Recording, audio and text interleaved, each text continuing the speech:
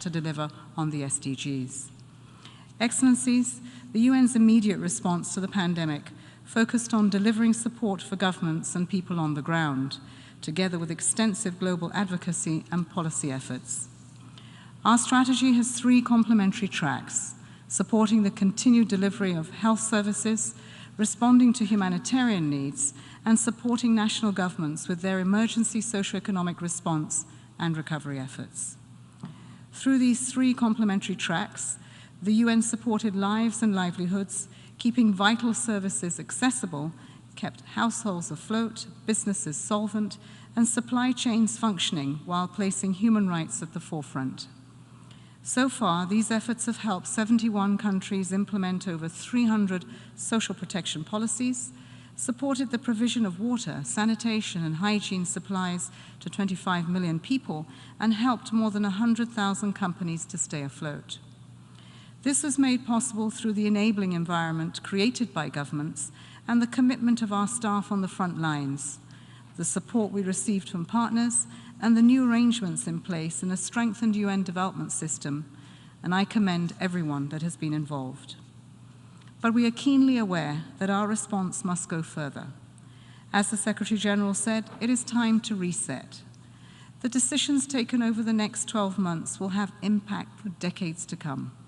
It is essential that they be geared towards reducing poverty and inequality, realizing the rights of all women and girls, and transitioning to a green economy that provides decent work for all. This will not be easy, but the United Nations stands ready to lend its full support to your efforts, including in the following 5 key areas. First, a vaccination is an important step in our global journey to recovery.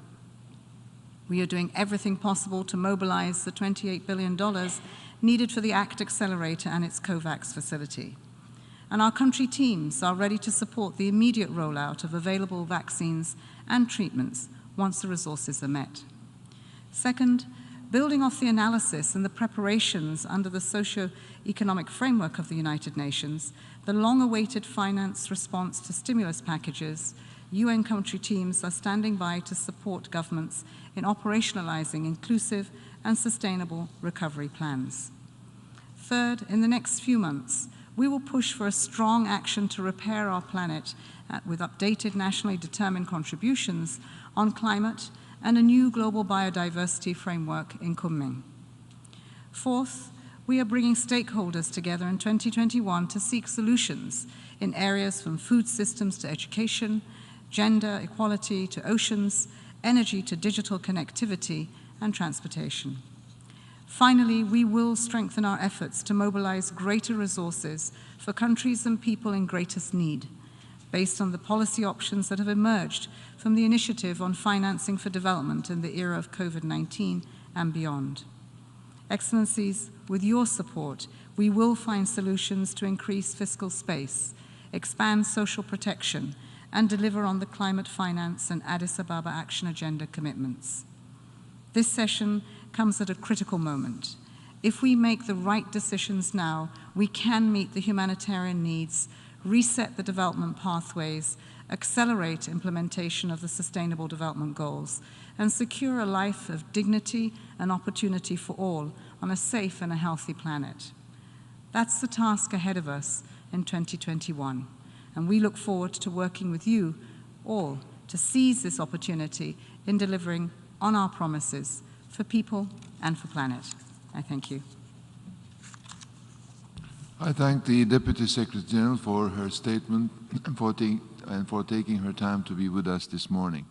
The Deputy Secretary General will be leaving after the opening segment for another engagement. I now give the floor to Dr. Tedros Adhanom Ghebreyesus, Director General of the World Health Organization.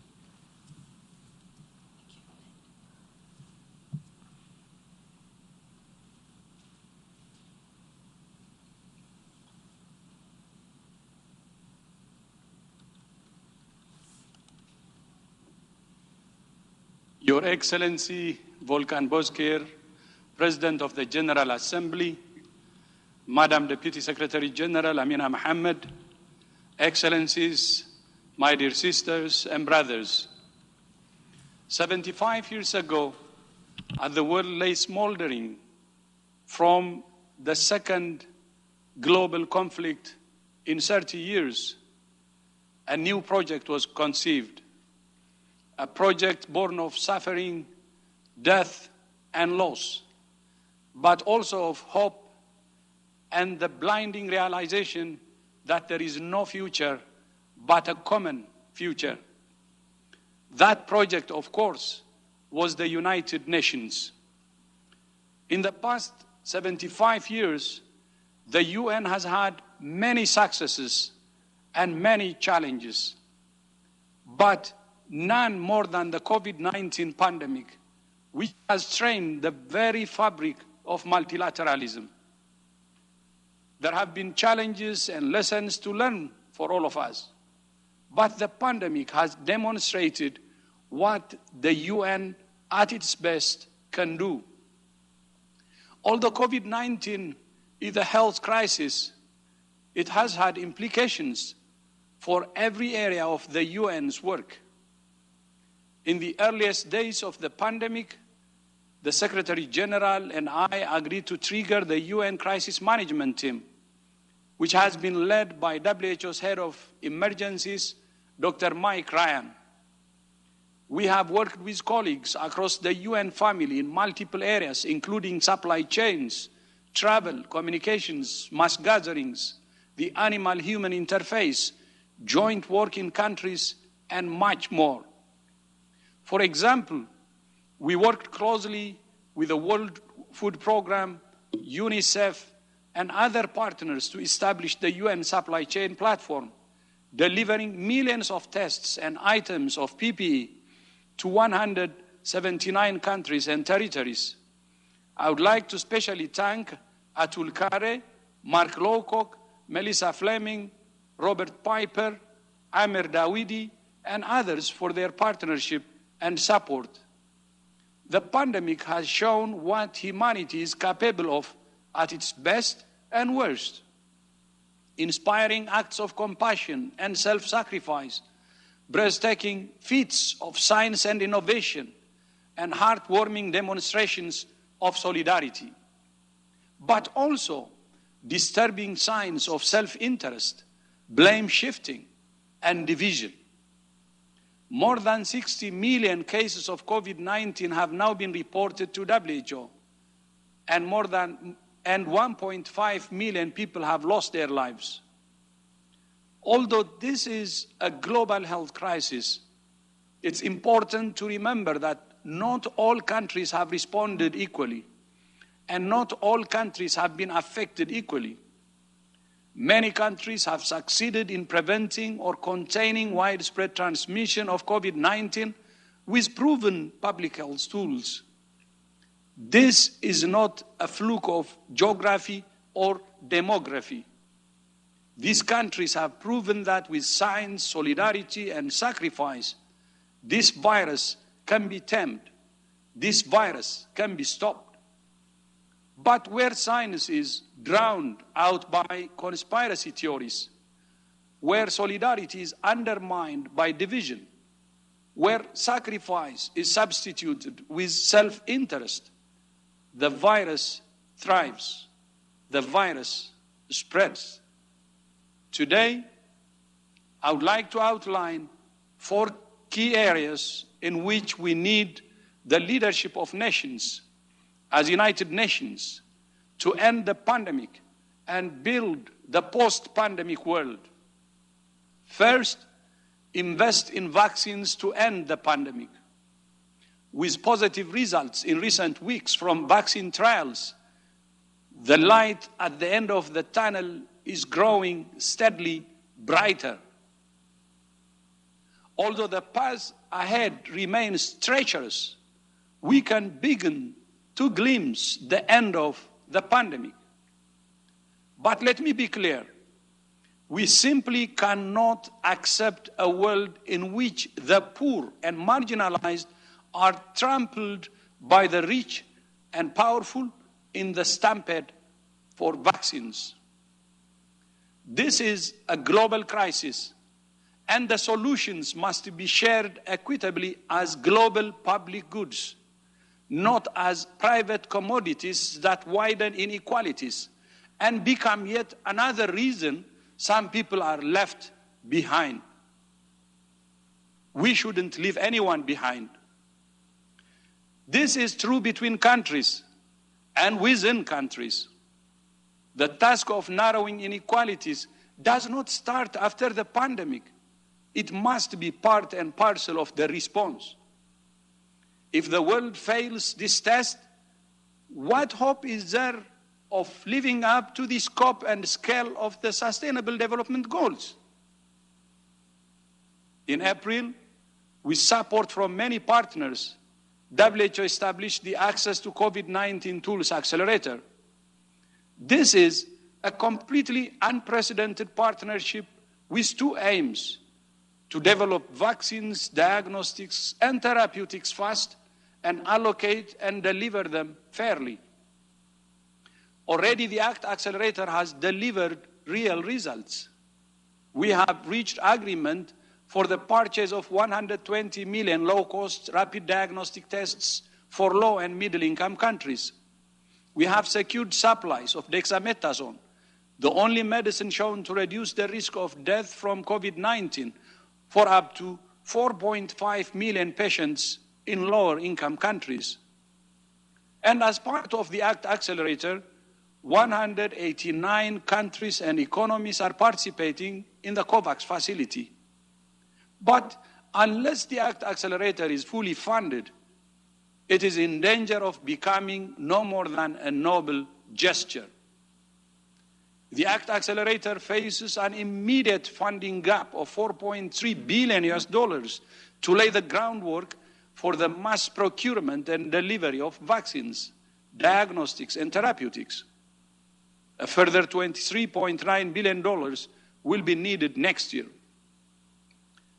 Let me put that in perspective. That is less than half of 1% of the $11 trillion of stimulus packages announced by G20 countries so far.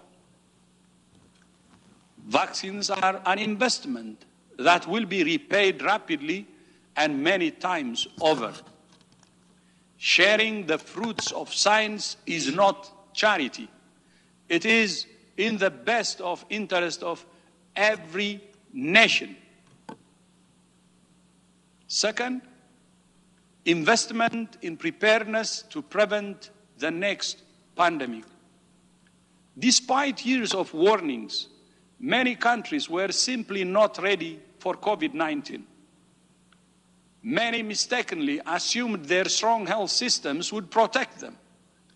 Many of the countries that have done best are those with recent experience of responding to outbreaks of SARS, MERS, H1N1, and other infectious diseases. Now all countries must develop that same muscle memory and invest in the measures that will predict, prevent, control, and mitigate the next crisis. It's also clear that the global system for preparedness needs attention. The international health regulations is a powerful legal tool, but countries must use it more effectively. It's clear that the IHR can only be successful if it's based on mutual trust, mutual accountability, mutual transparency, and robust political legitimacy. In September, I established a committee to review the functioning of the international health regulations during the pandemic and to provide recommendations on how to strengthen its implementation, including the binary mechanism for declaring a public health emergency of international concern.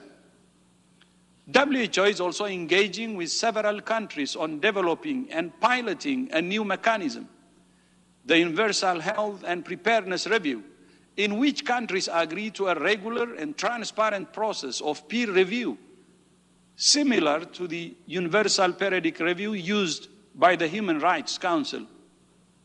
In addition, we welcome the initiative proposed by the President of the European Council, my friend Charles Michel, for an international treaty to provide the political underpinning for strengthening the implementation of the international health regulations and global health security.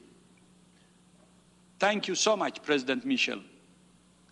The pandemic has also shown that there is an urgent need for a global agreed system for sharing pathogen materials and clinical samples to facilitate the rapid development of medical countermeasures as global public goods. Switzerland has generously offered the use of a high-security lab at which WHO would manage a new biobank, and we are now developing the framework under which samples would be provided and shared.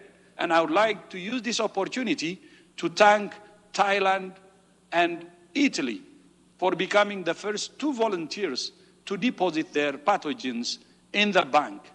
And I thank Switzerland for allowing us to use its labs as biobank. Third, invest in health at the foundation of peace and prosperity. The pandemic has proven that a health crisis is not just a health crisis. It's a social, economic, political, and humanitarian crisis. Millions of people have lost their livelihoods. The global economy has been plunged into its sharpest downturn since the Great Depression. Geopolitical fissures have widened, and the multilateral system has been called into question. The risks of underinvestment in health have wide-ranging impacts, and so do the benefits of investing in health. My sister Amina, you have described health as the docking station for all of the Sustainable Development Goals.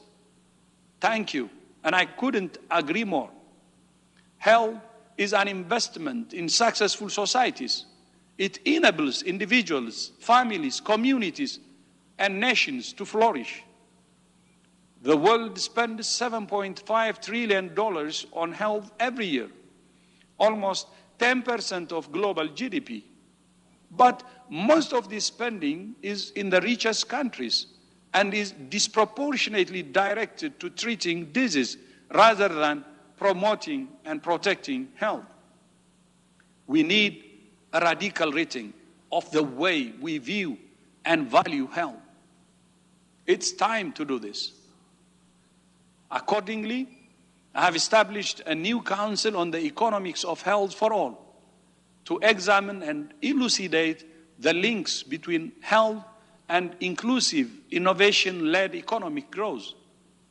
The council will be chaired by the distinguished economist Professor Mariana Mazzucato, and Her Excellency Sanna Marin, the Prime Minister of Finland, has generously agreed to be its patron. Kiitos, Madam Prime Minister. The good news is that there is already strong political commitment for health. At last year's General Assembly, all UN member states converged to endorse the high-level political declaration on universal health coverage. You embraced a vision for a world in which all people have access to essential health services without facing financial leadership. The pandemic has only underlined why universal health coverage is so important. In the face of the pandemic, many countries have offered free testing and treatment for COVID-19 and have promised free vaccination for their populations. They have recognized that the ability to pay should not be the difference between sickness and health, between life and death. Shouldn't that also be true for a crisis like cancer, heart disease, HIV, TB, or malaria? Shouldn't it also be true for services like routine immunization, maternal care, and tobacco control, which can prevent a crisis and the costs of dealing with it? Universal health coverage is built on strong health systems. Many of the countries hit hardest by COVID-19 are those with highly medicalized health systems, with access to the world's most advanced drugs, devices, and specialists. Those things have great value, but too many countries have neglected investments in basic public health functions that need very small, low investment, but which are the bedrock of safe and healthy nations.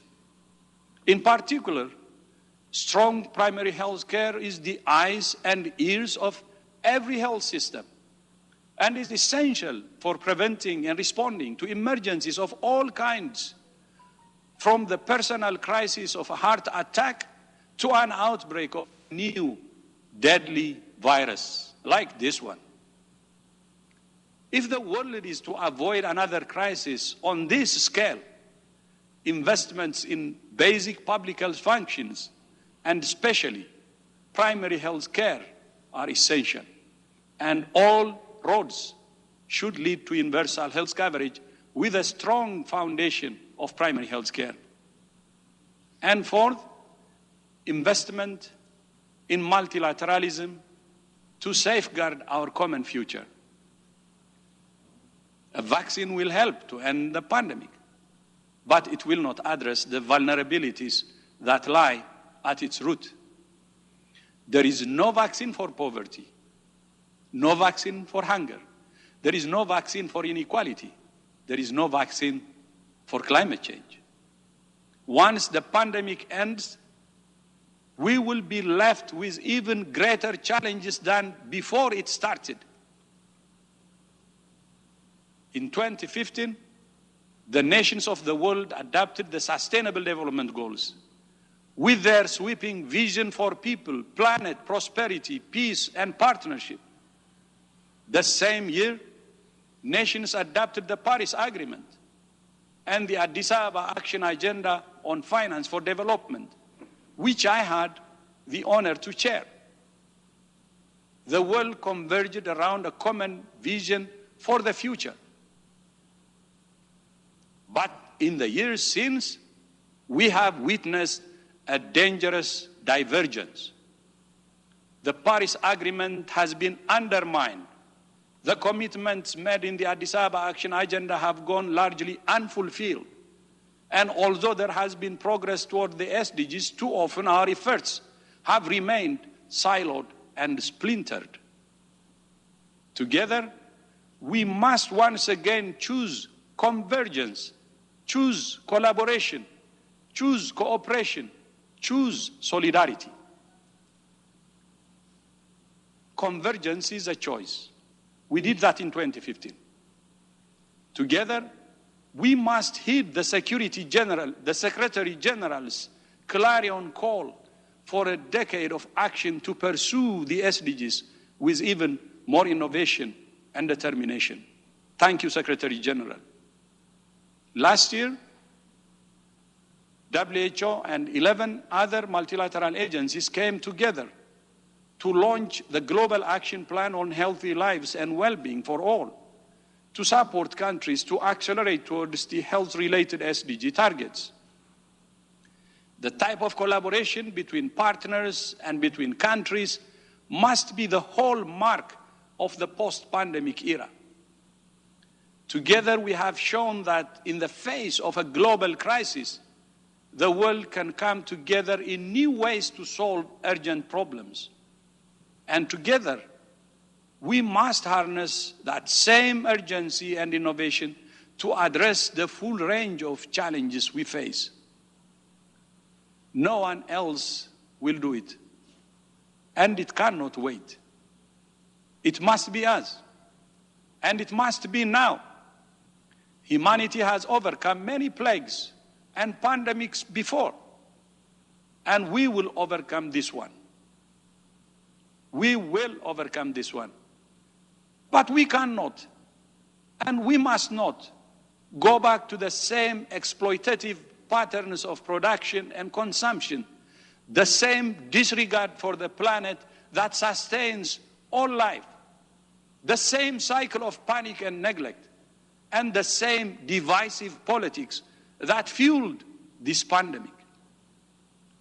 the pandemic has brought us to a fork in the road. Behind us lies the path of business as usual, the path that led us to this crisis. Before us lies a new path, a path on which nations do not see themselves as rivals in a zero-sum game, but as fellows, travelers with the same aspirations, hopes, and dreams. We're fellow travelers with same aspirations, hopes, and dreams. A vision that affirms our common history and our common future, that recognize we're richer for our diversity, and that we are more than the sum of our parts. Our diversity is our beauty and even our strength. 75 years after its birth, the United Nations remains more relevant than ever and more essential than ever. WHO is proud to be part of the UN family, and we remain committed to working with all countries to ensure the United Nations lives up to its name and aspirations. I thank you. Tashakure, Mr. President.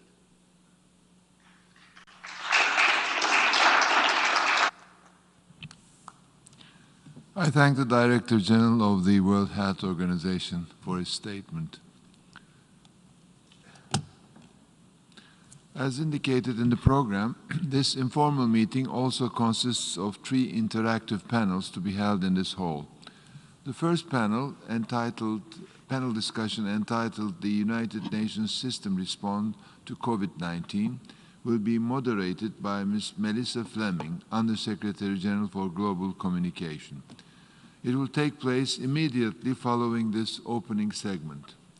The second interactive panel, with panelists joining virtually, entitled The Road to a COVID-19 Vaccine, a Global Public Good, will be moderated by Ms. Lise Doucet, presenter and Chief International Correspondent of the British Broadcasting Corporation.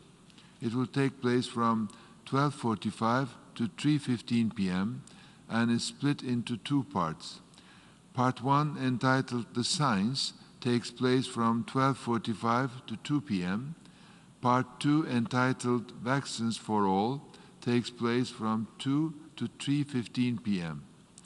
The third interactive panel, entitled Resilience and Recovering Better from COVID-19, will be moderated by Ms. Femi Oke, international journalist, and will take place from 3:45 to 6 p.m. Immediately following the adjournment of the third interactive panel, the plenary segment will resume to continue with the list of speakers for the general debate. The closing segment will take place immediately thereafter at around 9 p.m. I would now like to invite the moderator and the panelists of the first interactive panel to take their seats on the stage. The opening segment is now concluded.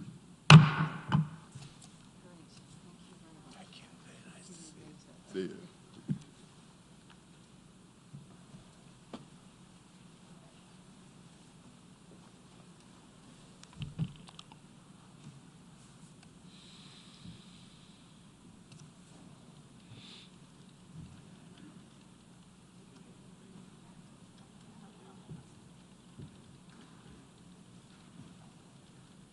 Welcome, nice to see you.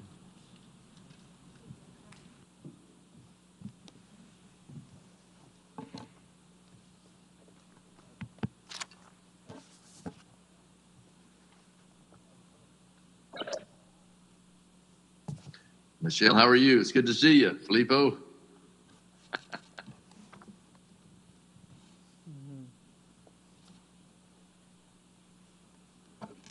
Hi, everybody. Hi, David. Hi, Michelle. Hi, I was muted. Hi, good to see you as well. Yeah. Everyone. Hi, Inger. How are you? Save the children. Hi. Filippo, you I would like to welcome you to the first interactive panel entitled The United Nations System Response to COVID-19. The panel is moderated by Ms. Melissa Fleming, Undersecretary General for Global Communication. The panelists are Dr. Michael Ryan, Executive Director of the World Health Organization Health Emergencies Program, who is joining us via WebEx. Mr. Mark Lowcock, Undersecretary General for Humanitarian Affairs and Emergency Relief Coordinator. Ms. Michelle Bachelet-Jeria, United Nations High Commissioner for Human Rights, who is also joining us via WebEx. Mr. Akim Steiner, Administrator of the United Nations Development Program. Mr. Filippo Grandi, United Nations High Commissioner for Refugees, joining us via WebEx. Dr. David Beasley, Executive Director of the World Food Programme, also joining us via WebEx. Ms. Inger Ashing, Chief Executive Officer of Save the Children International, joining us via WebEx. And Dr. Asha Mohammed, Secretary General of Kenya Red Cross Society, representing the International Federation of Red Cross and Red Crescent Societies and the International Committee of the Red Cross, joining us via WebEx. Thank you very much, PGA, and good morning, good afternoon, and good evening, wherever you are in the world. And thank you for joining us for this special session of the United Nations General Assembly in response to the COVID-19 pandemic. My name is Melissa Fleming, and I'm the Undersecretary General for Global Communications here at the United Nations. And I have the honor to moderate this high-level panel. And this panel is going to focus on the UN system's response to the COVID-19 pandemic.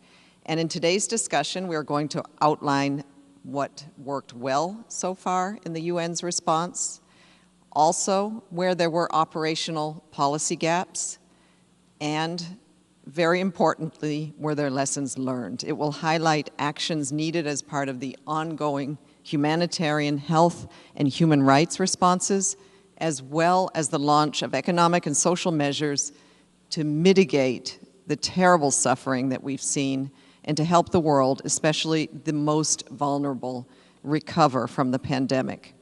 The PGA has already introduced our distinguished panel, and so I will go right to the session and the questions. And my first question goes to Dr. Mike Ryan, who is in Geneva at WHO headquarters. Mike Ryan is the Executive Director of WHO's Health Emergency Program. Mike, it has been almost 1 year since the COVID-19 pandemic started. And as the virus continues its deadly onslaught, surging for a second wave in many countries, could you describe what went wrong? And what are the priorities for WHO in getting through this dark winter? Is the vaccine our only hope? And finally, how is WHO working with other UN agencies to help the people who are most at risk? Hi, Melissa. Good morning, good afternoon, good evening, everyone. Hello to my fellow panelists. I can see David, Mark, and Michelle, and others online. And let me just first recognize the pleasure and honor it's been to work with UN agencies, NGOs, and others across the board over the last 10 months. It's been a long journey, and we have a long way to go. But it's been wonderful to find ways of working together even more collaboratively and more effectively as we've all faced the horrors of this virus, not only in terms of health, but in terms of social, economic, education, human rights, travel, and other impacts that it's had around the world. With regard to where we are right now, and with the prospects for vaccines, we are still in a very, very dangerous and difficult situation. We're adding 4 million cases a week, and we're adding large numbers of deaths, up to 70,000 deaths a week. Some countries are still in the throes of major transmission, particularly in North America and Europe, Other parts of the world have stable transmission, but there are still countries within those regions that have significant and difficult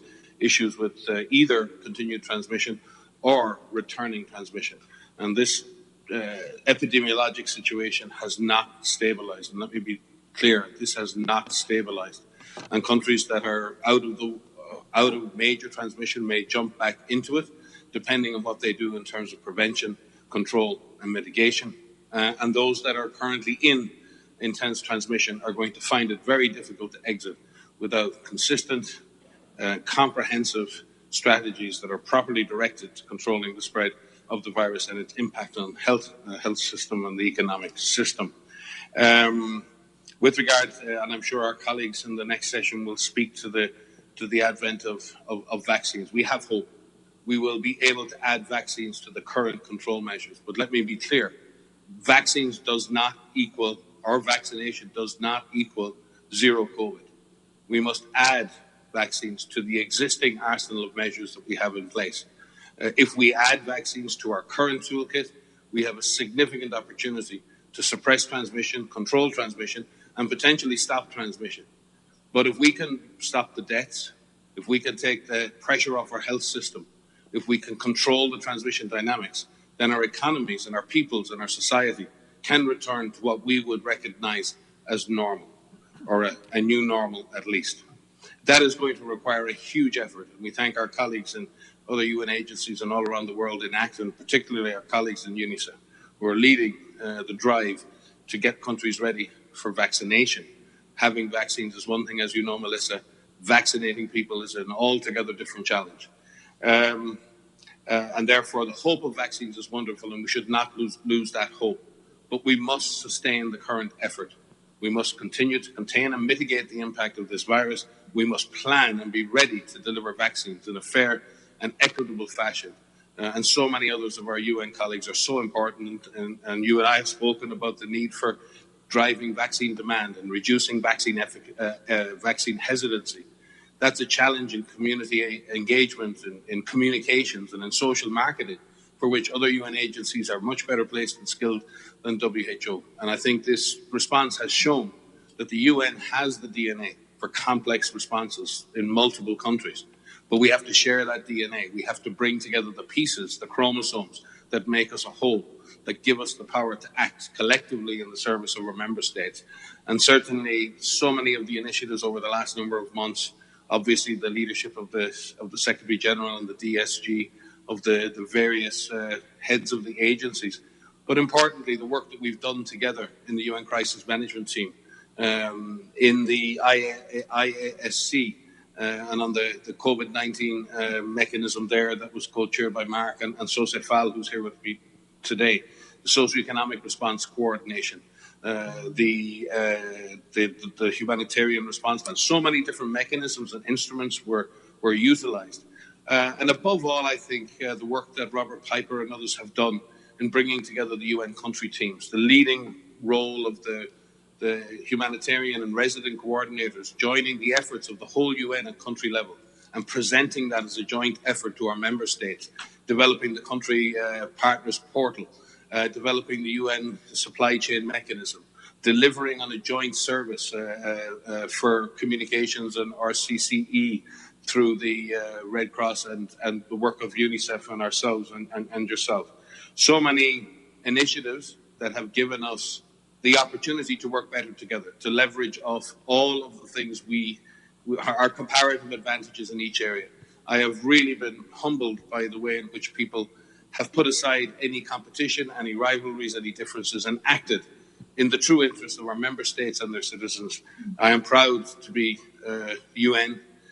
We are proud to be UN, and I'm sure others will speak to the specific issues at hand. But we have all worked, and beyond the UN system, our NGO colleagues at country level, INGOs and local NGOs, our scientific collaborations all around the world, the private sector who've joined us in many of the efforts we've done in science and communications. This has been an all-of-world effort, one of the finest in my view in history. And despite the problems and the issues and the challenges, Melissa, and yes, there are, we were not prepared. We were not ready to deal with this crisis. We had not invested enough collectively in preparing for a crisis like this.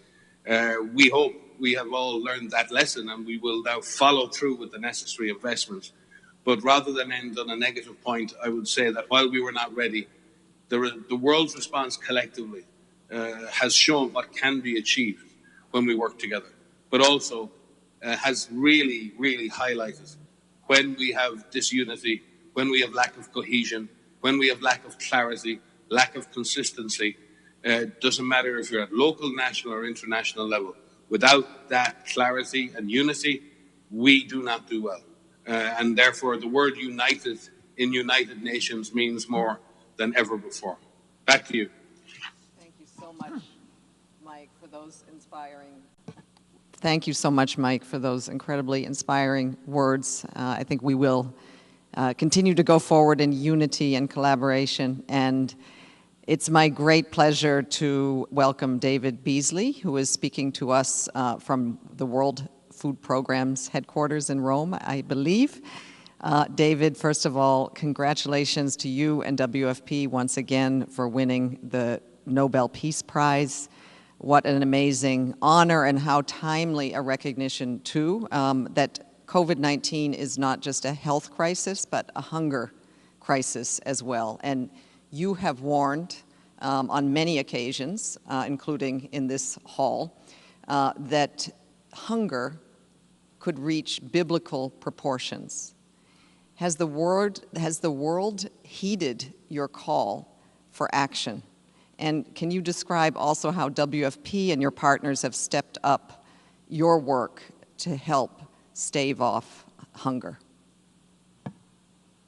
Yeah, Melissa, thank you very much. In fact, when I look at all the partners on here, Tedros, of course, Mike and Filippo, and so many of you, it's been a remarkable collaboration this past year amidst all the misery and the suffering and the struggling and the expectations of disaster all over the place. And as I had warned the United Nations Security Council back in April, that if we're not careful, the cure can be worse than the disease because of the economic ripple effect if we don't handle economic disruptions, supply chain disruptions, et cetera.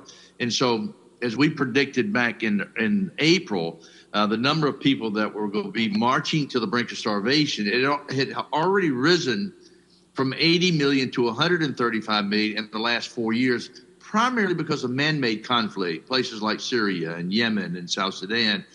And then on top of that, climate extremes. But because of COVID, it's now spiking from 135 million people, not going to bed hungry now, literally marching towards starvation, to 270 million people. And when you break that down from country to country to country, you really have an alarming situation. And so as we talk with the leaders back in April, if we respond strategically and effectively, we can avert famine, we can avert destabilization and migration. And the leaders responded with economic stimulus packages, COVID response packages that we all had participated in, along with debt tolling. It's so many other things, Melissa, that we've been able to do together that has allowed us to really stabilize the world in the most fragile atmosphere as we have faced this extraordinary COVID impact globally. Now, having said that, 2021 is literally going to be catastrophic based on what we're seeing at this stage of the game. And because we've spent $19 trillion, that money may not and will not most likely be available for 2021. Economic contraction, as Mike was talking about, is taking place and the needs have doubled. But if we get the funds we need, and we're working together with everyone like Filippo and Henrietta and FAO, but if we get the funds that we need, we can avert destabilization and famine and migration. But we've got to be out there sooner than later. We already have knocking on the door a dozen countries that famine is literally around the horizon. And we're talking about in the next few months. But fortunately, and so far, common services, as you well know, when the airline private sector industry was shutting down, this is one of the things that we've learned around the globe when a crisis like this hits.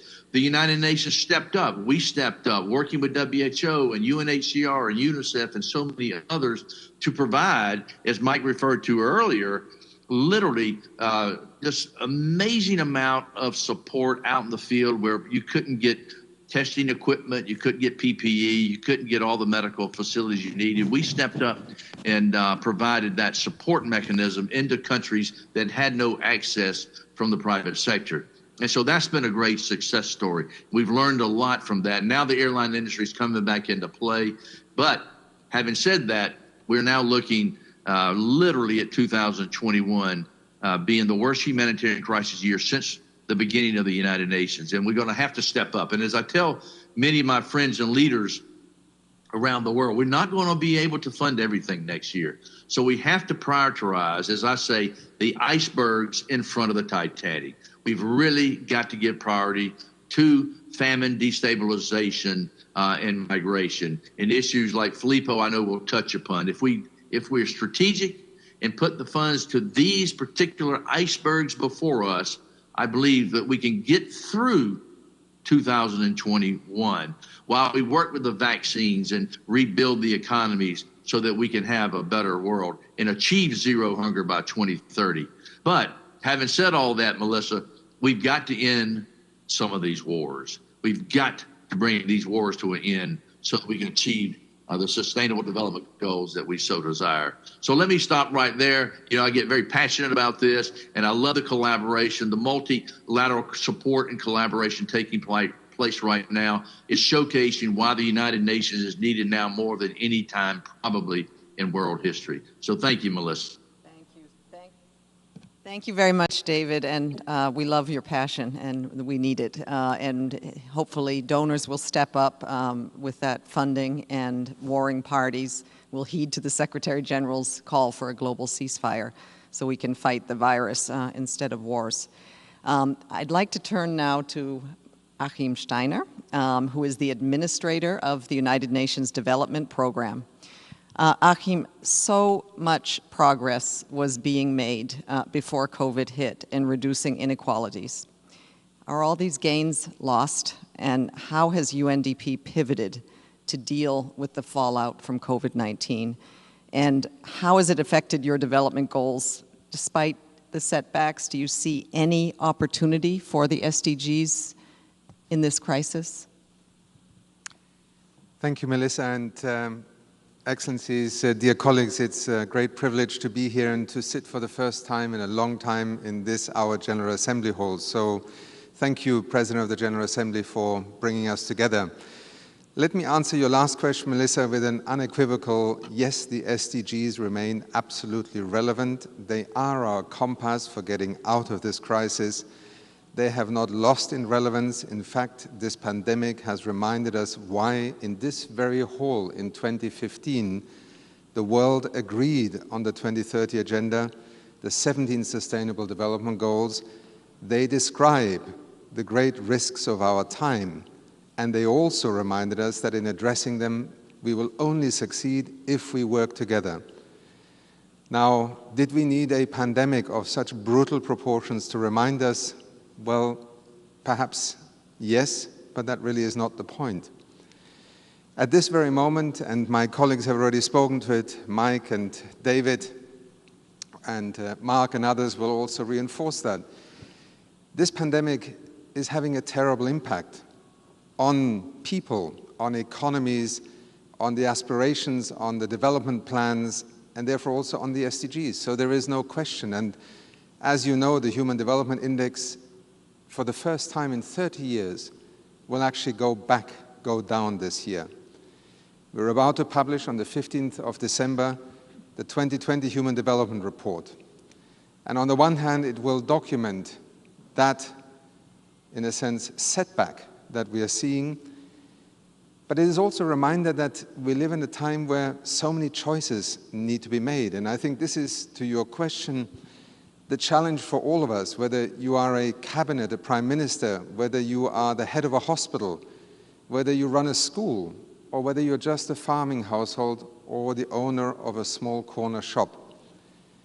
For us as UNDP, immediately in January, February, it became obvious, also by collaborating very closely with our colleagues in the humanitarian sector, with Guy Ryder and the International Labour Organization, with UN Women and UNFPA, that vulnerability was going to be a key criterion we had to focus on. We had to understand that half of the world's population has no social protection, and that in many countries that we work in, developing nations, 80 to 90% of people earn their living in the informal sector. So the very measure to contain the virus became the very driver of the kind of situation that David just described, and not just because of conflict, but simply because you could not earn a living anymore.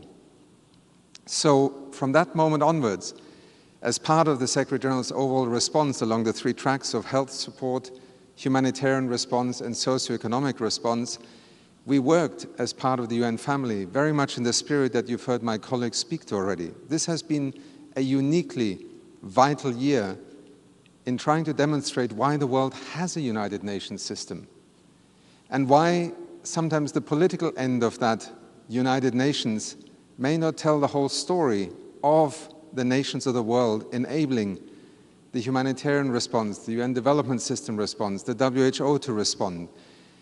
We have been, in many ways, an extraordinary backbone during this year. And when the Secretary General requested UNDP to provide a technical lead on working with our country teams, the resident coordinators, and all the agencies, funds, and programs, on first of all putting in place socioeconomic assessments and then recovery plans, an extraordinary thing happened. In less than 100 days, in over 100 countries, did we manage to do so, together with our partners in government, the international community, and then pivot forward, because one thing is to try and identify what were priorities, where was vulnerability the greatest, and we discovered two things that challenged all of us. Data. Lack of data in the midst of a crisis is very dangerous, because if you're trying to target those who need funds the most, who need support the most, and you do not know who they are, where they are, and how to reach them, first of all, you will miss millions, but you will also misallocate funds. So we invested a great deal in trying to help and work with governments and learn also from many governments across the world in how they did it. Secondly, the issues that so often in our fora here are given priority, the rights of people, gender, were in danger of being overlooked in these rapid responses, and the initial assessments reflected that. But we very quickly corrected for that, and again here tribute to our colleagues in UN Women also, who played such a proactive role. Most of the socioeconomic recovery plans, and there are plans for 117 countries that governments can now use, partners can use, that we as the UN family can use, have an explicit gender component in them. So these are the kinds of steps that I think defined our pivot, if you want, Melissa, as you called it, as UNDP, but very much as an integral part of the UN development system and our whole UN family. But as we look forward, and I end my remarks with that, we have some extremely hard choices to make. Every government, every nation, every society is confronted by extraordinary pressures. Least developed countries, but also middle-income countries who suddenly have ceased to have an economy overnight. Small island developing nations whose economy, because of lockdowns, the collapse of tourism, the stopping of travel, is literally 60 to 70% reduced in terms of what was happening just 10, 11 months ago. We are facing an extraordinary challenge in terms of being able to provide that so-called fiscal space that countries need. As Mike reminded us, this pandemic is still raging across the planet. And yet, the initial attempt to mobilize funding domestically and internationally is already running out. The first defaults of countries in terms of debt are beginning to appear. And it will only, sadly perhaps, trigger a truly commensurate response when the international financial and monetary system is under threat. But right now, there are hundreds of millions of people facing the threat of survival. Do we really need to wait until Wall Street or other financial markets begin to get the jitters? Or are we capable as an international community to respond at a level and commensurate with the need and the capacity to work together that the Secretary General has repeatedly called for? The G20 provided us with a degree of leadership. The debt service suspension initiative was a critical step forward, a recently agreed common framework, a positive step forward. But I have to speak very honestly to you because of everything we see every day, and we get the data. We are monitoring over 130 countries almost on a daily basis right now. The response as a collective international community is simply not commensurate with what the facts are telling us and with where every richer nation has in fact drawn that conclusion. It should be a reminder to us that in richer nations, stimulus packages, the financial response, often on average amounts to 20% of GDP this year. In emerging economies, 6%. The poorest countries are just about able to mobilize 2% of their GDP. It is extremely expensive to be poor in a pandemic. It is extremely expensive to be poor in a pandemic, whether you are a household or a least developed country, a small island developing nation, or a business person who actually is about to lose everything that you have worked for your whole life. Let us remember that even in the richest nations of the world, when we talk about business, it's not the corporation. Over 95% of businesses in richer countries are small, medium-scale enterprises. In many of your countries, it is not big business that will determine whether you have a livelihood tomorrow. It is actually the person who runs a corner shop, a workshop, a service provider, a startup. And here in particular, let me end by also drawing again the attention why our work in the socioeconomic response as a UN development system is so critical. Because it is often women right now who are actually far greater in terms of the effects that they're suffering than it is with men. It is young girls, it is children, it is those who live in slums, it is those who don't have access to digital connectivity. These are the differentiators of whether you will make it through this pandemic better off than your neighbor or even worse off than your neighbor. It is not all about money. It is also a great deal about what defines what your possibilities are. And that is why I believe we have learned so much this year, and why in UNDP we continue to be extremely focused on helping governments to make the choices that allow us not to end up in the year 2030 with over 1 billion people living in extreme poverty. Yesterday's report that we put out together with our academic colleagues in the University of Denver provided 3 scenarios. And one scenario is more than 1 billion people living in extreme poverty by 2030 if we do not manage to make the right choices now. But actually the opposite is equally possible. This is the moment. It is a generational moment in which we need to think about the future of development in very different ways. Thank you, Melissa. Thank you so much, Achim. And I think if we all remember one thing, we'll remember your statement that poverty is expensive in a pandemic. Perhaps we could add to that and say poverty is existential in a pandemic. And I would love to now turn to Dr. Asha Mohammed, who is the Secretary General of the Kenyan Red Cross, to hear from you about the situation in Kenya. I can only imagine that the Kenyan Red Cross is incredibly engaged and overwhelmed. I can say that the UN humanitarian and health system could not, we'd be crippled without the partnerships of organizations like yours. So please, could you describe the situation in Kenya and also how you coordinate your activities with other actors and the UN to have the greatest impact? Thank you very much, Melissa, Your Excellencies, distinguished participants, all protocol observed. Thank you very much for this opportunity, and as I'll be representing the Red Cross, Red Crescent movement in general, I will try to also then make reference to what we are doing as a Red Cross, Red Crescent movement, and where relevant then maybe give some examples from Kenya. Just to begin by saying that since the beginning of this outbreak, the Red Cross and Red Crescent societies have been on the front lines of the response to COVID-19, engaging with governments on how best to support the response to COVID-19 by complementing governmental actions and fulfilling our auxiliary function. The continuation of essential Red Cross and Red Crescent services such as clinical care, ambulance and blood services is also critical to maintaining a rapid response capacity. Many national societies across the world have been involved in various activities, including contact tracing, testing, hygiene and sanitation support to isolation and quarantine centers for the general population, but in particular, for example, here in Kenya, working very closely with the ICRC for the prisons, and in the refugee camps, working with the UNHCR. Risk communication and community engagement, mental health and psychosocial support, and other social services, for example, even just the sheer distribution of food and medicine to those people, especially in the informal settlements.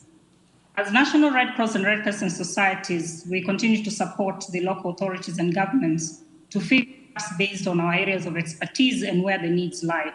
And around the world, National Red Cross and Red Crescent societies continue to adapt their response activities to the growing crisis and humanitarian needs. I think one of the key issues for us in this pandemic was really how to integrate our responses to ensure that the rest of the vital services continue. And I think this is something we can say we have been able to do to some degree, of course, taking into account the challenges that are present. The vast Red Cross and Red Crescent network of millions of volunteers globally has also been a major asset, and our volunteers have yet again demonstrated that they are the backbone of our work, coming up with innovative solutions to ensure that effective volunteer engagement while ensuring their safety and that of staff across the globe, as national societies have demonstrated that they are actually the true local actors. If I talk about the ICRC has faced the challenge of sustaining its emergency response in the areas affected by conflict and violence, while working to complement the global response to COVID-19. And I think has been mentioned before by some of the previous panelists, it is important to see how the future in conflict areas is going to look like. The ICRC is supporting marginalized and forgotten communities, including populations living in areas controlled by non-state armed groups, detainees and those in displacement camps facing inhumane conditions. The ICRC's activities include support to vital health infrastructure and access to health care, safe and dignified management of human remains, access to clean water, sanitation, and dialogue with authorities to ensure access to essential services. Alongside these direct efforts to contain the COVID-19 pandemic, sustaining access to other essential services and protecting people's livelihoods and dignity are also crucial to the survival and well-being of communities. COVID-19 has created transformation across our organizations. We've had to change how we work. We have to change our working environment, but more importantly, have had to strengthen our duty of care because as frontliners, we have been exposed and we know that we have also borne the brunt where some of our volunteers, some of our staff have had also to bear the burden.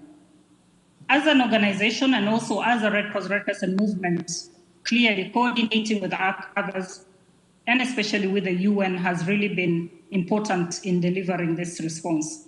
So as a network, we came together for the first time in our history to develop a federation-wide response plan. This plan captures both the domestic work of national societies and the international solidarity mobilized through an emergency appeal of our global COVID-19 response. And almost 75% of this amount is being mobilized by the national societies domestically. As an IFRC network, we have demonstrated what we can achieve when we collaborate and what we stand to lose when we fail to work together. More than 153 national societies have received funding from the Federation through the Global Appeal to support the national authorities with healthcare, preposition supplies, life-saving information, and cash grants for communities hardest hit by the pandemic. This was the first time that our network launched a federation-wide response plan of this scale and with such a significant domestic component. Coordinated actions within the components of the movement are of great importance, but it becomes even more critical in times of crisis. to ensure that we provide our essential life-saving services to the most vulnerable everywhere through our coordinated actions. To demonstrate the spirit of unity and the benefit of our complementary roles, the Red Cross and Red Crescent movement appealed jointly to support national societies to respond to this outbreak. And as a movement, we joined the Secretary General of the United Nations in a critical and anticipatory call to the international community to commit to a people's vaccine for COVID-19.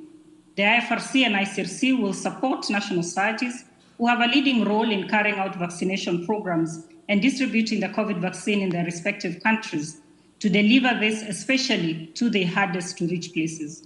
This includes conflict zones, places of detention, and areas not under government control, where the ICRC stands ready to act as a neutral intermediary. The ICRC estimates that people living in non-government controlled areas are about 60 to 70 million, which presents a clear risk. None of us will be safe until we are all safe. This is not only an issue of fairness and humanity, but also a public health imperative. Another example of coordination with the UN is with the World Health Organization in particular, as well as other humanitarian actors. The ICRC has contributed significantly also to issuance of joint guidance by the international agency, the ISC, on COVID response, especially in low capacity and humanitarian settings. The ICRC and UNHCR have also collaborated on common protection recommendations in face of COVID. As national societies, Kenya Red Cross included, we have been part of various coordination mechanisms at both national and local levels in our countries. And in Kenya, for example, we are an active member of the MOH-led National Task Force, which also has several subcommittees where we are present, but also with the UN as a member of the Kenya Humanitarian Partner Team, which brings together government, UN agencies, and other humanitarian actors for coordination. Collaboration also across the different sectors within the UN continues and has been strengthened further, including the aspect of integration. Finally, I just want to say, Melissa, that unfortunately other disasters have not stopped for the pandemic. And last week, the International Federation of Red Cross and Red Crescent Societies launched the 2020 World Disasters Report, which shows that extreme weather-related disasters are increasing in frequency, but also in intensity everywhere. The report emphasizes the urgency of climate crisis as an even more significant challenge for humanity than the COVID-19 pandemic. But for us in the Red Cross and Red Crescent Network, this is not a question of either or. We have no choice but to tackle both crises together. And this is exactly what we have been doing this past year. COVID-19 presents the possibility and underscores the urgent need for systemic changes in public health and humanitarian architecture and response in terms of coordination, implementation, and better use of resources and collective approaches to community engagement. In June this year, the IFRC, UNICEF, and WHO, with support from the Global Outbreak Alert and Response Network, as well as with direct support from the Bill and Melinda Gates Foundation, established the Risk Communication and Community Engagement Collective Service, which is also then a new partnership aimed at improving evidence, quality approaches, and coordination. I'd like to stop here, Melissa, and I know we'll have another opportunity to come around again, but just to say, yes, very good collaboration, especially happening at the ground level with the local actors, but also with the two Geneva-based institutions, with UN agencies, but also with other humanitarian actors. Thank you. Thank you so much, Dr. Asha Mohammed from the Kenyan Red Cross. Amazing collaboration, incredible challenges, especially in reaching the most vulnerable people, and now compounded by climate change. Thank you for highlighting that as well.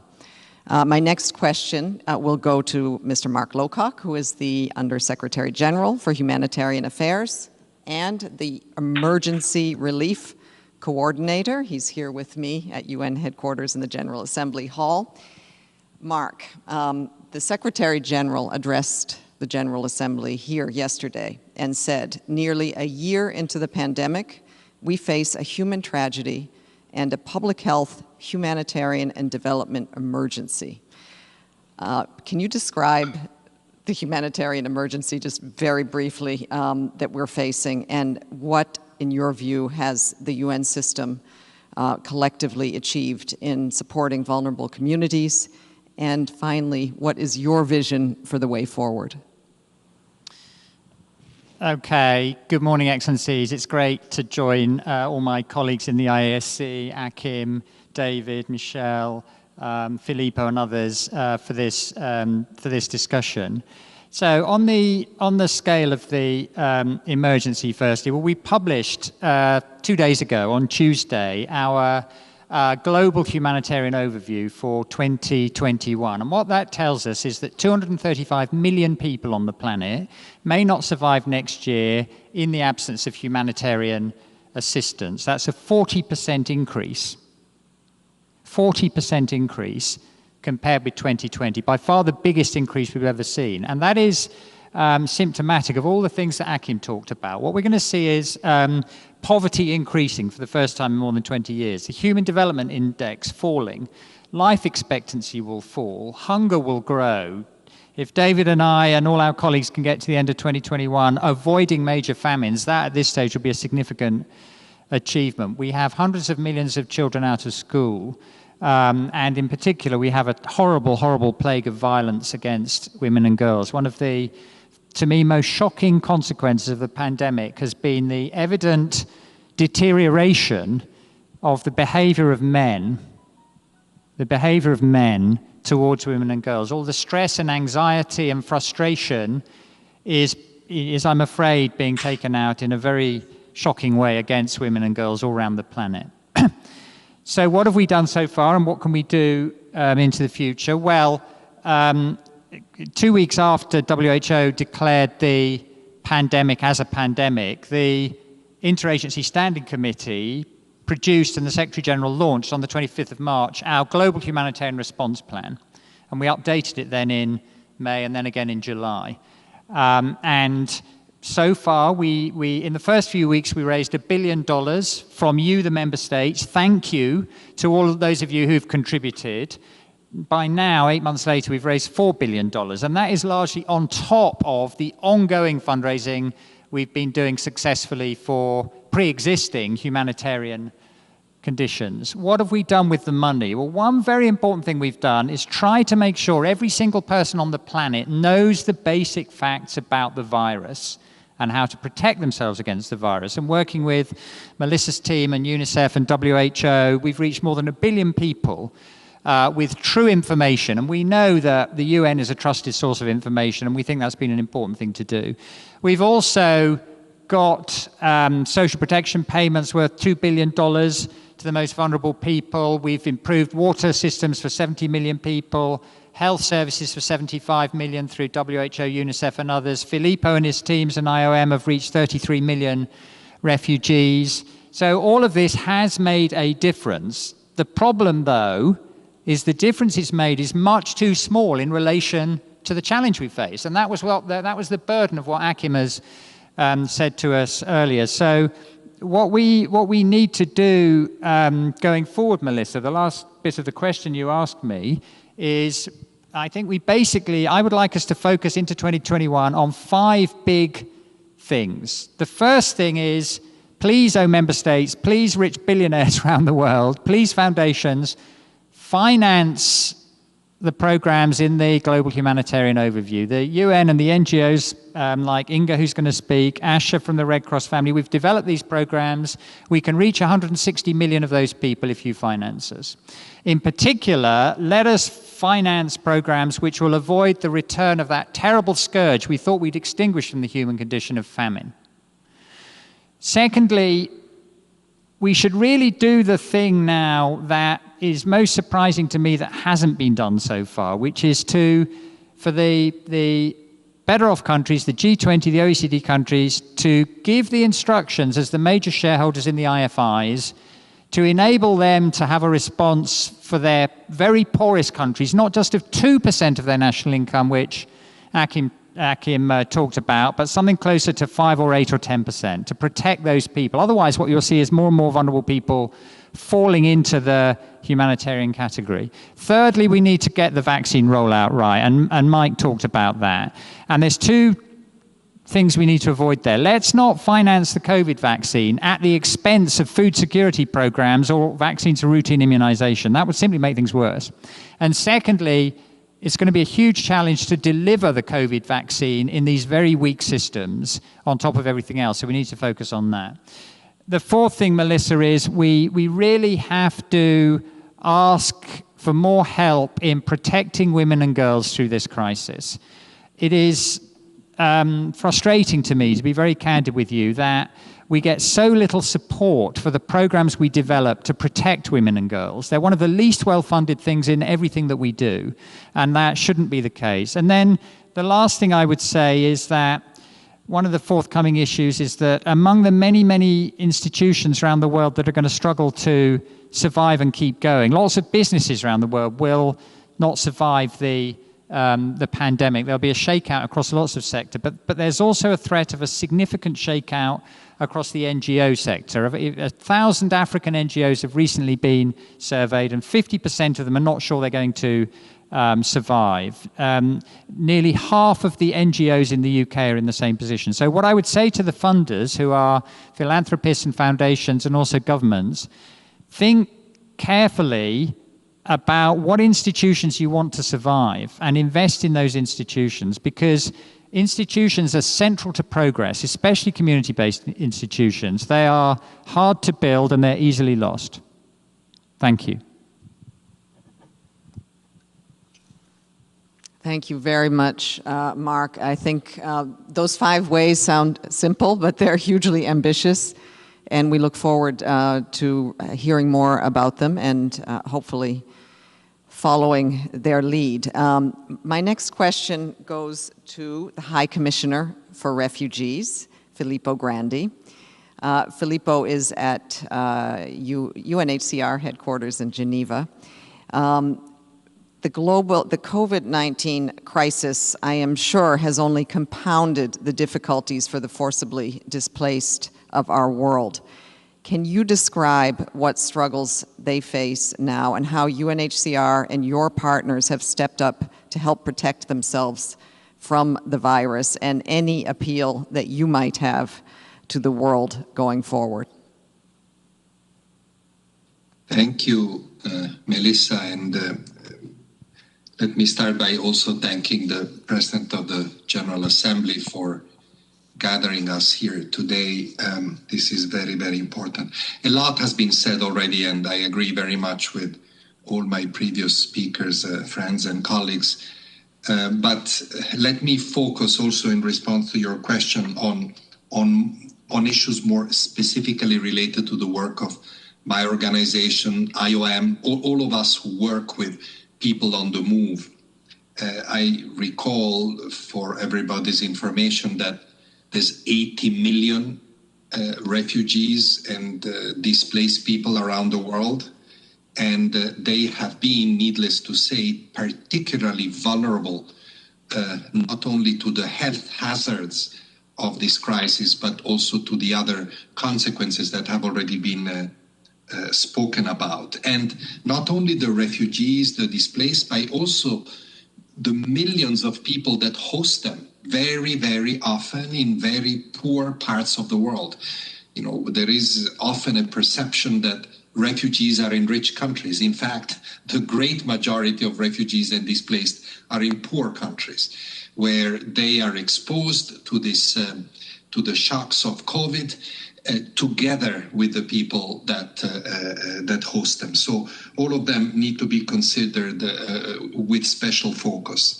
Now, together with others, like David explained it very well, WFP, UNICEF, but also with NGOs, we heard it from Dr. Asha Mohammed and other NGOs, we were able from day one of this pandemic to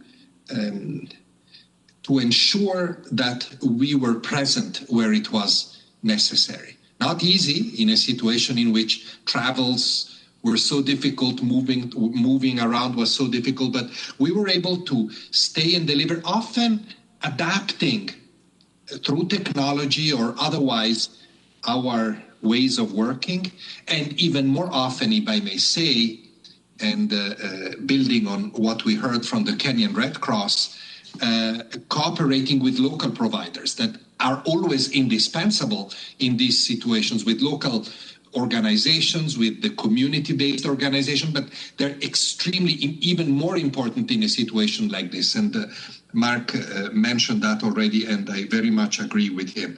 Now, this allowed us, I think, collectively to avert major disasters in concentration of refugees, in high concentrations of refugees. We were very worried, you will recall, many of you will recall, at the beginning of the pandemic, my God, what will happen in situations like Cox's Bazar in Bangladesh, 1 million refugees without social distancing, with little hygiene and water? What would happen in refugee camps in Africa or on the Greek islands? Of course, it was difficult in some of those places, but by and large, through programs, emergency programs, focusing on hygiene, on health education, on ad hoc infrastructure, focusing on the mental health consequences of this situation, focusing on communication with the affected populations, we were able to avoid major disasters. And this was possible because of the generous humanitarian response that was triggered at the beginning of the emergency. I think that this enabled us to really prevent the worst. However, I have to say a few things. One, let's not forget that meanwhile we had to continue to do our regular work as well. It never stops. It never ends. Crises have continued from northern Mozambique to Nagorno-Karabakh, in recent days Tigray, refugees in Sudan, outflows of Venezuelans from their country, Nicaraguans in Costa Rica. I can give you a very long list of crises that unfortunately have continued. In a situation in which being on the move for people that were fleeing conflict, persecution, discrimination was life-saving, but in a situation in which moving threatened the lives of themselves and others. This was the great paradox of the pandemic, that moving became a risk, but moving was also life-saving for people seeking safety. And this is why we focused much of our work with states in ensuring that even as borders closed down, as lockdowns prevailed in many countries, there was always a space for people in flight to seek asylum, to seek protection, and to find refuge in safer places. This was not easy, and we did much work also with Michelle, with High Commissioner for Human Rights around these issues. Not easy because you can't blame governments for wanting to lock down and close borders at the time of need. On the other hand, we had to remind them that for some people, this was life-threatening. So this balance was obtained in many, we calculate that about 100 countries, this is remarkable, were able to establish exceptional measures for people in flight, for people seeking asylum. Many other countries didn't. So my appeal, you ask for appeals, my first appeal is to say, please, make sure that those measures that you have taken that restrict movement also of people in great need are temporary. And when measures get relaxed for the overall population, those measures do not remain in place just because it is convenient to keep them in place. The other thing, of course, the only other point I really want to make is that lockdowns and other measures, the consequences of the pandemic, we've heard it from Achim, we've heard it from many people today, are going to be devastating for everybody. But remember, refugees, displaced, migrants, many times vulnerable migrants in particular, depend on the type of employment, of the type of livelihoods that are the first ones to disappear in lockdowns, and therefore are especially vulnerable. And we are very worried. We are already seeing the impact. I've seen it. I was in Lebanon in August. I saw it among the Lebanese population, but also among the hundreds of thousands of Syrian refugees in the countries. We see it in South America with Venezuelan refugees and migrants. We see it in urban settings in Africa that host many refugees and displaced people. I am worried, and David alluded to that, I am worried because this additional poverty or new and heightened poverty among this population may actually force them to move further. And that we need to avoid at all cost, if it is possible, that they move for reasons that are not war and conflict, but because they're hungry or because they don't have a job. This is why the other appeal I want to make is that we do whatever we can. WFP, UNICEF, UNHCR, we do whatever we can with our cash programs and humanitarian relief. But what is needed here is to ensure that these populations are included in the social safety nets and relief, big economic relief packages that are being rolled out. I am particularly worried about refugees because as non-nationals in the countries where they find themselves, they risk being excluded at that particular point. The same, by the way, is valid when vaccines will be available. It is important that these categories of people are also included. And I know that this is probably more politically difficult than economically difficult, but I will continue to advocate, and I am advocating now. A final point, Melissa, if I may. I spoke about crisis continuing in spite of the pandemic. And here, I think it would be appropriate to recall once more that the Secretary General has appealed for a global ceasefire. And I know that the Secretary General has been very clear, very vocal, very effective in appealing for this. It has not happened in many places. It is still a very valid appeal, especially as we go into this next phase of the pandemic, where the challenges that we may have to address are even bigger than the ones we have seen in 2020. Many thanks. Thank you so much, Filippo. Huge challenges. It was encouraging to hear that there are 100 countries that have kept their spaces open for refugees, but we heard all of your appeals, and indeed, the most vulnerable among us, people on the move. But there are other vulnerable groups that we'd like to turn to, and I'm really pleased that we have the CEO of Save the Children International, Ms. Inger Ashing. And Inger, this pandemic has, as Mark Lowcock also highlighted, has had a disproportionate impact on women and girls. And this has been an enormous concern of all of us this year. Of course, children in general have suffered in so many ways. Can you talk about that a bit and talk about what Save the Children is doing to address this? Thank you, Melissa. And also, I would also like to thank the President of the UN General Assembly for getting us all together, or for inviting me to take part of this panel. I do think it's a critical in times like this to show how civil society, UN agencies and member states are delivering our response to the people in need in partnership. So I think that's great. So to your question, Melissa, I think there's a lot of things to say, and I would like to start by talking a little bit about the implications and impact for children in general. And I do think it's important to be very clear about the fact that this COVID-19 is a child rights crisis. While it was born as a health crisis, it is very quickly turned to a social and economic crisis, as we all know. And that has meant that progress made against the SDGs, as we heard previously in the panel, and child rights as they are guaranteed in the UN Convention on the Rights of the Child are at risk of being disrupted or even lost. And what we see as the effects of the pandemic are threatening to undermine decades of progress on child rights. Poverty is rising, inequality is growing, and we also see that the pandemic has overturned the essential services that secure health, education, and protection of children and young people. So it's a very, very dire situation we're in. And for children, I think it's important to say it's not just the consequences for children now, but since they are children, it is a threat to their future, and because of that, a threat to our shared humanity.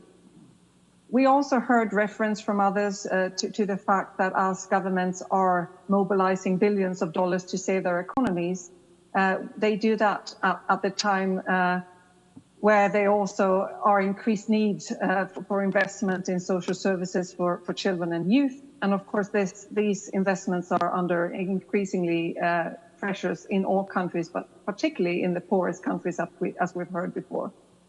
I do think it's critical to also say that this is the first time that we are experiencing an educational emergency in modern time. We have an entire generation of children who have their education disrupted. And at the peak, we had over 1.6 billion learners being impacted, where we also see that there are millions of children at risk at never returning to school. And of course, children on the move, girls, and children living in conflict are at the greatest risk of being left behind. And as each day passes, they grow more vulnerable to hunger, violence, child labor, or child marriages.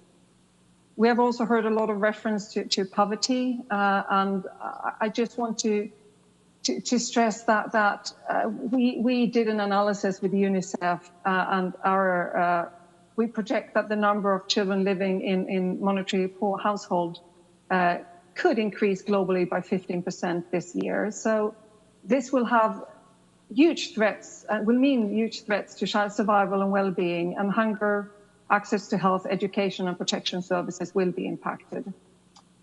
So that's a lot of the things that we see as big threats to children.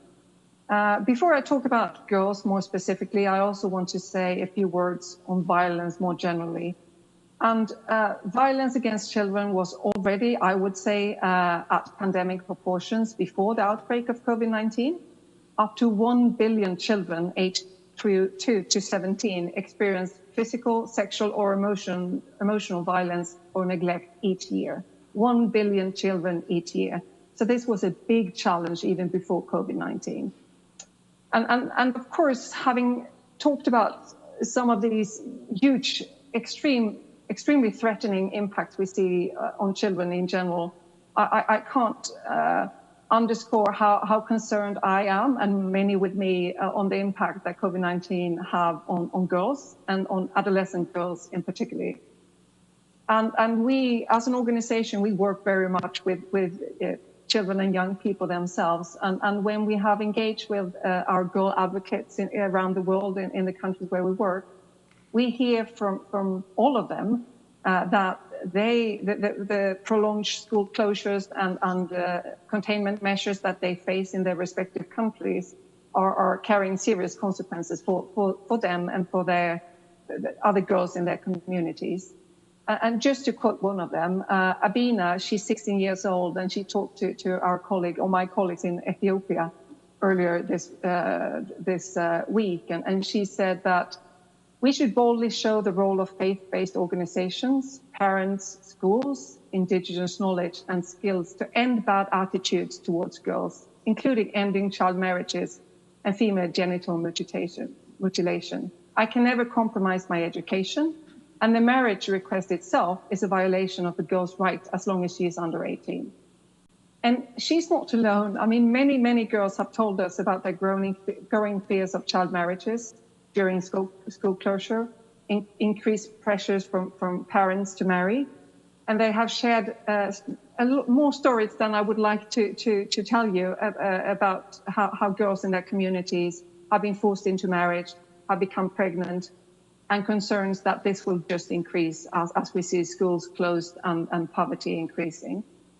And we do know that girls are increasingly exposed to the risk of sexual and gender-based violence. We heard Mark talk to that just now. And in April 2020, the United Nations Population Fund predicted that every 3 months of lockdown would lead to an additional 15 million cases of gender-based violence worldwide. So every 3 months of lockdown means 15 million cases worldwide of gender-based violence. So this is an incredibly serious situation. And earlier this year, Save the Children released a report on the state of girl and the girl child, and we particularly focused on the impact of COVID-19. And our estimations are that as many as 500,000 more girls are at risk of child marriage this year. And that is on top of the 12 million already expected to be married this year. This also, so that means that in the coming 5 years, we think that there will be an additional 2.5 million child marriages. And this means that we are seeing the highest raise in child marriages rate since 1995, reversing 25 years of progress. And we have been working very successfully, many organizations and UN agencies to reverse the trend. So we know that we can, but we are now facing a very difficult situation, and the girls are facing difficult situations. And it's not the fact, I mean, of course, the marriages themselves are violating the girls' rights and leave them at an increased risk of violence and even death, including from childbirth. We know that the main reason for death among 15 to 19-year-olds is childbirth. So this is a real threat to the lives of young children. We also know that COVID-19 is exacerbating existing gender inequalities, and so this is just adding to the risk that we already see. We are seeing a lot of increased reports and calls for assistance around gender-based violence. And the thing that I think is also important to stress that there's also a huge risk because of the restrictions in place to counter COVID-19. The efforts to prevent violence are more difficult, and the services there to protect children and girl children cannot work as they normally would. And I think that is particularly challenging because already before the pandemic, we saw that access to sexual and reproductive health and rights was at risk because we see an increasingly organized attack on women and girls' rights. So the pandemic has worsened an already difficult situation. But I must say that there's also good things happening. I was very encouraged earlier this week when the Global Humanitarian Overview was launched by OCHA, where there was a lot of acknowledgement about that more work is needed to address gender inequalities and gender-based needs and barriers, and that there is a need for a more holistic approach that includes protection, education, and sexual and reproductive health interventions as we tackle it. And we must make sure that we take active steps to ensure that we have the rights and the specific needs of adolescent girls are addressed in national responses and global efforts to COVID-19. And there's 4 areas that I just would like to highlight as I conclude. So the first part is around funding.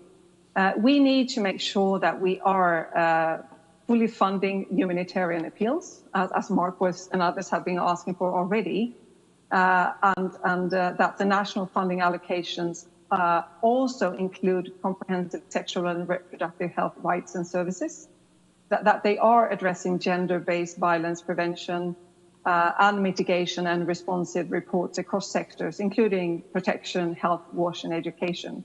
We also heard Mark say that this is one of the areas where we have the least funding as of now, and this is, as I've been trying to describe, a real challenging area with increased violence every day. The second thing is, I think it was Ashim that talked about it. There is a need for more data. There's a lot of gaps in data knowledge on the priorities, need, and solution of adolescent girls. So that there is a need for more intersectional gender and power analysis throughout all COVID-19 responses and recovery efforts. That is critical. Thirdly, participation of women and girls themselves. And I think this is not only of course, women and girls, I think that's a more general comment that I would like to make. But I take women and girls as an example because that's the focus of what I'm saying right now. I do think that in order for us to be able to respond in the right way, we need to involve the people that we are here to serve. And that means that we need to ensure that women and girls have safe and meaningful ways to participate, that we should acknowledge them as leaders in their own right at all levels, local, national, and global.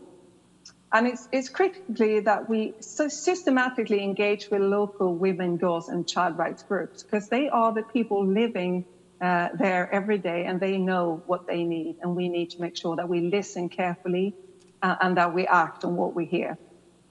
And finally, I would like to say that it is very important to increase awareness, because I think this is one of the things that we are not fully aware about, how serious the situation is.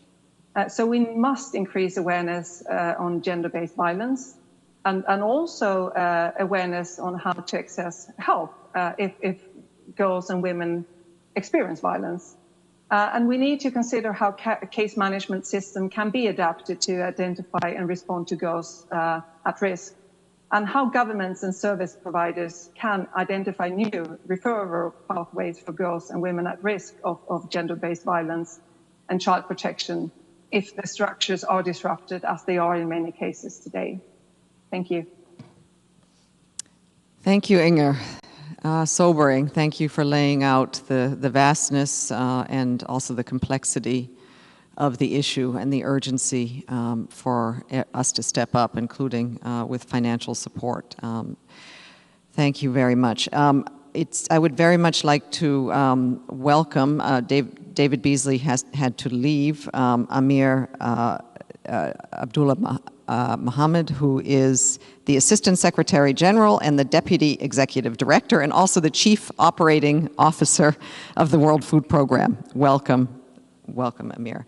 Our next question is about the very important area and field of human rights. We have with us today the UN High Commissioner for Human Rights, Ms. Michelle Bachelet. Michelle, how have human rights informed the response to the pandemic and also the recovery plans? And how has your organization and the rest of the UN contributed to this, and what more can be done?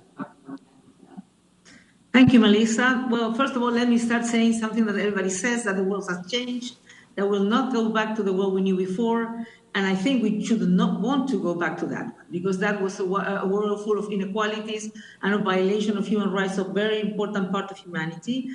We had fragile economies, fragile societies, fragile democracies, fragile and very poor quality health and educational services, and of course, shrinking of civic space and difficulties for civil society to be active part before COVID-19 and in the context of COVID-19 to be part of and contribute with their experience. And of course, we had a huge digital divide, including a gender divide, and of course, I would say, a not so strong international solidarity and cooperation.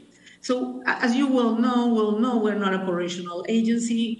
We work on advocacy and working on increasing awareness, giving recommendations on the response to the crisis, on the response to the recovery, that policies should include and should be in compliance with human rights international law, so they can be more effective, more efficient, and more sustainable. And also we monitor with experiences and we share it with others. So let me, for example, mention to you which are the countries that fare better in the region, in some regions. I'm not going to name the countries, but I'm naming the characteristics. For example, the ones who had stronger welfare systems with social protection networks and or universal healthcare systems, trust, where there is trust in institutions runs high, where authorities provided reliable and accurate information to prevent the spread of the virus, where emergency powers were not used disproportionately to quash dissent, restricting freedoms or movement, as Filippo mentioned, or where special measures were taken to enhance protection of discriminated and vulnerable populations, while at the same time ensuring the participations of those who suffer the most. So, on the other hand, we have been working with all our colleagues in the crisis management team and with different agencies, ILO, UNFPA, WHO, UN Women, UNHCR, OIM, OSHA, and so on the same idea, to ensure that, on one hand, to provide with the information we get through our networks and through our offices, but also network with the human rights community where human rights problems are happening, but also adding our voice to their voices. I mean, making me ask the same appeals that they are asking in terms of access for humanitarian actors or funding for civil society organizations, etc., etc. One of the things, though, that we have also done is develop guidelines and recommendations on different areas. And because, as we have said so many times, viruses that does not discriminate, affects everyone, but impacts disproportionately certain groups. I mean, I think Akim and Inger has mentioned something, but I want to go a little bit more on this, because one of the problems that I see when we're talking that countries need to develop a response to the crisis, and particularly the recovery response, is that they don't have enough data. I mean, data is not disaggregated, but it's segregated by very little factors. And what we have seen that the most affected ones by the virus, by the COVID-19, but they're not only by the COVID-19. It's not that they have something genetic, something particular. It's because these groups are systematically being discriminated. And so they're really being left behind, and so they're much more vulnerable. Those are women and girls, children, and I have to add to what Inger said, is that in many countries they stopped the vaccination programs, and that's a huge problem. Older people, people living with disabilities, indigenous people, minorities, migrants, refugees, and IDPs, LGBTI community, and of course the poorest everywhere. And of course, people lacking of freedom of mobility for different reasons. You can have people in prisons or people under institutionalized care. And what is the issue is that they are the most vulnerable, and in some places they have some of this information, but the intersecting form of them, who are the women who are poor, who live with disabilities, they're older, etc., they don't have that information. It's not collected. So when governments and countries develop their policies, they're going to leave behind the same one until now they were left behind. So we need to do much more on this, because otherwise we'll maintain the discrimination. We need to end discrimination. We need to end inequalities. We need to ensure sustainable development, and we need to ensure much more participation if we really want to have a good response and recovery to the COVID-19. The other issue that I wanted to mention is that we have to address then the root causes of our present vulnerability. And you ask about women. Let me, Melissa, because I cannot help it. I always have to speak about women. Inger spoke mainly about the girls. Let me say that women has been particularly affected for many reasons. Not only on gender-based violence because of the lockdown that they have been, of course, under the perpetrators and with the difficulties to be free of them, but also because they work, the majority of them work in the informal economy. Of the 62 million people who work in the informal economy, the majority are women.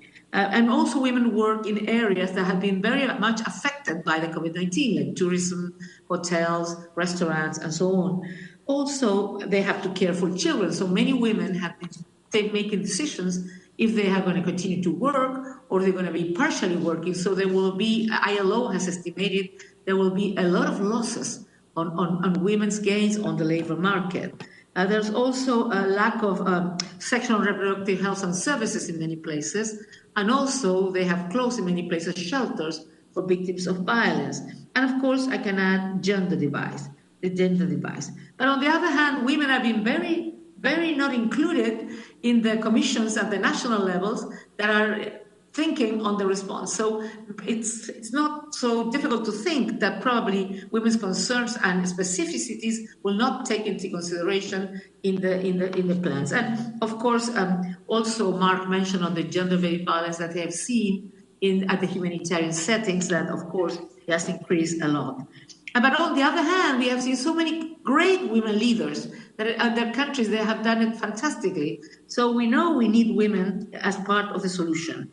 So we have been working closely with colleagues and civil society, with UN Women on rights for women. And for example, we have developed certain recommendations, like to invest in universal and gender-sensitive social protection, universal health care, and public care services, to protect labor rights of those working in precarious employments and informal sectors, and support micro, small, and middle enterprises, to recognize and redistribute unpaid domestic and care work, including the social protection system, to prioritize.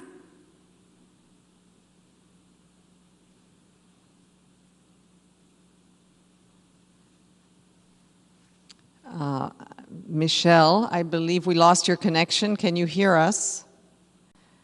I'm afraid we lost Michelle Bachelet.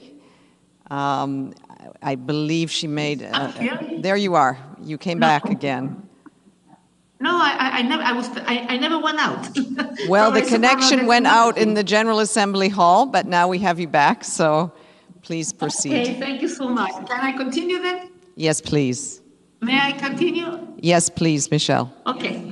I was saying to ensure women and girls access to education and eliminate gender stereotyping that often prevent girls from freely choosing their life and career development in diverse areas of occupation, and that all children should have access to age-appropriate, comprehensive sexual education, to bridge the digital divide, including gender digital divide, and ensuring safe and equal access to digital technology for all, to support the transition to the healthier, resource-efficient, green and circular economy, and to ensure women's full and equal participation in decision-making and policy design. Well, we have been working, of course, with UNICEF in terms of child's rights, and Inge was already mentioning the increase of child marriage. We have seen also allegations of increase of child trafficking and child forced labor, and of course, we're working with them as much, and with OSHA and humanitarian. And with civil society, we have been also very active with older people, with children, with women and girls, with people living with disabilities, and of course with faith-based organization and faith leaders.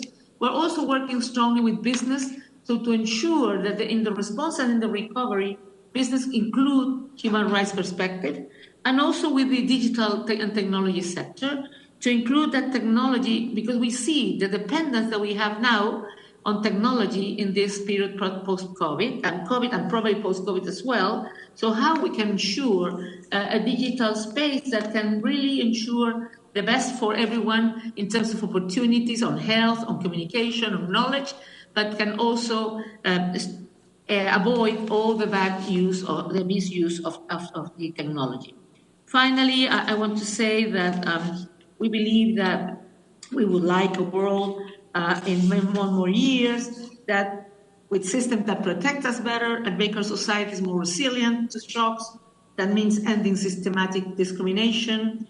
People must be fully included in our society. Their rights must be upheld, and they must be empowered to express their views and make their own choices. We need a green, inclusive economy on a sustainable footing, able to provide decent work. And of course, social protection schemes, because with the COVID-19, we have seen a lot of transitory subsidies and benefits, but they will finish after some time, and people will go back to the same situation as before. And we need justice that is impartial and accessible to all. And of course, we need police forces that protect people, not oppress them. And human rights put the sustainable into development and put the better into recover better. And we need that.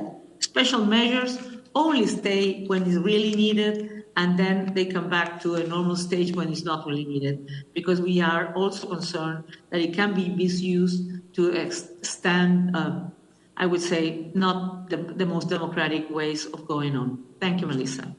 Thank you very much, Michelle, and for kind of outlining the importance of human rights as the backbone of our response and also of our recovery going forward. We have about 7 minutes for this last round, so I'm going to ask Amir Mahmoud Abdullah from WFP, Mark Lowcock, Filippo Grandi, and Dr. Mohammed to just very briefly in 1 minute answer this question. What is the main or a key lesson learned for the UN system and its partners from this pandemic so far? So I'm going to start with Amir. Over to you. Thank you, Melissa. And I think for me, one of the key takeaways has been the way we have all come together, coordinated, and basically performed as one. I've been at this for 30 years, and I said in a meeting that was being chaired on coordination that in those 30 years, I've never seen a response where we have come together as a UN system, but also with our NGO partners, Red Cross partners. And I think for me, that's the greatest lesson of what we really were able to achieve pulling as one. Thank you very much, Amir. Mark, would you agree with that? Yeah, I absolutely agree with that. I mean, let's be honest, pandemics are exceptionally difficult to deal with. A new disease transmitted between people who don't show symptoms, which is highly contagious and potentially deadly. This is a very difficult thing to deal with, as the world has found over the last 5,000 years in previous episodes. But I really do want to pay tribute to my colleagues in the leadership of the IASC. Normally we meet twice a year in the IASC at the leadership level. We've had 19 meetings since the pandemic began to identify needs, to develop shared plans, to check implementation of plans, to solve unique problems. The disappearance of commercial airlines, as David described, threatened our ability to keep our 50,000 colleagues in the UN and tens of thousands in the NGOs at the front line of humanitarian action. And that's a problem we solved. The only constraint really that is stopping us doing more and reducing the extent of the human carnage, which is what it is our resourcing position. If we get more resourcing, we will be able to reduce more of the damage. Thank you, Mark. Filippo, would you agree if we get enough resources, we could all solve the problems that were outlined in this complex panel discussion today?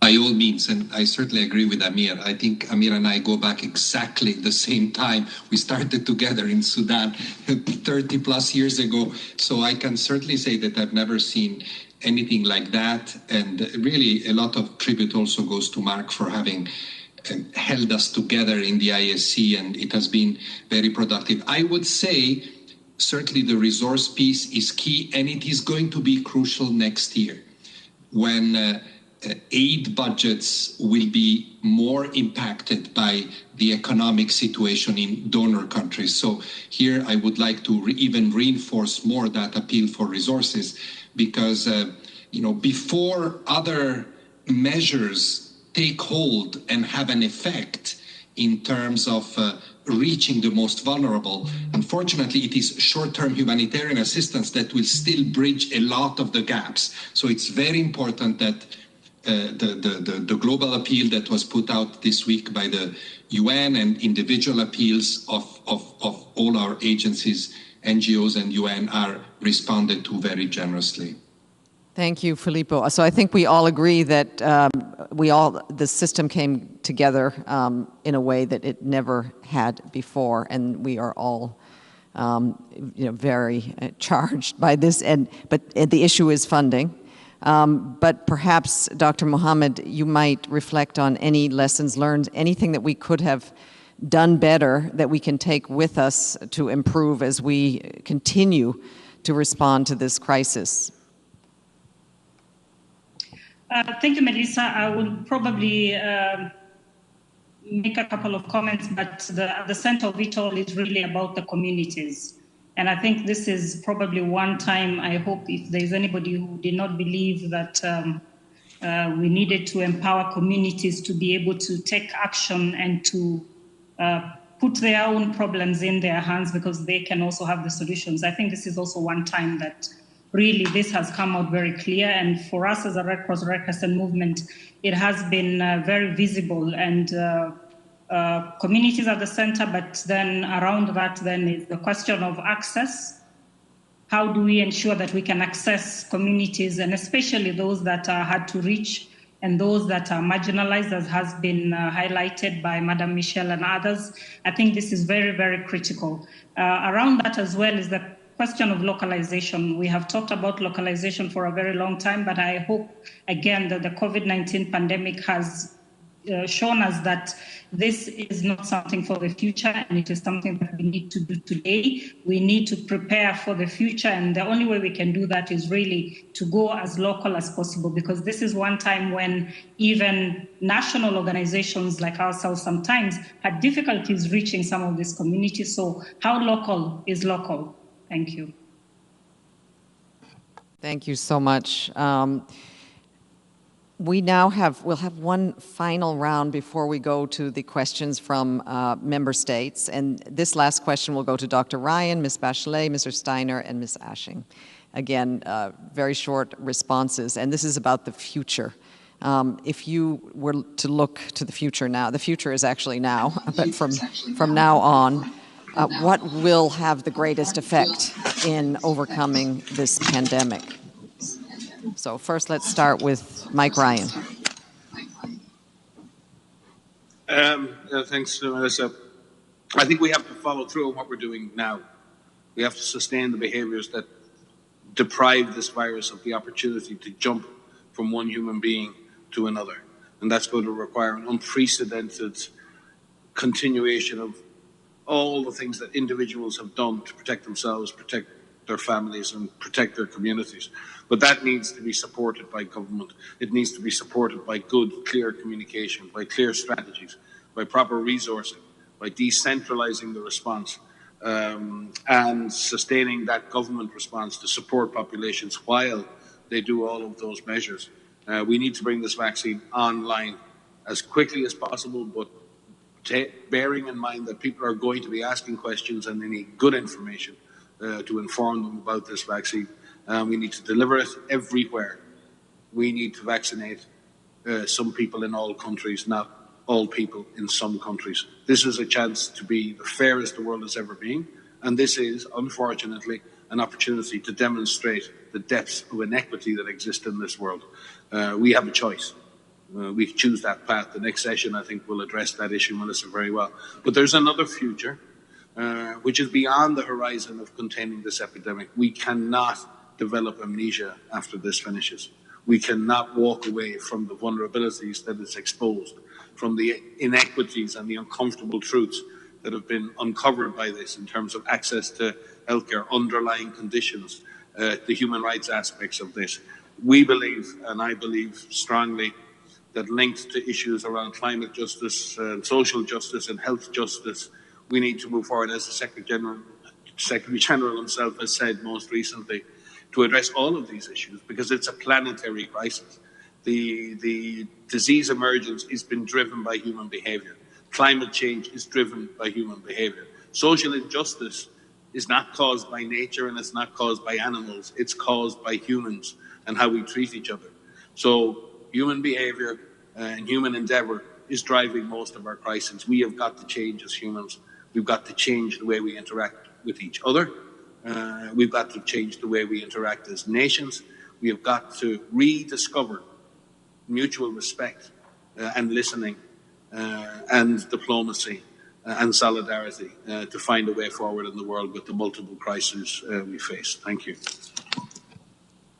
That was a message that we should all heed going forward. Michelle, do you agree? And what is your response to this? Yes, I agree, and I think we need leaders, transparent leaders who provide reliable and accurate information based on science to prevent the spread of the virus, and those leaders that are trusted because the way they interact with the population, how they make people participate, as Dr. Mohammed was mentioning, with the community being part also of the solutions, and also with social protection schemes that really can ensure that people feel protected, but in particular, special protection measures to those more discriminated and vulnerable populations. Thank you, Melissa. Thank you, Michelle. Achim? Thank you, Melissa. I was reflecting on if somebody out there was listening to us today in some city around the world, they would understand a lot of what we have said. And yet perhaps one of the things that makes us all sit in this hall here together, sometimes in all the analysis and all the data and in all the responses we describe, does not touch that sense of common humanity that I think will ultimately be the most transformative element in what happens next. I think we all, in history has taught us this, and we all have examples that sometimes in the worst moments in a society, in a family, in a community, it's not necessarily the better off, the well-off, that are amongst the most generous. It is those who open their doors because they actually understand what it is to be poor, to have lost someone. And, I'm reminded also that it is sometimes amongst the most generous nations that we find those who are not the richest. Imagine for a moment Lebanon, Jordan, Turkey, just as one example of countries who themselves are struggling at this moment, opening their doors to millions of refugees. Host communities that are actually struggling to serve their own people, and yet they accommodate and welcome others. I think it is important that as we speak to the public, we appeal also to that sense of solidarity and common humanity, because it is the only thing that will allow us to not only sit together in this hall, but to act together as a united group of nations. And if you allow me, Melissa, just one word, because I know we all are CEOs, we have all led institutions through these difficult months, we have a duty of care. I just want to make a small word of thanks to our staff. All of us know that they have lost family members. We've asked them to stay. We have seen funerals amongst our own teams. I want to thank them also because I know we all feel that they have been part, not just in the United Nations family, in the NGOs, in the Red Cross, and many community organizations. They are the ones who keep us all going. Just like New York City, when its own health system came to a crisis earlier this year, saw 20,000 people come to this city as volunteers from across the United States. Normal people making all the difference. Thank you. Thank you, Achim, and also for recognizing UN staff, particularly those on the front lines of this response and the sacrifices and the losses that they have also suffered. Inger, last word to you. What's the future? Thank you. What's the future? I think, as Michelle said, that there's nothing going back to normal. I think that we need to build back better and make sure that what we are doing is making sure that we have an inclusive recovery for all. And that is very much based on things that Ashim said as well. I think it's incredibly important that we make sure that we are very strategic in what we invest, and that we invest in children, that we invest in the future, and that we do not do the short-term investments. And I think Mark also said it when he talked about that we see a number of organizations, institutions being at risk of not being around after this crisis. So it's about making sure that we secure access to vaccines and health service for all, social security, education, but also to make sure that we actually have the civil society in place and that we have the institutions in place that we went into this crisis with. Because if we don't do that, we will have a lot of difficulties as societies to address the challenging situations we have.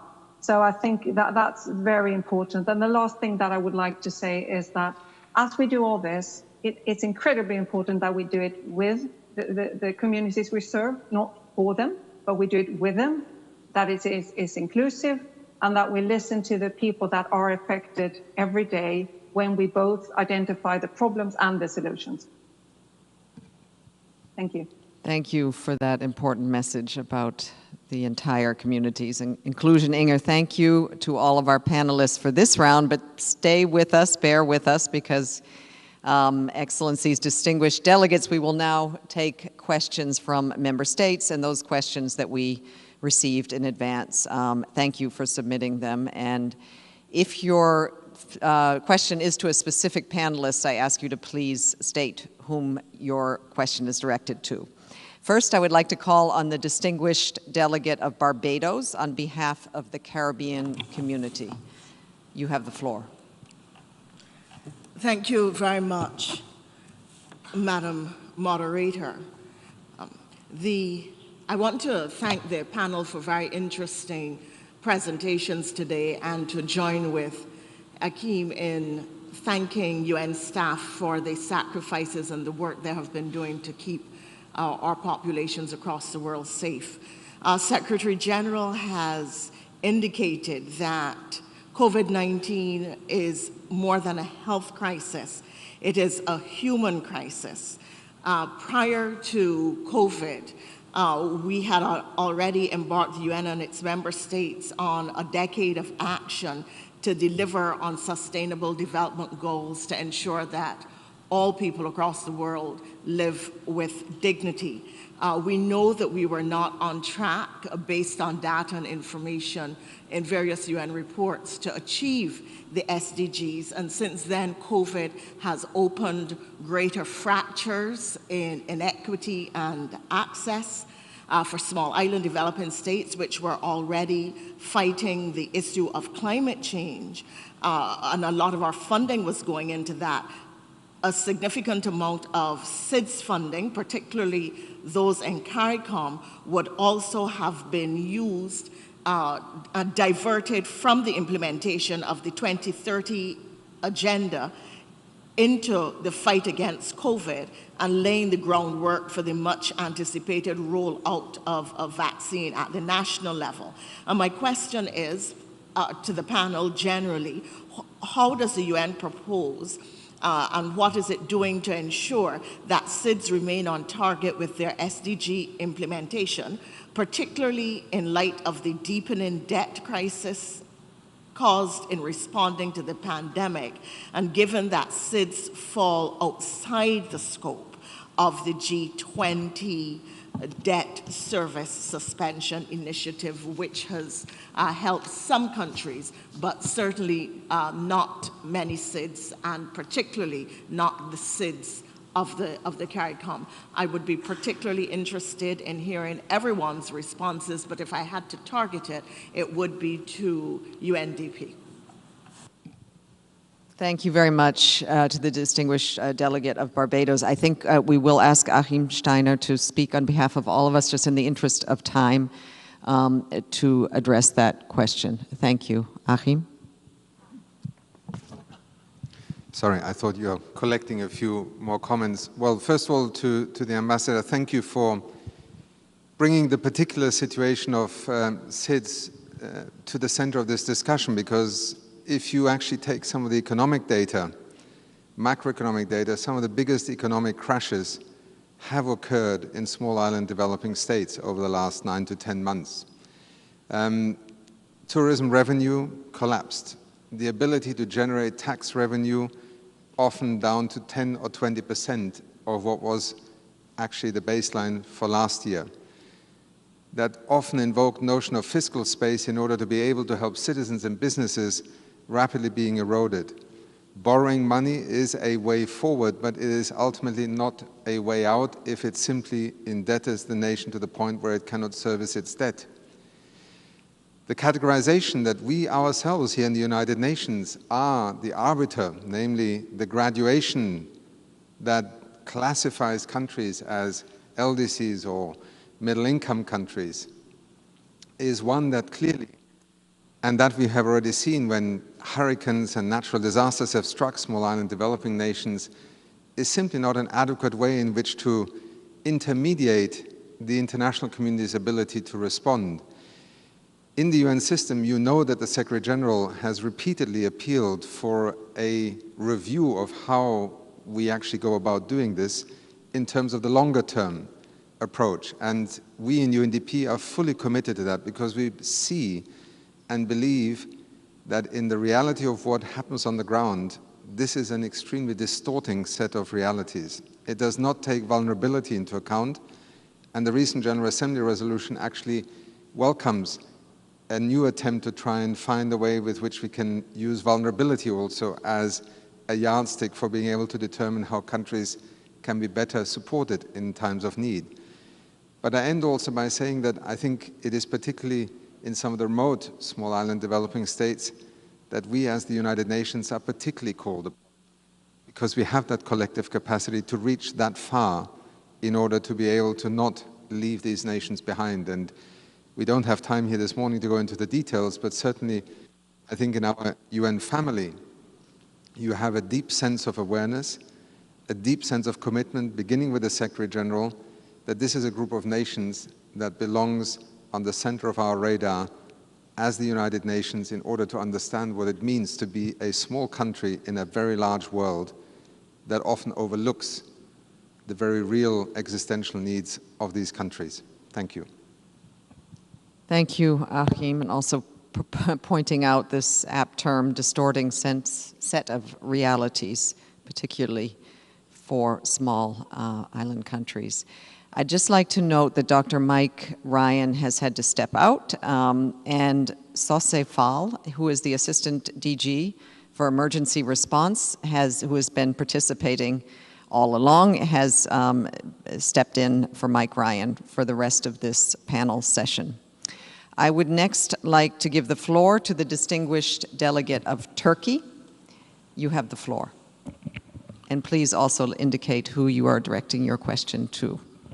Okay, thank you. I thank the distinguished panelists for their insightful briefings. The crisis in front of us has many dimensions. It is not only a health crisis, global health crisis, but also a global economic and social crisis, which has a particularly negative impact on vulnerable groups. One of the main outcomes of the 2016, the first ever Istanbul World Humanitarian Summit, was the launch of the new way of working model. This model aims to bring together humanitarian development and other relevant actors in order to reduce needs and vulnerabilities, bridging the humanitarian development gap and enhancing collaboration between humanitarian and development actors has a unique value, particularly for our efforts to recalibrate the response to protracted crisis. Given the complexity of the current global health crisis and the possible negative effect of the shrinking economies on the aid budget of the donor countries, how can the new way of working model be best adapted to the most fragile contexts, and how can innovative financing support this model with a view to achieve the SDGs and the 2030 agenda's call for leaving no one behind? My question will be, I address my question to Mark Lowcock and Achim Steiner. Thank you. Thank you to the permanent representative of Turkey, and I'll turn the floor first to Mark and then to Achim. Ambassador, thank you very much for the question. Let me again pay tribute to Turkey for hosting the summit in 2016. It has led to some significant improvements in the efficiency and effectiveness of the humanitarian system. And I think you've heard a lot of my colleagues this morning talking about, as part of that, the way all the agencies collaborate now in a way that, frankly, we all know wasn't always the case in the past. Now, part of that collaboration is with the development system, and Achim and I jointly co-chair the group which tries to bring the different parts of our system together here in the UN. Obviously, when you have a huge crisis, there will tend to be a focus in the initial phases on the immediate life-saving requirements.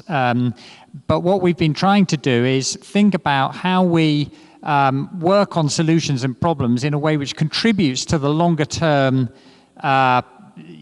recovery and development process as well. The only way out ultimately of the humanitarian crises we are dealing with is fundamentally through development.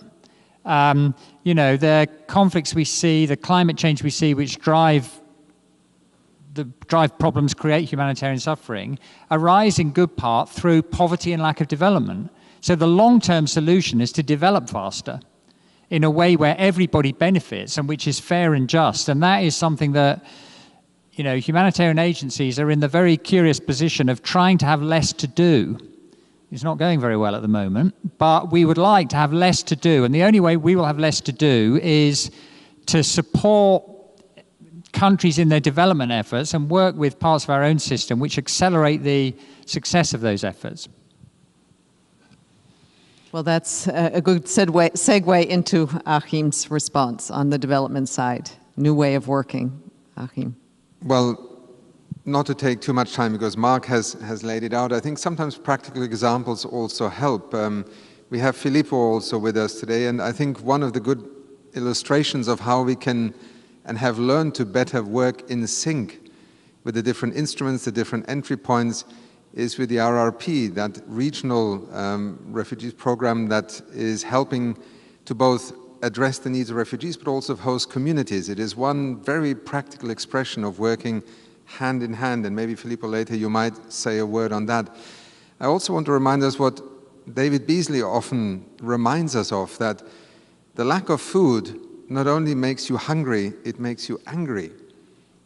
And anger is what drives societies into moments in time where they begin to fall apart. Understanding the pain of extreme deprivation and how that translates into polarization, into the temptation to not recognize that there is a common thread that brings you together.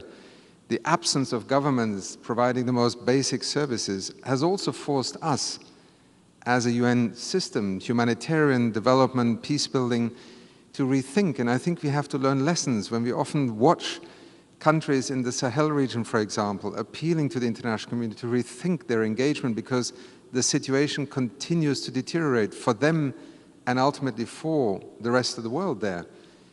We need to find new ways of approaching our work there. We have to step in perhaps in different ways than we have done in the past. We cannot just use the same modalities and tools that we clearly have used before and did not work for the countries and for the international community that is investing heavily.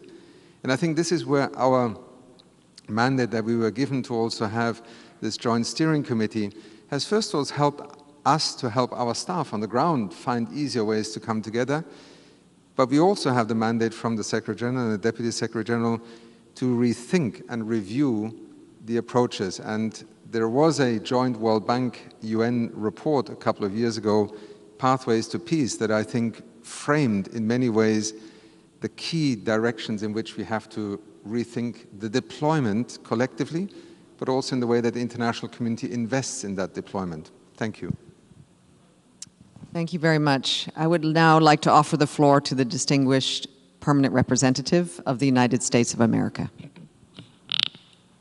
Thank you. Thank you to the panelists for sharing your views on the UN systems to respond to the pandemic. I truly appreciate this opportunity to address a question to Director General Tedros. I know the thinking at the WHO has evolved around the significance of asymptomatic silent spread. What are your thoughts on this now? And what % of transmission of asymptomatic infections vary with age or region? And then another question just for the panel. I think that the data and the tools that were used to measure from previous pandemics didn't really fit the mold of this particular pandemic. And so I feel like we have countries that are middle-income countries and upper-income countries that do not qualify for GAVE. So will the World Bank be taking this in consideration and delivering a waiver for these countries to be able to purchase the vaccines? Thank you very much. Thank you to the distinguished permanent representative of the U.S. I'm afraid Dr. Tedros is not with us, but his representative, Sose Fall, who is the Assistant Director General for Emergency Response of WHO, is here in his stead. Could I ask you to take the floor? Thank you, and thank to the delegate from the US for this important question. Since the beginning of the pandemic, we have been updating the information about transmission, and clearly it was important to understand the dynamic of transmission, both from asymptomatic and symptomatic people. And what we have seen is more than 80% of people infected by SARS-CoV-2 are asymptomatic. And at the same time, they can transmit the disease. But it is important to note that the most important transmission is coming from symptomatic patients. So that's why it's important not only to use masks for protecting people who are not sick, but also for stopping the transmission for people who are carrying the virus, being the symptomatic or asymptomatic. So the recommendation on protection is still important for both people who are symptomatic and not symptomatic because of the ability to transmit the disease. But we always say that the symptomatic people are the most driving the transmission. Thank you. Thank you very much. And while we have you, could you address the second part of her question about the vaccine?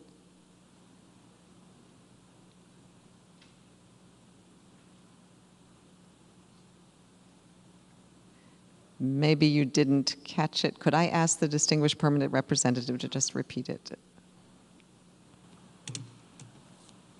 Yes, my question was the tools and the data that were used to measure the areas that they thought would be affected, the countries that would be affected the most, as we have seen in former pandemics.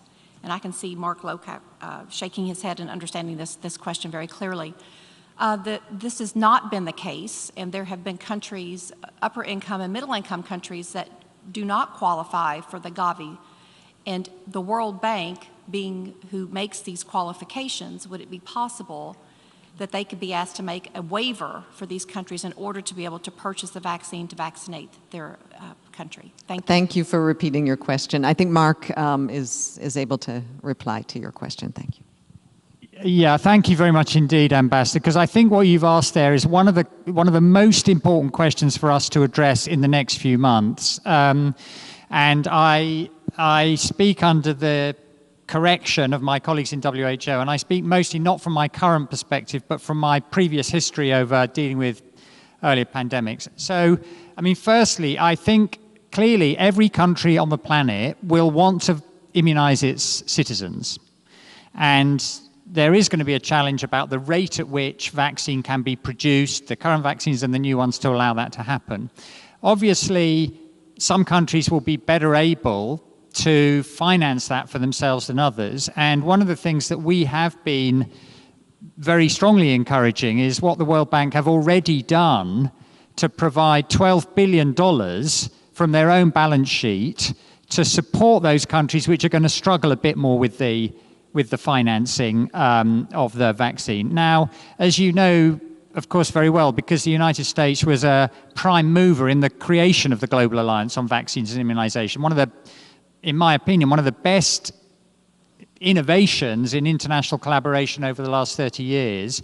Their originating mandate was always to help those countries which were struggling most, both to finance acquisition of vaccine and with the delivery system. And they are, of course, having to look again at what is changed in terms of relative vulnerabilities as a result of the crisis. Some countries which in the past were better able to finance themselves their immunization programs are no longer in that position now. And that is something that through the COVAX facility, which a number of UN agencies, as well as Gavi, as well as the Center for Epidemic Preparedness and Innovations, that group of organizations are working on. I don't think anyone has the complete answer at the moment, and that's okay because we've got a few more months, but it is going to, before the vaccine's available on a big enough scale, it is going to be really important to address that question in a rational way to maximize public health outcomes for everybody. And so thank you for putting it on the table right now. Yes, and Ambassador, just to Melissa, indicate... Can I add something? Melissa? Yes, absolutely. Yes, Michelle. I just wanted to note before you start that our next panel following this is all about the vaccine.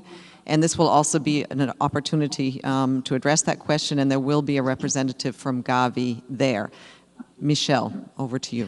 No, very quickly, because what the World Bank has estimated that for this year, at the end of this year, we'll have 150 million more people in extreme poverty.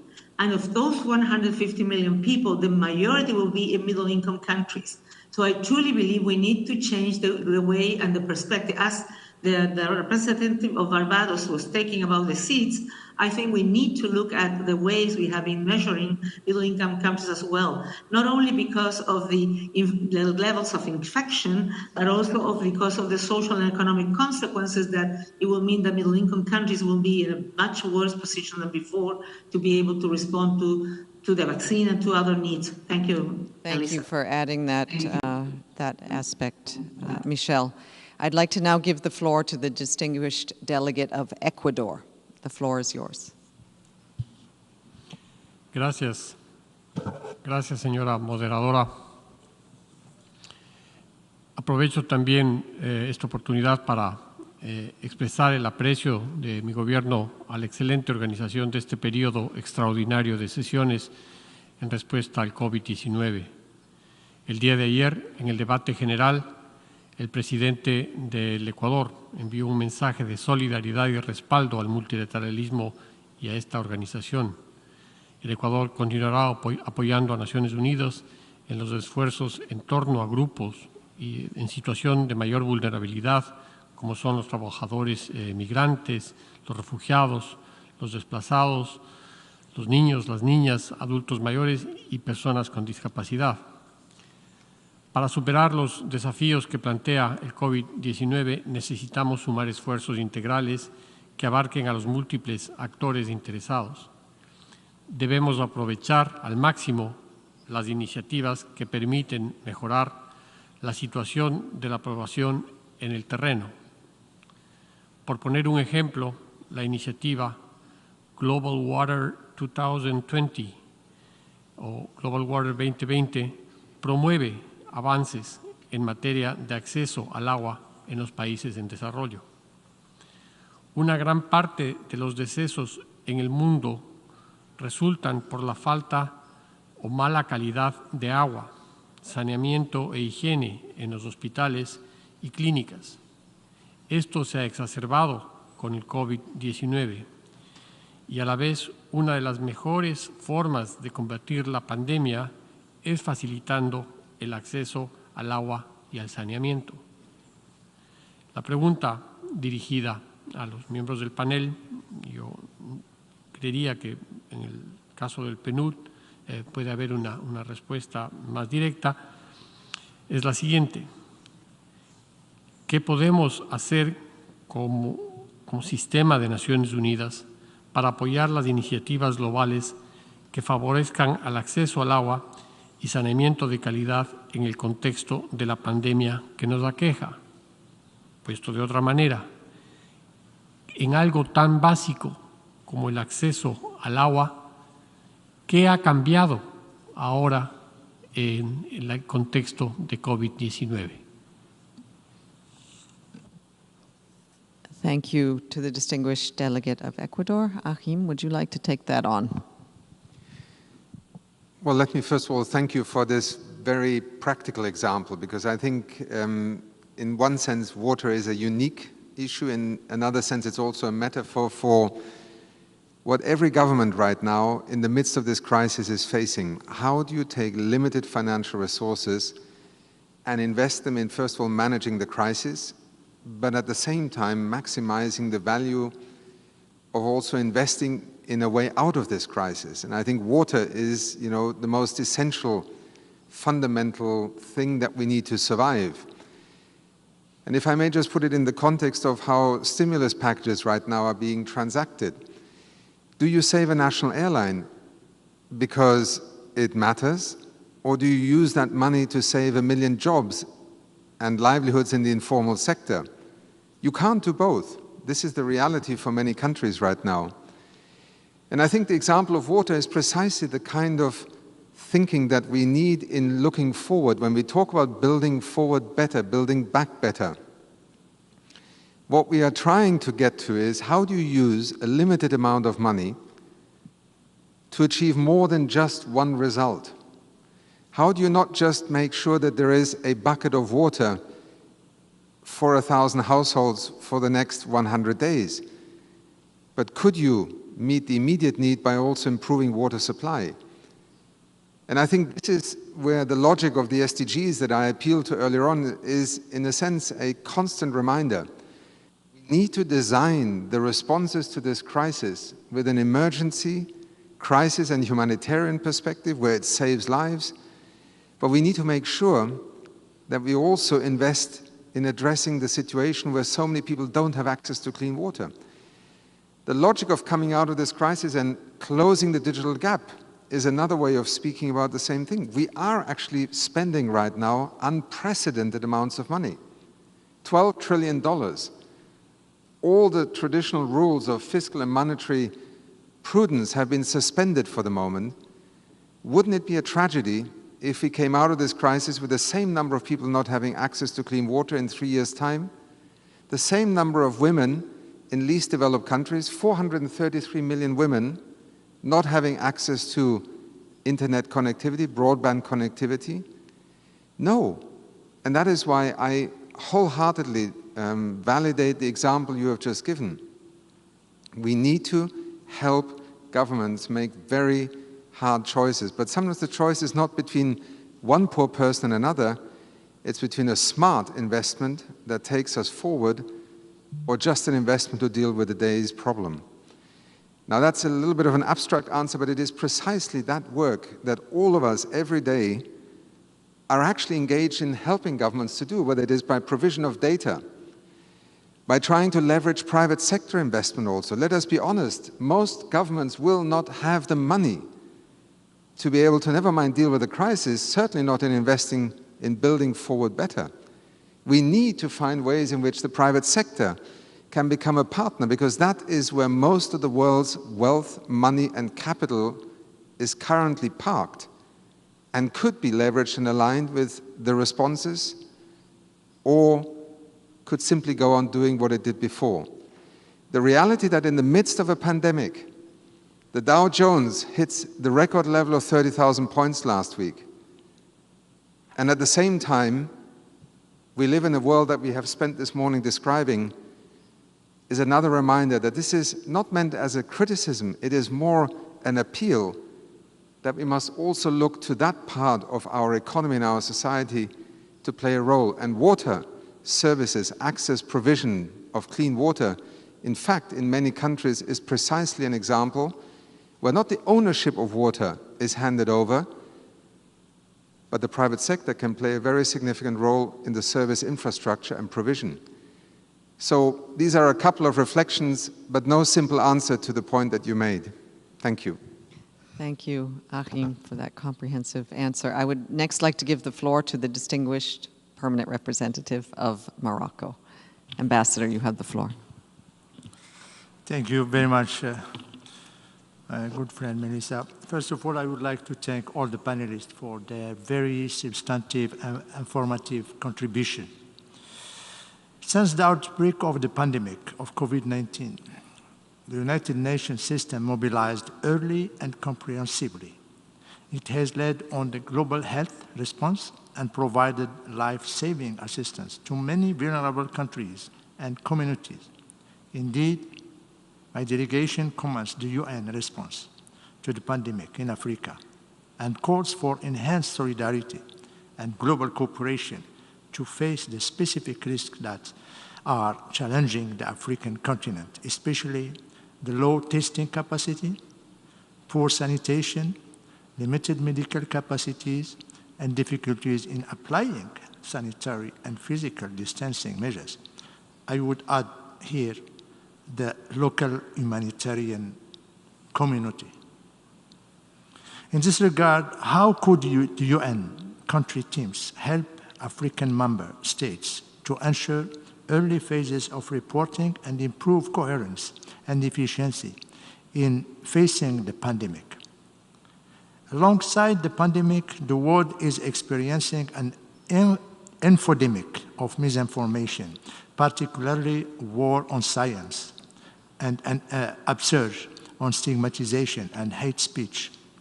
In this context, we pride the Secretary General call for an end to all hate speech and the new United Nations verified campaign on misinformation are very important UN initiatives.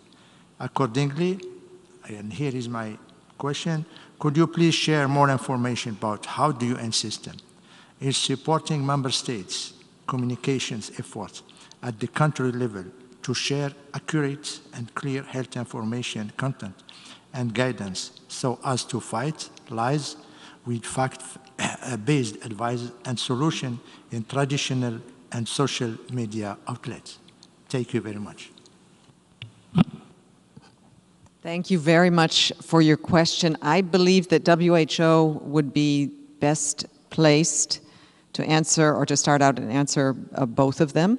On your second question, as you know, I've been very much engaged and also with WHO, with UNICEF, and with a number of other agencies in trying to fight the war, the information war on misinformation that is really hindering our public health response in so many ways and threatening the coming vaccine and the uptake of the coming vaccine. But I wonder if WHO would like to address the first part of your question. I now give the floor to WHO. Mr. Fall. Thank you for your question, Ambassador from Morocco. Since the beginning of this pandemic, you have been working very closely with African countries through our regional office, both EMRO and for Afro in Brazzaville. And also the African continent, in terms of incidence, is less affected by COVID-19. We know the level of testing is still very low compared to global situation. So we continue working with countries to increase the capacity for testing. You may recall that we started for the African region with only 2 countries being able to detect the virus at the beginning of the pandemic. So it expanded to more than 50 countries, meaning the entire continent. But we still need to expand capacity at local level to make sure that surveillance is combined with the high level of testing to really report a more reliable figure in terms of incidence. And so we are working very closely also with many partners like UNICEF, like yourself, ECO, on the infodemic situation to make sure that we work with communities and local communities to convey the right information in terms of prevention, but also making sure that we empower community to be able to protect themselves as individuals, but also to have the right mechanism to earn the response. Because although we have a global pandemic, every situation is unique, even at national level. If you go down to the region, district, you have different situations. So making sure that we adapt the response at local level with the right messaging and based on scientific knowledge and real public health evidence is critical. And we continue to do that, working with countries, because we are seeing an upsurge of cases in many countries in Africa. And it's very important to make sure that we stop the transmission, we stop the cluster, and we don't overwhelm the health system again. Thank you. Thank you very much. And I would again like to just emphasize to the distinguished delegate of Morocco our full support on fighting the infodemic to countries around the world, globally, locally, and community-wise, because only with good information can we fight misinformation and can we respond properly to this pandemic and meet the needs of the public. I'd like to now call on the distinguished delegate of South Africa. Melissa, sorry. Michelle, please, absolutely, please yes. Come in. Please come in. Sorry, no, because I wanted to mention something about the Ambassador of Morocco mentioned how to also stop hate speech. We have been working with the faith leaders and faith-based organization And we have developed a Rabat plan of action with 6 points. And we have been doing working shops so people really can know how to respond to hate speech. So we feel that faith leader can have, because many of the hate speeches are against ethnic religious minorities, in some other cases ethnic minorities. So we're working with them, we're working with civil society, but also we're working with the technological companies so they can really separate and differentiate between freedom of expression and hate speech, and between freedom of expression and misinformation. So we're working on that, defining criteria that will help case by case to identify and what are the kinds of measures that need to be done. Sometimes they will cut those transmissions, they will cut those information. Sometimes what we have been pushing is to fight misinformation with reliable and good information, with credible and from authoritative sources. Thank you, Melissa. Thank you, Michelle. And also to point out that a number of agencies like yours, like UNESCO, in addition, are working on misinformation, and we're all trying to suppress the bad actors, but not at the expense of press freedom. I'd like to now call on the distinguished delegate of South Africa. You have the floor. Thank you very much, moderator. My question is directed to the UNDP, but I believe it's also relevant for other agencies that have got country presence. So therefore, we acknowledge and commend that the UN system mobilized early and the comprehensive global health response, provided life-saving humanitarian assistance to the most vulnerable, established instruments for rapid responses to the socio-economic impact, and also laid out a broad policy agenda for action on all fronts to mitigate the spread of the COVID-19 pandemic virus. We further applaud the United Nations for providing logistics, common services, and operational support to governments and other partners around the world on the front lines of the pandemic as they mounted national responses to the virus and other unprecedented global challenges. The question is that COVID-19 occurred at a time when the new UN development system, UNDS, was at its early stages of operationalization. In this regard, we would therefore appreciate if the heads of the agencies could share with us the lessons that have been learned from the experience of COVID-19 with regard to the implementation and operationalization of the new UNDS. Are there opportunities from this experience that would enhance systems and operations to improve program delivery by the United Nations at the country level? And just a related question as well, if you could share with us your experience with regional rapid response centers during this pandemic. I thank you. I wonder if, Mark, if you would like to start with, yeah. Well, maybe the response at the country level, and then Achim, if you could talk about the development system part of his question. And well, absolutely, Amir, we're going to ask you to come in as well. Well, the pandemic obviously hit almost every country at the same time. By the middle of March, 167 countries had cases.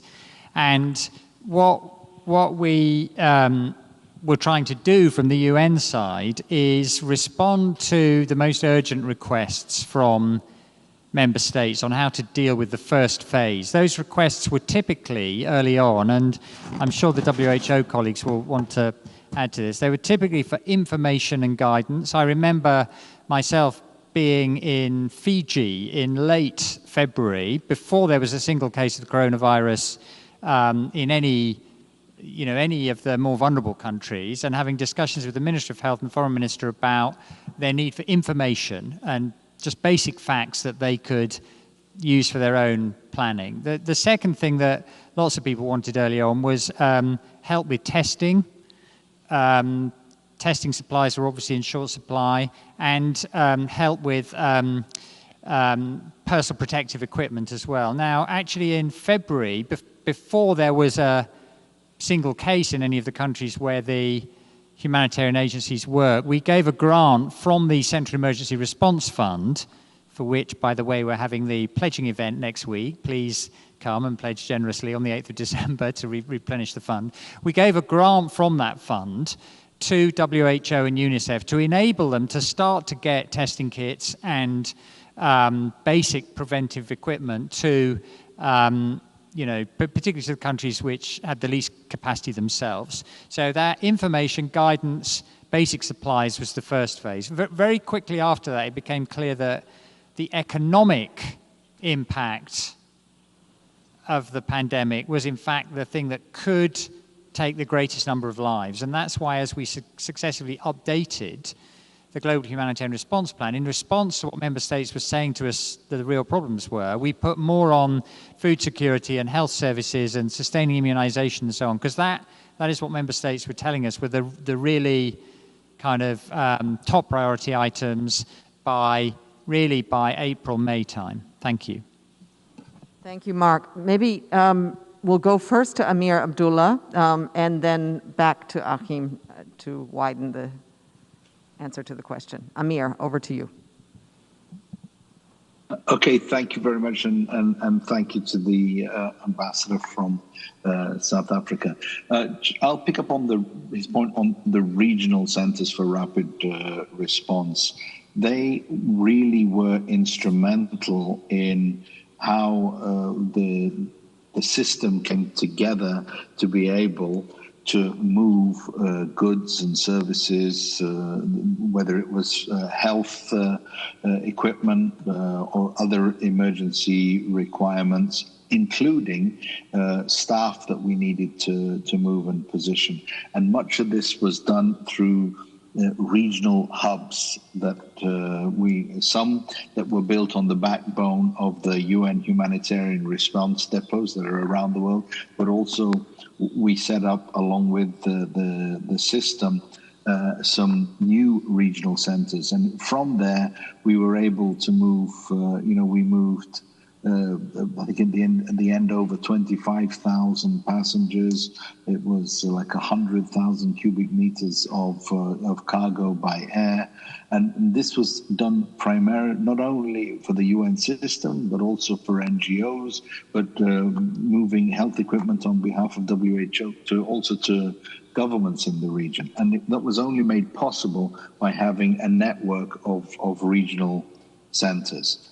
So I think that was instrumental. And then just to pick up a little bit on the first question, one thing I think that the pandemic has taught us is how the many activities that we undertake as separate agencies or funds, programs, and other people in either the humanitarian sector or development sector, how interrelated they are.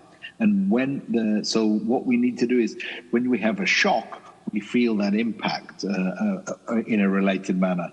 So the best way to build protection against the shocks is to build the response systems or the prevention systems in an interrelated manner. So I think that, and we certainly from our perspective, we have moved away from just doing an emergency program to trying to do country integrated programs, and with that we're benefiting very much from the United Nations, the Sustainable Development Cooperation frameworks, the UN Sustainable Development Cooperation frameworks, very much with governments, and they show how individual agencies can integrate their approaches, but then integrate it also with our partners. Over. Thank you very much. Achim, do you want to add to that? Just two very brief observations. I think at the country level, what we saw, I think, is the best of a system that realizes this is a crisis. There is no room here for everybody just getting on with business as usual. And I think in South Africa and so many countries, we saw that the resident coordinator's office, the 3 tracks also, which interesting enough brought global leadership. In the case of the health crisis, WHO, with OCHA and the emergency relief coordinator, the humanitarian system, and on the socioeconomic side, yes, UNDP in the lead role, but we, together with DCO, established a interagency assistant secretary general's group that developed the framework for getting the whole system to then deploy at country level with a template on the socioeconomic assessments. So I think, first of all, it was at the country level where the true difference could be felt, but it actually had also to do with a very clear mandate from the Secretary General on the three response fronts that we were to work together with. And they then intersected, as Amir just said, for example, the air bridges that allowed us to essentially have frontline workers be able to stay because we could also evacuate them when they fell ill. Remember, air travel almost ceased in the middle of the year, and it was with WFP and the support of our colleagues across the humanitarian system and the countries that supported that we were able to set up this system, the Medivac system, for example. And finally, just to say also that I think in the way that the Secretary General was then able to draw on that presence on the ground that our UN system had and work together to then convene a global summit on financing for development together with Canada and Jamaica as co-chairs, brought a vital UN voice to what otherwise very often at the global level becomes a very fiscal and monetary policy conversation about finance in a crisis. And I think that voice of the UN, with the reality that Inger and our colleagues from the Red Cross also, I want to explicitly recognize and bring to give a human face to this crisis, it is the stories from the country, from the level at which we all have to work together with NGOs, with international partners, that allow the world to better understand quite what was happening. But it might, I don't know, Melissa, if we have time, it might be interesting to also hear how do perhaps the Red Cross and Save Children, how did they experience the UN at work? Because I think, you know, as always, there will be mixed stories. In some countries, it was brilliant. In others, we struggled. In others, we quickly learned to rethink and redeploy. And I think that was part of the story of the first 6 months of this year. Thank you. Okay, then we're going to add to the question and challenge you, Dr. Mohammed, first to answer that question. How did you see the UN from your sphere of vision? No, thank you, Melissa. I think, as I mentioned in my earlier remarks, I think in Kenya we've had a good coordination system with the UN. We've had, at the same time, very good bilateral workings with the different UN agencies. And I think this also was one time when we saw how this collaboration came together, including with government. So there was a central role to play there. I think maybe just to say that some of the lessons, of course, that we've learned together is really how we can be agile, in terms of our responses.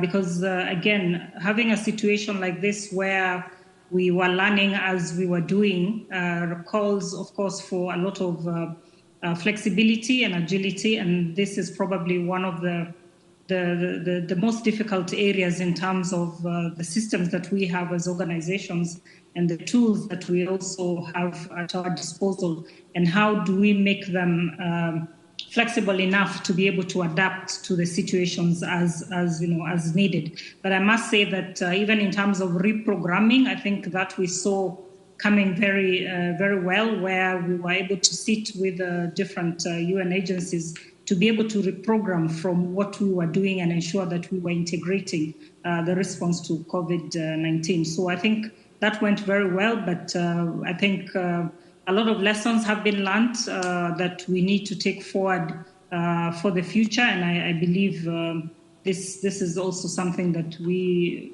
will continue to be able to invest in at all levels. Thank you. Absolutely. Inger, would you like to also add? Yes, absolutely. I think that to a great extent, and we share the experience we hear from Dr. Mohammed around that. I mean, it's been a lot of good collaboration and cooperation in country, but of course it has varied from country to country depending on the situation. I think as we heard earlier in the panel, none of us were prepared for this. So it took some time before the coordination was as constructive as it could be. There was also some challenges to start around, I mean, the funding structure, etc. And of course, for organizations like Save the Children and the Red Cross and many others in the humanitarian sector, we were there ready to engage and do our part. And at times felt that it was a bit too slow, but I think we've learned a lot. I think we have had a lot of good and constructive conversations. I really want to express my appreciation for how much many of the UN agencies have been reaching out, making sure that we are doing this together in partnership. So I think that over this year, it was, we weren't prepared. It took some time to get the collaboration up and running. But I do think that if we are really making sure that we are learning from this, and as someone else said earlier, don't forget what we just went through, we will be in a much better position when the next crisis hits us, even if it's not as bad as this pandemic has been. I think there's a lot of good learnings for us in how we partner. So I think that's great. And from our perspective, I mean, UN agencies, national and local governments, and of course, we haven't talked at all about the corporate sector because that wasn't the theme, but I think that in this whole pandemic, how we have all come together to try to find new ways of working together is very inspirational. And I think that's a model that we can build on for the future. Thank you very much, Inger. So we've all come together well, but we could also improve. Thank you to the distinguished ambassador of South Africa for that question. I am afraid that we've run out of time, and I'm very sorry to those civil society groups who and NGOs who put forward very good questions to the panelists. I suggest that we do provide you a response, perhaps in writing. But thank you to everyone. That concludes this panel on the UN system response to COVID-19. I thank our panelists and our distinguished participants for joining us today and for sharing your views and your questions. I really hope that everybody listening has found it enlightening. Before we take a break, before the next session on vaccines, let's take a look at this video by UNESCO about how the pandemic has put over 11 million girls at risk in a situation where they may not be able to return to school. Thank you very much, and stay safe and stay well.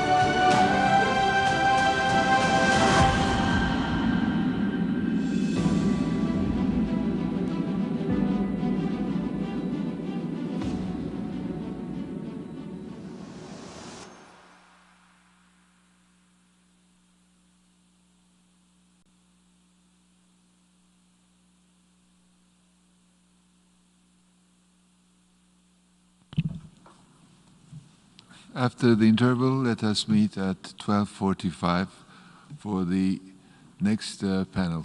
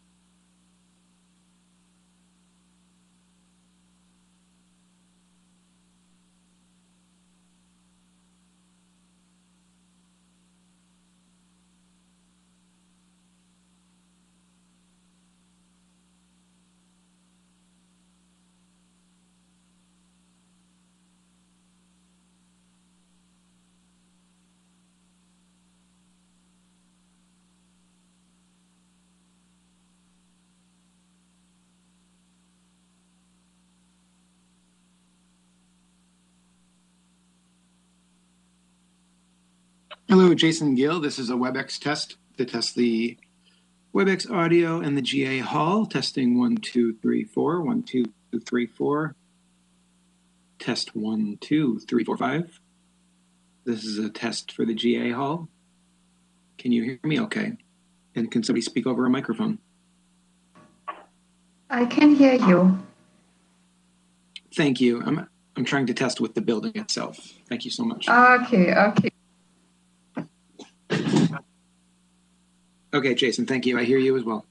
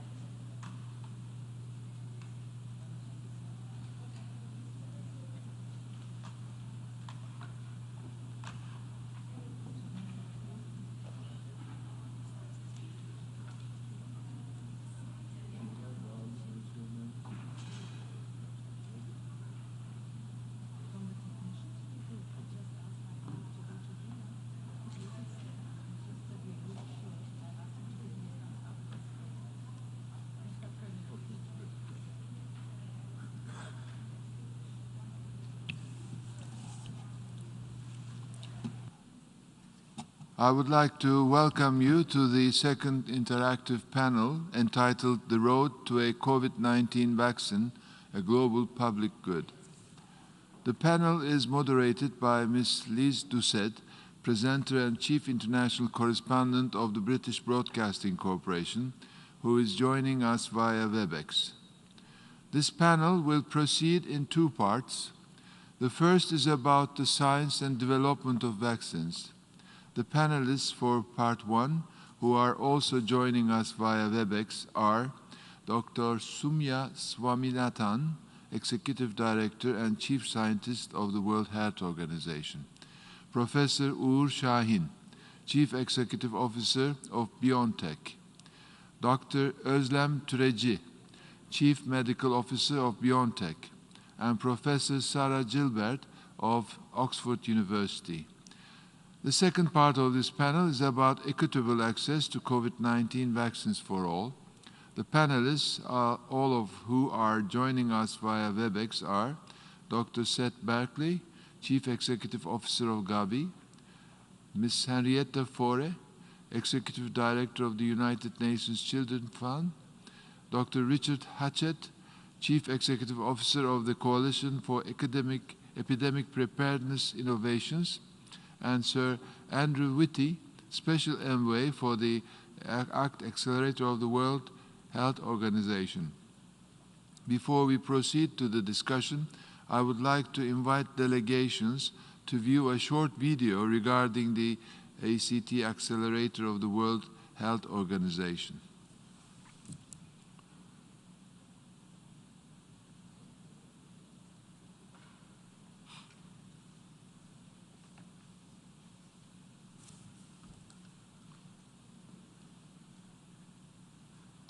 When astronauts see Earth from space for the first time, it changes their perspective on everything. It's called the overview effect. It makes them realize that although we all come from different countries and speak different languages, we're all just passengers on this small blue ball. It's a reminder that none of us are alone, and we're all part of a global family. We want the same for our communities and ourselves, a safe and prosperous world.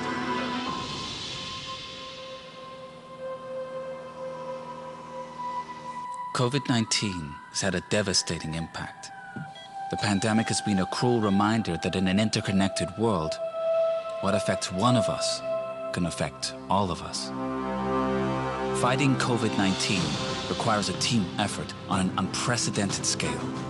Right now, nations, health organizations, and communities are all coming together to defeat this virus.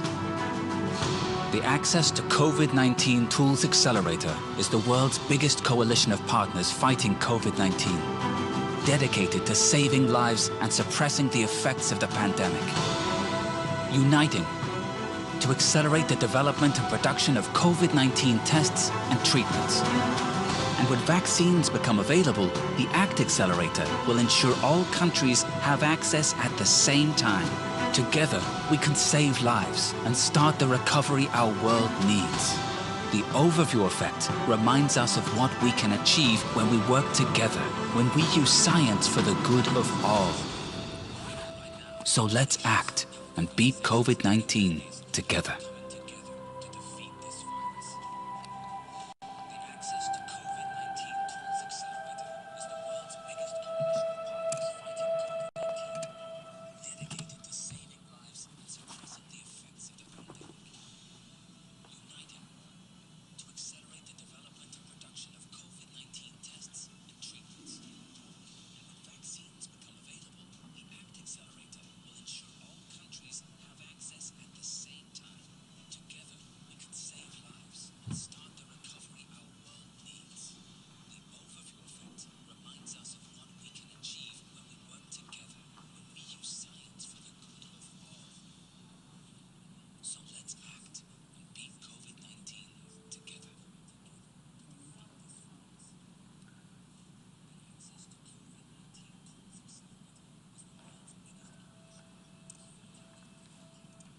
To say that I have never moderated a panel before where the issue is of direct personal relevance to everyone in the world, no matter where or how they live.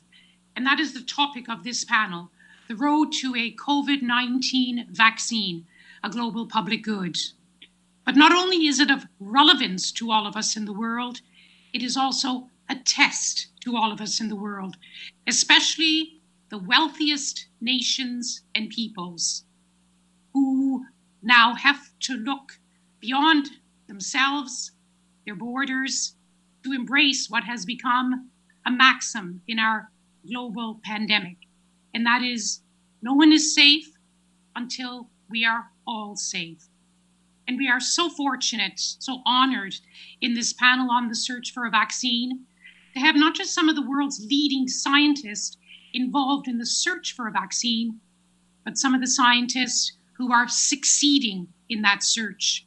And we're also joined with some of the leading alliances and coalitions, some of them formed only this year, to try to ensure that there is this equitable and affordable access for all. So let us begin with science and the scientists. We have three of them with us here today, Ugur Sahin and his wife, Dr. Ozelem, both of BioNTech, and we have Professor Sarah Gilbert of Oxford University. And Ugur, I think we're going to start with you. Bring us into the world of being a scientist. We're hearing about the record rate of progress.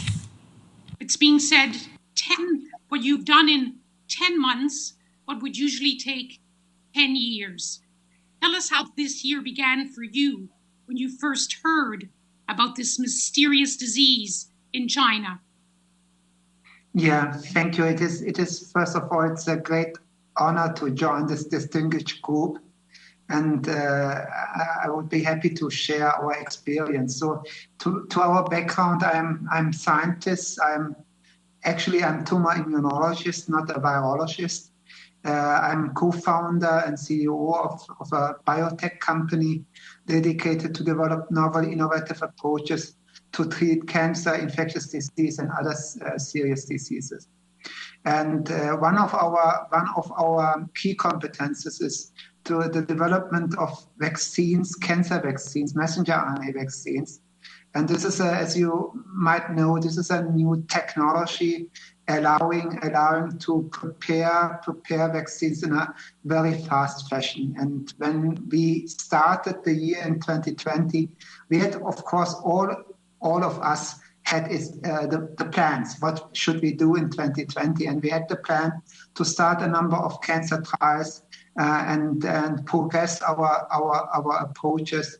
And then we heard mid-January that there is an outbreak in Wuhan, and I was not concerned at the beginning because this type of outbreaks happen somewhere on the planet happen every 6 months.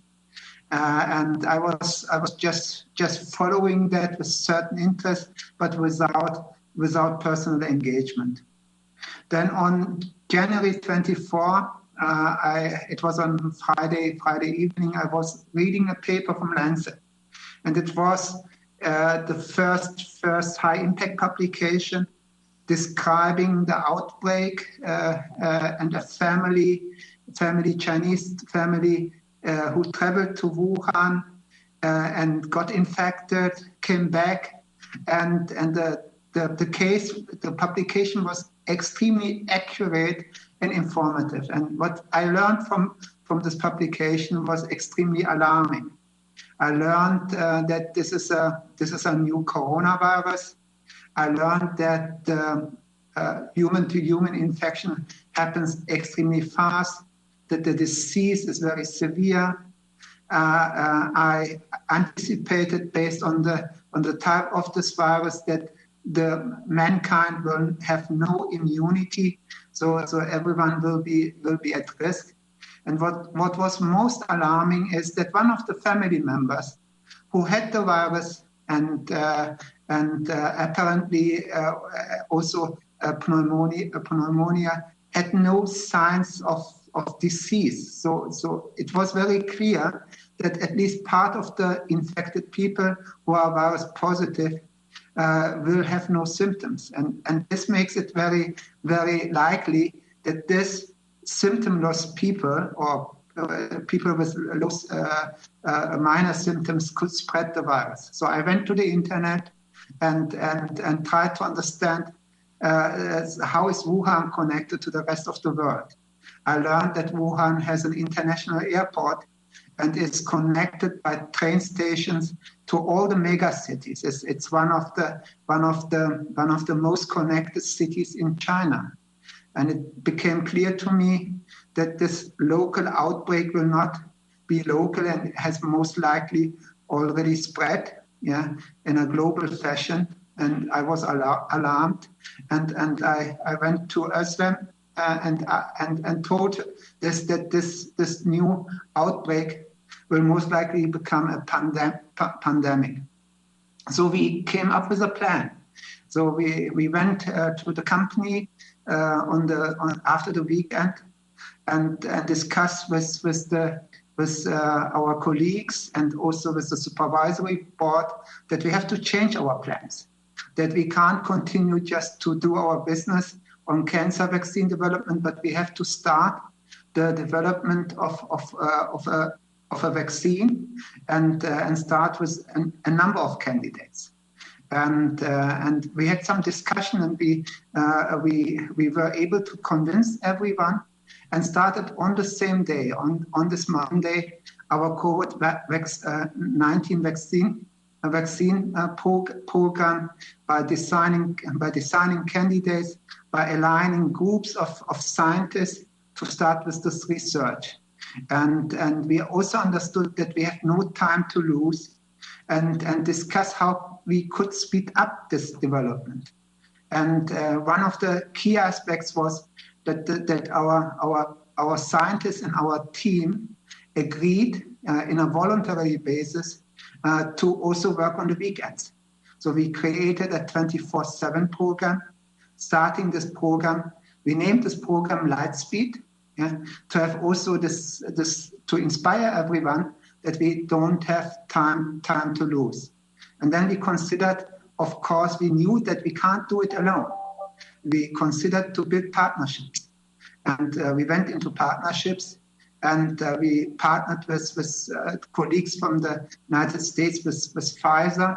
We did a second partnership to enable also vaccine supply to China with Fosun Pharma. And this partnership, this international collaboration of scientists, of developers, this trustful collaboration where everyone contributed the best with their own competences, allowed us to be fast, to come up with candidates, and enable that we were able to show that the type of vaccine that we developed is a safe vaccine and highly effective vaccine. Yes, record history being made in terms of getting emergency regulatory approval. Of course, Britain became the first Western country this week to approve the use of your vaccine that you have developed in partnerships, including with Pfizer, as you just mentioned. Let me bring in Sarah Gilbert now of Oxford University, the clinical trials there have also shown a very high rate of effectiveness. You too, Sarah, when most of us were celebrating in the holidays, you were also hearing about this mysterious vaccine and started to work at a record pace with your colleagues in Oxford University.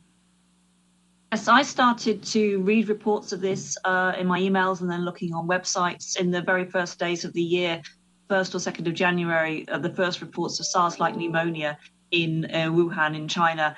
And it was something I was very interested in because I work on vaccines against emerging pathogens, outbreak pathogens. So for a few years now, I've been working on the development of the pathogens that we know about, that the WHO has told us that we need to be prepared for causing outbreaks, things like Ebola, MERS, Nipah, Lassa, Crimean Congo hemorrhagic fever, and to develop those vaccines in a reasonable amount of time with the limited funding that's available for this field of work, it's really necessary to use what we call a platform technology.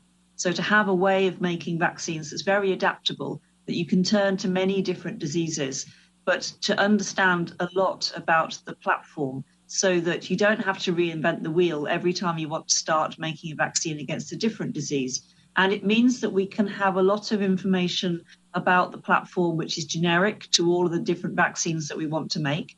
We understand the safety, we understand what dose we want to use, we understand how to manufacture the vaccine, what the likely yield is going to be, what the formulation will be. And that means that we can apply this without having to spend a vast amount of money to develop each of the new vaccines that we want to work on, because there really isn't very much money for developing Nipah vaccines and vaccines against Crimean Congo hemorrhagic fever, but they're diseases that we really do need to have vaccines for. So having worked on those for a little while and fortunately being funded by CEPI in their first round of funding for development of vaccines against MERS, Nipah and Lassa fever virus in partnership with Janssen Vaccines, who have the large-scale manufacturing facilities that we don't within the university. I also responded to the WHO's call to work on disease X. So this was the idea that there was going to be a new virus emerging, possibly a bacterial pathogen, but I think most of us thought it likely to be virus, that would suddenly come and cause an outbreak and may spread beyond an outbreak and may cause a pandemic. Although really, I think we were thinking in terms of an outbreak rather than a pandemic when we started doing this work. And we started to think about how we could use our platform technology to go more quickly. Because traditionally we would do some preclinical work, and then if we liked the look of what we saw, we would start developing seed stocks that could go into manufacturing in readiness for clinical trials, and then we would start the clinical trials. And all of that process could actually take 2 or even 3 years, and it was dependent on being funded at all the different stages. And we started to plan about 18 months ago how we could cut a lot of that time out and just go very quickly from knowing what a disease antigen sequence is to having a vaccine that we could inject into people and start a clinical trial with. So we've done some thinking along those lines. We hadn't really done a great deal of work along those lines because we didn't get the funding that we were required to do it. And working in a university, I can only work on what I can bring in the money to work on. So the thinking was done, but the practical aspects of how to go very quickly were not really. Another thing that we recommended in the UK is to have a manufacturing centre that could make reasonably large batches of vaccines that would be ready to respond to outbreaks. And that was funded, but unfortunately the pandemic came too soon for that. And in fact, it won't be manufacturing vaccines until the end of next year. The funding has now been topped up, and the speed of that project, the Vaccine Manufacturing Innovation Centre, has been accelerated, but we didn't have it in time to respond to this pandemic. So we had to take another way, and we had to do what we could. And as soon as we got the sequence from China over the weekend, around about the 11th of January, we designed our antigen sequence. And we'd already had the experience of working on a MERS vaccine. So Middle East Respiratory Syndrome is another coronavirus, fairly closely related to this one. And we'd manufactured a vaccine against MERS, and we'd done a clinical trial in the UK. We'd shown that it was safe and effective, and that we then started as trial in Saudi Arabia, where most of the MERS cases occur, and where we will need to expand our studies. But we also know that we don't have a vaccine against any of the coronaviruses that infect humans. So apart from the original SARS virus and the MERS virus, there are 4 seasonal coronaviruses that regularly infect people, and we don't have vaccines against any of them. So a problem for vaccine developers across the world has been understanding how strong an immune response needs to be to protect us against the coronavirus. And we're still approaching that piece of information now. If we can define a level of neutralizing antibodies that we know is the level needed to protect us, that helps with further clinical development, not only of our vaccines, but other vaccines as well. But what I also work on One Health project, so vaccines for diseases that infect humans and animals and sometimes transmit between the two. And there are coronavirus vaccines against some veterinary coronaviruses. So there's one that's licensed for use in cows and another one that's licensed for use in chickens. And they work very well. So we know that it is possible to make a vaccine against a coronavirus. We just haven't done it for a human coronavirus yet. So we were confident, based on the work we've done with our technology over 10 years, the work we've done on the MERS vaccine in clinical trials, that we would be able to do this. But we had to bring in the money and bring in our collaborators and get moving really quickly.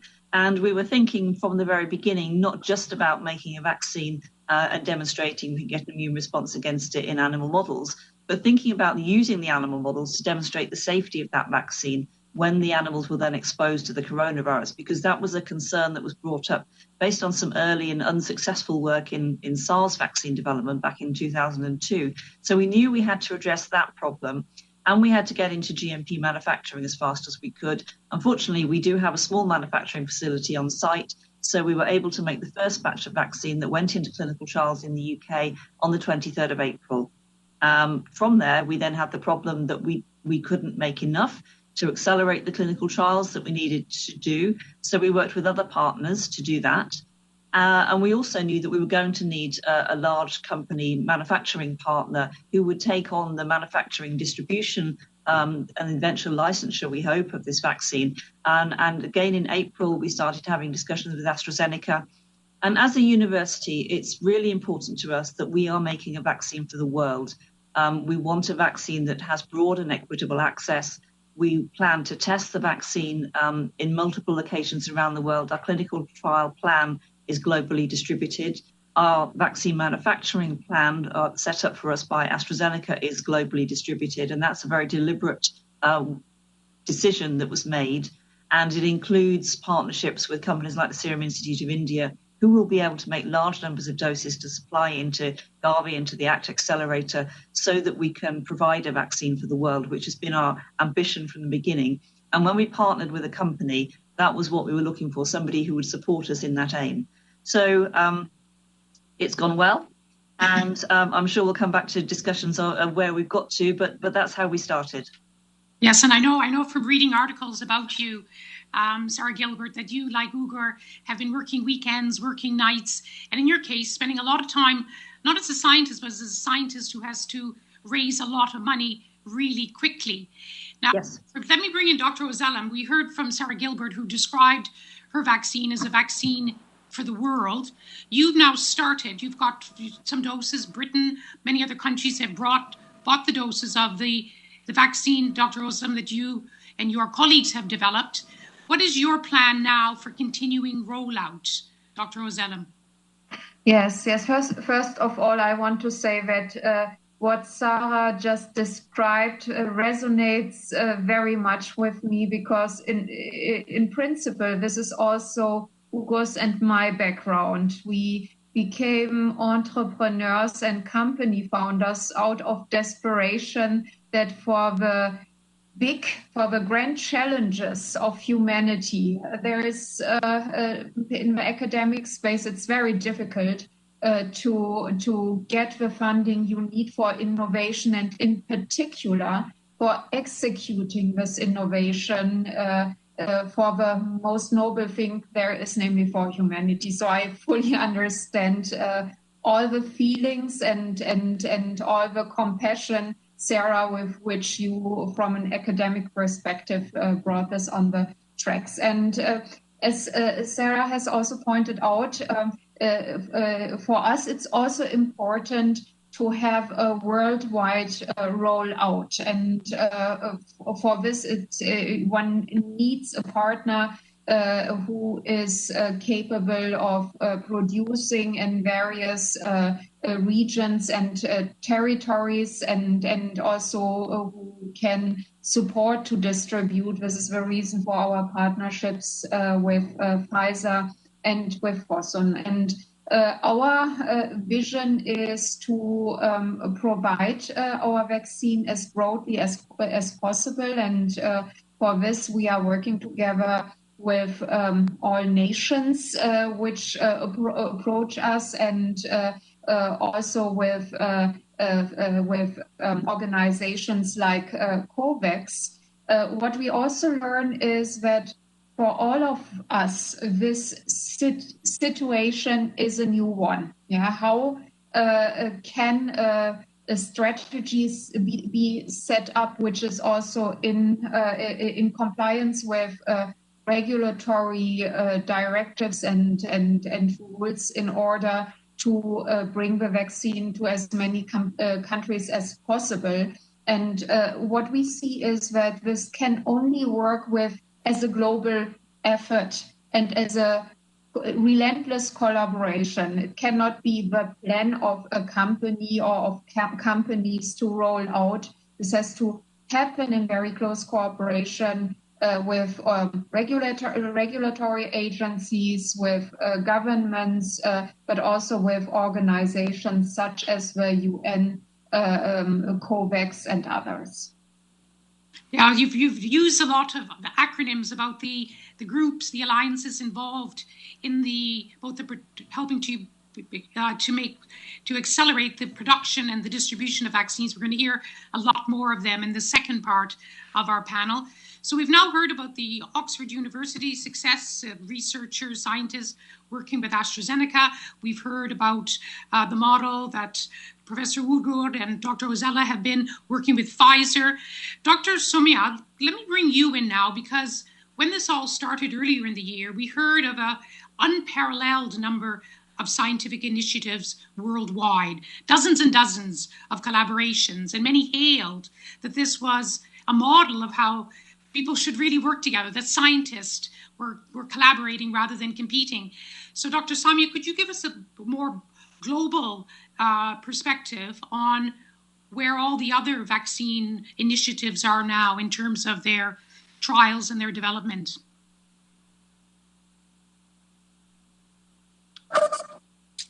Yes, sure. Thank you, Liz. And it was wonderful to hear the three scientists speak about the motivation and the way they started going about it.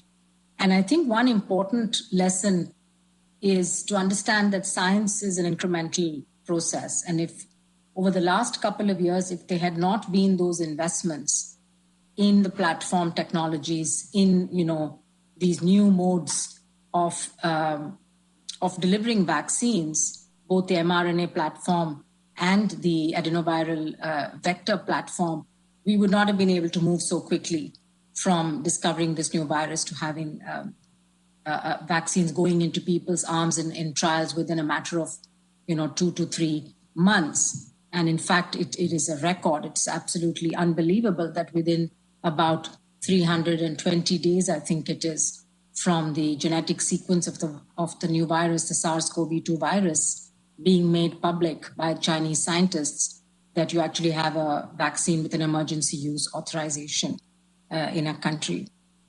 Now, the WHO has played a big role in this. As Sarah mentioned, the list of priority pathogens. After the West Africa Ebola outbreak, we created something called the R&D blueprint, which was essentially a framework for doing research to tackle these emergency pathogens that can cause outbreaks, severe disease, and death.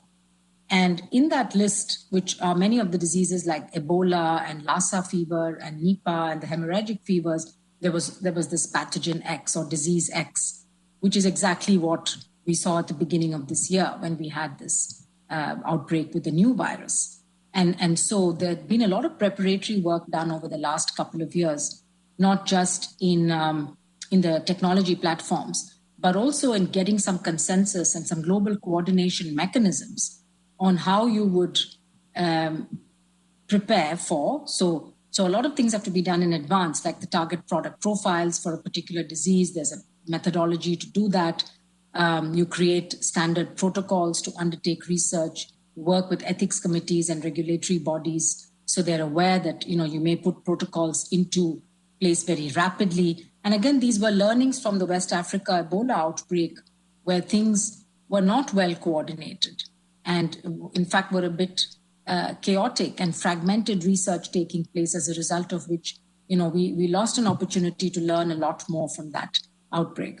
So I think all of that preparation over the last couple of years meant that early in January, we were able to mobilize and to activate these global coordinating mechanisms of this R&D blueprint, and researchers and scientists, including developers, academics, physicians, came together. We had the first global forum in February, where we brought about 400 people together in Geneva. At that time, physical travel was still possible, and created a roadmap for this disease, a research roadmap. with quite a big focus on vaccines, but also diagnostics and therapeutics, and began to work with experts from around the world on what the definitions would be for disease, different stages of the disease, but also things like the laboratory assays, standardizing laboratory assays, standardizing animal models, because again, we're talking about a new disease here where you need the developers from around the world to compare apples with apples. If everybody develops their own way of monitoring the effect of a vaccine, then it's going to be very hard for people to compare. We've also been tracking the vaccines from the beginning. We have a landscape that we update weekly, and it's absolutely wonderful to see the amount of interest, the amount of work that's happened.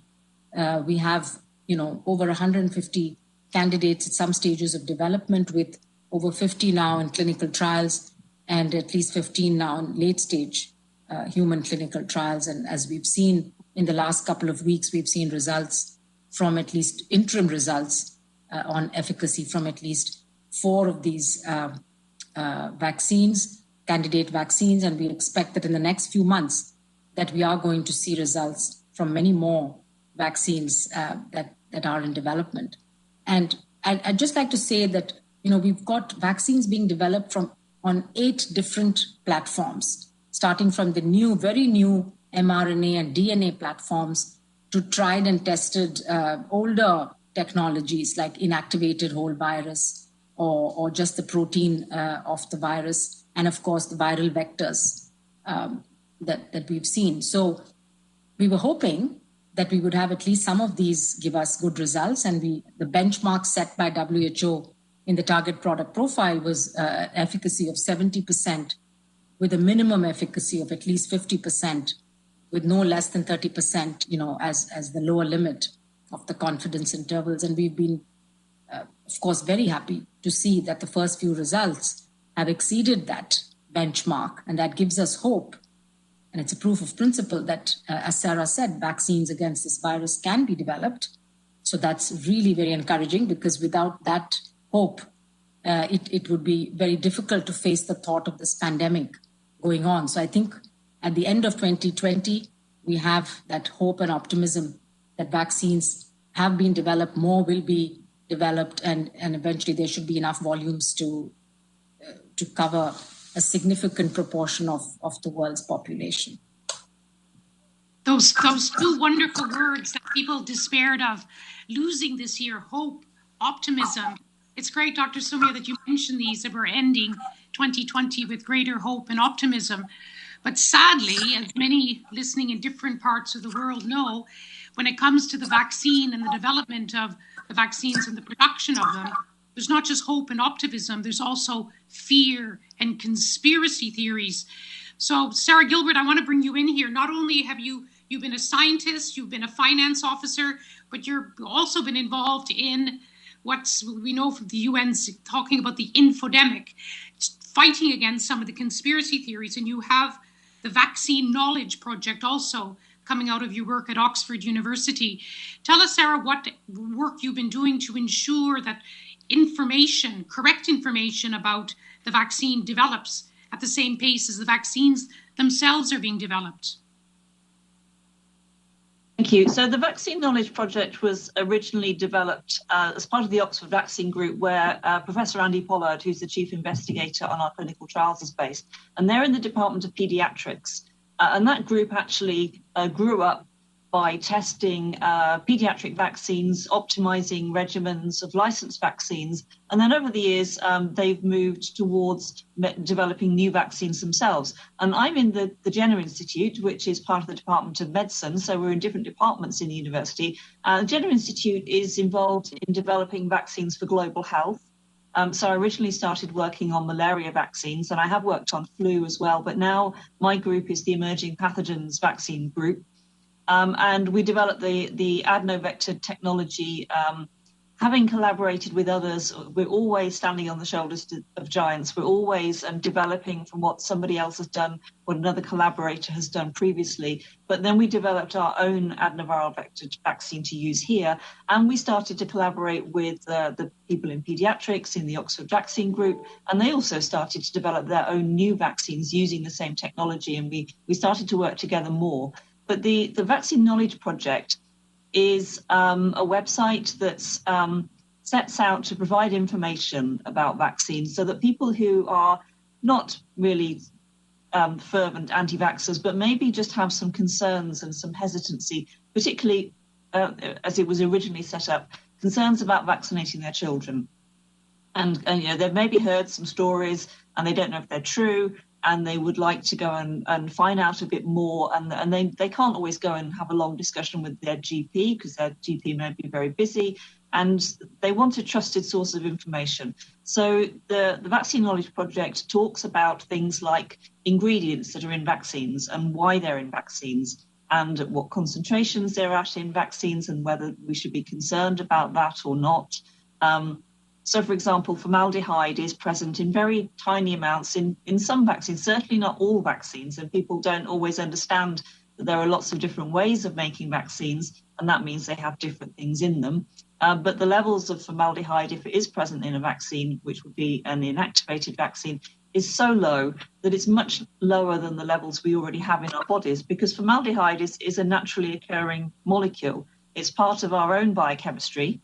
And it really doesn't hurt us to receive a very, very small extra amount of that. And it is very small amounts. So it's explaining things like that to people, explaining why we need to give more than one dose of a vaccine, and why we need to vaccinate against diseases like measles, for example.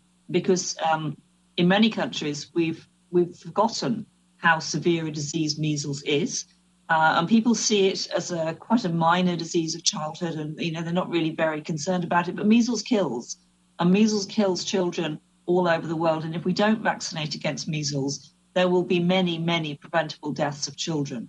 And so all of that information is set out on the website, that not in a sensationalist manner, but just providing the facts, and all the facts are checked for correct medical content. And it's a source which we hope reassures people and lets them know that they can trust the vaccines that are being not only manufactured, but then licensed by the regulators. And we need to remember the role of the regulators in all of this, because as developers, we can't just decide to manufacture a vaccine and then go and sell it. We have to have a vaccine scrutinized by the regulators in which are relevant to the particular country where the vaccine is going to be used. And they really go into a great deal of detail. We've had an MHRA inspection of our trials just this last week. In fact, we've had 2 this year, which is an unusually high number, but obviously there's a lot of interest, and pleased to say it all went extremely well. But we work very closely with the regulators, and we need to do that because they are the ones who are going to make the decisions. We supply the information, and then it's over to the regulators. So it's providing the kind of information to the general public that we hope will give them confidence to go ahead with the recommended vaccinations. And now we hope to expand on that for COVID vaccines. A lot of people just have doubts and don't really have the information to understand why those doubts are unfounded. I'm going to, there's a lot of the questions we got from organizations from around the world deal with specific concerns, and I'm going to bring them up when we turn to some of the questions in a moment. But just a few more on the science. I'm going to bring you in, Professor Ugur. We heard from Dr. Somya of the WHO that there's about 150 initiatives around the world. At least 50 are now in clinical trials. I think it's 15, you said, are now moving forward. For those of us who are not scientists, Professor Ugur, is there a difference between all these different vaccines? Do they do different things? Or are they essentially doing the same thing to protect us against this COVID-19 virus? Professor Ugur.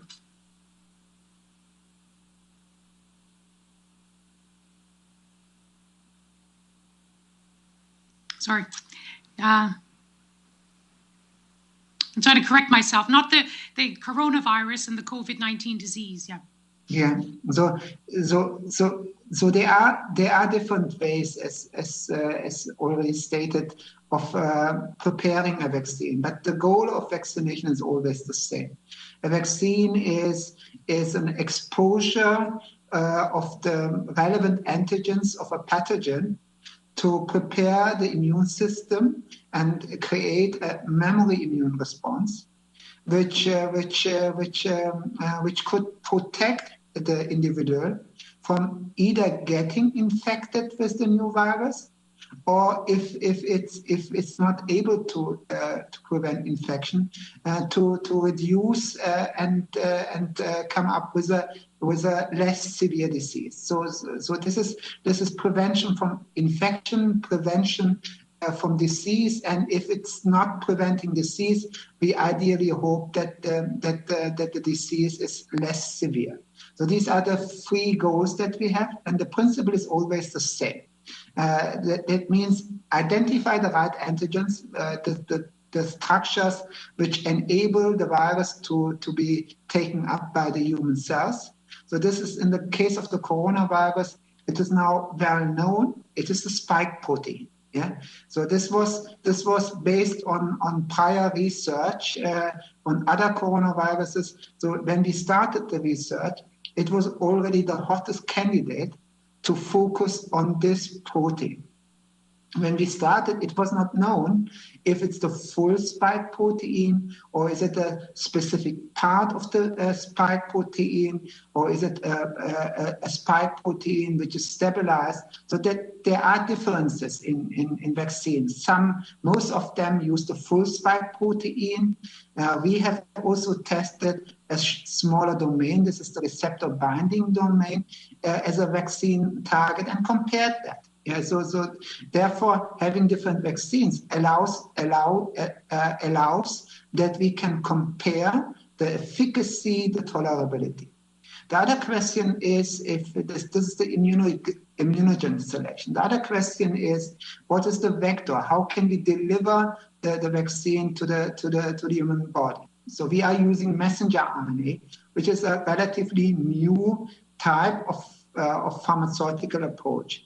Sarah is using a viral vector, and there is not only one viral vector, there are different viral vectors available. Then there are inactivated vaccines and the more traditional protein-based vaccines. So the vehicle is different, and having multiple projects, of course, allows also in some sort of scientific diversification and differentiation to not only to understand which approach works the best, but it helps us also to learn which part of the immune system is really required to prevent disease, to prevent infection. Yeah, we can learn. So what we do as a scientist, we follow, we do our job, we come up with our vaccine candidates, but what we also do is we read the published papers of the colleagues. So we see ourselves as a big scientific community, as a scientific family, a worldwide scientific family. And I think we have to appreciate that this is really the most important aspect, that the sequence of this coronavirus was made available so fast, because all the genetic approaches were dependent on the sequence. So Sarah could start because she had the sequence. We were able to start because we got the sequence. And this is, I think, one of the most important learnings, that the scientific community, the scientists worldwide, shared data.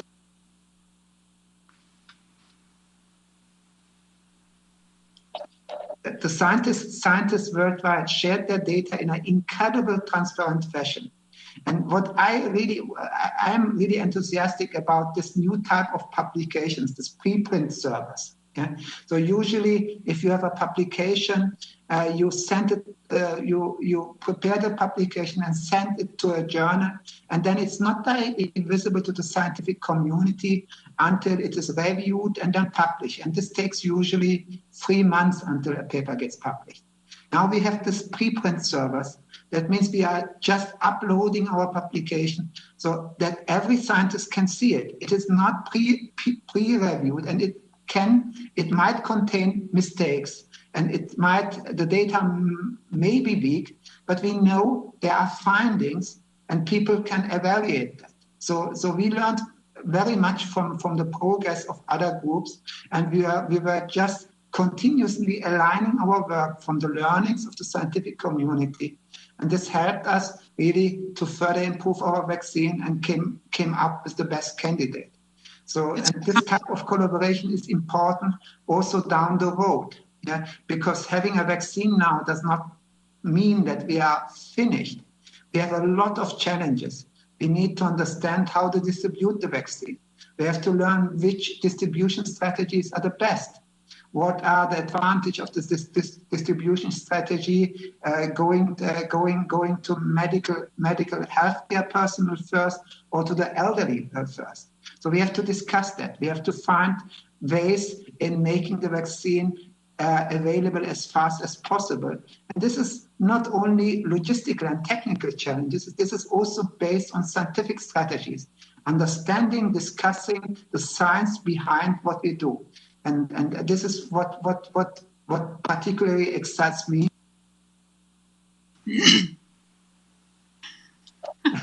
To understand how science can contribute to solving this global challenge in the most appropriate way.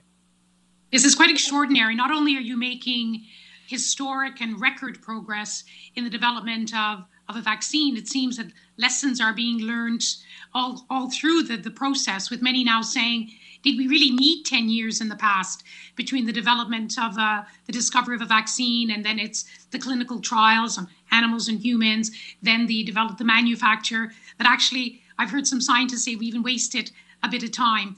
As you say, there's so much to understand, but many of us who are not scientists are also hearing that there's still not enough understanding of this coronavirus itself. And I'm going to start bringing in some of the questions because we got a lot of very good questions from NGOs from around the world. And Dr. Ozalam, let me bring you in because the Stevenson Holistic Care Foundation asks a question that many of us are asking. And the question is, considering the fact that COVID-19 is said to be seasonal with mutant new strains, what can the efficiency of the vaccine be? So Dr. Ozalam, as you know, people keep saying that the COVID-19 keeps changing and seems to appear in different forms in different parts of the world. Does that mean you need different vaccines? This is something we have to learn in the future and observe very cautiously.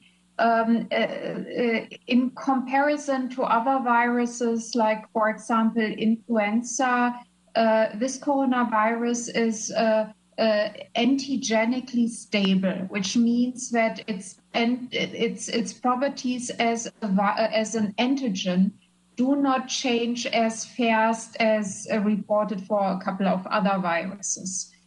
So that we would expect that this every season needing a new vaccine would not be the case. However, we have to observe very cautiously whether mutations occur which are outside the efficacy of our vaccine. And we, for example, with our vaccine have started this type of data-driven assessment.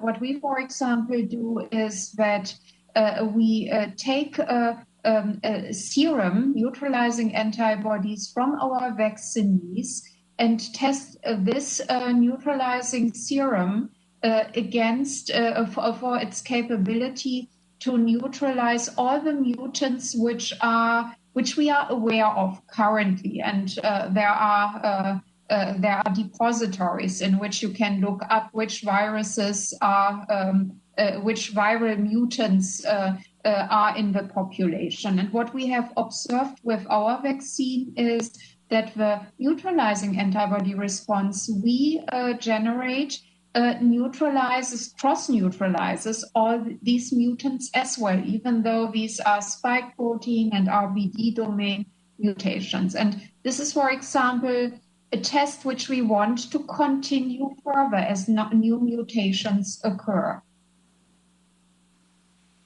Very interesting. I think it's reassuring to hear from scientists who know the science of the coronavirus and COVID-19.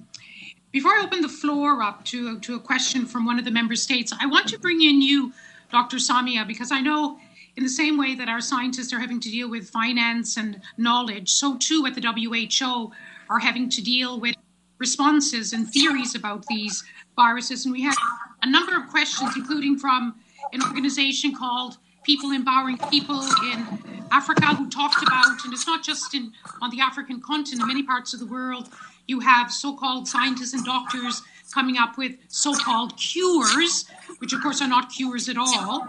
And a similar question came from the India Media Center, which talked about the fact that, we've been talking about the pharmaceutical giants in this discussion so far, about how they've been partnering with scientists. But the India Media Center says, well, actually, this is just a big conspiracy by the pharma giants to benefit from our health. How do you take these on in a credible and effective way?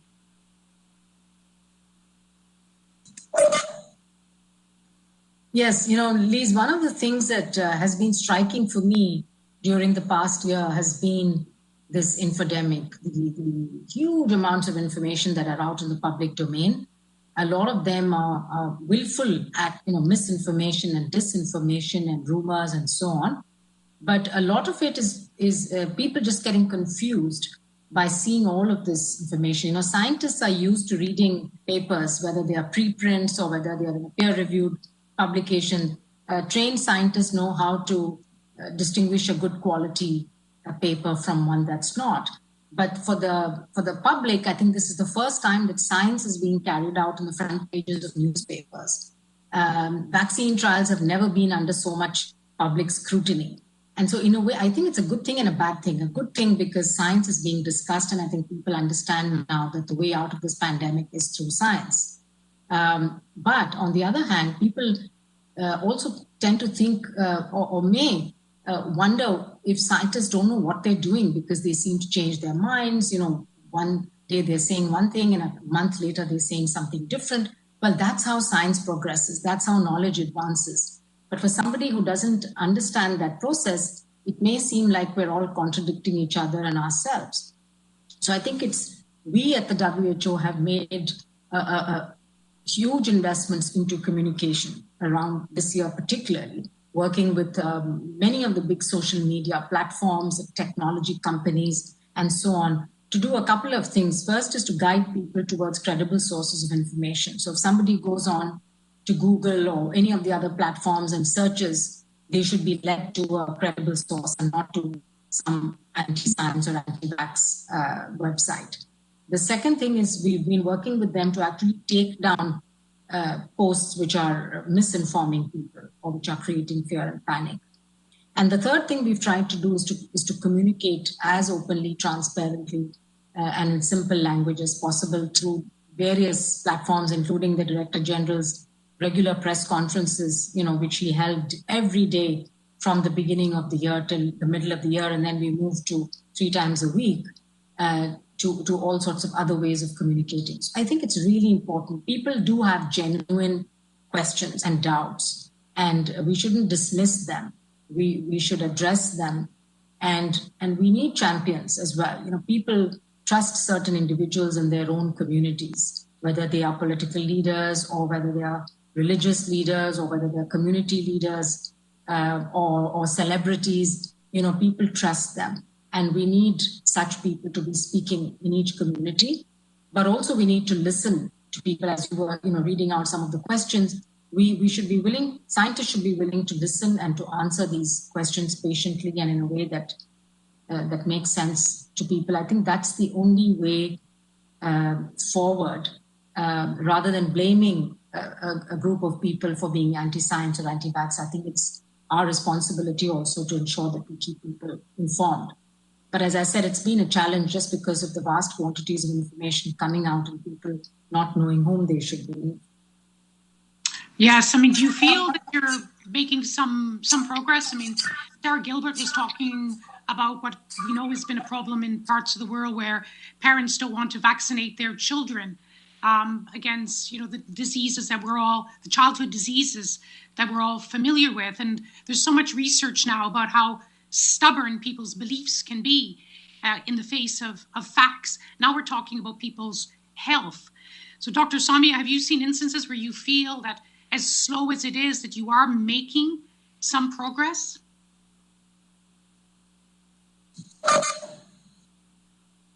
Yes, I think we are, but we still have to wait and see. Again, I think the pandemic has brought to the fore this whole concept of evidence-based clinical medicine.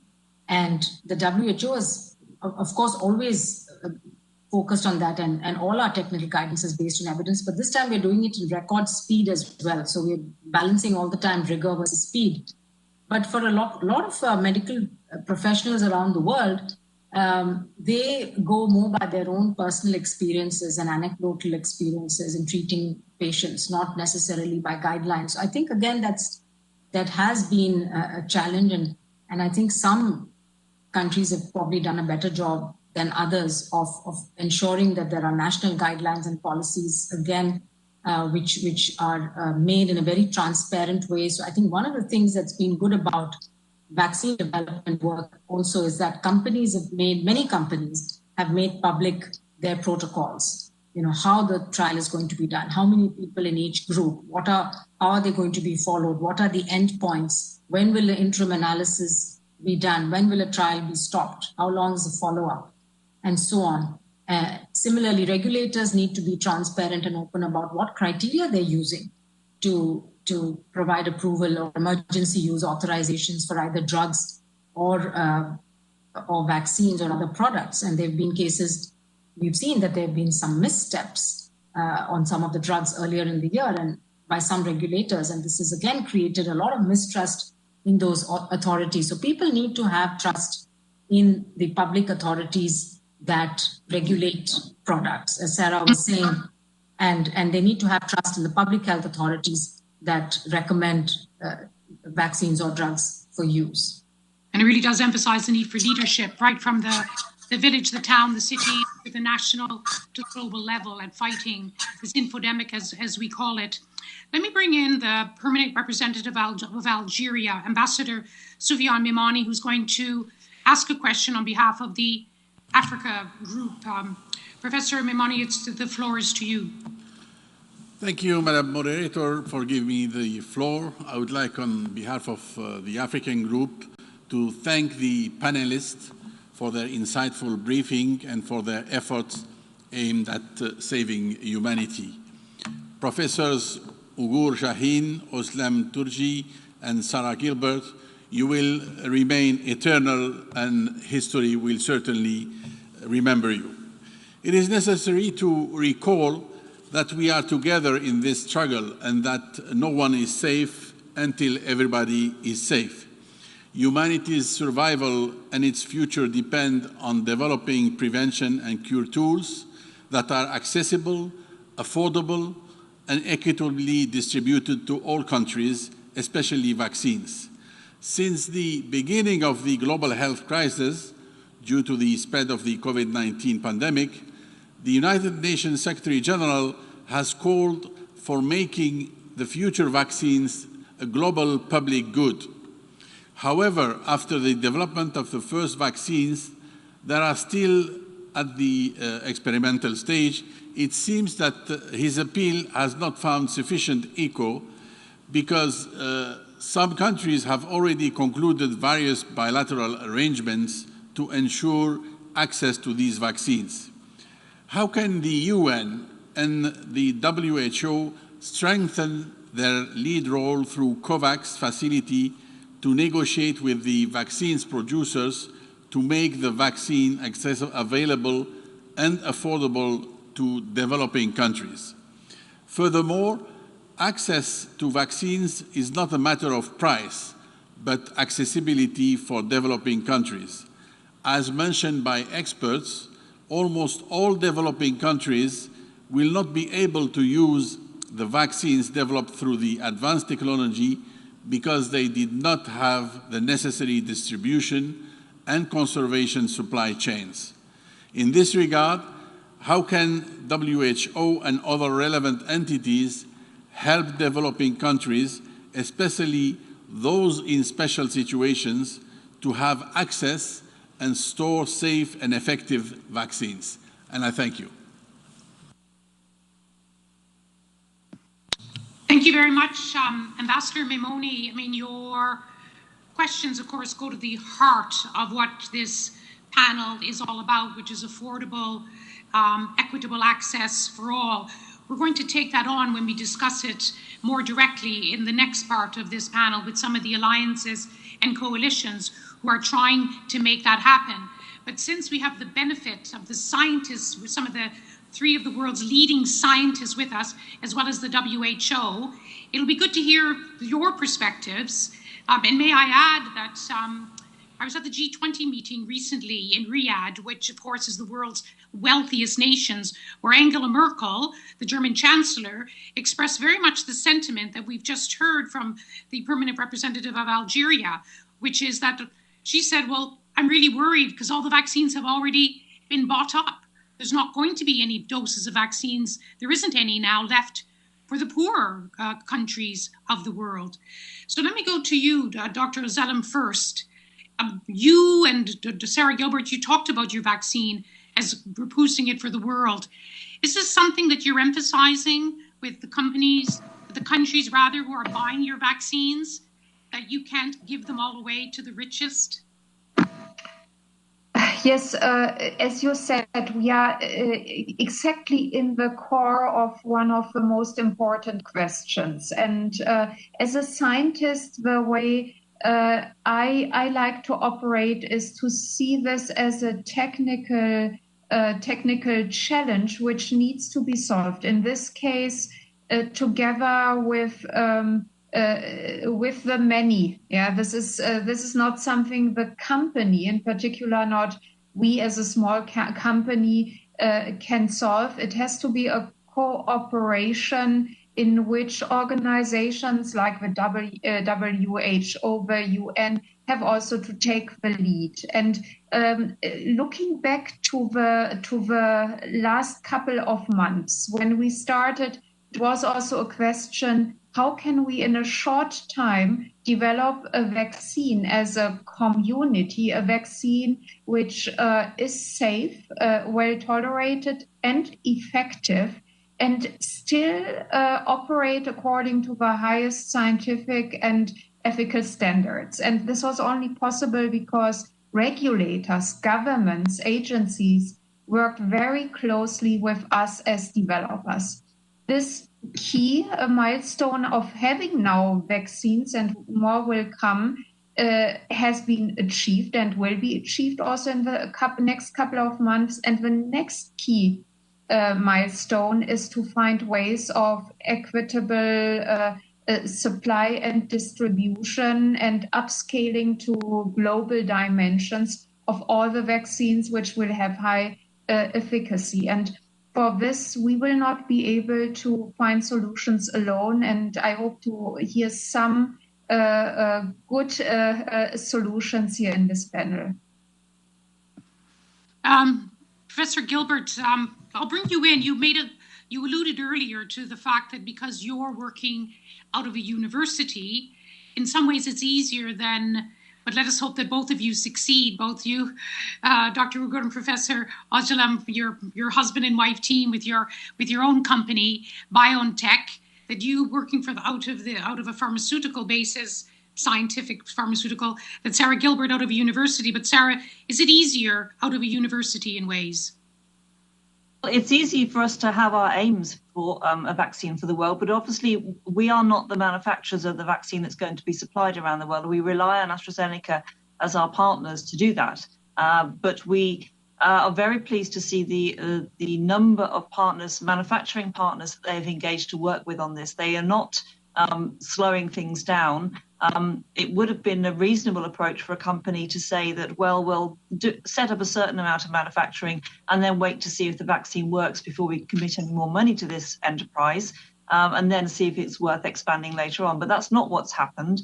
Manufacturing has been set up with very many partners, and that's a huge technical effort, because to achieve high standard of technology transfer, to not only make the seed stocks and the cell banks available, but all of the methodology that's needed, and to ensure consistency of the product across the world, across all of these different manufacturers, is very, very challenging. But that's what's happening, and doses will be supplied to Gavi, and we're very pleased to see that.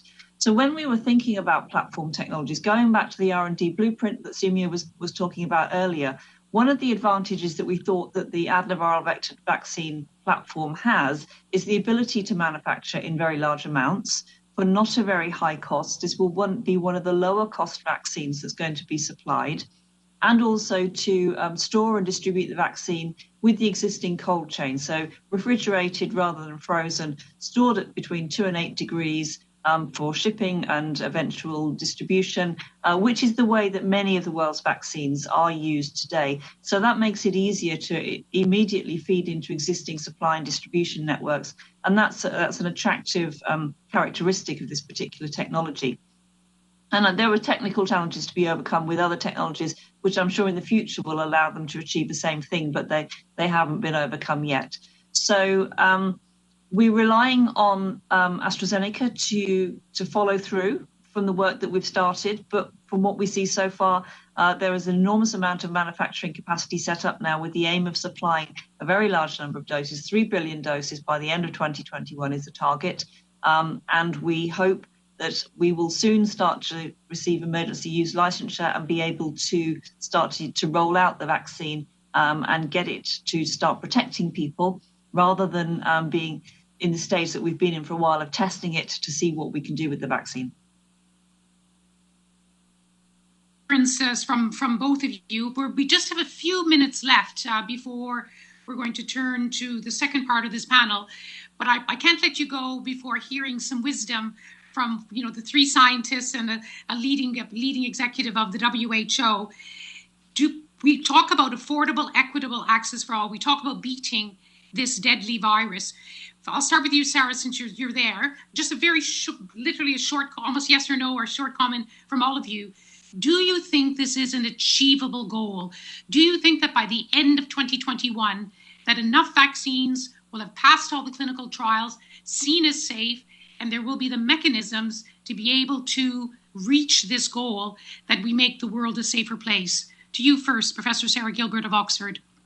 So we're at a very exciting stage now where we're seeing efficacy results coming out and the first vaccine licensures. And what we need to do is continue with the collaboration, because we need more vaccines than the ones we've heard about today. And there are others that are in advanced stage in development and that are going to contribute to this.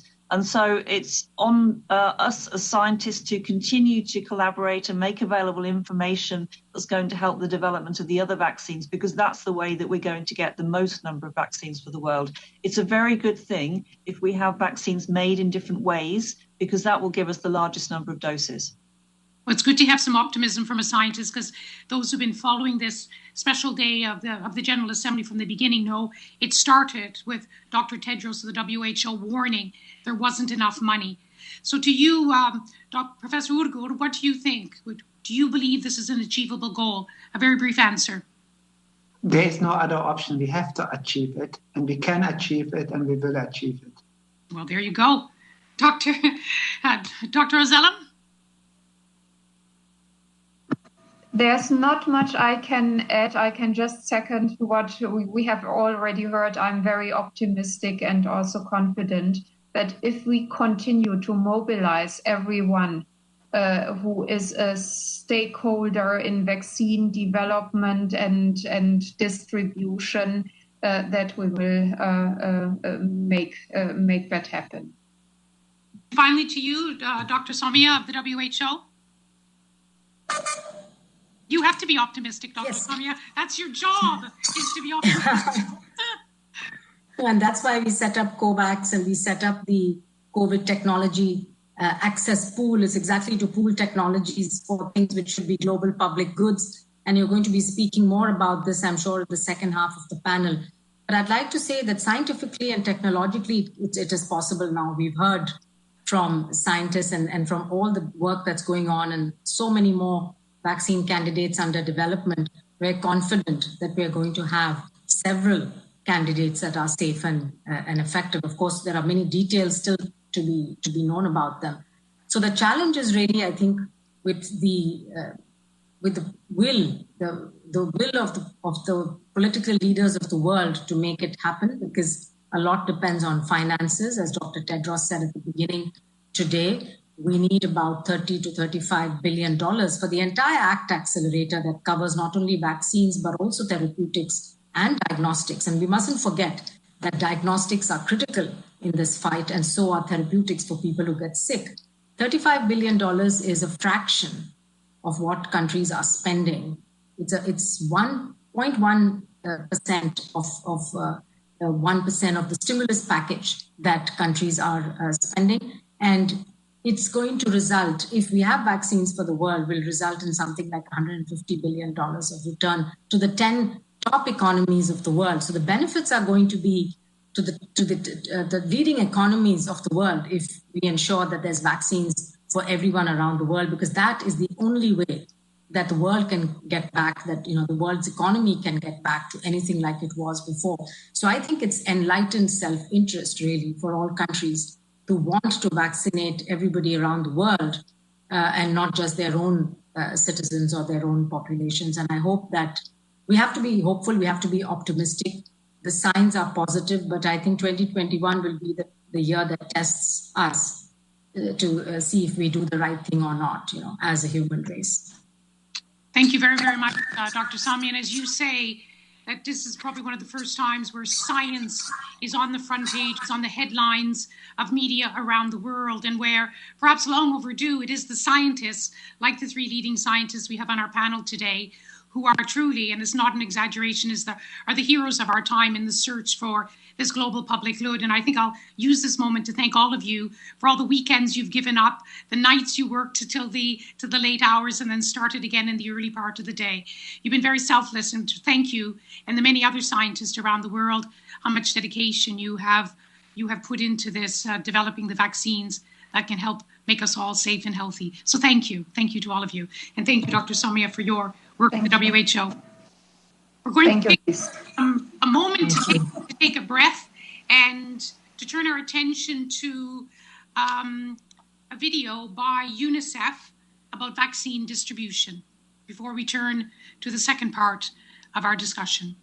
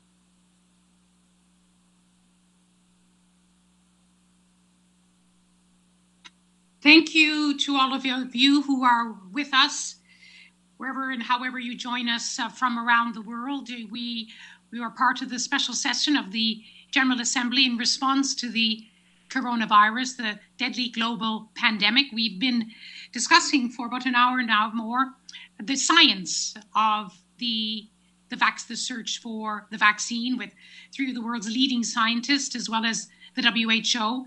And now we're going to turn to the coalitions, alliances, who are now determined to ensure that the vaccine is affordable and accessible to all. And this is where we're going to see the faces behind some of those acronyms that have now become part of our global vocabulary. They were introduced at the beginning by the President of the General Assembly, but let me briefly say we'll have Seth Berkley, who's with Gavi. He's the CEO of Gavi, which is the Global Vaccine Alliance. We also have Henrietta Fore, who's the Executive Director of UNICEF. We have Richard Hatchett, who's the CEO of the Coalition for Epidemic Preparedness, which is CEPI. And we also have Sir Andrew Whitty, who's the Special Envoy for ACT Accelerator, which is the Access to COVID Tools, which is unprecedented global collaboration when it comes to working together to ensure access to testing, treatment, and of course to vaccine. Welcome to all of you. Seth Berkley, let me begin with you. And I have to ask a very direct question. Since Dr. Tedros put the world on notice, there isn't enough money. We've just heard from the scientists how dedicated they are. As head of Gavi, how worried are you? So thank you for having us here. And first of all, to say what we're trying to do is have 2 billion doses available for all those that do not currently have access to vaccines. And that includes low and lower middle income countries, but it also includes upper middle income countries and even some high income countries. If everybody was doing bilateral deals, it would be very hard to make sure the supplies exist for everyone. And so the challenge here is to try to get global coordination. And that's why we're so excited that the COVAX facility was able to get engagement. We have 189 countries engaged in trying to work together to both make sure that we purchase vaccines and then get them out for high-risk groups around the world, because we're only safe if we're all safe. Now, what Dr. Tedros was specifically talking about was the funding for the lowest income countries. And we have tried to put together a fund called the Advanced Market Commitment for lower middle income and small IDA eligible economies. We asked for $2 billion to jumpstart that so we could begin to do deals with manufacturers, and countries were generous to give us that by the end of 2020. We've already reached that goal, but we're going to need at least another $5 billion to be able to have enough to purchase vaccines. And also, we're going to need funds to be able to distribute vaccines. And that's going to be critical to make sure that for the places that don't have the systems in place, we'll work on that. The Gavi board put aside $150 million of core resources to jumpstart the work with UNICEF, with WHO, with the World Bank, with other partners to help work with countries for them to begin to do the intense planning that's going to be necessary on how to get ready for these vaccines, how to distribute these vaccines, how to make sure the cold chain is in place, how to make sure the supply chain is in place. All of that work has to go on before the vaccines can be distributed in these countries. And so that work is going apace right now. So just to be clear, because many listening in will pay very close attention to the answer you just gave. To look at that beautiful sailboat just behind you, you give the impression you're sailing in calm waters. So what Angela Merkel expressed, her concern that for all of the talk about making vaccines accessible, that they've been bought up. Most of them have been bought up, millions and millions, by the wealthy countries. You're saying no, actually, the mechanisms are in place and we've started buying for the poorer countries. Is that correct? So we have started buying. So by the way, the metaphor from the sailboat behind you, and that's the closest I get to a sailboat these days, is that we are sailing across the seas, building the sailboat while we're sailing, and of course it's in a pandemic storm. So that is the metaphor. But to get back to the real point here, we believe still, our goal is 2 billion doses. We believe that we can get to 2 billion doses by the end of 2021. Obviously, it may be be possible even to get more, but the challenge is particularly going to be difficult in the first half of next year. And so for us, what we're trying to do is make sure we can get early doses as much as possible, because for many countries, that's really important to get to those high-risk groups, particularly healthcare workers. So we need not only money, but we also need cooperation from companies to make sure that they get vaccines available, not just to wealthy populations, but also to those living in countries that currently aren't having deals and aren't having vaccines available. It's only by having equitable distribution will we be able to get control of this pandemic. Okay, good. Henrietta Fore, I'm going to bring you in, because you, like me, spend a lot of time either visiting or thinking about the low-income countries that Dr. Tedros was worried about, places like Yemen and Afghanistan, who, quite frankly, earlier this year lost out. When they went to buy PPE, there was no PPE left. When they went to buy ventilators, there was none left. The world's wealthiest countries, and not surprisingly, they have to take care of their own people first. So we're being assured that the race to buy vaccines is not going to be the same with vaccines. Are you convinced?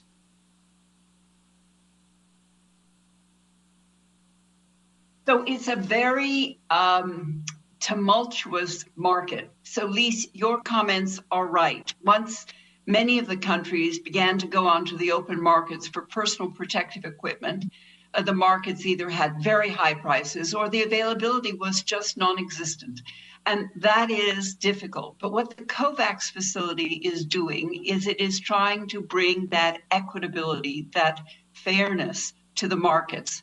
So in COVAX, what we're doing in UNICEF is that we are coordinating the procurement of not just vaccines, but also of the personal protective equipment that countries need, and the countries that are in the low or lower middle income brackets are the ones who need the most help. And fortunately, countries have signed up, as Seth just said, countries that are in the lowest income areas and the highest income, so that we can all help each other, because this crisis will not be over for any of us unless we solve it everywhere. So as we are coordinating the procurement of products, we also are the place where we are coordinating the international freight and the delivery system in country. So your comments about country readiness are very much front and center on our minds. We need to be sure that countries have a way to accept what's coming in. As you saw in the video, UNICEF currently moves about 2 billion vaccines a year for routine children's immunizations. Extremely important. What we are going to do next year is to double that. So we need all hands on deck, corporations, NGOs, governments, everyone, because countries have to be ready. And readiness is everything from having a national distribution plan to having fast-tracked ability to approve the drugs that are coming in, a way to monitor if there's any adverse impact in your country. So we have teams that are going out now in each country to take a look at what are the storage capacities, what's the cold storage, what are the distribution mechanisms, so that we can assess and help countries assess how ready are they, where do they have gaps. We then turn to Gavi to help in funding many of these. We do this work with WHO and many, many other partners, NGOs and others. But that country readiness is extremely important.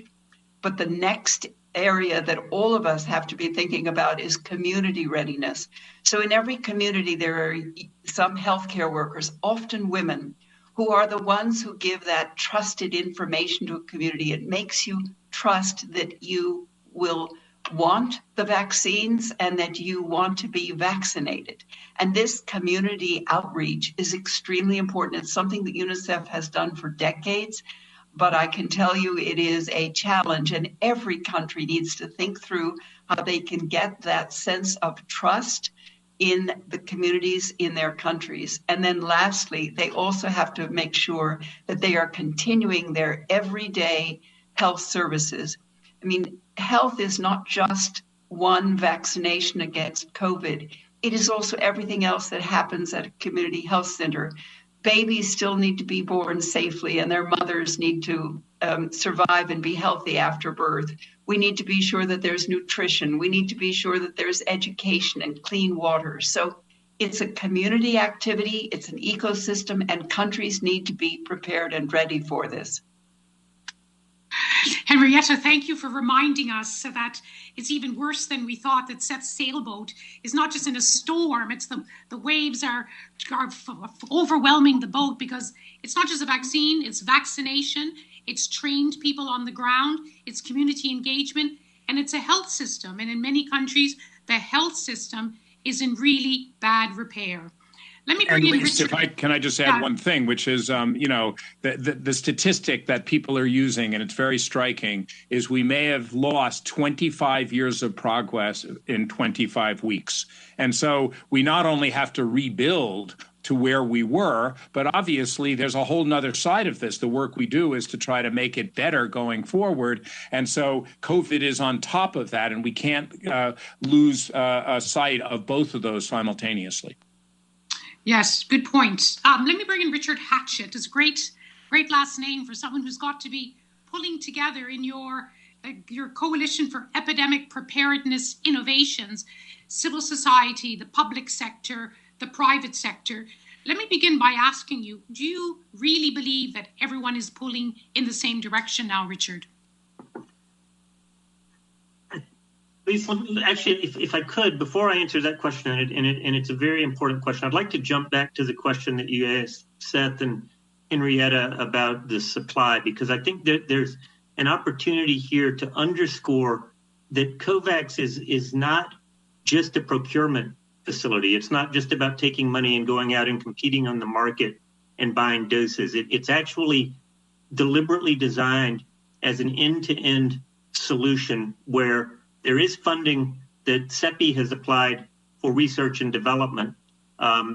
Seth and Gavi sort of working with UNICEF, occupy that procurement piece and the delivery piece. And then, of course, we're working with WHO on, WHO manages allocation and thinking about regulatory mechanisms and is working on country readiness. So it is an end-to-end solution.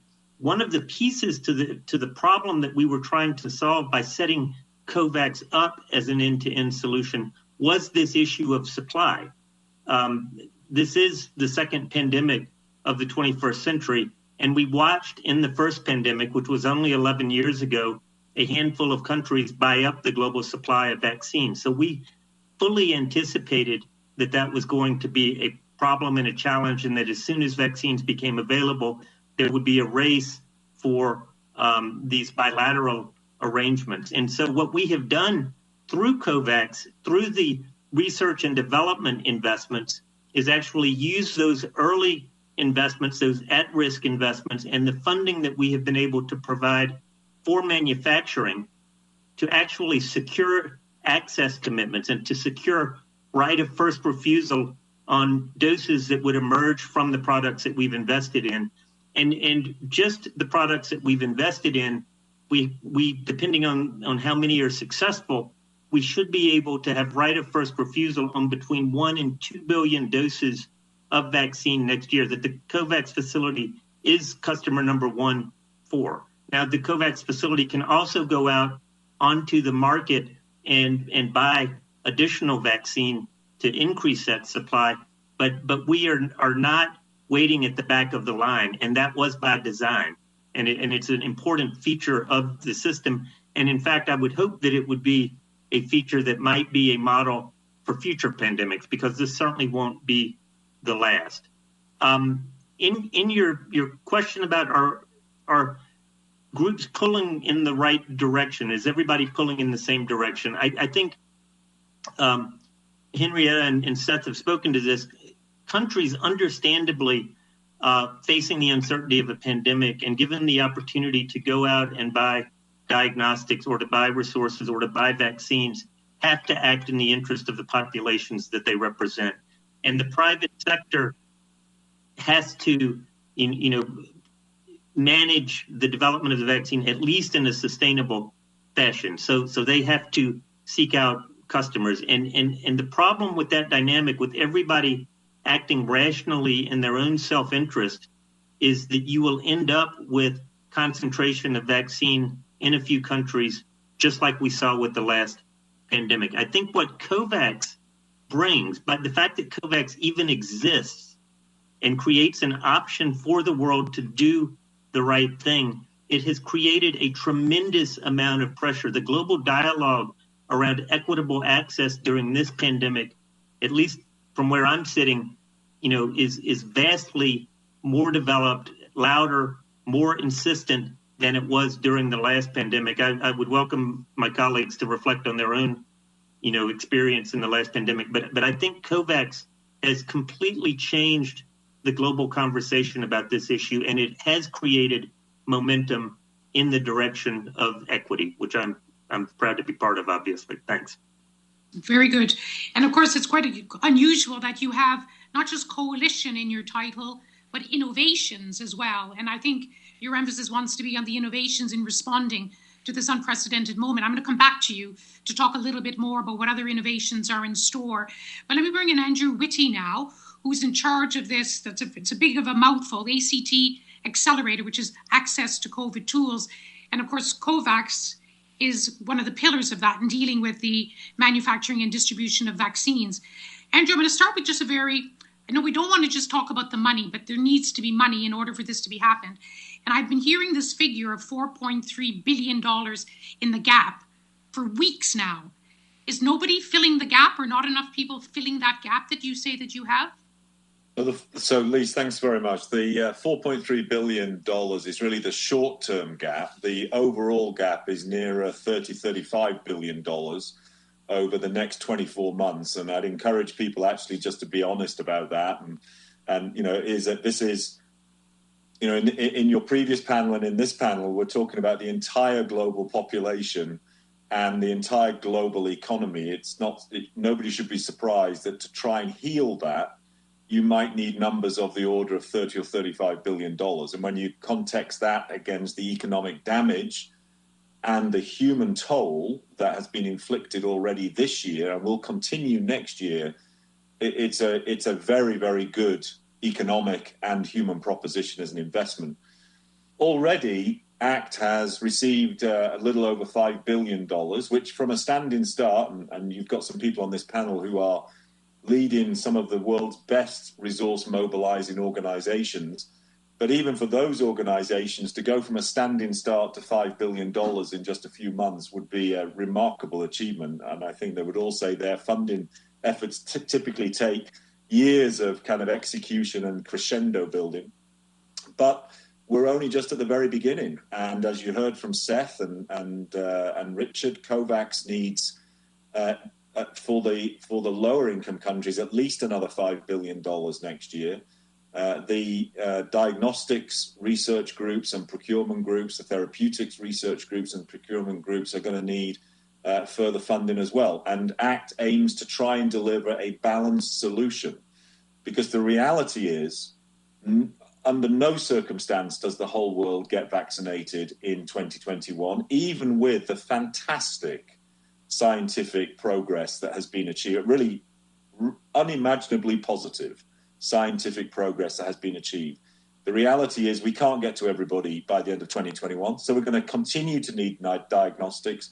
We're going to continue to need better therapeutics, and we're going to continue to need PPE and oxygen and the like. So yes, we continue to need deep commitment. What we've seen so far is a relatively small number of countries really lean into this from a funding perspective, and then a longer tail of countries make much smaller contributions.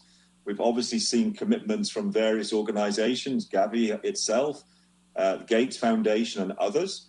But I think as we turn the year into 2021 and the pathway to an exit has become illuminated, I see very little reason why the world shouldn't be mobilizing, both from a public and a private sector perspective, the kind of resources that are required to make the procurements that you've heard about already from the panelists.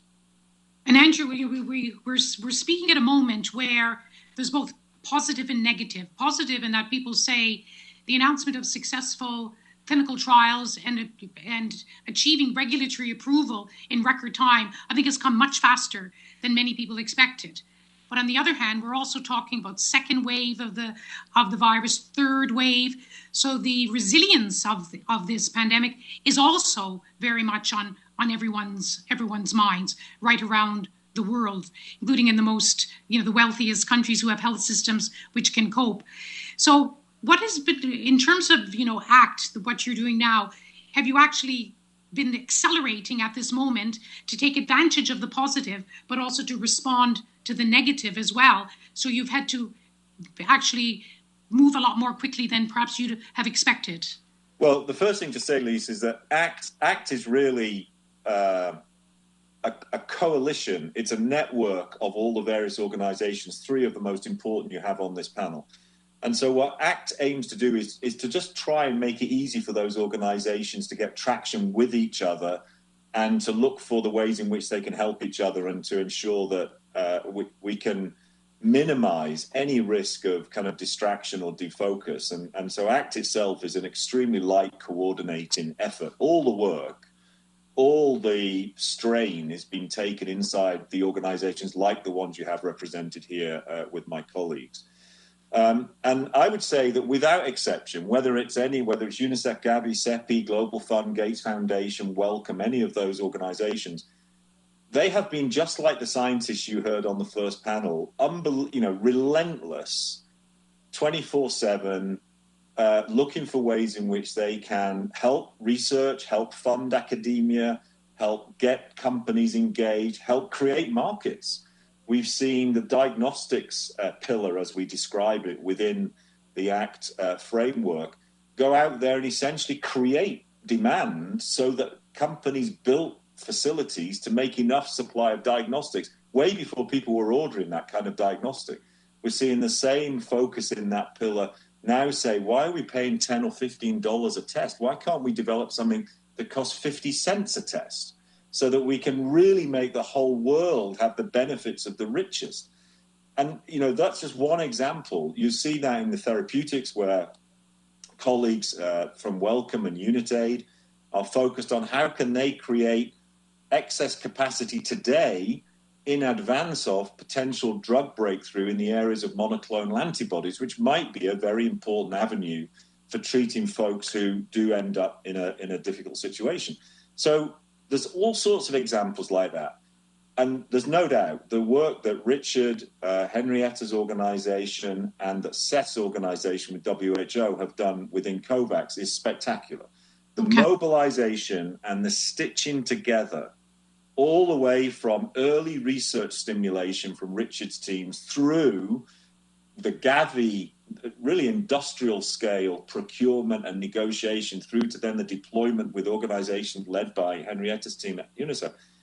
That's a best-in-class example of how to mobilize a global response to a global threat. Okay. And I don't want to keep coming back to the money, but just what the scenario you've sketched out, if you don't get that 4.3 billion and the 30 to 35 billion, this will just be talk. Is that correct? No, it wouldn't just be talk. It would fall short. It would fall far short of what's required. And then I think we would have a completely different, we'd have a different kind of crisis about 4 or 5 months from today, where a lot of people would be looking at their shoes and saying, why are we still watching people like you, Lise, report from hospitals in countries we haven't been to with dramatically negative situations? When other countries are moving forward. And I think that's not something any of us want to see happen. So I don't want to indulge the idea we're not going to raise that funding, because the reasons to delay are vaporizing in front of us. The technologies are being developed. The people you've just talked to have done an amazing job at resolving the discovery challenge. Stop complimenting them. I'm going to ask them what they've been doing. What we now need to do is move through the engineering challenge and the delivery challenge, and that's what we're into now. Okay. Richard Hatchett, CEPI is one of the big partners with COVAX in making, what Andrew sketched out, which is the absolute essential to achieve this goal. What are you focusing on now? Like, what are the new innovations that you need to develop if you are to really move down this road and reach where Henrietta is in terms of all of the obstacles that still have to be surmounted to achieve affordable, equitable access for all. Well, I want to pick up on some of the themes from the last panel that Sarah concluded with, and talking about the need for additional vaccines. The representative from Algeria who spoke about the challenges that Algeria would face in delivering a vaccine with the cold chain requirements of the Pfizer vaccine. We've taken it as a mantra that we want to serve all segments of all populations in all countries.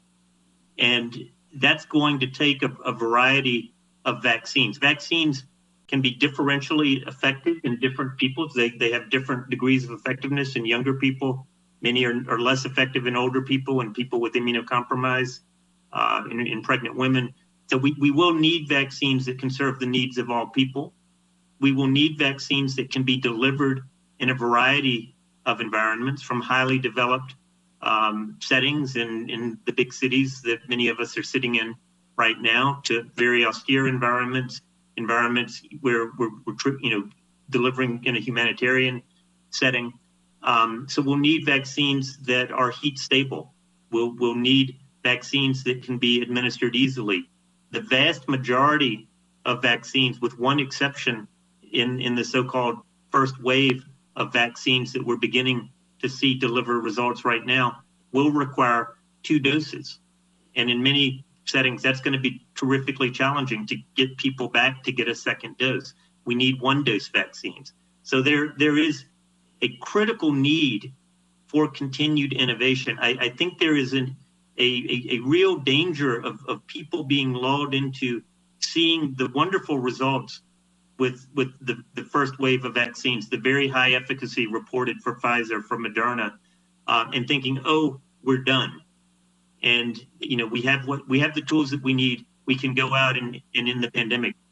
We don't have all of the tools that we need, and even those vaccines are going to have a constraint on their production capacity in the next year. We will need multiple vaccines just to produce the volumes required to overcome scarcity. A colleague of mine likes to say that scarcity is the enemy of equity, and I think that's exactly right. So we're looking at we are maintaining a large portfolio of vaccines. They have different attributes. They can be used in different ways. They have different storage requirements, and we're looking now even to add to that portfolio and add additional vaccines that fill additional gaps so that we can get to everybody everywhere as quickly as possible. That's a very sober analysis and of the complexity of it. Seth Berkley, I'm going to bring you in here of Gavi. I mean, Richard mentioned what the Algerian permanent representative mentioned about the cold chain. When people hear now about the conditions that these newest vaccines have to be kept in, Henrietta knows, they just don't have those facilities in so many parts of the world. Do you want to add to what Richard has said about the challenges, about what's needed, moving from vaccine to vaccination? Well, first of all, if we were talking about this 10 or 20 years ago, we would have to say, my goodness, we really can't think about this. Gavi, working with UNICEF over the last 5 years, have completely renewed the cold chain in the poorest countries. By the end of this year, 65,000 new units of solar-powered cold chain, of nanotechnology, of ice-lined refrigerators. So is that enough? We don't yet know. And that's one of the reasons we're out there now doing a look in every country to put a bespoke plan together to say, what do we need to supplement on? But it certainly is a good start. And the systems that go with that, the ability to track the temperatures and understand, is really important. So innovation has to come in many ways. Now, to go to your question, which is about ultra cold chain, only one of the vaccines that we know about right now requires ultra cold chain. So, you could say, okay, very difficult, impossible, can't move forward. But the facts show us that we delivered in ultra cold chain, in a war zone, in the most isolated area of the Democratic Republic of Congo. And we immunized there through multiple outbreaks and kept the vaccine safe. So it is possible. It is expensive. It is challenging, but it is doable. And so one of the things we have to think about is, Are these vaccines that you would use across the entire country? Probably not. Richard's explained why you want different characteristics. But could we make those vaccines available, for example, in the National Teaching Hospital, where they have the intensive care unit, to the doctors taking care of the sickest people, to the nurses, to others? Well, the answer is we could. And again, it depends upon how much effort one wants to put in that. But the whole idea here is to take advantage of innovation. And let me just finish with what people may not know. So we've talked about the vaccines. We've talked about Richard mentioned, this is not the last pandemic. There'll be others. But there's lots of other problems we're trying to solve now. How do we have regulatory harmonization so that we're not talking about every single vaccine going to regulators in every single country? How do we take advantage of WHO pre-qualification and regional bodies so that we can accelerate the regulatory system? How do we make sure there are labels that you can use across many countries so that you don't have a vaccine labeled for one country and have too much and not be able to use it in the next country? How do we deal with indemnification and liability? These are novel products. How do we make sure if there are side effects that people are taken care of? These are things that if we can get done now, and we have to get done now, will get us better prepared for the next pandemic. And so this is part of the end-to-end that Richard talked about, is working together, bringing in all of our partners, not just WHO, UNICEF, CEPI, but civil society, the World Bank, the other multilateral development banks, humanitarian organizations, to be able to deliver to all the populations that are going to need to have access. Very good. Henrietta, you've been listening very closely. We've heard some insights, some encouraging on some of the technical obstacles which have to be overcome. But as you know very well, with having been involved in other immunization campaigns, including polio, that there will also be let us say, some of the obstacles, social, ideological obstacles, when you start talking about vaccinations in some countries which won't be technically prepared, but also maybe not prepared in the sense of accepting your vaccination program. Do you want to just reflect on both? Good, Lise. Yes, that is life in the field. And it's a very important area because countries sometimes, you think, what does it mean for my country to be ready? Well, we're working with the World Bank and WHO, and we've set up a country readiness assessment tool. We are trying to challenge 100 countries to be ready in 100 days. We started on November 15th. We're in day 19. We so far have 35 countries who have national readiness coordination plans. We have 24 countries with what Seth was talking about, expedited regulatory approvals. It's just so important that every country really thinking about their readiness and that they look at these assessment tools, because the assessment tools will also begin to free up money out of the IFIs. And if the World Bank and the IFIs are there with you and you are a low or a lower middle income country, they will become essential to your ability to be able to afford your national distribution plan. And then to your point, Lise, about community engagement, it is going to be important for everyone to talk about vaccination and their safety. You just had a very good panel with the doctors, and they were talking about having websites, and let's say Oxford University has a website, but every one of us are going to need places that are safer information so that we become authoritative and the countries know where they can go for information, whether you're a finance minister or a health minister, or you are just an average citizen who has questions and doubts about whether or not this is safe.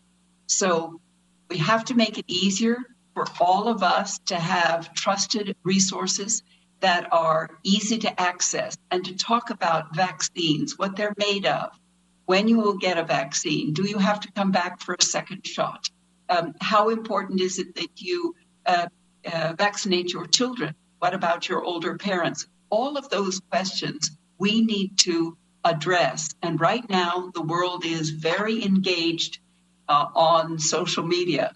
So having social media access is going to be extremely important. UNICEF, as you know, Lise, is in 190 countries in 45 languages reaching out on social media. But social media has trends, and we have to listen to those trends. We have to address them quickly. We have to be able to address any misinformation so that people trust us. And then in the communities with no technologies, it's rumors, it's everything that can frighten a community about not coming in and getting a vaccination. So we're going to have to work as a team out there, the government, the private sector, the nonprofits, and all of us as agencies, or we're not going to be able to give that sense of trust to people all over the world. Interesting.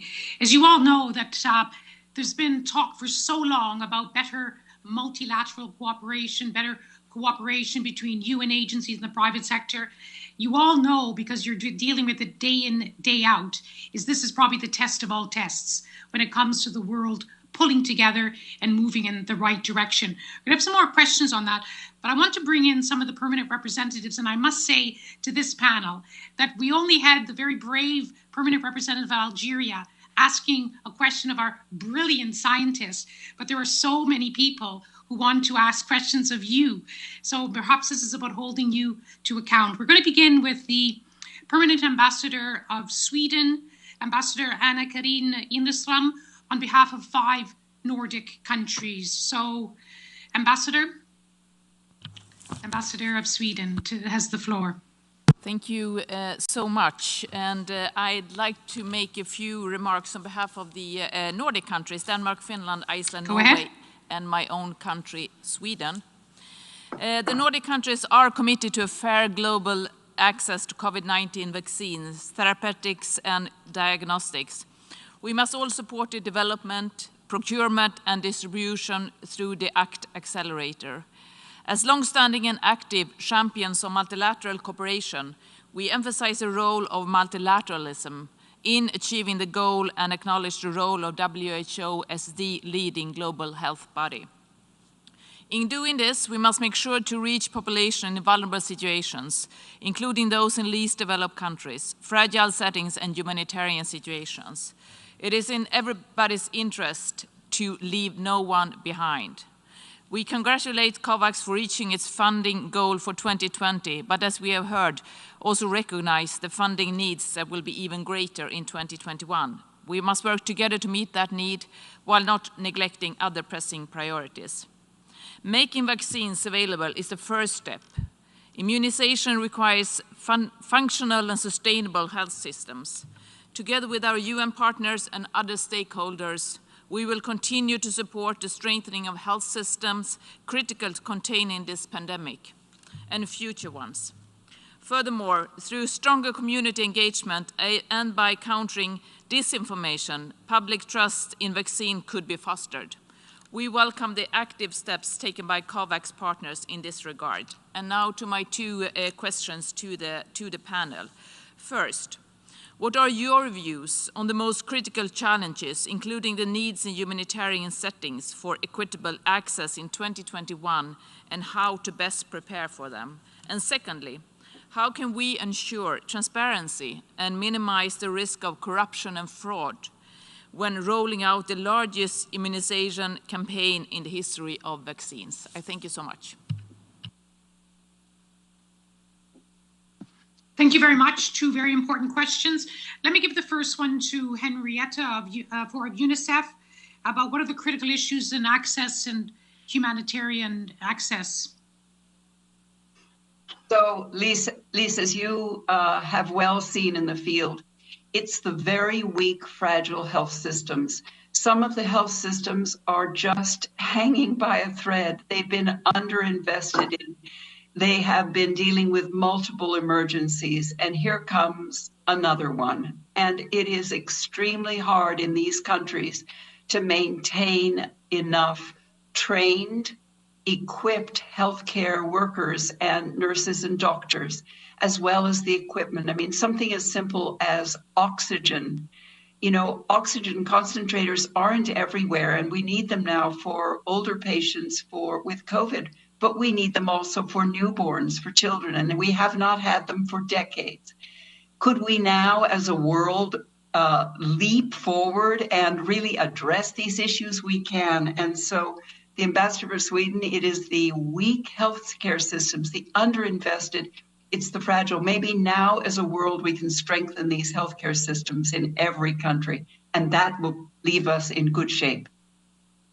Thank you. And thank you to the ambassador of Sweden, too, of mentioning two really important issues when it comes to the distribution of vaccines: transparency and the fight against corruption. Richard Hatchett of CEPI, you're looking at innovations. The world will bless you if you come up for an innovation to fight corruption. Well, yes, that hasn't been on the scientific agenda, but maybe I should add it. In terms of promoting transparency, certainly within COVAX, we have conducted full and open competitions to invite partners with innovative technologies to come forward. We have established frameworks for evaluating those products and then for supporting those products. There is a need, I should say, there is a need. You cannot be completely transparent in order to maintain that public-private partnership, because you are working with private sector partners, often who are bringing their cutting-edge technologies to the table and offering, from their perspective, things that they have invested in heavily in order to solve a global problem. But you can work with them, as I said, through the investments that the public sector is making to secure commitments to providing access. Now, it isn't part of CEPI's remit. Delivery is not part of our remit. And I think the question about transparency and the prevention of fraud as vaccine goes out through these supply chains and then begins to be distributed is a very important question. I will just say one last thing, and then I might turn this back to Henrietta or to Seth to reflect on their own perspectives about how to prevent fraud and maintain transparency.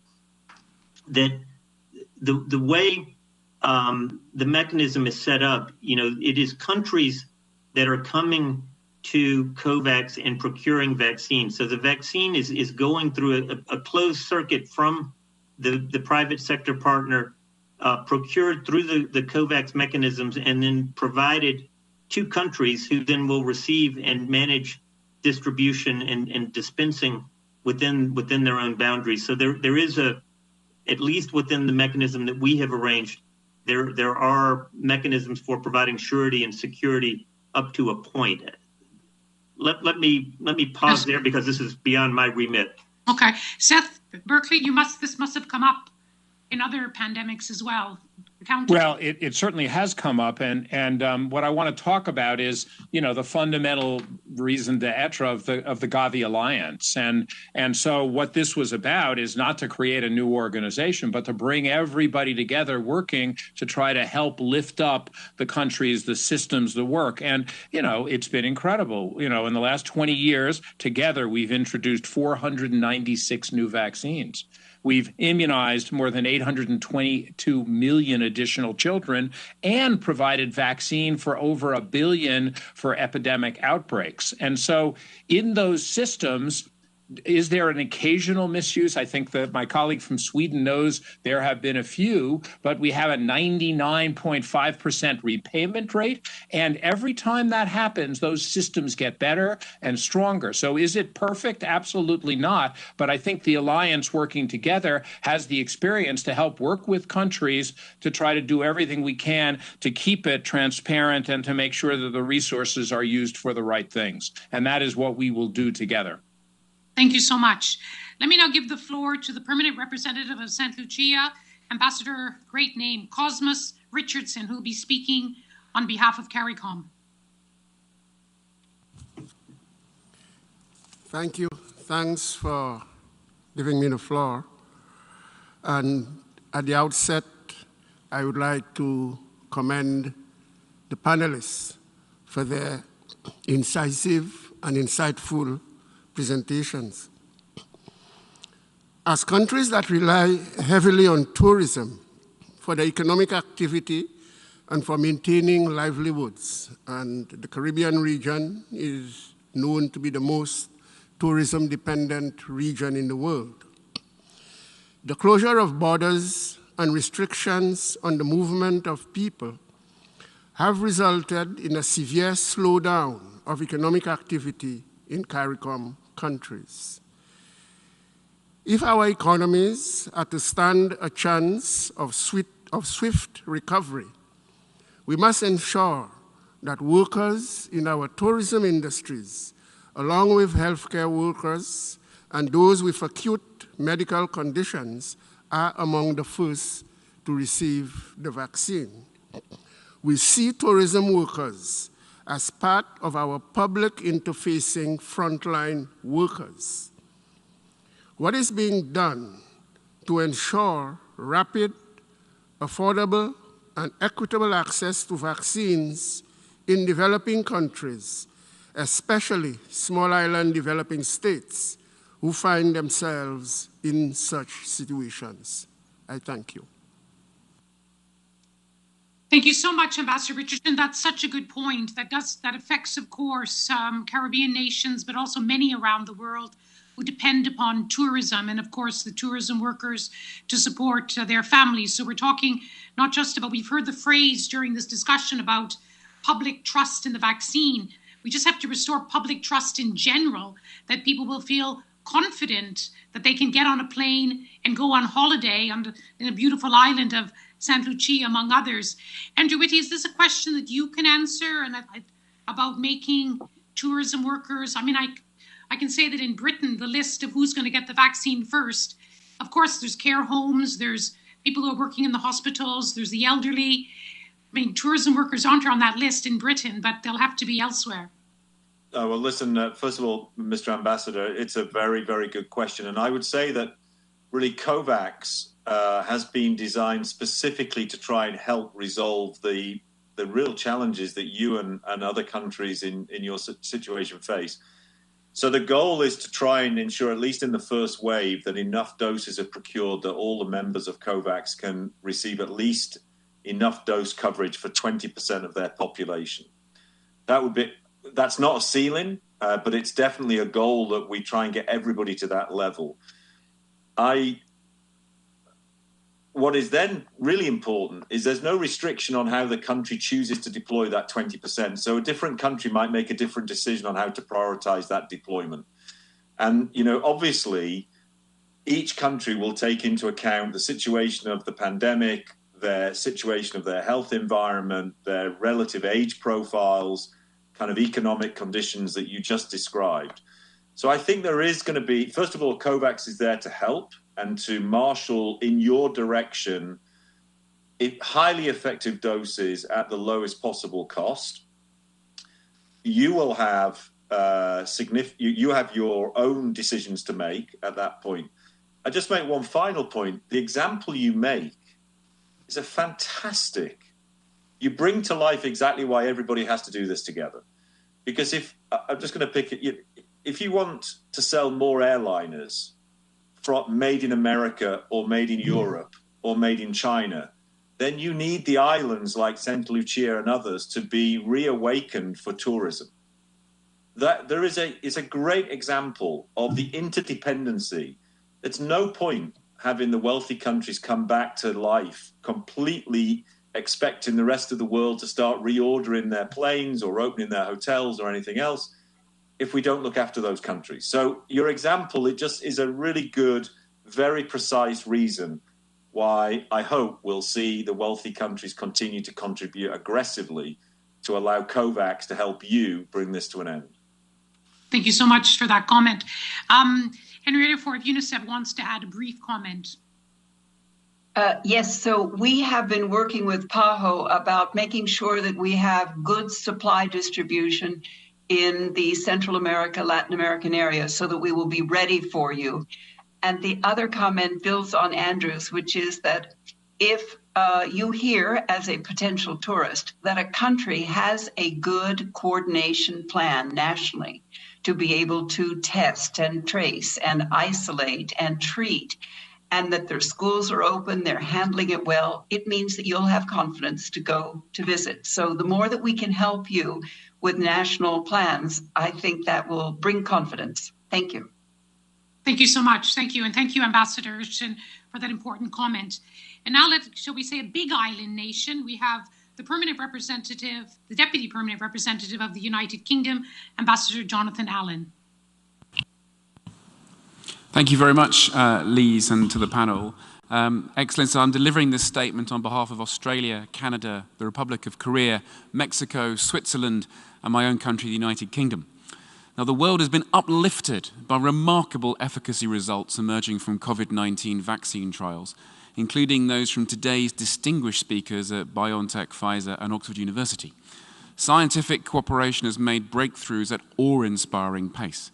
But as we heard from Professor Gilbert, although the not-for-profit Oxford AstraZeneca vaccine has been developed in the UK, it was only made possible through trial and manufacturing partnerships across the world.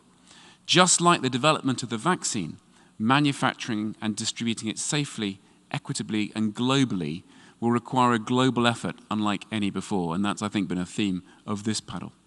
And that, of course, is exactly what COVAX is, an unprecedented multilateral alliance of countries and partners that provides a path towards equitable access for all. While it has gained political support from most countries, there is still significant need for additional funding, and we urge everyone to bear in mind that funds committed now will go directly to hastening the end of the pandemic, allowing all our economies to start recovering sooner and potentially saving us all many more billions. The last thing the world needs is 193 different strategies to end the pandemic. We must see it as a fight against the virus, not between countries or companies. Now is not the time for populist rhetoric. We must work together to build public trust by guaranteeing vaccines meet the strictest internationally recognized safety standards. It's our moral duty and in everyone's national self-interest to ensure we coordinate our response to COVID-19 and for future pandemics to ensure no one is left behind, because no one is safe until everyone is safe. And my two questions. Firstly, as more and more vaccine candidates go to market, what are the biggest challenges to deployment of successful vaccines across the globe? And crucially, how can countries and multilateral organizations like this one, the United Nations, work together to mitigate them? And secondly, in previous global vaccination campaigns, we've seen the tragedy of misinformation and vaccine skepticism, preventing successful deployment of immunization programs. What are the best arguments we can deploy for countering vaccine skepticism? And crucially, how? How do we work together on those? Thank you very much. That's very impressive. Even member states are forming coalitions to ask questions. That's a really good development in the United Nations. And I have to say that on behalf of, not only did you represent a whole lot of countries, I think you were also speaking for Sir Andrew Whitty, who would second your call for more funding to close all of the gaps. The biggest challenge now that more and more vaccines come online. Richard Hatchett, is this one you'd like to take? Sure. No, I mean, I do think that there are a number of challenges.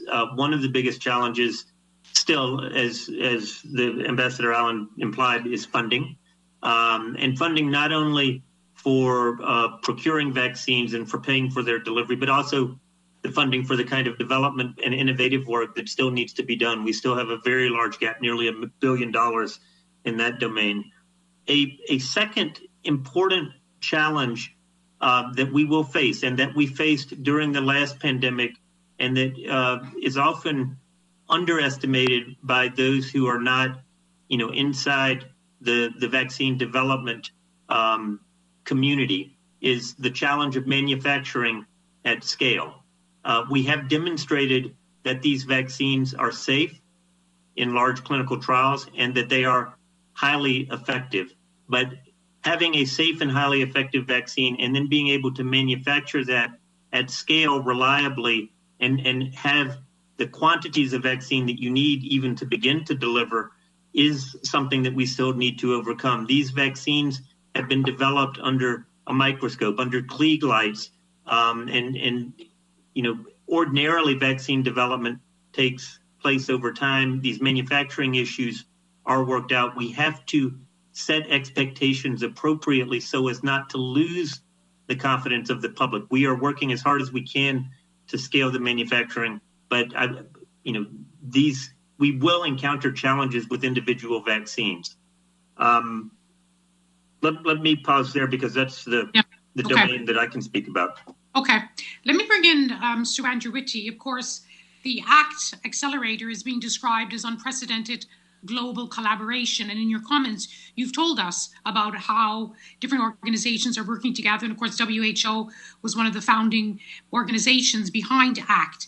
But in answer to this question, is there other ways that the multilateral organizations could pull together better? Is there anything that's missing, Sir Andrew Whitty, when it comes to multilateral engagement on this crucial issue?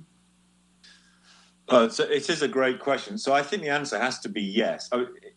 There's so much opportunity to put our weight now behind things we know that work. So we know that the COVAX platform is a highly effective way of engaging a very broad set of manufacturers to drive contracts which are in the best interest of receiving countries. By putting more weight behind that, we actually improve COVAX's ability to accelerate doses, to make sure factories are brought online more effectively. I think Seth raised a really important point around regulatory harmonization. One of the stories this week has been the speed at which the UK regulator has been able to approve the BioNTech vaccine. Terrific.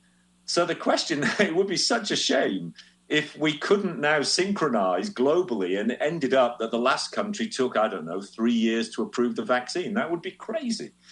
It would be crazy if we're asking the factories who we desperately need to produce as many doses as possible end up losing production capacity because they're unnecessarily having to switch packaging because countries haven't agreed what the packaging should look like. These sound like really simple and a little bit kind of boring things. But actually, having spent my lifetime running factories, if you want factories to produce a lot, then keep it simple.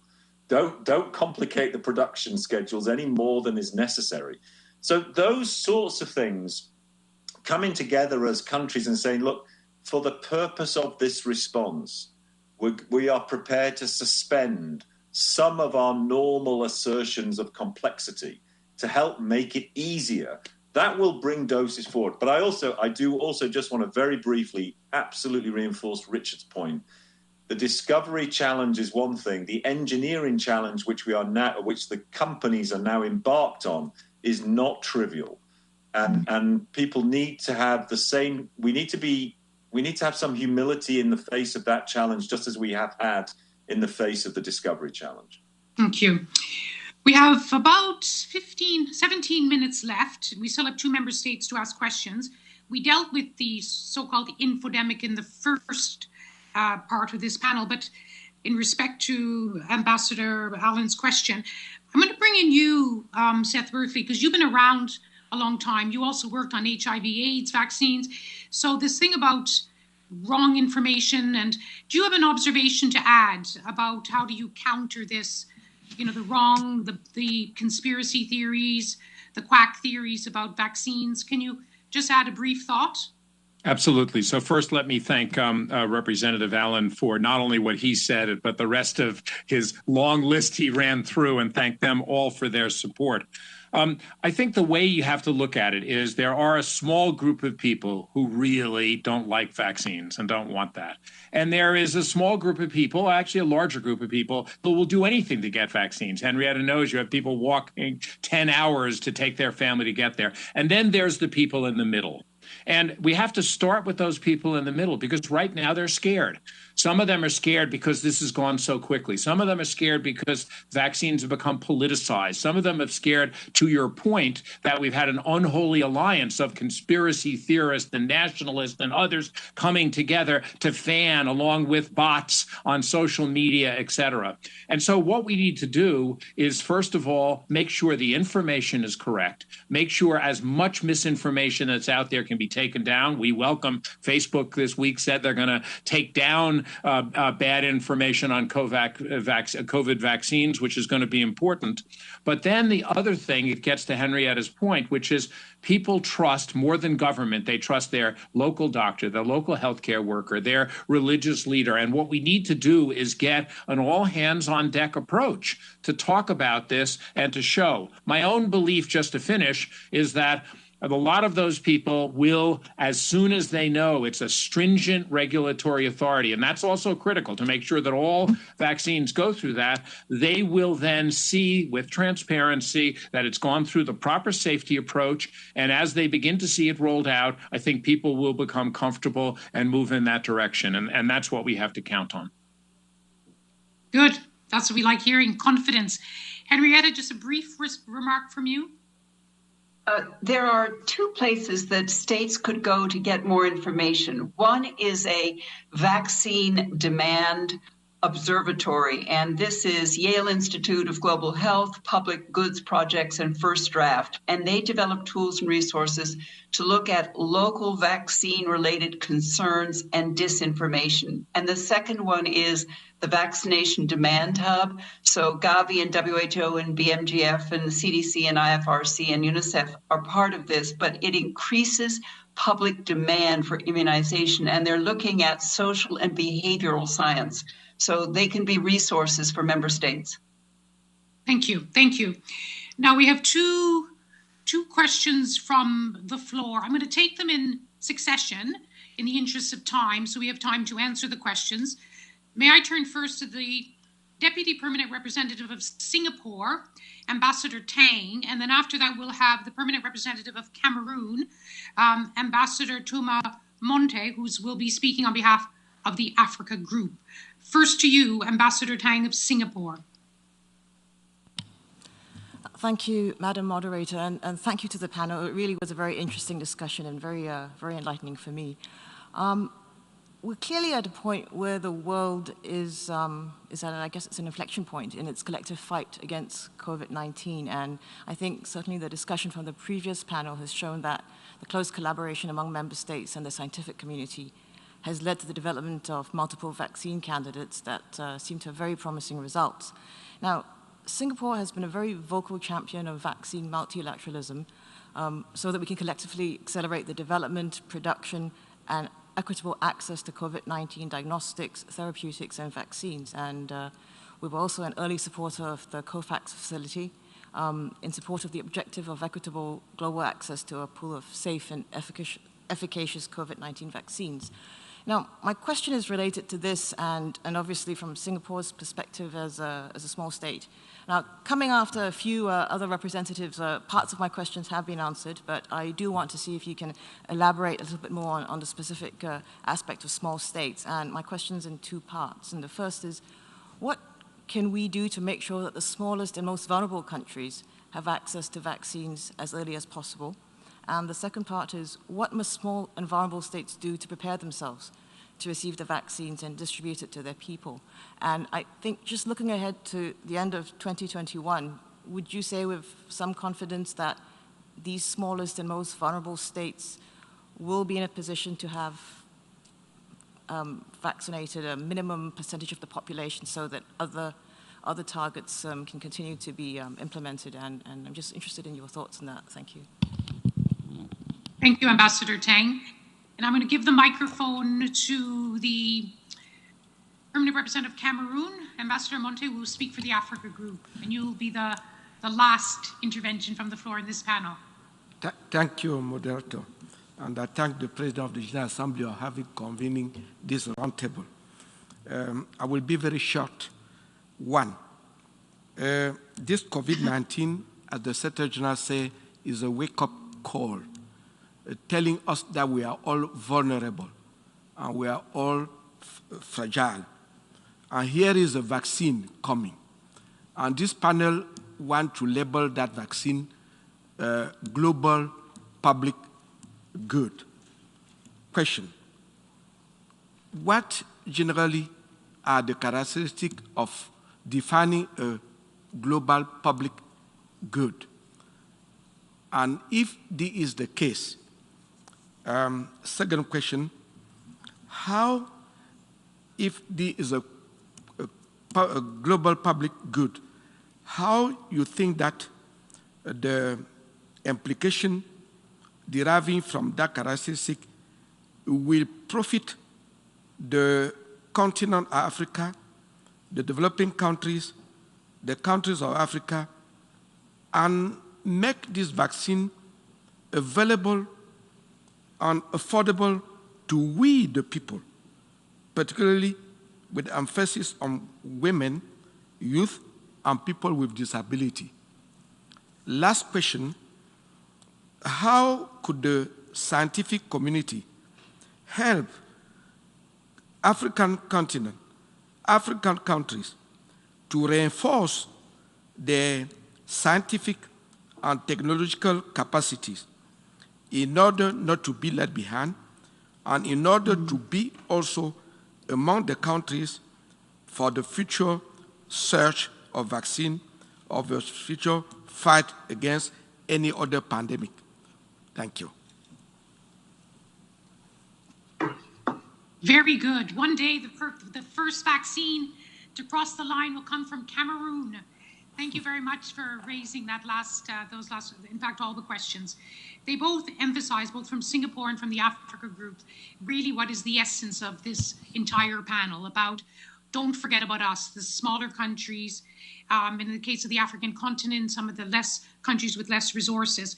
And I thank the ambassador for Singapore for saying, well, okay, give us a target. Richard is already nodding, but give us a target, give us a sense of what they can expect by the end of 2021. Let's start with you, Richard. Well, the goal for COVAX by the end of 2021 is to deliver 2 billion doses of vaccine at a minimum, with a goal of as Andrew spoke earlier, of trying to reach 20% of the populations in the various countries, which would allow the countries to protect their critical healthcare workers, their most vulnerable populations in their context.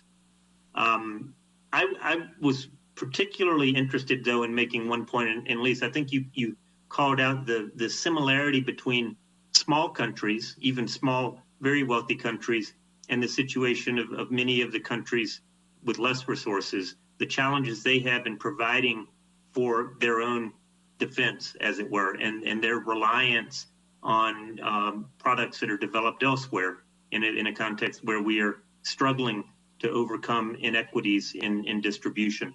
And I want to end at least my interventions with a very upbeat vision of the future, which is what we have seen in the last several weeks with the mRNA vaccines, with the Moderna vaccine, with the Pfizer vaccine in particular. These are absolutely revolutionary, transformative technologies, and they take the productions of vaccine from the biological, which is very challenging and requires tremendous resources and large footprints and massive investments and tremendous depth of personnel and skill.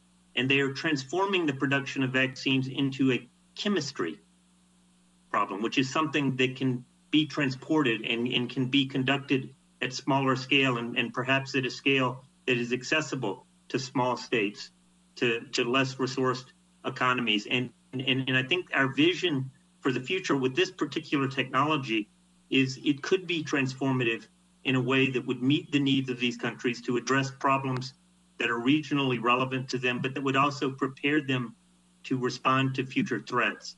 And I think for us to see that potential realized, I think we have to, in a sense, think about these technologies or what they can produce in a frame of reference that is certainly compatible with a global public good. And we need to think about how can these technologies be distributed so that all countries can have access to their benefits. Thank you.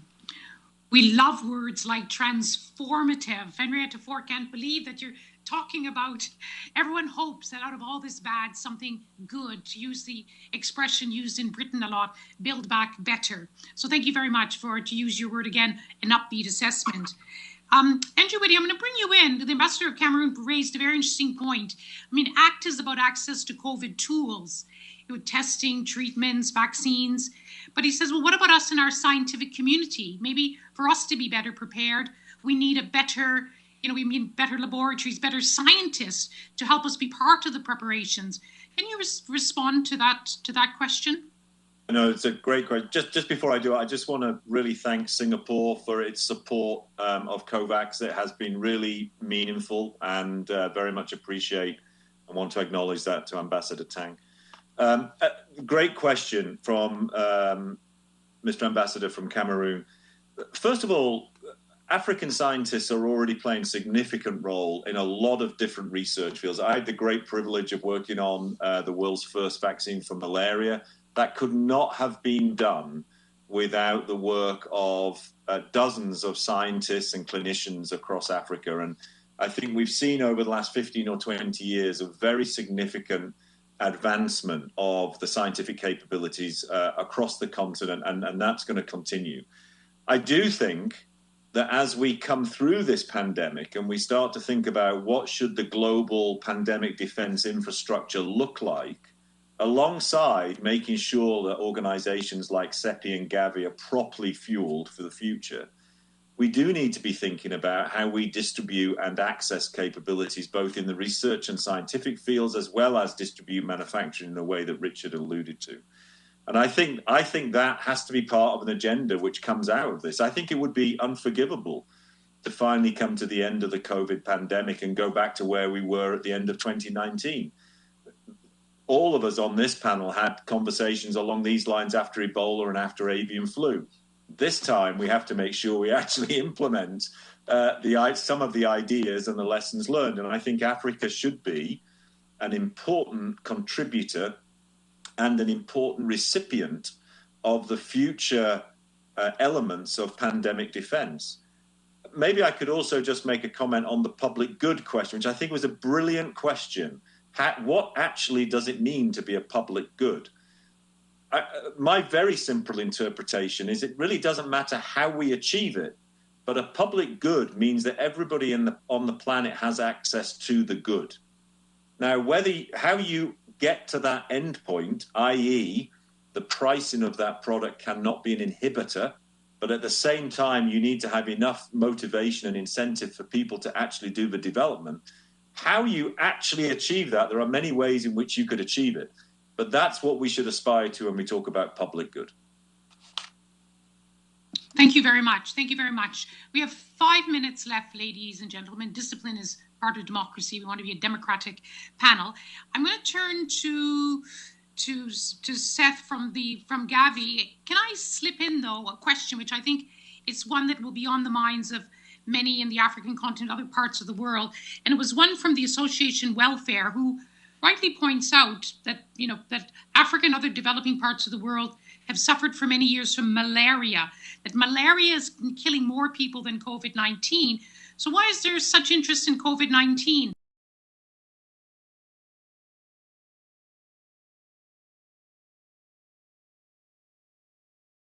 More?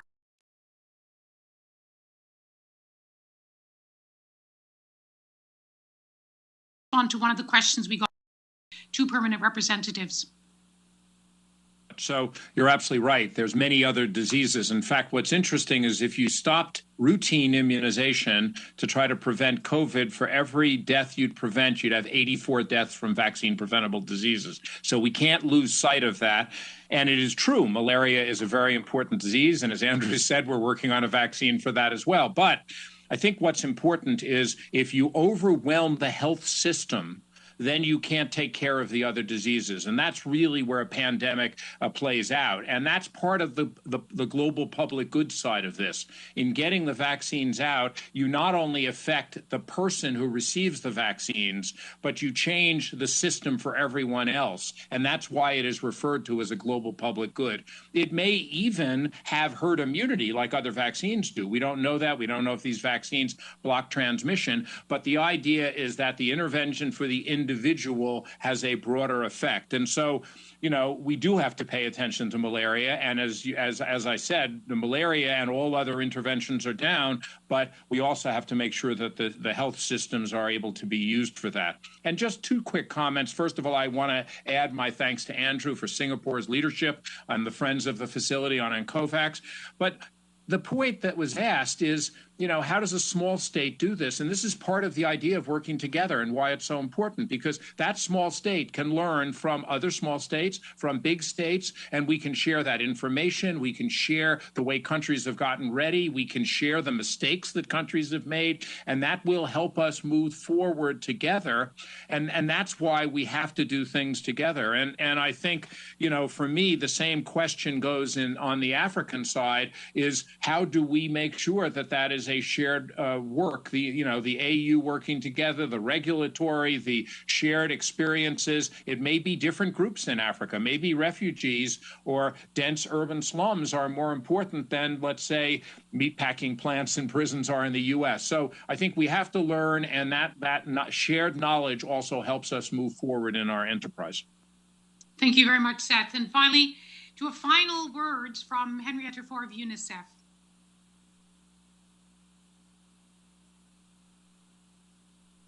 Thank you, Lise. Well, in listening to this, I think one of the areas that we are learning in COVID-19 is that it is essential to keep routine immunizations going. Measles, every preventable disease, we have to keep that going so that the world stays healthy. But the second is we also need to keep our schools open. The ambassador from Cameroon wanted to know how science and technology within his country and within the continent of Africa can be stronger. And one is to keep the schools open. So among the frontline workers, don't forget teachers. Make sure that our schools are open and that students are studying. And then lastly, to everyone's comments on this panel, we are learning from each other. Working together means that you learn together, and we're building on each other's knowledge. So we're going to get better in the development of vaccines, in the development of supplies, in how we move them, in how we communicate to our populations. Everything about it is going to leap us forward, and that we're going to use this as a learning experience. We need to come out of COVID-19 stronger than when we entered it. And as a team, that's what we are trying to do. Henrietta Fore, thank you very much for that fitting conclusion. I have to say that the interventions of this panel, the panel before of the scientists, have been impressive, even at moments inspiring, and giving us both all of the information about what's already being done in terms of multilateral institutions pulling together on this challenge of our time.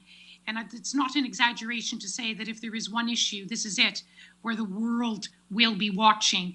And indeed, we've had the President of the UN General Assembly, His Excellency Volkan Bozkır, who stayed with us throughout this, and he's been listening intensely. This will be a test for all nations. And I think what has also impressed us is both how hard everyone is working on to try to achieve these essential goals, and perhaps in all of the targets we'd like to achieve by the end of 2021.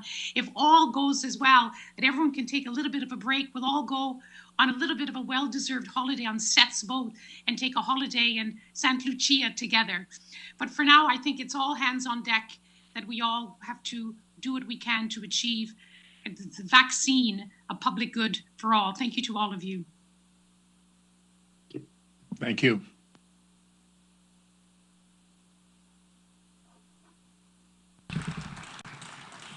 We have now concluded the second interactive panel entitled The Road to COVID-19 Vaccine, a Global Public Good. I thank the moderator, Ms. Lise Doucet, and all the participants. It has really been a very lively debate. We have learned a lot, and I think a lot of true information, correct information has been given, which will now replace a lot of misinformation floating around. I thank to all of the participants in that respect. We now have a short break, and at 3:45 p.m.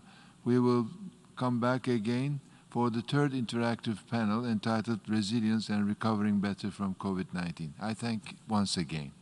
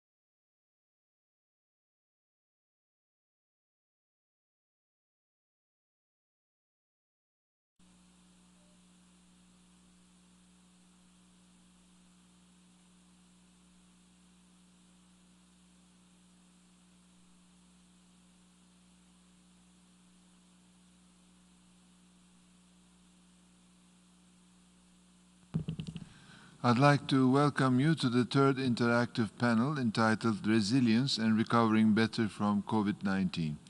This panel is moderated by Ms. Femi Oke, international journalist, who is joining us via WebEx. The panelists who are also joining via WebEx are Dr. Susanna Jacob, Deputy Director General, World Health Organization, Dr. Natalia Kanem, Executive Director of the United Nations Population Fund, Ms. Mari Pangestu, Managing Director for Development, Policy and Partnerships of the World Bank, Ms. Pumzile Mlambo Nguka, Executive Director of UN Women, Mr. Guy Ryder, Director General of the International Labour Organization, Mr. Robert Piper, Assistant Secretary General for the United Nations Development Coordination Office, and Mr. Pawan Sukhdev, President of the WWF International and United Nations Environment Programme Goodwill Ambassador.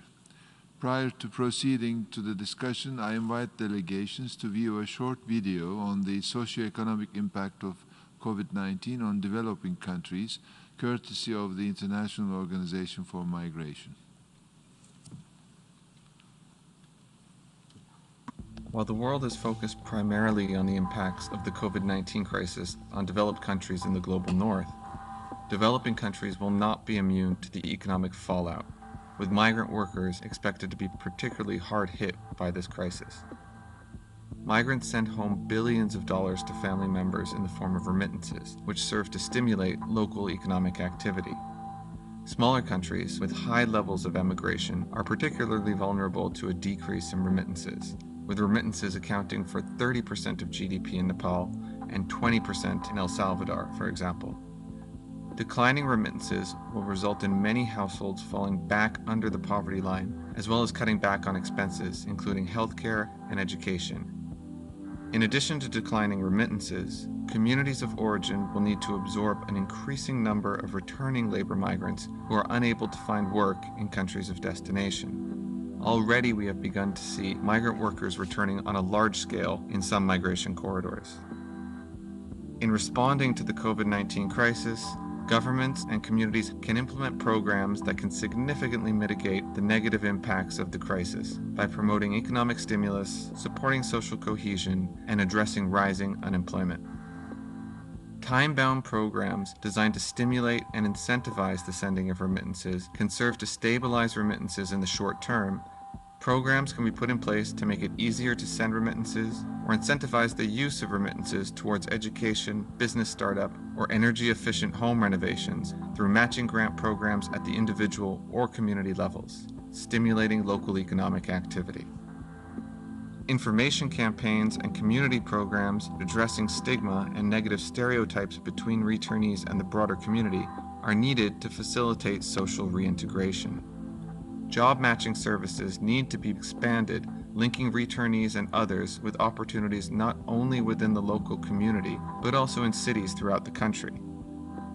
Governments in countries of destination should avoid reactionary measures that shut their labor markets to foreign workers. Governments should also increase the flexibility of work permit conditions of migrant workers already in the country to allow them to seek employment in sectors seeing rising demand. Finally, governments will also need to consider programs that quickly regularize and manage seasonal migration. As we have seen through previous recessions, significant shortages in both high and lower skilled occupations can coexist with high rates of unemployment at the national level.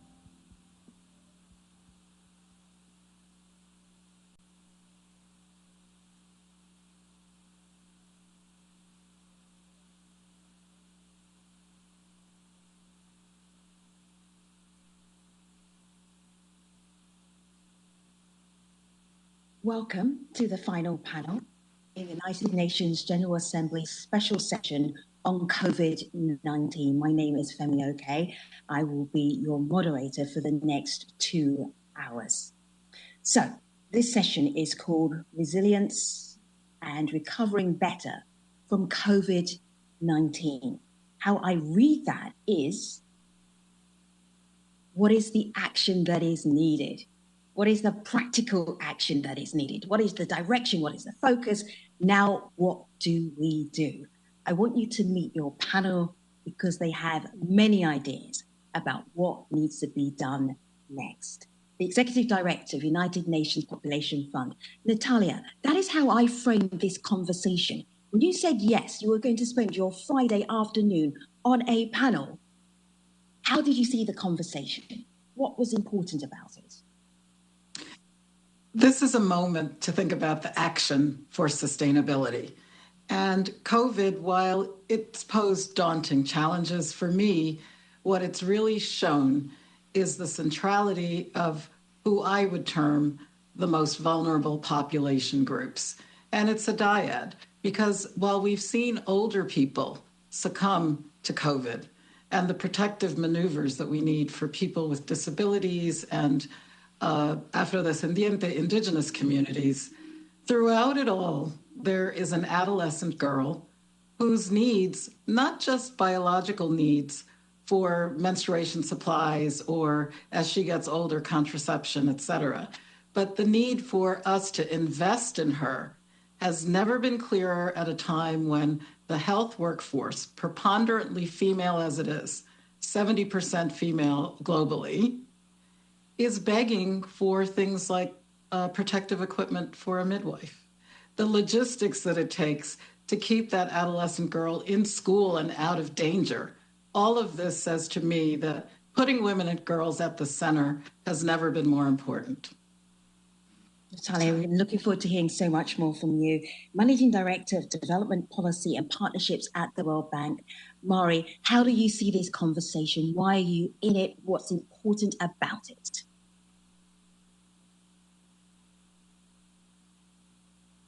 And Mari, please unmute yourself. Welcome to the virtual panel, Mari. Now no one else is going to do that. Welcome, thank you. So good you're going to say it twice. Go ahead, Mari. Thank you. We've been doing all kinds of thinking and doing as well at the bank in the last 8 months. And I think all our assessments as to what is happening and what could potentially happen is very gloomy, and it's like worse than has ever been the case and so on. And in terms of the scarring or lasting damage that we see, and all of that is showing a setback in the development gains that we have been able to achieve in the last few decades and taking us further away from the 2030 SDG. So that's kind of the mind frame that I have. And then I've been pushing everybody in our work to say, okay, yes, it's a gloomy picture, but what should we be doing about it to make it less worse, or even to find the opportunity to build back better? So we're always, I think, my message always to my people is that, okay, it's a gloomy picture, but how do we redouble our efforts and action, whether we as the bank or we with all our partners, to address these issues and prevent further scarring or damage, and at the same time look for opportunities to build back better. And I want to hear ideas from everybody on that, because I think we're all trying to work in that space. Mari, I'm going to do a little plagiarizing, just jumping off the back of what you were saying there. The Executive Director of UN and Women, she once said to me, and this was back in July, don't let a good crisis go to waste, yes, which is really, I'm kind of tapping into what you said just there. And I've stolen a really great line of hers, but I know she will forgive me. Fuzile, how are you framing this conversation for yourself as the Executive Director of UN Women? What are you bringing to it?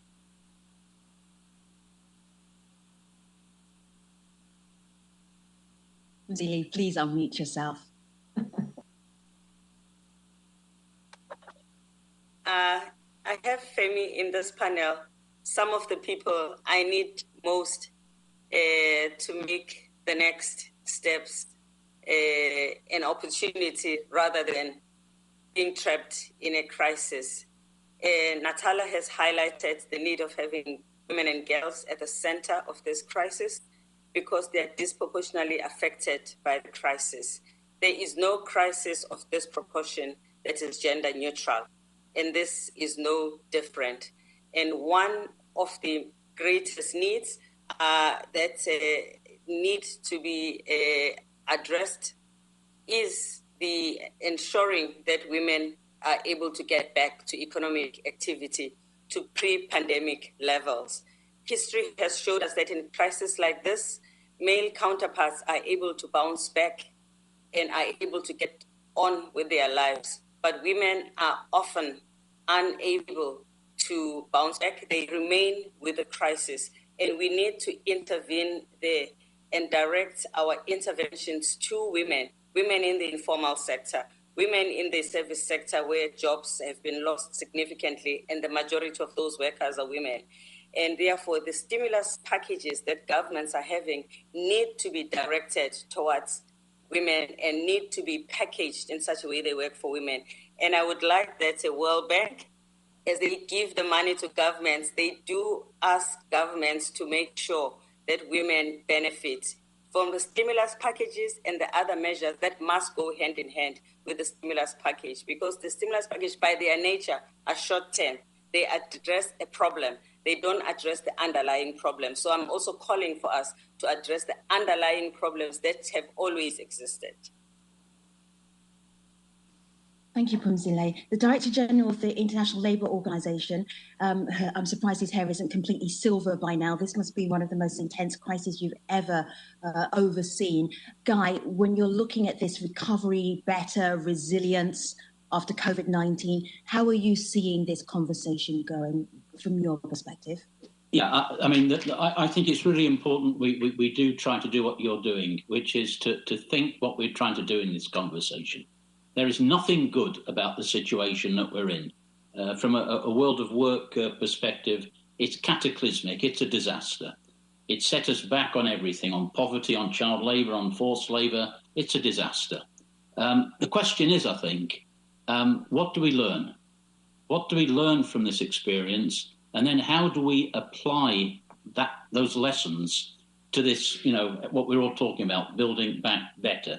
And the lesson I think we need to have very much in mind is that we've seen, and the people who preceded me have said it already, that this crisis has hit the most vulnerable. The people have been left behind for years. We talk about leaving nobody behind. We've left very large sections of our populations behind for decades through failures of policy. Now, can we learn now what those failures were? And in the recovery process, can we put into action those things that we know very, very well have to be done to cure those vulnerabilities and those inequities? And I think if we can frame the conversation in those terms, well, something good might come out of this catastrophic situation. Guy, everybody it's resonating. What you said is resonating with all of the panel. Everybody is nodding their head, including the Assistant Secretary General for the UN Development Coordination. Robert, it's really good to have you here. There's so much work that you're having to do right now. When you look at these 2 hours, what are you trying to get over to the permanent representatives, the members of the UN, the general public who are watching it, civil society, NGOs? What is your job in this conversation?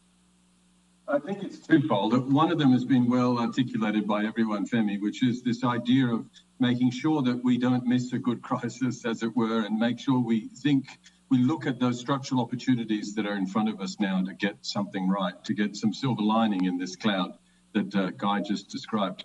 But there's a second dimension too, which we haven't perhaps talked about as much yet, which is about trying to anticipate tomorrow's risk and make sure that this is also a recovery process that makes us safer in the future, not just better, not just more equitable, not just more inclusive, not just more sustainable, but safer in the terms of risk, managing that risk. Today, it's a pandemic. Tomorrow, it will be a climate issue in other countries that might be related to earthquakes, lots of hazards out there in the modern world. And we have to learn our lessons from each of these crises and understand how we can better protect the gains of the past and protect the people on the planet. There's so much more we can do. So I think that's the other dimension to this resilience idea, that we need to be better at managing tomorrow's crises. There will inevitably be more of them. Your panel is framing the conversation for you, so you know what to expect of them and from them.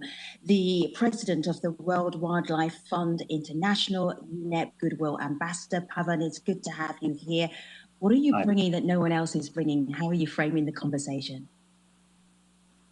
Well, I think one of the things perhaps I would need to say as the president of WWF is that we need to think about prevention, not just cure.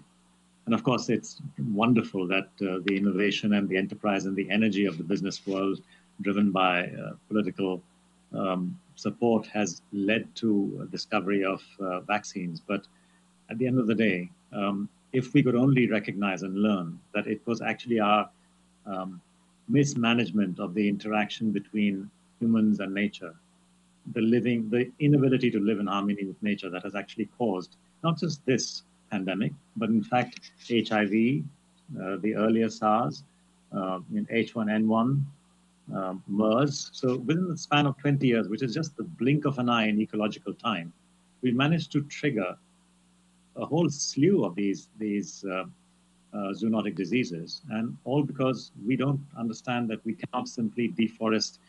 By the way, in the last 25 years, 1990 last 28 years, 1990 to 2018, we've lost something like 10% of the forests in South America. We've lost something like 130 million hectares of forest.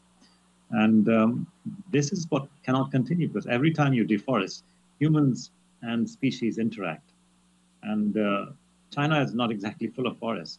And if this can happen from there, then imagine what can happen if we continue to deforest in Indonesia, in Congo, in the Amazon, and so many places around the world. So we need to look at prevention and not just cure. And of course, I have much to say maybe later on economic reform. I am an economist by background, and I worked on the green economy. So I'd again like to remind ourselves about what's possible.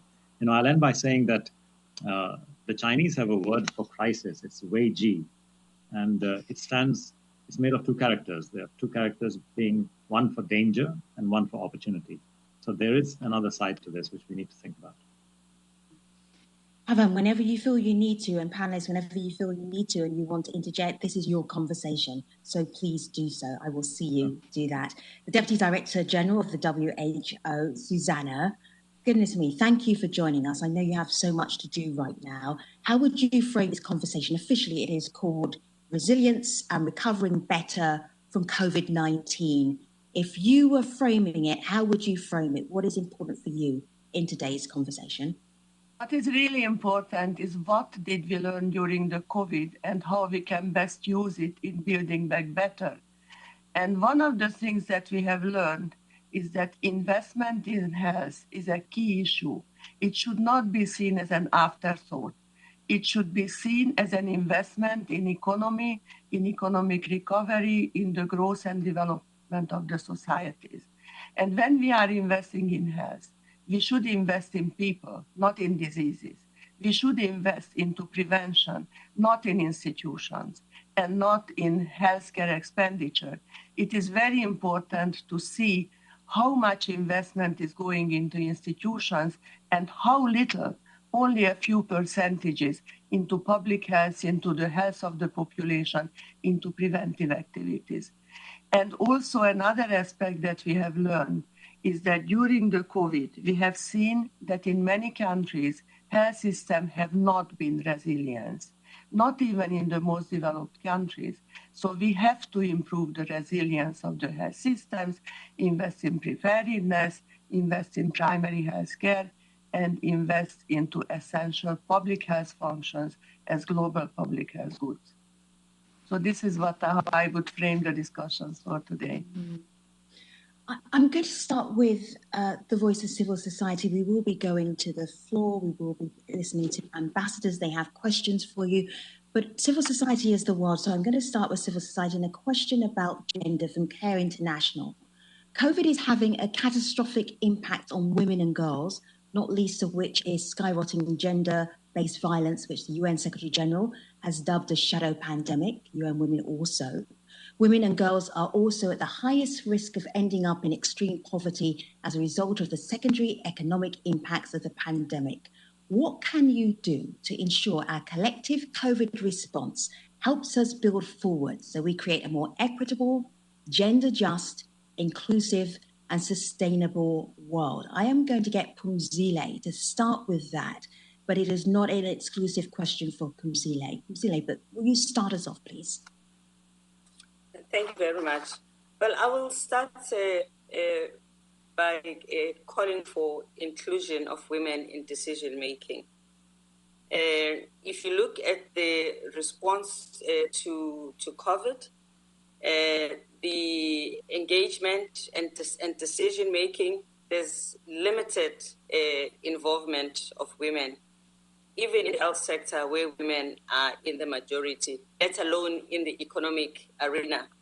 And the likelihood that when women are not in the room and on the table where decisions are being made, that their needs are not likely to be prioritized is real. So inclusion, I think, is significant. And that we actually need to make sure that our policies, the policies that we have had to, in a hurry, put in place and regulations to address COVID have themselves to be gender responsive, not only to solve the problems that women are experiencing during COVID, but the problems that women are likely to live with beyond COVID. Again, that also does take us back to inclusion as well. But of course, the responsibility is not only for women. So these decisions that are good for women must be made even when women are not in the room. So it's important that the decisions themselves are monitored, that there's accountability, so that we are able to ask about the impact of the decisions being made on women and girls. Natalia, you're nodding. What thoughts are going through your mind? Well, this is a great question, and I want to thank CARE for putting it squarely on the table. From my perspective, I do see people coalescing to help. I do see the spur to action, the opportunity side of the equation. But I am quick to say that the argument about why we have to look at things in an intersectionality lens, as the question was posed, is that the woman or the girl doesn't exist in isolation. So this is the same woman we're talking about who could be the cleaner in the hospital. When she goes home, she's the caregiver for free. She's also the person who is giving social support and making sure that everybody knows where they're supposed to go when they're crossing a checkpoint. And lastly, she's a giver of life itself. So the sexual and reproductive health issues, which is very sad for me, tend to be politicized. It doesn't make sense because better than half of the world population is female. So whether or not a woman is of reproductive age for her entire life cycle, even as an elderly woman now, the isolation, the poverty issues, and the whatever are concentrated in her experience. So I think for this action discussion that we're having now, the value is understanding that there is no resilient medical service if we haven't attended to who is it that is this care provider that we're talking about. Moreover, I think investing in the ability of half of the world's population is really not as expensive as one would think. UNFPA going into the Nairobi summit, and this year with Beijing 25, we've been trying to work with the financial institutions, with so many academics to try to estimate how much money are we talking about. At a time when economies are contracting, women should not be at the bottom of the barrel. And from our estimate, it's a relatively inexpensive $25 billion a year to take care of the sexual and reproductive health needs of women that allow them to participate in the workforce. What do I see as I think of COVID? Skyrocketing violence, women who now have, for the main part, thank you to the men who are stepping up. That is not the typical thing, however. So now the woman is the child care giver at a time when she's trapped in the home and there's so many other consequences. So investing in her makes a lot of sense. Putting her in the driver's seat in communities in countries. And I think Phumzile spoke to the global decision making. But I'm actually talking about a floor of social protection that accepts that gender is part of that equation. The last thing, Femi, that I will just say is that we have to get better on the metrics. So as a contribution, UNFPA has set up a data vulnerability platform for the administrator in the district to be able to know my population by age, by gender, by location, in school, out of school, and just go to the web and see a snapshot locally. And this is a worldwide service that the United Nations is providing with this vulnerability dashboard. The Sustainable Development Goals say leave no one behind. So we have to know those data points, the disaggregated data points. Thanks. Natalia, as you're speaking, Pavan went, I want to unpack that. Go ahead, Pavan. The home was about women, actually. So if I may share a story of hope, Femi. This is to do with one of the key problems that we faced as a community through COVID, which is about hunger. Yes, of course, from 200 million structural unemployment, we've gone to 500 million in that time. And perhaps even more staggering is this number that from 135 million people suffering acute hunger, this is not just malnutrition, acute hunger, that's going to increase to 265 million by the end of 2020. And the other thing that just tears me apart is that a statistic came out that something like 300 million children were going to lose school meals due to lockdowns. Now, the fact that this is actually pointing towards is that our food system is broken collectively. It's not that we don't grow enough, we don't distribute it properly, it's not available to people who are hungry, and it's certainly not available at the right price. Malnutrition is rife. More than 2 billion people are undernourished in some form or the other. And of course, where we are growing crops, we are doing it in typically a fashion, which is chemical farming, and that leads to tremendous cost to the soil and destruction of soil biota, soil biodiversity, and that drops agri-productivity.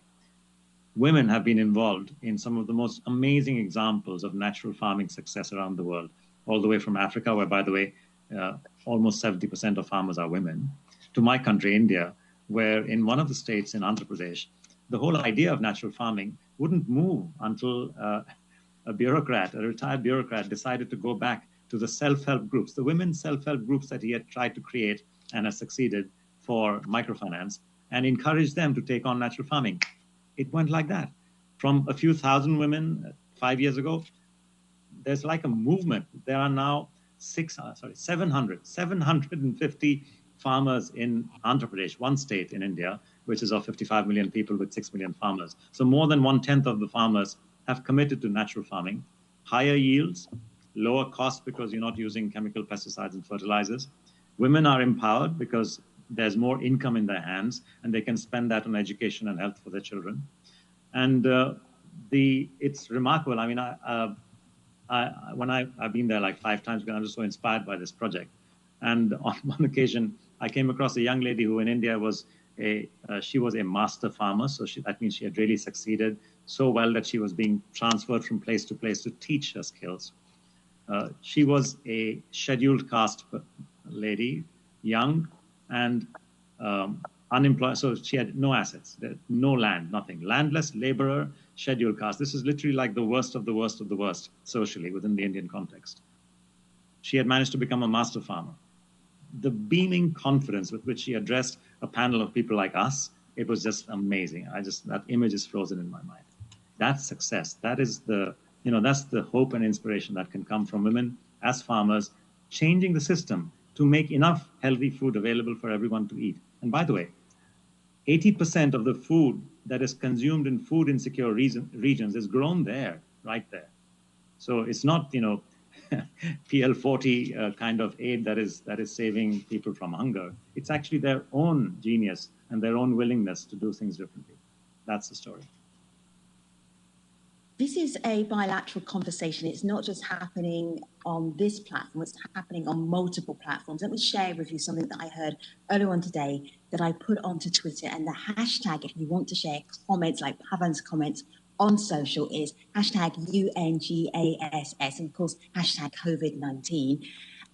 This is a statement that Achim Steiner, the administrator of the UNDP, shared at the very early hours of this morning. It is extremely expensive to be poor in a pandemic.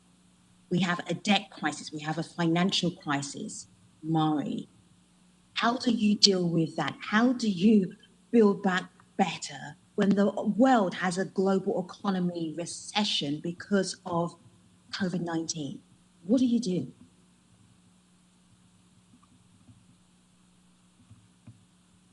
I think your question is very broad. I actually wanted to come back on the gender, but okay, you're asking me a very broad question on recovery. But I will make it more specific because you're from the World Bank. So how does the World Bank see this? So that I can speak to your expertise. Okay, so of course what we have been doing is the immediate response is to provide emergency assistance for the health emergency and the social protection emergency, so as incomes drop. So that was the first round of response that we did. And now it's sort of the relief stage, continued relief stage, as some of it is also still emergency. And we're focusing a lot on the vaccines. We have a $12 billion financing for the purchase of vaccine, but not just the purchase, but actually how to deploy the vaccines in countries, because that's probably equally or maybe more important, how to develop the infrastructure, train the workers, and so on. So because everybody knows that without a production, manufacturing, and distribution of vaccines, that health economic link that will allow countries to start opening up and recovering the economy will not happen. So vaccines has become, in our health response, it's the issue of vaccines. And I think I would like to just emphasize what the Deputy Secretary General of WHO said. As you are doing your pandemic response, don't forget all the other health crises, speaking to the gender issue, the maternal health services, because we are seeing that declining in many countries, children vaccination, and so on. So you can't, how do you balance that? I think that's another kind of great challenge for us. And speaking to the opportunity to build back better and resilience and anticipating future risks, including the current one. Let's not pretend that this pandemic is over. There could be a second wave. So as you are dealing with the vaccination, you really have to get your testing and containment and treatment in place. That's your pandemic system that should be able to be turned on and off, if you like, because there could be a second wave, and you need to strengthen it for the next crisis, the next pandemic, right? So this is kind of the opportunity to build that better. On the economic side, it's about saving lives. The health is the saving lives. Now, how do you save livelihoods and jobs, right? I'm not going to take from a guy on the jobs, but really about livelihoods and jobs, and that's about the social protection.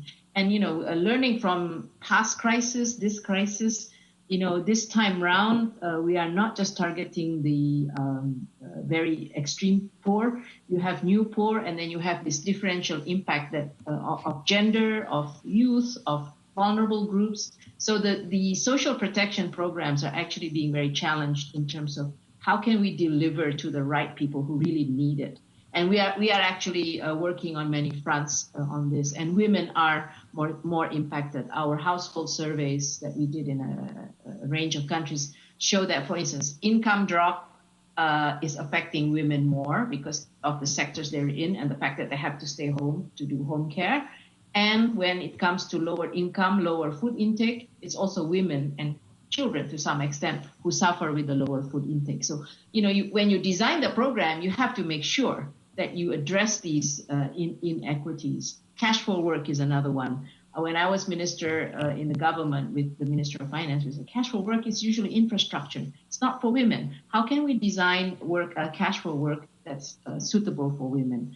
SMEs, We also found that micro enterprises, informal sector, more women-owned businesses are being affected, and they are less able to adapt to digital tools. So how can we then help them with becoming more digital, etc. So what we are about is identifying what is the issue, and then how do we design the policy so that we can learn from past experiences, as well as design those more effective targeting as well as delivery, right? I like what Natalia was saying about, you had some monitoring system. I think this whole, we're collecting a lot of data for different kinds of purposes. I think this is going to be hopefully the opportunity to build up data systems that allows us to understand who is needing what, and then how do we deliver it best, and then monitor whether what we're doing is the right thing or not. And this is actually a lot of what we're doing, and be able to be flexible enough to redesign something which is not working, right? And that's I hope the learning that all of us can share. How fast were you able to adapt at the World Bank, Mari? Because one of the things that I feel that we've all learned in the past few months is adapting really quickly, coping with a crisis that actually people have been telling us about, but we perhaps may not have been as ready as we should have been. We weren't, unless you're New Zealand. But most of us were not ready. How have you done that quickly? The World Bank is a huge organization. How do you work that quickly? Surprisingly, I'm new also at the bank. I've been here 9 months now, and within 2 weeks we were all working from home. But I think surprisingly, working from home, we were able to actually design those emergency programs and move very quickly. And by making our decision-making more agile without sacrificing all the fiduciary standards and so on. So that was like intensive work to get that first programs rolled out. And I think relying a lot on partnerships. I just want to, because all of the people on this call are our partners one way or another on the field, because, we have different presence in the field. And that's where we really need to have, because we need what we call eyes and ears and boots on the ground, so that we have a sense of what's going on and also help to monitor. So in the end, we had to adapt and be flexible, work with partners, including local NGOs, local CSOs. And I think technology helped a lot. Like in some areas where we don't have any UN partners or any international partners, we rely on local partners. And, they would just take a simple video with their handphone, and that's the reporting on the field that we would get. So the eyes and ears on the ground can work with today's technology. And that's something I think in terms of evaluating what's happening in the field as well as monitoring, we are actually doing a lot of that. And that's been one of the huge learning that we have learned. I have 3 of the panelists leaning in intently. Susanna, stop writing. I had Robert leaning in, and Guy is about to explode. Guy, it's got to go to you, Guy. Pick up here, and also I actually have some questions for you as well from our broader audience. But pick up with the thoughts that you had as Mari was speaking. Go ahead. Thanks a lot. I want to follow on what Mari said, and also pick up on that great quote from Akim this morning. It truly is expensive to be poor in this crisis. That applies to countries and that applies to individuals. Let's go countries first. Well, we know that, and I'm sure Murray can correct my numbers here, 11 to 12 trillion US dollars have been spent up to now globally on the economic and social response to the pandemic. That's a lot of resources. But we know very well this has been pretty much compartmentalized country by country. And naturally, the rich countries have been able to throw a lot more, both proportionately and absolutely, at the problems. And the less developed countries, it's the opposite. So that's the first sense in which being poor is expensive in this situation. But it applies to us as individuals as well. And I want to come to these notions which we throw about all of the time about adaptation, adaptability, and resilience. The way I look at this is, and to answer the question you put to the World Bank, in the relatively comfortable offices of the ILO, we left on Friday night and we all worked from home on Monday morning. adaptability was very easy because the work that we do, the circumstances in which we do that work, really permit adaptability very quickly and easily. I'm going to say something provocative. Adaptability is the option of the privileged. Resilience is for those who have to simply carry on doing the same job, maybe with a mask, maybe with a bit of distancing, but they just carry on. This is real resilience. Ask the cleaner who cleans our offices, the health worker, the care worker, the bus driver, the construction worker out there. They haven't adapted, they've just carried on in a most resilient, remarkably resilient way, often in extremely difficult circumstances. But for them too, it's a pretty expensive proposition to be at the bottom of the labour market heap and to have to carry on in these ways. And if I just want to take that same thought to its conclusion, listening also to Pavan, the informal economy, 6 out of 10 people make a living in the informal economy. In some of our countries, that goes up to 9 out of 10. I mean, the only option for most of these people, they have to go out and do a day's work to eat in the evening, is just to carry on. No social protection. We've known this for decades. We've not done a heck of a lot about it, but now we're reaping the harvest of our past policy failures. Guy, you said this will be a worthwhile conversation if we can learn from the awful lessons that we've actually experienced in the last 9 months or so. What have you learned? What has the ILO learned that will be helpful? Because then that is adaptation and resilience. Yeah, my honest response to that question, I don't know if it's the most helpful response to the question, is this crisis has rubbed our noses in our failings of the last decades. We've not dealt with informality, we've not dealt with social protection, we've happily let inequality get worse, as if it was a fatality because of globalization, because of technology. We shrug our shoulders and say, well, hey, that's how the global economy works. This is the price we pay for global dynamism and all the rest of it. We're paying for all of that. And let's learn from that reality. And let's also just think as well, if we are still serious about the 2030 agenda, and Robert Piper will look at me very sternly if I suggest that we are anything but 200% committed to the 2030 agenda, at the ILO we are, think of this. We've got less time between now and 2030 than since the 2008 crisis and the time that's passed to this crisis. And, from 2008 to 2020, we didn't actually get back to where we started on some metrics. Youth unemployment was worse the day before COVID-19 hit than the day before Lehman Brothers collapsed. No, we just haven't been going quickly enough. And something quite dramatic. What we've got to learn is it's not just that business as usual is not good enough. It's this same willingness to live with our own failings and avert our eyes. If we just fall back into that, and history shows as when the acute moment of a crisis recedes, we all tend to relax a bit and go back into the orthodoxies that have basically led us in the wrong direction for so long. Robert has been writing up a storm on his notepad. Robert, share your notes, and then I've got a question for you that's been sent in ahead of time, but is a perfect question for you. But first of all, reveal your notepad, Robert. Go ahead. No, I think I just want to echo a little bit Guy's sense of urgency about this. I think what the tragedy, the double tragedy of this crisis, in a sense, is that it has hit the most vulnerable the hardest, those in the informal sector, women, people living in remote communities, those with inequitable access to social protection, insurance, technology. So it's hit the most vulnerable hardest. But they've now been pushed even further behind. I mean, the gap has widened now as a consequence of COVID. As Guy said, for some of us lucky enough to be in a salaried job with access to the internet, we can work from home relatively kind of effectively, whilst so many people on the planet essentially have lost their livelihood overnight. So the gap has actually widened.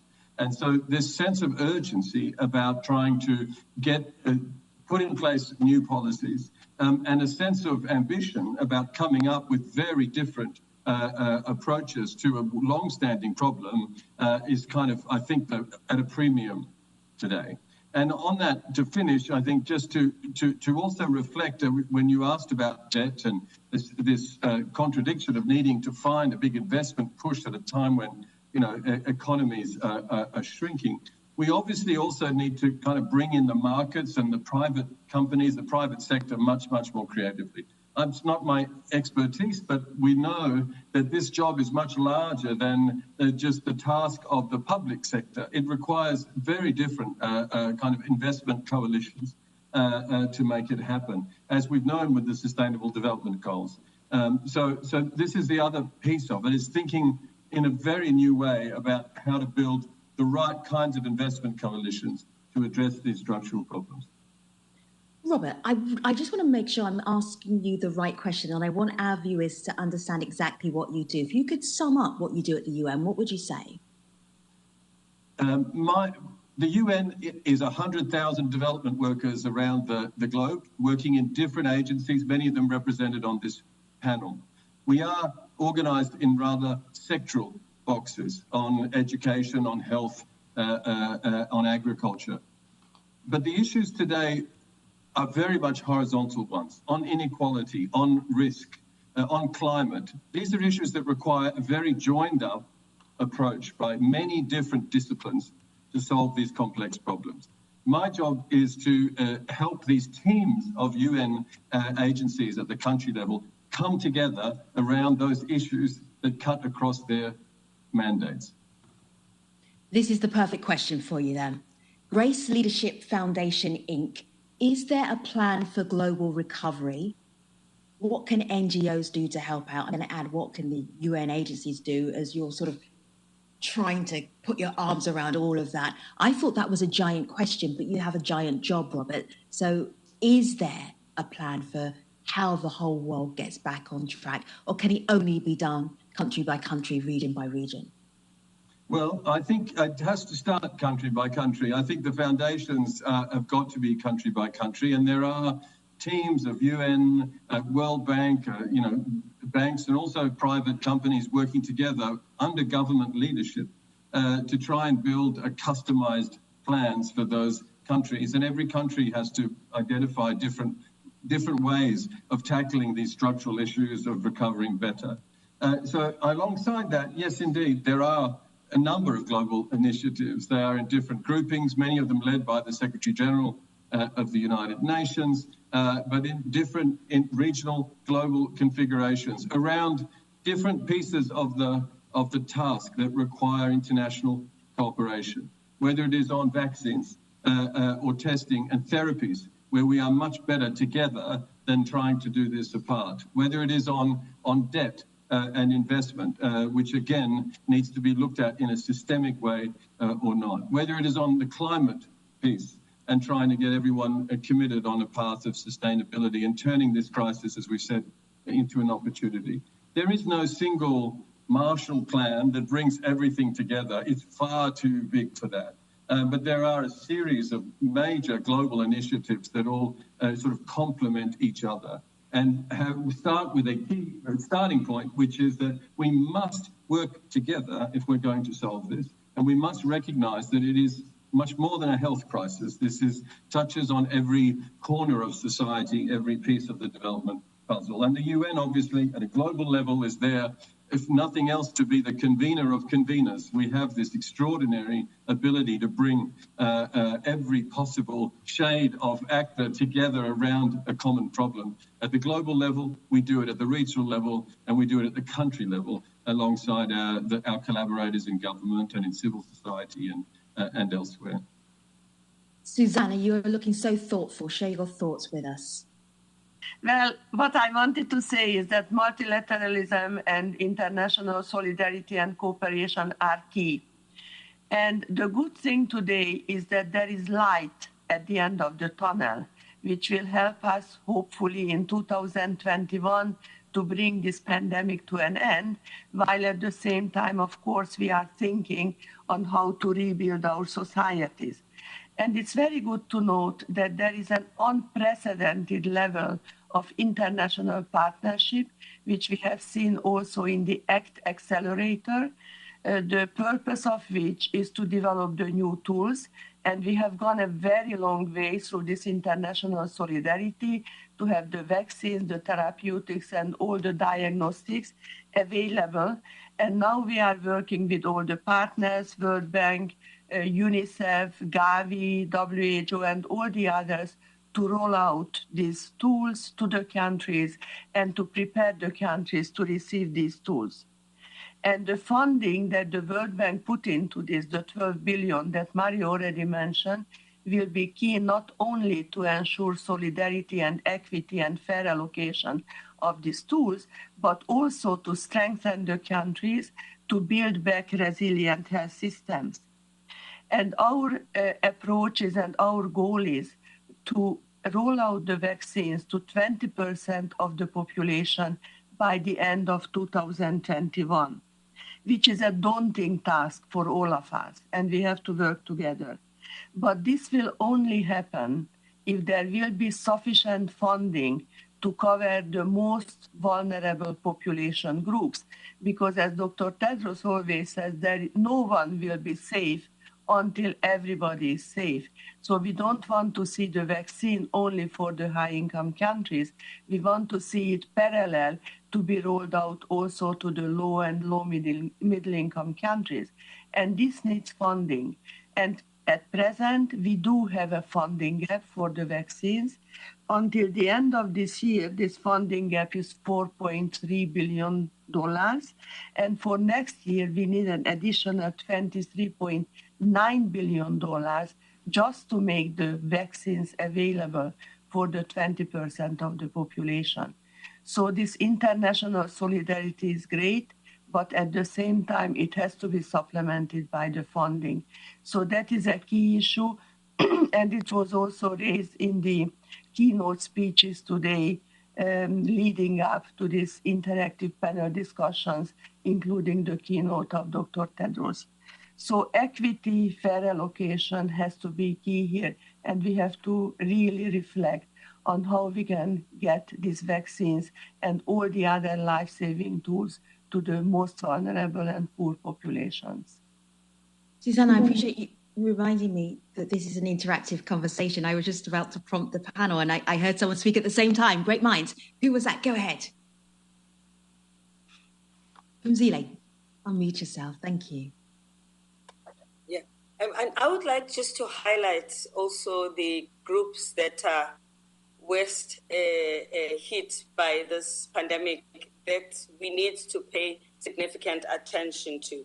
In a study that we did with UNDP, we projected that there will be 435 million women and girls that are likely to fall into poverty in 2021. And the ages between 24 and 35 are the ones that are at highest risk, because there is a perfect storm of women having babies and women entering the labor market. And sometimes it's difficult to do both. For women in particular market, reproductive needs and productive needs. And this is a young population that is trainable. We need to be able to invest in those women and men in order to make sure that we prepare them to live a life that will be fulfilling going forward. Because if they are further neglected, this is the next generation of poor people, and therefore the cycle of poverty just moves on from generation to generation. So if we don't do anything else, this is such a critical group to empower. These are also the parents who should look after the children, the ones that are being malnourished in the crisis that also has caused so much food insufficiency and food insecurity. I am looking at you all, panel, and you're all leaders. It occurred to me that there would be questions that you had for each other, questions that you had for Susanna. Who wants to start? Susanna, do you have questions for your other panelists? You're talking about resilience, recovering better from COVID-19. I wanted this to be a workshop to really pick each other's brains. Who wants to start? Don't make me make somebody volunteer. Natalia, excellent volunteering. You know what Phumzile said is just so germane, and my question will be for Guy Ryder and Madi or anybody. Pavan, I think, gave us a perfect example of how a woman who supposedly was at the bottom of the barrel rose to actually teach other people how to feed themselves, which is pretty noble. So to my mind, there are a lot of gems in communities. When that woman, who is a girl, starts having babies at the age of 14 and 16 and whatever, the point that Phumzile is making about the intersection of what women are telling us, okay, we may be bright or whatever, but we need to listen to communities. And every single day, women tell me that they are losing access to contraception. Our estimate is that for every 6 months of so-called lockdown and inability to access reproductive health services, 47 million women lose the ability to control their fertility, which is what they want. And that can lead to up to 7 million plus unintended pregnancies, adding to the burden of what this woman is trying to deal with. I think we should be clear that the COVID pandemic, yes, is, I'm an epidemiologist myself, I'm a doctor. There is a virus. But what the virus is really doing is showing us that underneath there was already inequality that we can't hold the virus responsible for. So ultimately, I think my anxiety about women's economic independence is because, and Guy, this is why I said I'd love to hear your perspective. Women are saying we can't even hold our job. We can't work. Who's going to look after our children? And it's leading to quite a bit of intra-family conflict and the sorrow that we all share. It's unbelievable how family violence has skyrocketed. So where the policy is there, and Secretary General has called for peace in the home, how are we going to translate this into reality? So a woman now isn't cowering in fear in her own home. We cannot afford to take a giant step backward and lose protections that women need and blame the virus for what's going on. Hence, I think ultimately, if there are disruptions in a health system that can lead up to and including loss of life, because femicide, dying in childbirth, all of these things are being exacerbated because of COVID. So how do we protect women to be able to look after themselves and their families? Thanks.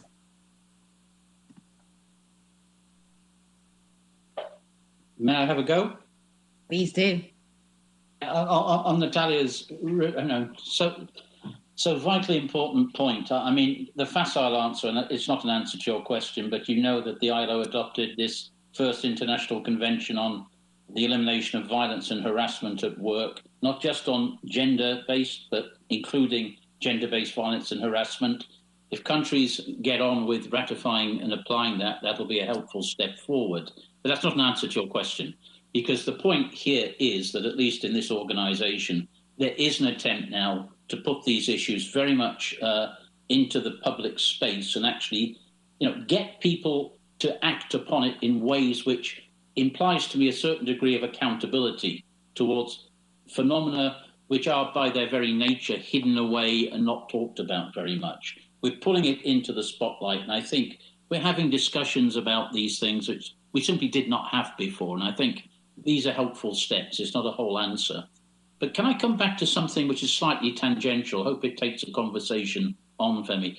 We haven't talked about young people. We've talked about women and young girls and women and that. But there's a whole intergenerational story boiling up under the influence of this crisis. And I don't know how other panelists would feel this, but there seems to me a whole set of intergenerational solidarity questions now. Young people are making quite a lot of an effort to protect the oldies like my good self. I'll soon be in the vulnerable age group. And young people are making a big sacrifice to look after people there. At the same time, we're accumulating levels of public debt, which is sort of like handing the bill to the next generation as well. We're not really doing the job on climate change, so we're handling ever more degrading planet on to the next generation. And at the same time, if there is one group, and they haven't had a look in the conversation so far, who at least from a world of work perspective are getting hammered by this virus, it's young people. They were already disadvantaged. I mentioned it earlier on before the pandemic hit. Their training and education has been interrupted, in an extraordinary way. Young people have been thrown out of their jobs at a higher percentage than any other demography in labour markets. And you try being an 18-year-old coming onto the labour market today and looking for a job. I mean, this is a desperate situation. So, you know, of all of these cross-cutting issues, and we've talked about a lot of them and different demographics, you know, I really think there's something about this generation. You know, we hear the lost generation rhetoric, but we've really got to do what you invited us to do at the beginning, Femi. We haven't just got to lament this situation. We've got to do things about it.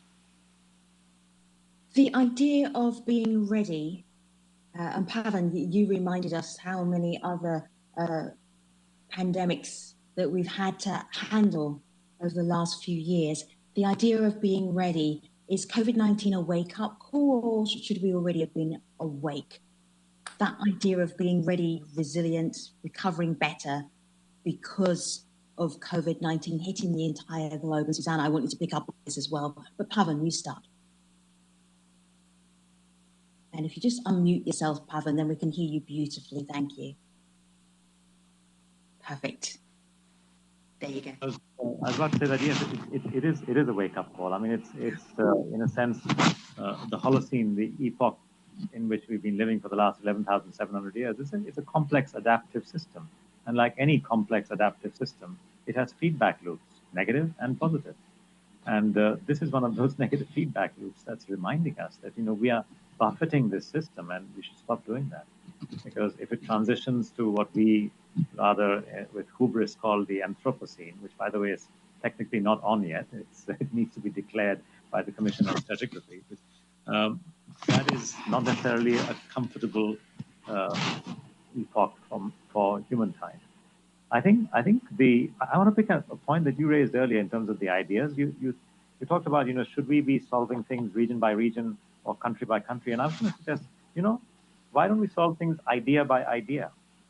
Because one of the key ideas that has come up clearly, and Guy's brought this up in terms of the informal economy, and so has Natalia and so many others, is this whole issue of labor and women, and the fact that we think about where is yes, we have lost more than 300 million jobs, you know, on a sort of gone from 200 to 500-ish. Where are the problems and where are the solutions? Some of the biggest problems are actually in smallholder farming. And people don't realize that the world's largest employer is farming, and that out of the 1.5 billion employed within agriculture, 1.3 billion are on farms less than 2 hectares. 2 hectares is like the backyard in some parts of the US, which I'm familiar with. So that focus, that giving of empowerment to the people at the bottom of the economic pyramid to make their lands productive without the input of chemical pesticides, fertilizers, and so on, to give them the ability to work in community, build social capital, share knowledge, and succeed. I think that's got a lot of power in its solutions. So that's one side of it. And by the way, that kind of farming is climate positive, not climate negative. It uses half the amount of water that modern, as in chemical farming, does. And it doesn't have any of the problems of antibiotic resistance that our friends from the WHO will understand fully, or any of the issues of farm as well as off-farm ill health that are caused by our current farming system. So it's kind of plus, plus, plus, plus, plus. And we just wonder, why is it that we keep not looking at the solution, staring us in the eye? Employment. This is huge as an opportunity for employment. Why not look at what the opportunities are to pull back people to be successful where they are, rather than having to migrate to cities all the time to find employment? And the second idea is energy. I mean, are we forgetting that the next big crisis that's hitting us is on the climate side? Shouldn't we be thinking a little bit more about the energy side, in addition to obviously agriculture? And what is possible there is huge. Again, if we look back, a UN report was published 10 years back called the Green Economy Report. And one of its startling conclusions was that there was more employment then, I'm talking about 10 years ago, in renewable energy than there was in oil and gas at that time. And of course, now it's gone even further. So we're talking about jobs, right? Why are we harking back on a sector which is capital intensive and putting more and more investment into that, rather than putting investment into sectors which are human intensive, in other words, generate human capital? Why? What is the point? Why are we not thinking of these ideas as models and ways of working and changing the ways we drive policies. Susanna. All of you, actually, because all of you are involved in some way or the other in the space of formulating and implementing policies.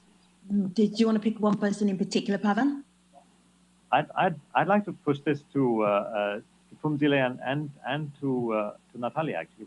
What do you think? Why is it that we are not getting these basic things moving, recognizing that they're there in front of us on the policy front?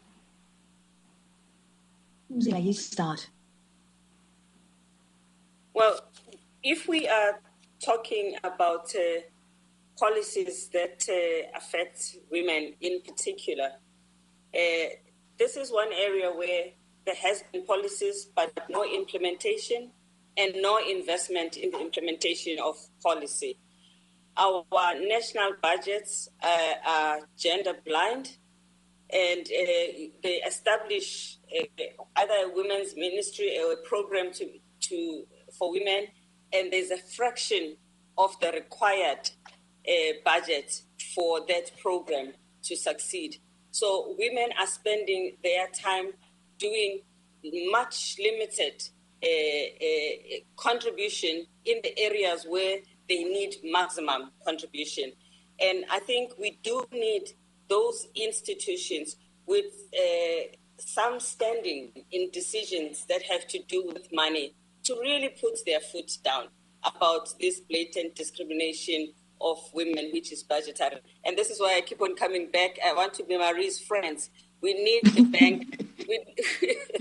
We see what you're doing, Phumzile.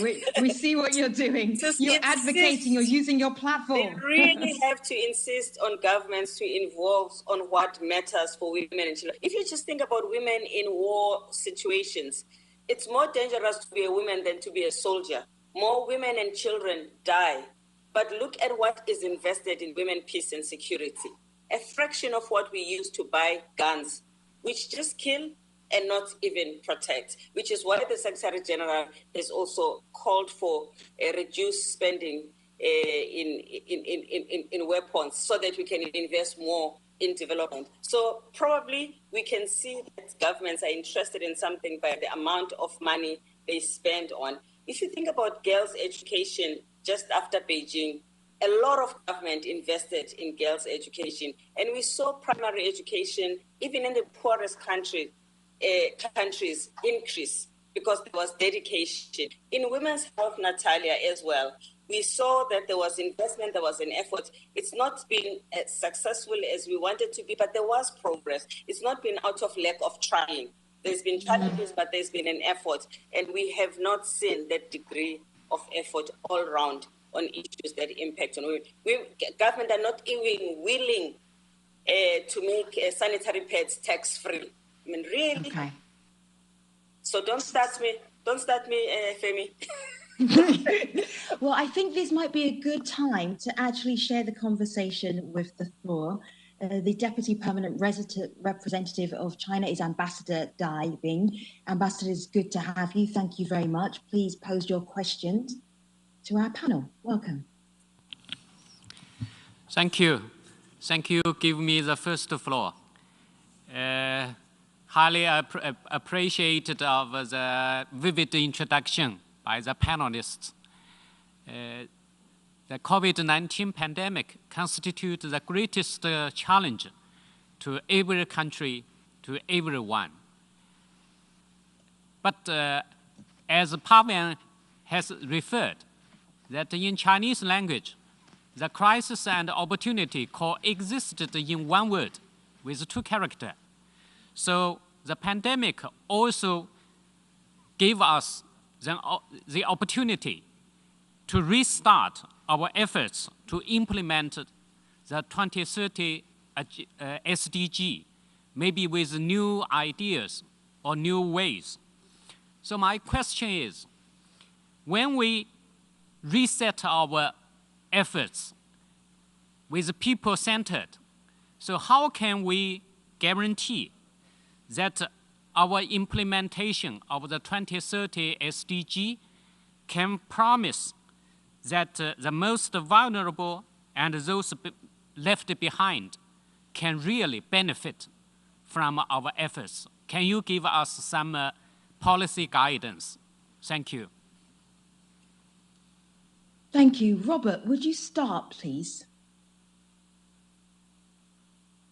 Sure. I think, let me start the ball rolling. I think it's a big question, but the issues of inequality and exclusion are not new issues. We've been talking about them for a long time, and I think Phumzile put her finger on it. It's more about political will than anything else. When we decide to put money behind girls' education, it can happen. When we put our money behind dealing with debt, it can happen.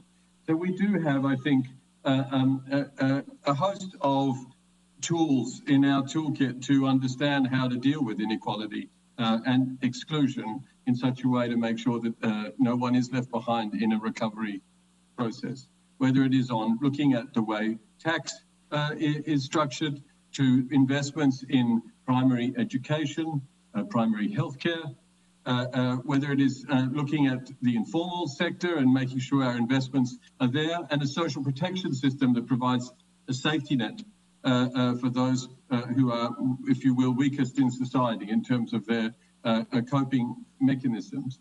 There's a whole menu of these policies, way too long to list here. But what is key, I guess, in all of this to accompany these policy interventions are firstly a willingness to measure and track these things, disaggregate those big numbers that are easy to hide behind, and make sure that we are actually looking out for the patterns that tell us that these policies are not working if our ambition is to not leave anyone behind. And secondly, to make sure we give a voice to these people on whom we are apparently acting. Are they, you know, Guy talked about youth. To what extent are they actually a part of designing this response, and to what extent are they part of our governance in judging whether we have succeeded or failed? We tend to ask ourselves in a closed circle to measure each other's success, and those very people on whom we claim to act are not part of the conversation of actually measuring our progress. So I think a big question, certainly much bigger than my capacity to give you a short answer, but policy prescriptions we have plenty, and a commitment to measure and track our progress, and a commitment to give voice to those, allow those who we claim to work for to have some opportunity to measure our progress, to judge our progress, is a good starting point. Natalia, add one more point. Well, it's an important question. Thank you so much, Your Excellency, for a time when we are saying we're going to act. So this is the action decade on the Sustainable Development Goals. So I would observe that we have to put our money where our mouth is. And that means funding local groups to share budget with local communities. And hopefully women's leadership and youth leadership will be part of that. Pavan had put this question on the table of ideas that we can agree on and that can move the equation forward. And he used the example of women or anyone in agriculture, but I happen to know, for example, that the African farmer is female. So as we adapt programs for that, so much ensues. But I'd like to say, you know, for UNFPA, the humanitarian space has gotten so much bigger, even in the last 5 years that we've been working primarily on maternal health and GBV in humanitarian settings. And even there, we see the value of localization. If the actors who are affected by the problem are in the room, not to give voice, but to make the decisions. You know, I would go even further, Robert, to say it's great to have people around the table, but we have, like for UNFPA, we've been funding 38% of our humanitarian budget we put into the hands of communities, because the midwives group knows where you need to go tomorrow, where you should have been yesterday, kind of thing. So ultimately, I believe that local solutions, which country governments participate in, you know, they know that landscape. That's going to be a lot of the key to building back better. This year, the racism conversation was superimposed on COVID, partly because of issues around concerns of police brutality, but also because we see who is dying. So we're back to Akim's point about it's expensive to be poor. The indigenous groups, the afrodescendiente groups, anyone who's marginalized or disabled, and the elderly. These are the communities who need to contribute to what are we going to do for a plan. So that's the import of the question that China has put on the table for me. Thanks, Semi. Susanna, are you wiggling your finger because you have another comment to make? Thank you. Come in. Thank you very much, Femi. With great pleasure. Thank you, Excellency, for this question. And even though we have this difficult situation with COVID, we should not give up on our dreams, which are the SDG dreams, and we should do everything to reach them. In our area, we are committed to universal health coverage. And already before the COVID, we had some setback. And now with the COVID, it's even more, but we have to pursue full coverage and financial protection of the population. But it is very clear that with this COVID outbreak, the pandemic, we had a setback. And that takes me back to your previous question, Femi.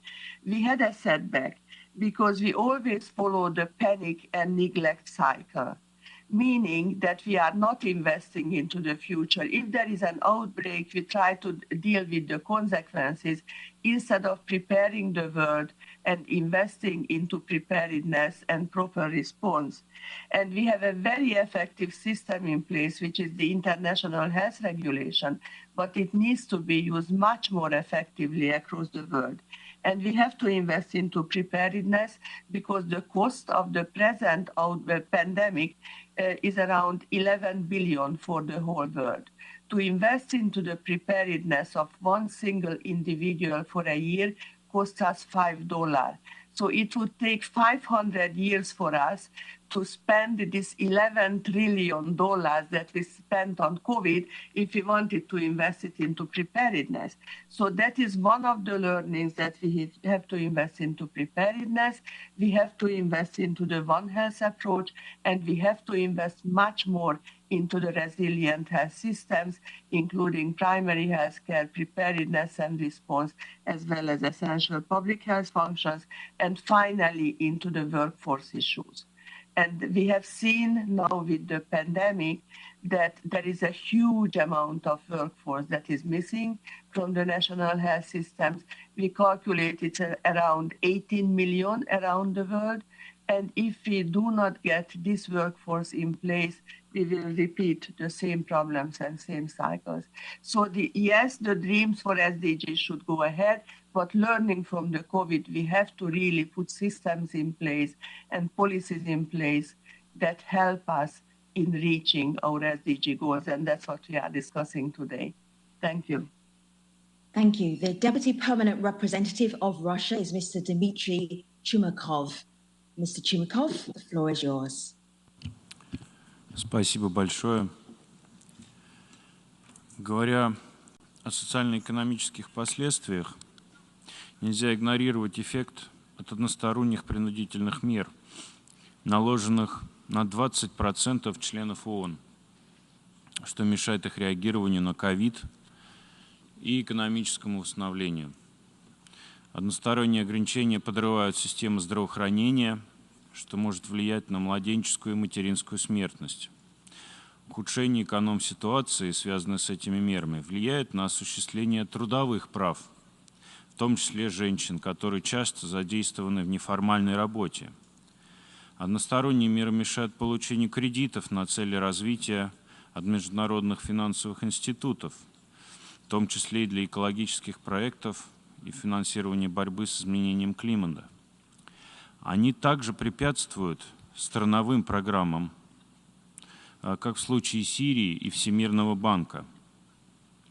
Несмотря на призывы отказаться от этой практики, в том числе от Генсекретаря, и в повестке 2030 цель не достигнута. Вопрос панелистам такой. Что можно сделать с этим серьезным препятствием на пути устойчивого развития, и что делают ваши органы для поддержания развивающихся стран, которые страдают от односторонних принудительных мер и не позволят победить ковид? те организации или представители, которые смогут ответить, в принципе, мы признательны будем всем. Спасибо. So this is how, thank you very much, Mr. Chomikov. This is how I'm understanding it. Universal coercive measures, I believe, is a UN phrase for sanctions. Did I get that right, panel? I'm just checking that is what Mr. Chomikov was talking about. You can nod or not nod. I'm not necessarily going to put you on the spot. I just want to make sure that I've understood correctly. Okay, so the representative for Russia is asking about sanctions, how sanctions is not very helpful. That is a tricky thing to answer because I don't believe I have necessarily the people here who'll be able to respond to that. But I can maybe take it to the WHO, who are used to juggling all of these very tricky issues because you have a global pandemic to navigate regardless of the politics of the world. Susanna, what do you do?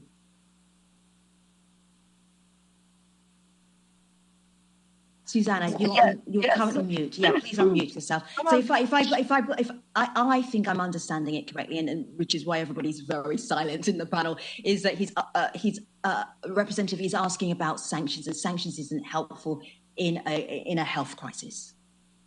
Yeah, I mean, we can address this in the humanitarian action areas.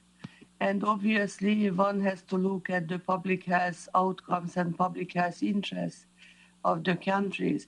But politically, this is not an easy situation, not an easy discussion, obviously.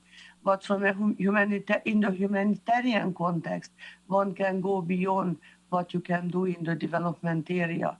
And I'm sure that my colleagues, Robert, can also add to this. But in my previous job, when I was regional director for the European region, and we also had Turkey in our region, and then we were working with Syria. I mean, within the humanitarian context, working with the civil society groups, we could reach out to those parts of Syria which could not be assessed through other means. And that is a possibility in the humanitarian context. So I think you have to judge the situation in every country, and it's different from country to country. It's difficult to give a recipe, but I would put this into really the humanitarian context. And looking at Robert, who I'm sure can add to this discussion. Thank you so much, Susanna. Yes, I think indeed, I think on the development side, the restrictions are great. Obviously, I think there's a lot more room to maneuver on the humanitarian action on any part of the globe, and a lot more flexibility. We are a secretariat. We work with the decisions made by our member states, and we have to abide by them. The UN is never shy about stepping forward and recognizing the humanitarian impact, the negative impact of different sanction regimes. The UN has been pretty forward-leaning in trying to promote smart sanctions that minimize the negative impact on those innocent people that are caught, as it were, in the political crossfire. Certainly, it's a quandary and something that everyone would rather avoid. But the calculation, if you will, is a political calculation, and as the secretariat of this organization, we then have to live with the consequences and try and minimize the negative consequences for those innocent people who are caught up in them. I think that's pretty much all I can offer. Mzile, please go ahead. And of course, we also have to work harder for countries who are in a dire situation if they also have to live with sanctions. A country that comes in mind right now is Sudan, where they need all the relief they can get in order for them to make their transition a success. And the UN agencies are working very hard in Sudan collaboratively with other donor countries in order to make sure that Sudan is able to pull through at this very difficult time of that country. Thank you. The permanent representative of Chile is Ambassador Milenko Skoknik. Ambassador, thank you.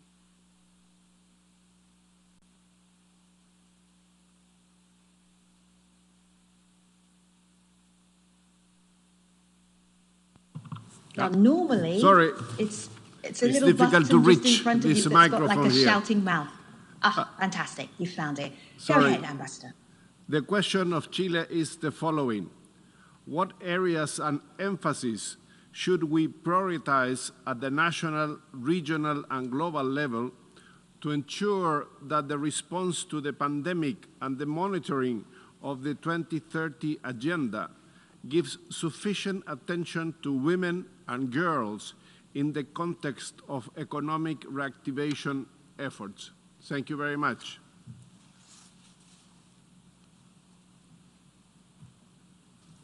Natalia. Thank you so much. And I'd like to just say a brief word about data. Earlier, I spoke about the need for disaggregated data. I think this question by Ambassador of Chile also raises the issue of the Sustainable Development Goals and the indicators that we still are pointed towards in the year 2030. So resilience and sustainability now demand that we use a lot of innovation, and some of this is coming out of cooperation with the private sector, to be able to, first of all, provide correct information, avoid the fake news type of misinformation that can be deadly during the time of a pandemic. And here, I think young people have really been fantastic all around the world, national, regionally, and globally, to be able to harness their savvy with social media, et cetera, but also to inform themselves at a time when, as has already been alluded to, they may not even have regular employment. So I think this is another example of how people are stepping up. I would also say that part of the issue with COVID has been the digital divide. And again, I think that's a topic that we need to address as school children are now going to be taking time off from a normal school day. And this is something UNICEF speaks to with grave concern. But that's the building blocks for the future generations. My last point on this is that, again, Ambassador brought the aspect of gender in. And I would like to point out that older women are doubly disadvantaged during the time of a pandemic.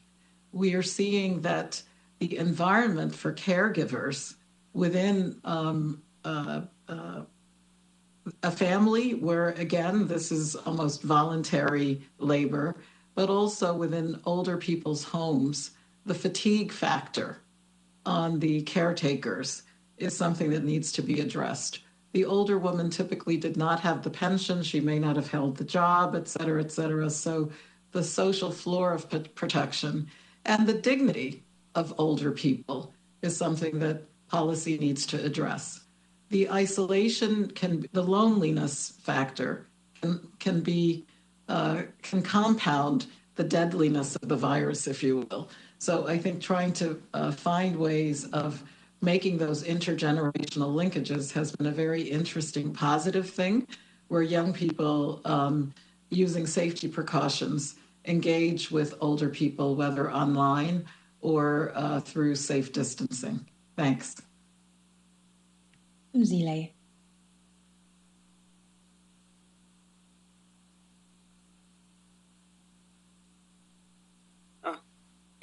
I would also like to highlight the importance of investing in public goods, the goods that every society needs in order to take the first step. Education is a public good. It's important that we make sure that education in our countries is resilient. In many of the countries, we have seen that the absence, for instance, of digital infrastructure in schools, in poor communities, has meant that the education of those who are poor has been at a standstill, while the education of those who can afford has been going on. So investing in education in the full sense and making sure that it's as modern as it needs to be. Investment in health as a public goods. That's, I'm sure we can all agree in this panel that is important. It's important for our nation and for people to be happy, and for health and education to be affordable and accessible to everybody. But I also want to talk about the importance of infrastructure for care. Many women who are missing in the labor market, who therefore do not contribute to the extent that they can in the growth of our economies, are held back by the absence of the infrastructure that provides that they need for caring of children, caring of old people, and in this time of a pandemic, also caring for sick and old people. So the care infrastructure is itself a barrier for the advancement and for the collective good.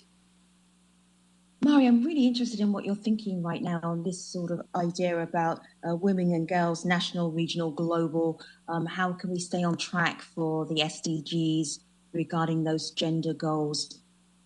What would you add? What would you contribute? Yeah, I mean, the World Bank has for some time put a gender lens on many of its policies, and it is our commitment, actually, corporate commitment, as well as in the IDA commitments. It's also a commitment. So if you ask so we are committed, but the how is really the big challenge. And Kumsili put her finger on it. You know, how do you get? I think the first starting point is the political will at the national level. And for me, I've been in my past life, I've been struggling with this issue, I think, for the last 3 decades. And what I think has actually worked in the case of my country, Indonesia, is to try to put it as an economic argument. You know, how much you're losing by not having labor participation in women. You know, we are still at 43%, despite the fact that we provide equal access to education. So that, you know, you can't just look at one metric. You have to kind of, I always say, you have to provide equal opportunity, equal access from birth, you know, to even before birth, I suppose, when in the mother's womb, you know, the mother has to have enough nutrition all the way to the end, right? So this is, for every part, there's a barrier or there's a discrimination that we need to deal with. And if we put that in that context, we can find the kind of policy interventions that are key, you know, starting from providing equal access to education. And then after that, you know, jobs. And I think a lot of women do not know their rights. We have many examples of what they don't know in terms of their legal rights, their, you know, economic rights. And this is, again, something that needs to be worked on. Early girls getting married at an early age, it's actually worsened in my country. And I think everybody's expecting this with COVID. It's going to get worse. You know, that there's a lot of community education there that needs to be done. So I think providing the opportunity and the access and the tools. I think I want to just mention technology, because I think technology is an important tool for women. And we have found how microfinance can really work with very simple mobile payment for women. You know, there's lots of good examples in Africa. And also their ability, I think, to, you know, there were a lot of issues. You know, when you look at from the life cycle, the barriers like care, the numbers will show you they go to school, they get job, and then they get married, and then they drop out of the workforce until sometime later. And that's because they have to take care of elderly parents, they have to take care of children. So if there's no care infrastructure, they also drop out. I just give you a concrete example, and you've got to think about it. When I was in a Minister of Trade, we had a program to build out and improve traditional markets. 90% of the traders are women. So one of the things I did, I walked around and I saw that they had children all over the market. I said, you have to build childcare facilities in the market. And it was actually a profit center within the market, right? So, you know, you have to come up with solutions that will make it work for the women. And I mean, the final thing I would say is I would agree with all the points made earlier about the importance of community. we have found actually women gather together in communities that help each other out and can be used as a vehicle to deliver assistance, capacity building, and so on. Like in the social assistance program to India, we gave assistance to 228 million self-help community of women. Maybe it was the same one that Pavan was mentioning. And because the government also supported it, because they knew this is a system that works, right? Because localizing it is also very important, and working with communities is very important. And regionally, globally, I would say it's about the rights, the legal issues that we need to solve, but also how we can work together to address these issues. And private sector, I think, Robert, you mentioned private sector. People haven't talked about private sector. There are lots of initiatives that we have been working with the private sector, you know, like buying from women-owned businesses, suppliers. There's all these initiatives. And I think ITC also has lots of initiatives to help women exporters, entrepreneurs. So these are the kind of global efforts that can also be done. Thank you. We go now to the Deputy Permanent Representative of Canada, Ambassador Louis Blaise, who is going to be representing a number of different countries. Thank you very much, Ambassador. Hello. Thank you. Thank you so much, Madam Moderator. It is my pleasure indeed to be delivering this statement and posing these questions on behalf of Australia, Fiji, Israel, Jamaica, New Zealand, the United Kingdom, and my very own country, Canada. Now, before I begin, I just want to say that this is a prepared statement, but I'm very pleased to see that it really addresses a lot of the themes that you have raised already. So please bear with me, but it means that great minds do think alike. COVID-19 began as a public health crisis. It has regrettably mushroomed into a full-blown socioeconomic and humanitarian emergency with deep and wide-ranging consequences which have disproportionately affected the most vulnerable among us. According to the latest IMF surveillance note, the nascent global economic recovery appears to be losing momentum and is likely to leave behind a dire legacy of higher inequality and weaker output.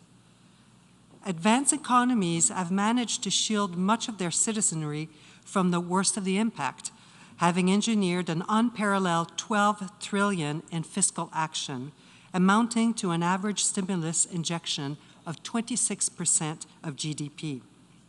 However, developing countries have only been able to manage an average stimulus of 8% of GDPs, and the poorest economies only 2%.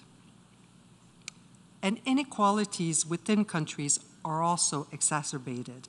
The impacts of COVID-19 have fallen disproportionately on the low and medium-skilled workers, particularly women and youth, which we have heard during the panel. And at the same time, the health of the planet and the impact of climate change continue to loom large in the background. As these two crises converge, the need for collective action is greatest in generations. With that in mind, I would like to pose the following two questions.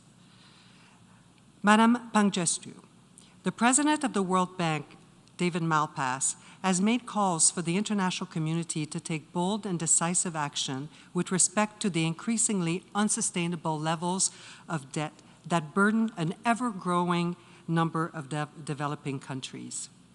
How would you characterize the effectiveness of the international community's response thus far? And what further steps should we take to tackle this challenge? And for Mr. Sukhdev, as member states of the UN seek to adopt a climate and environmentally friendly response to COVID-19's recovery, what specific action should we take to ensure we live up to this commitment and practice and not just in words? Madam Moderator, I wish to thank you on behalf of our group of countries for giving me the floor. Thank you, merci. Thank you very much, Ambassador. Maria, I'm going to go to you first with the marks out of 10 for the international response to the financial crisis, and then what better steps could be made from this point onwards. Okay, I think the question was on the sustainability of debt. And I think we've made some responses, but certainly not enough. And I think we need to be cognizant of the fact that even before the pandemic, debt issue was, already, the debt was already very high in emerging and developing countries. So the pandemic is exacerbating this and really affecting the country's ability to be able to respond to the pandemic. And even before the crisis, half of the poorest countries or IDA countries were already in debt distress or a high risk of it. So we are talking about already a vulnerable situation which is being exacerbated. So in April, as you know, the World Bank and the IMF put forth an initiative, the debt service suspension initiative to the G20 for G20 countries to suspend the debt service of official bilateral creditors. And it was accepted by the G20. So there has been a debt suspension by official creditors to the IDA countries. And it's giving 4.7 billion relief to 44 countries. And it's been extended for another 6 months. But that's just a very temporary relief. What more needs to be done is to have more creditors be participating, including the non-official bilateral creditors, private creditors, and the non-traditional creditors, and to provide not only temporary debt relief, but also debt reduction and eventually debt resolution. And these are the next steps. Otherwise, earlier on we were discussing this, we should learn from past crisis. Past debt crisis shows you that it takes a long time, 7-8 years to get to the debt resolution. And then meanwhile, these countries have lost a whole decade. You can look at the Latin American experience and many other experiences. So can we move earlier to reduce the debt by either the interest and or the principal? And can we seek timely and meaningfully debt relief and debt restructuring for these distressed borrowers in a timely manner so that they will have the fiscal space to be able to respond to the crisis? And private creditors is kind of the big issue there. And how should they be participating? And finally, I think we are working hard on this with the IMF and also with Paris Club, with G20 partners and others. How can we have maybe a common approach or agree on a common approach or principles to be able to do the debt restructuring and debt resolution? Because otherwise, as I was saying, experience tells you that it takes a long, long time. And finally, that as this is all happening, the World Bank is continuing to provide fresh financing, net financing flows to the poorest countries. And we want to make sure that these funds are being used for the response of the crisis, as we had been discussing earlier. What policies it should be, what uses it should be used for to really have the right response to provide relief and hopefully to recovery of these countries. Now you're muted, Femi. Thank you. I have one life that I'm allowed to be muted. Jan, the second question was for you. Go ahead. Yeah. So the question was really what should be done to prepare better and transition. And we are entering a time of transition, but the kinds of transition are quite fundamental, and there's not one. I would outline actually 5 of them. Ivan, we don't hear you very clearly. Can you lean into your microphone? And I'm going to ask you just to make this brief, and then we will fix that audio for you. But do a brief response for now. We don't hear you very clearly. Sorry about that. So I think perhaps the most important one is accepting the need for transition in our relationship with the natural world. Clearly, prevention is better than cure. And to prevent the next pandemic, we need to ensure that we stop deforestation and we stop illegal wildlife trade. That's number one. But there are two other transitions which are also very important. Transition in our energy systems, transition in our food systems, because please remember, it's not just energy that's driving climate change.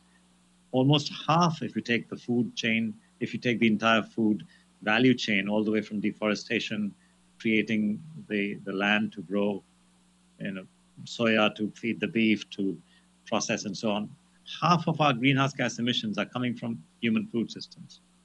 And the last 2 points are financing for sustainability, driving, at the end of the day, it's markets and finance that are driving us in the direction we're going.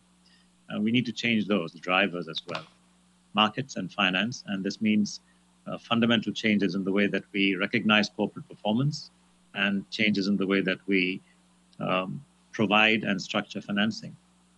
So there's a lot behind each of those transitions, but these are 5 key transitions that need to be engaged if we truly wish to respond and prevent the next pandemic and the next tragedy. Thank you very much. The permanent representative of Sierra Leone is Ambassador Ali Kaba. Ambassador, we look forward to hearing from you. Please go ahead. Thank you very much, Madam Moderator, and thank you for giving me the floor. I take the floor on behalf of the African group. Coming back to this important issue of debt, some studies have noted that after debt crisis in the 1990s spurred major debt relief initiatives, the structure of Africa's public debt has evolved dramatically.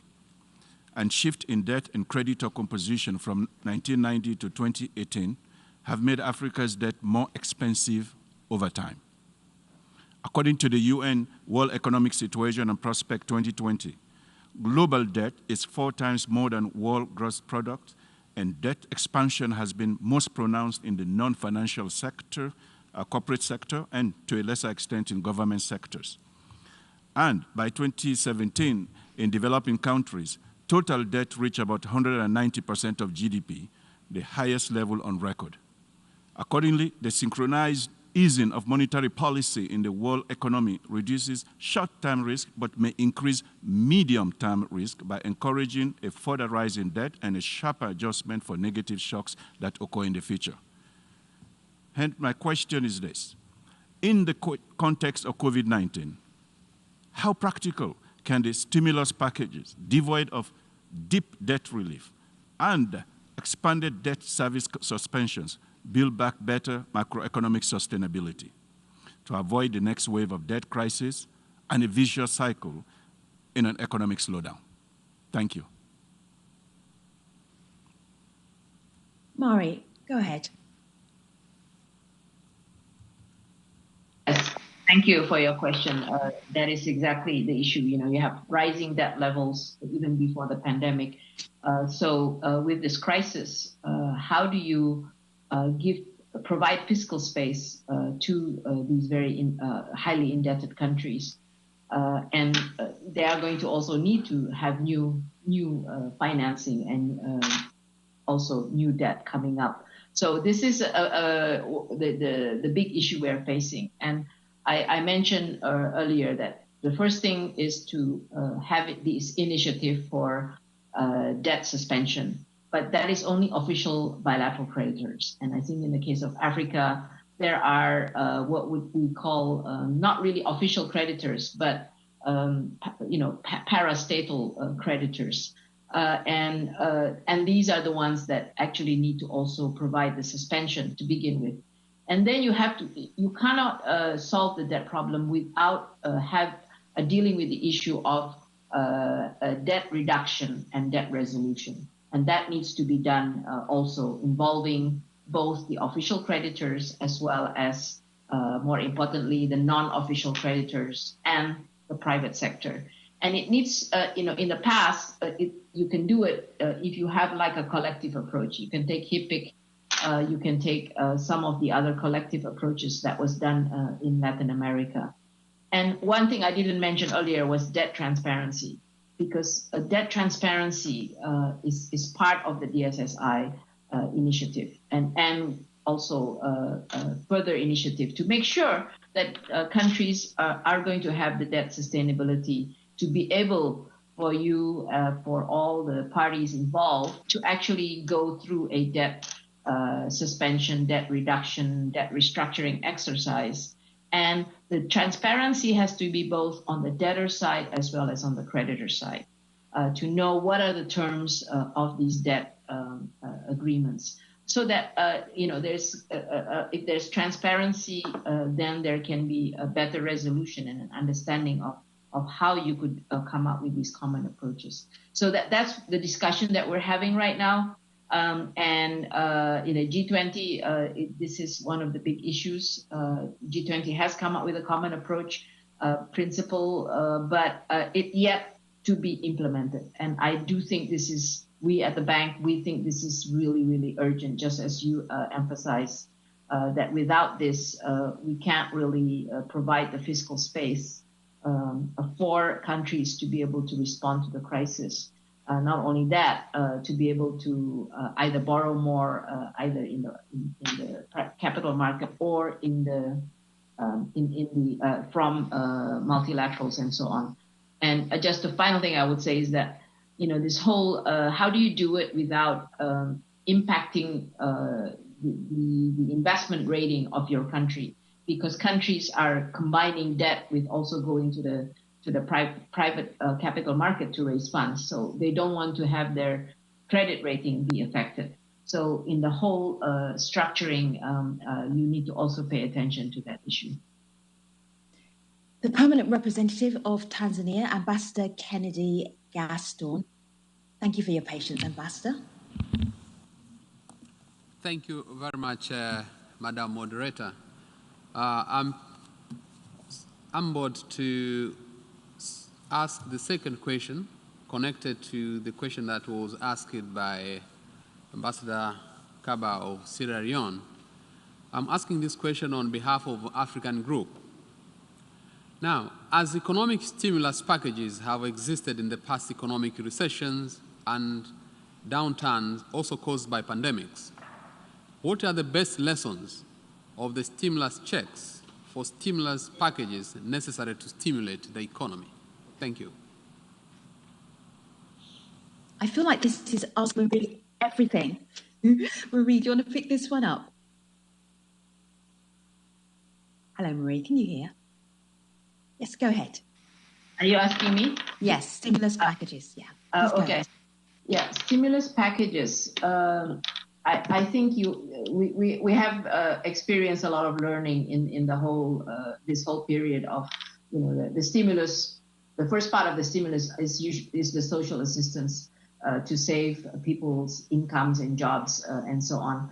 And I think what we've learned is that the traditional social protection system was basically designed to target the extreme poor. But with this crisis, the lesson learned is that it's broad, including the informal sector and so on. So countries have had to scale up and broaden very quickly. And so this tells you that also as you are designing this, you need to design it thinking that there can be another crisis coming up. So I think there's a lot of challenge in redesigning the social protection system to better target and to identify the needs of people better.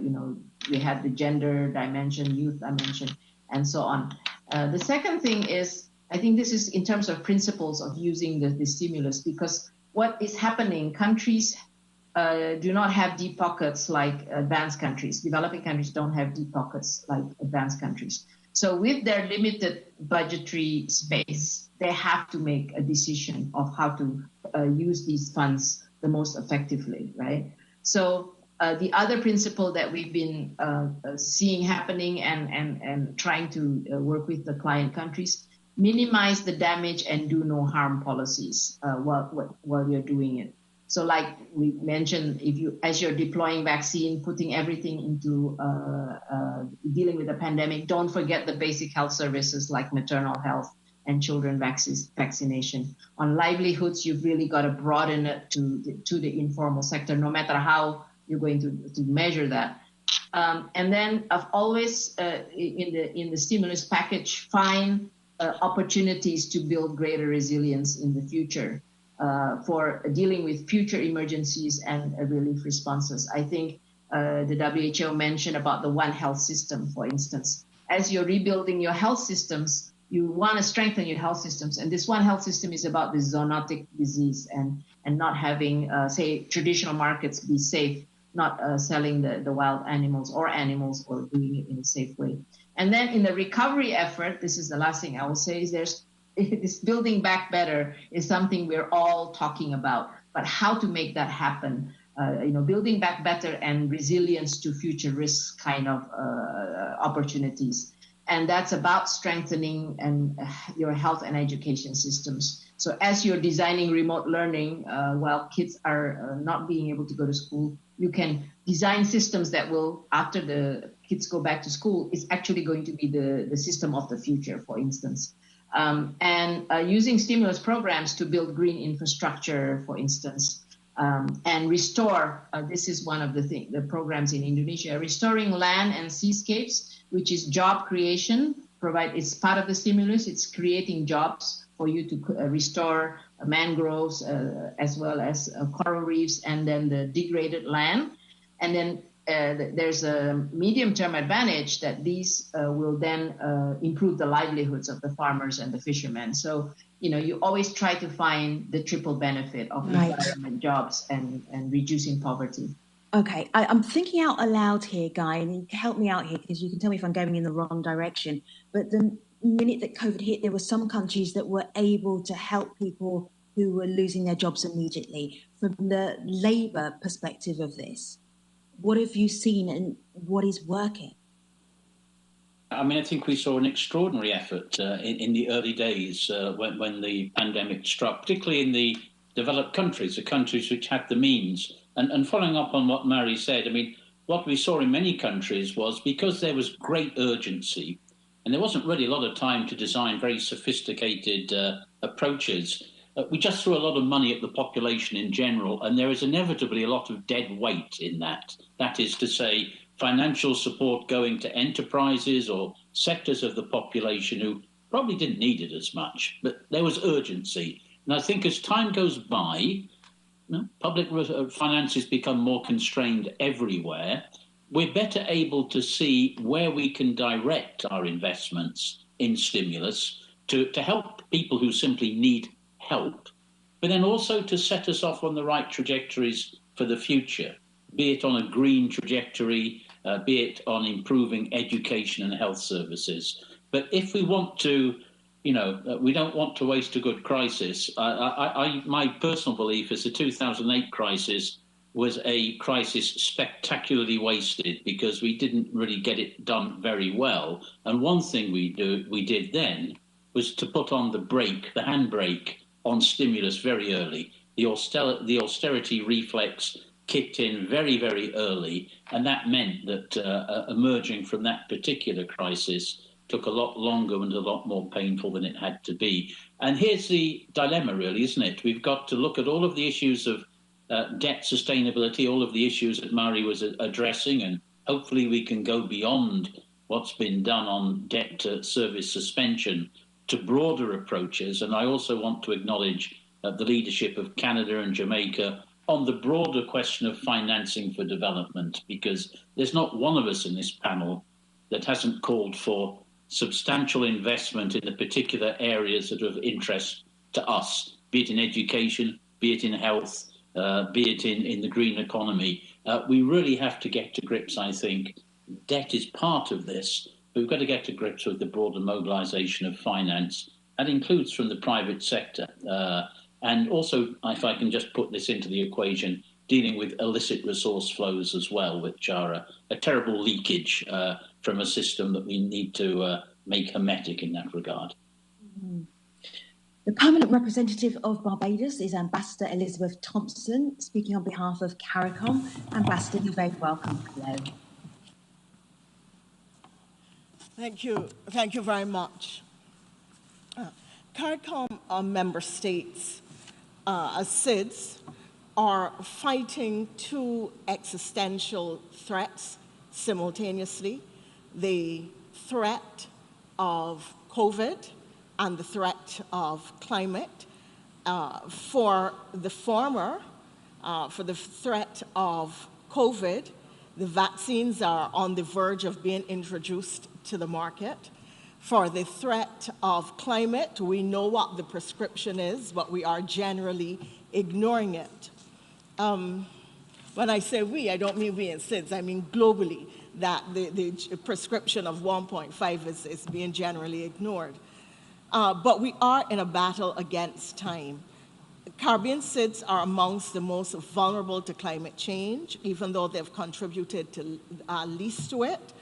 Youth, women, and other groups, the elderly, are particularly vulnerable. We know the impact on coastlines, desertification, marginal lands, the implications for economy and society. Now, part of the challenge that we are having is that some countries have either deliberately or because of the situation with COVID, decreased their ODA commitments, which is causing extreme financial stricture for those who needed that level of support. And my question from CARICOM would be, how do we ensure that climate financing isn't scaled back because funding earmarked for climate action and access has been redirected into the COVID fight, and the climate crisis still continues or escalates, which puts women, girls, and youth in an even more precarious position? Thank you very much. Thank you, Ambassador. Pavan, can you handle that one?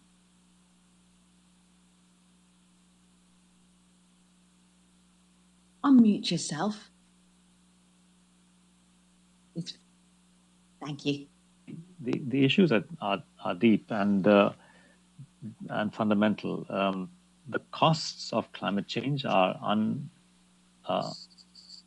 unfairly inflicted upon what are, in my opinion, wrongly referred to as SIDS, small island developing states, are actually giant ocean states. We need to acknowledge their sovereignty over vast ocean expanses, but also acknowledge their susceptibility to the ravages of storms and cyclones and sea level rise, which can be devastating for their contexts. So I can only point once again, and Ambassador, it's sad and ironic that in fact it is this year, 2020 of all years, where in fact we as a community have actually met the United Nations target of a 7% reduction in greenhouse gas emissions.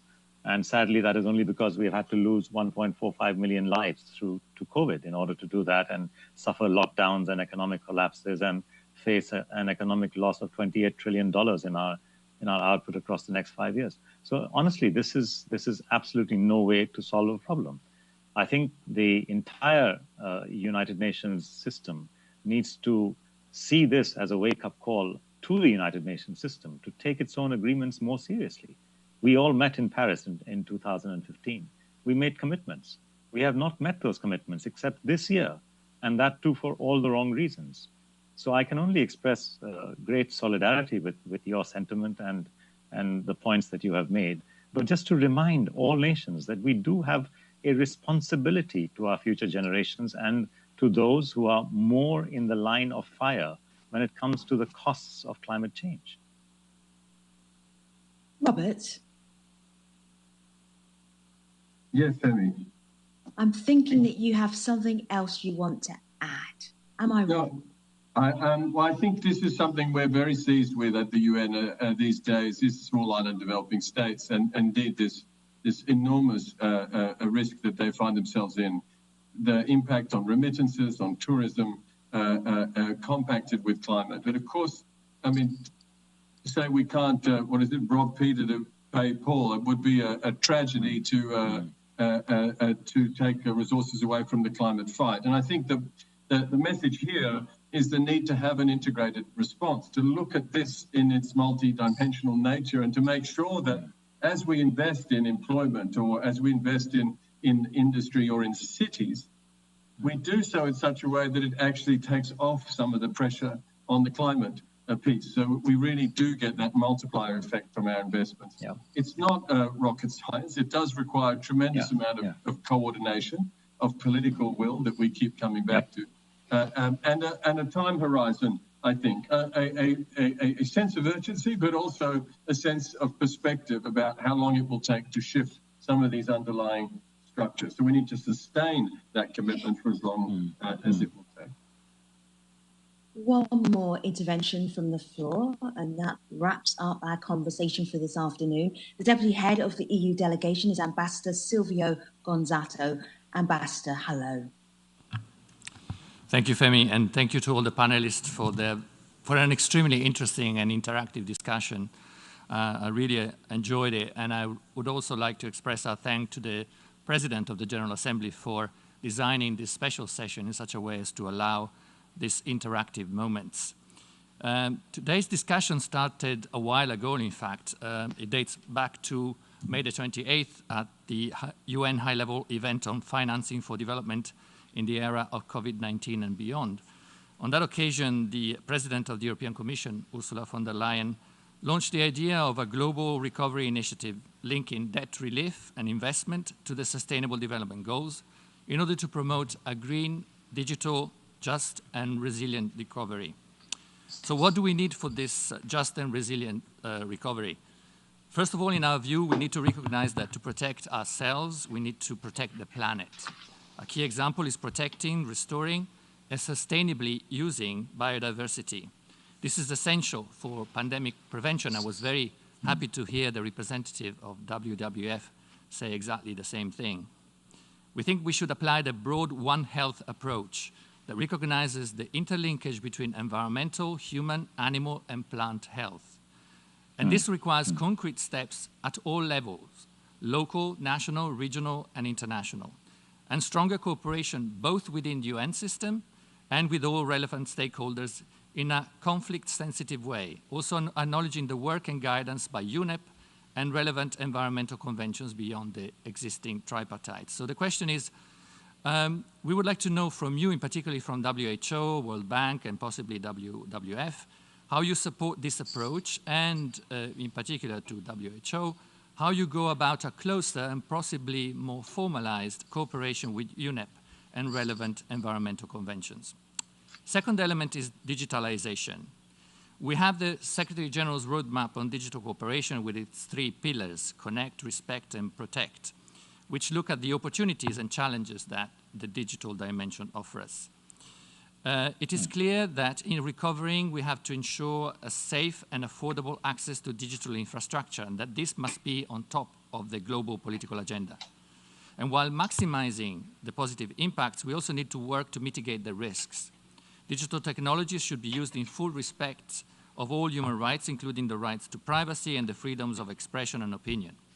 Digital is a formidable accelerator of sustainable development in view of the SDGs, but has also the potential to deeply derail the process. So the question is, what are your agency's concrete steps to bring the digital dimension forward in support of the SDGs in the context of the new situation created by the current crisis? And lastly, allow me a comment to complement also the question that was asked by my friend Ambassador Blaise. The European Union is fully supportive of the debt service suspension initiative and supports its extension to the end of 2021. And we call on all participants to fully comply with it, ensuring debt transparency and inviting private creditors to participate. We also welcome the G20 and Paris Club agreement on a common framework for debt treatment beyond the DSSI, enabling the debt restructuring process to be initiated. But let me say that debt relief is not enough. It has to be matched with transparency, strong conditionality on public financial management, anti-corruption frameworks, and domestic resource mobilization as part of a renewed model of sustainable financing. Thank you very much. Thank you very much, Ambassador Gonzato. I really appreciate you. Because we have 5 minutes left in our session, I am going to do a group crowdsource answer to your question, going around everybody. Pick the part of the ambassador's excellent, comprehensive, in-depth questions that you would like to reply to, and we will do it all as a group. And it will be our group closing remarks in the spirit of collaboration and how do we build back better, we build back together. All right, Susanna, go ahead, you start. Well, first of all, thank you, Ambassador, and full agreement and full support to every word that you said. If we want to protect ourselves, we have to protect the planet. This means that we have to work within the One Health approach and expand the One Health approach from the human-animal interface, which will help us to prevent similar future pandemics as what we are seeing today. But we have to expand it to the ecosystem as well. So we have to put this human-animal interface into the ecosystem, into the nature in which we live.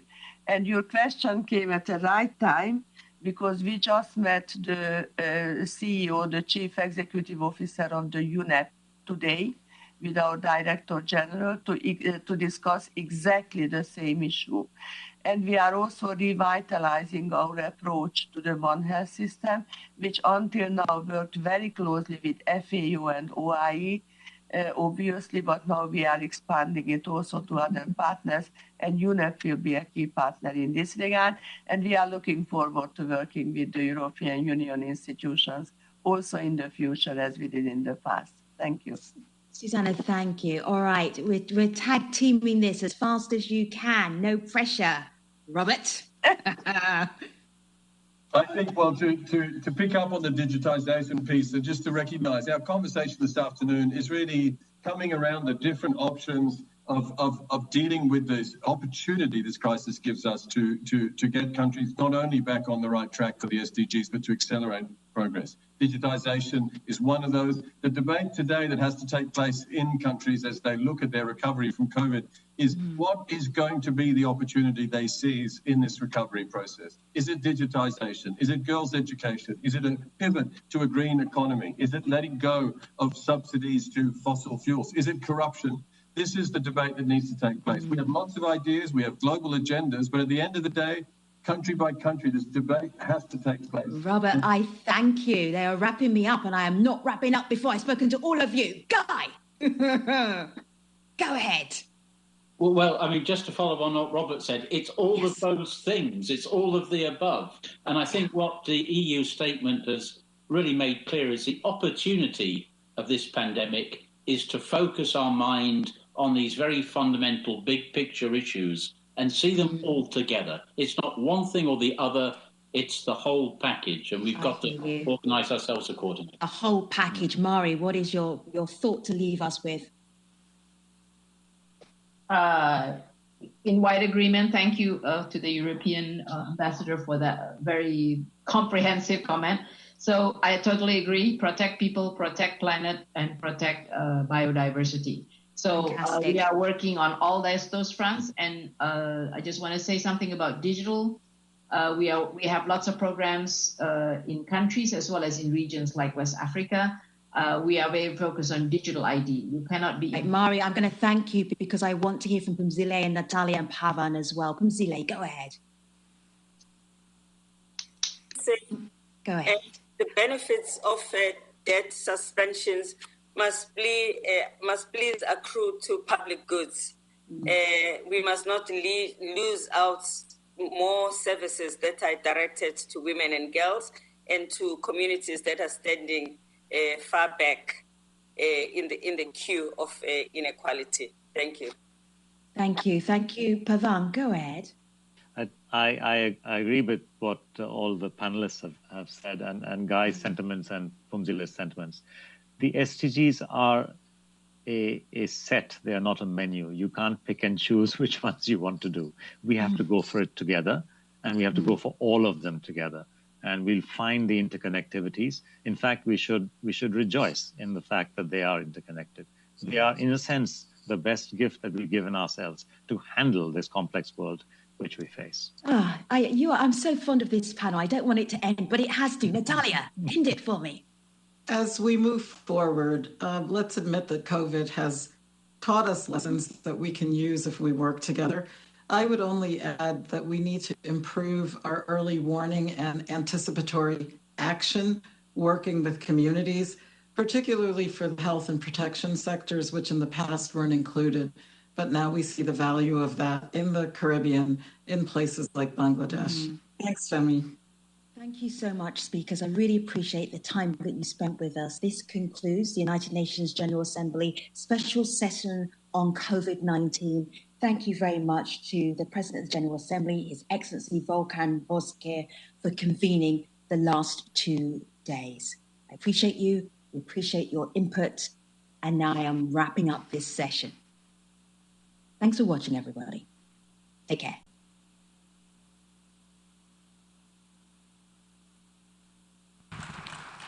The third interactive panel, entitled Resilience and Recovering Better from COVID-19, has been concluded.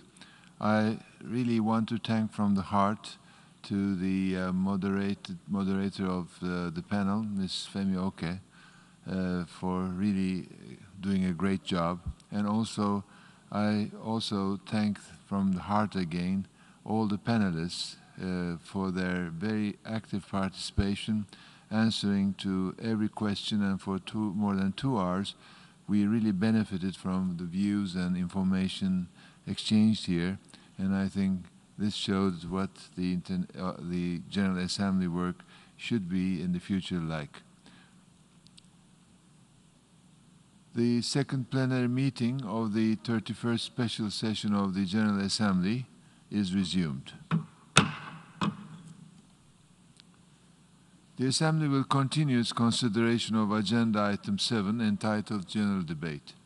Before we begin with the list of speakers, I would like to remind members of important organizational matters pertaining to the conduct of the General Debate. As you know, the Assembly, in its Resolution 75/4, decided, without setting a precedent for future special sessions of the General Assembly, each member state, observer state, and the European Union, as well as representatives from relevant organizations attending the special session, can submit a pre-recorded statement by their head of state or government, head of delegation, or other dignitary, which will be played in the General Assembly Hall during the general debate of the special session, after introduction by their representative who is physically present in the Assembly Hall. In this regard, introduction of the pre-recorded statements will be made by the representatives from their national seats. Due to time constraints, it is expected that the introductory remarks will be kept concise. Statements delivered by the representatives who are physically present in the Assembly Hall will also be made from the national seats. As set out in the Resolution 75/4, statements in the general debate will be limited to 5 minutes for individual delegations and 7 minutes for statements made on behalf of a group of states. In the case of pre-recorded statements, introductory remarks and length of the video itself shall be counted in the allocated time limit. In accordance with Resolution 75/4, without setting a precedent for future special sessions of the General Assembly, in addition to the verbatim records, the President of the General Assembly will circulate as a document of the Assembly a compilation document of the statements delivered by heads of state and government or other dignitaries by means of pre-recorded statements during the special session, and submitted to the President no later than the day on which the pre-recorded statement is played in the Assembly Hall. Submissions in this regard should be made to a statement@un.org. I now give the floor to the distinguished representative of Mozambique to introduce an address by the head of government. Thank you.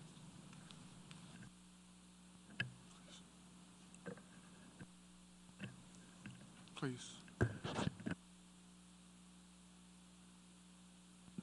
Again.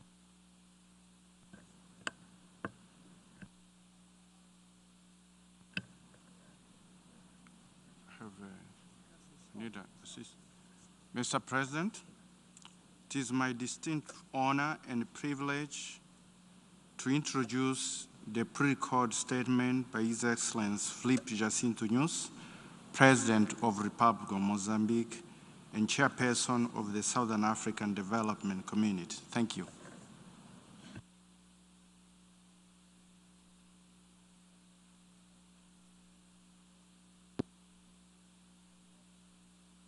Sua Excelência, Senhor Presidente da Sessão Especial da Assembleia Geral das Nações Unidas dedicada à Covid-19, Volkan Bazkiri, Excelências Chefes de Estado e de Governo, minhas senhoras e meus senhores, celebra-se hoje o Dia Mundial da Pessoa com Deficiência, instituído em 1992 pelas Nações Unidas, pelo que permitam-me que saúde a este grupo de homens e mulheres que merecem a nossa atenção para que possam dar a sua contribuição sem complexos para o bem-estar de todos nós.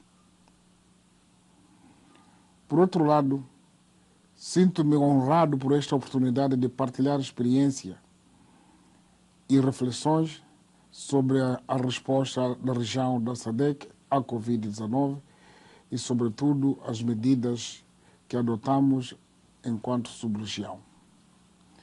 O continente africano, à semelhança de outras regiões do mundo, tem vindo a debater-se com a Covid-19 desde que foi notificada a sua presença entre nós pela primeira vez. A sub-região da SADC representa mais de metade de todos os casos da Covid-19 no continente africano e cerca de 2/3 da totalidade de óbitos relacionados com a doença.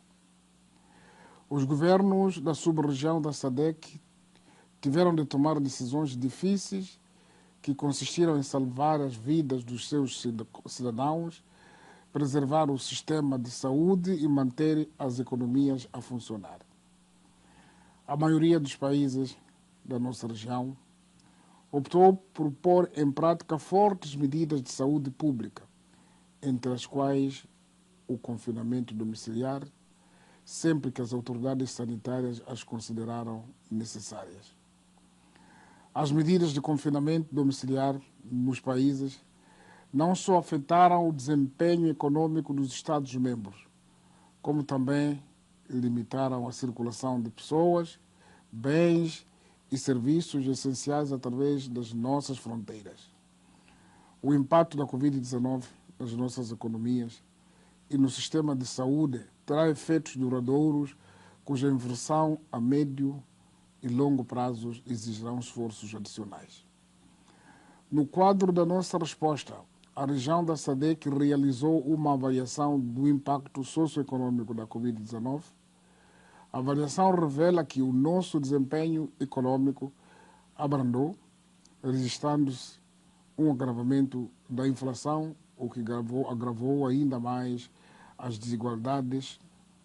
O relator da avaliação apela aos Estados-membros da SADC a enveredarem por programas destinados a reconstruir as economias e a conceberem planos de recuperação. Excelências, a região também concebeu e adotou as diretrizes da SADC sobre a circulação de bens e serviços durante a pandemia da Covid-19 e normas de execução permanente. No âmbito do mecanismo tripartido entre a SADC, COMESA e IAC, a SADC liderou a elaboração de diretrizes harmonizadas sobre o mecanismo tripartido de facilitação do comércio, transporte e circulação segura, eficiente e rentável de bens e serviços durante a pandemia da Covid-19, numa tentativa de sincronizar os procedimentos e esforço coletivo visando a integração regional e econômica. Acordamos no reconhecimento mútuo dos certificados de resultado negativo nos testes da Covid-19 nos Estados-membros e Estados parceiros, a fim de permitir que se cumpram as diretrizes sanitárias enquanto se apoiam as atividades econômicas. Além disso, a SADC elaborou e adotou as diretrizes sobre a gestão e monitorização das eleições em situação de pandemia.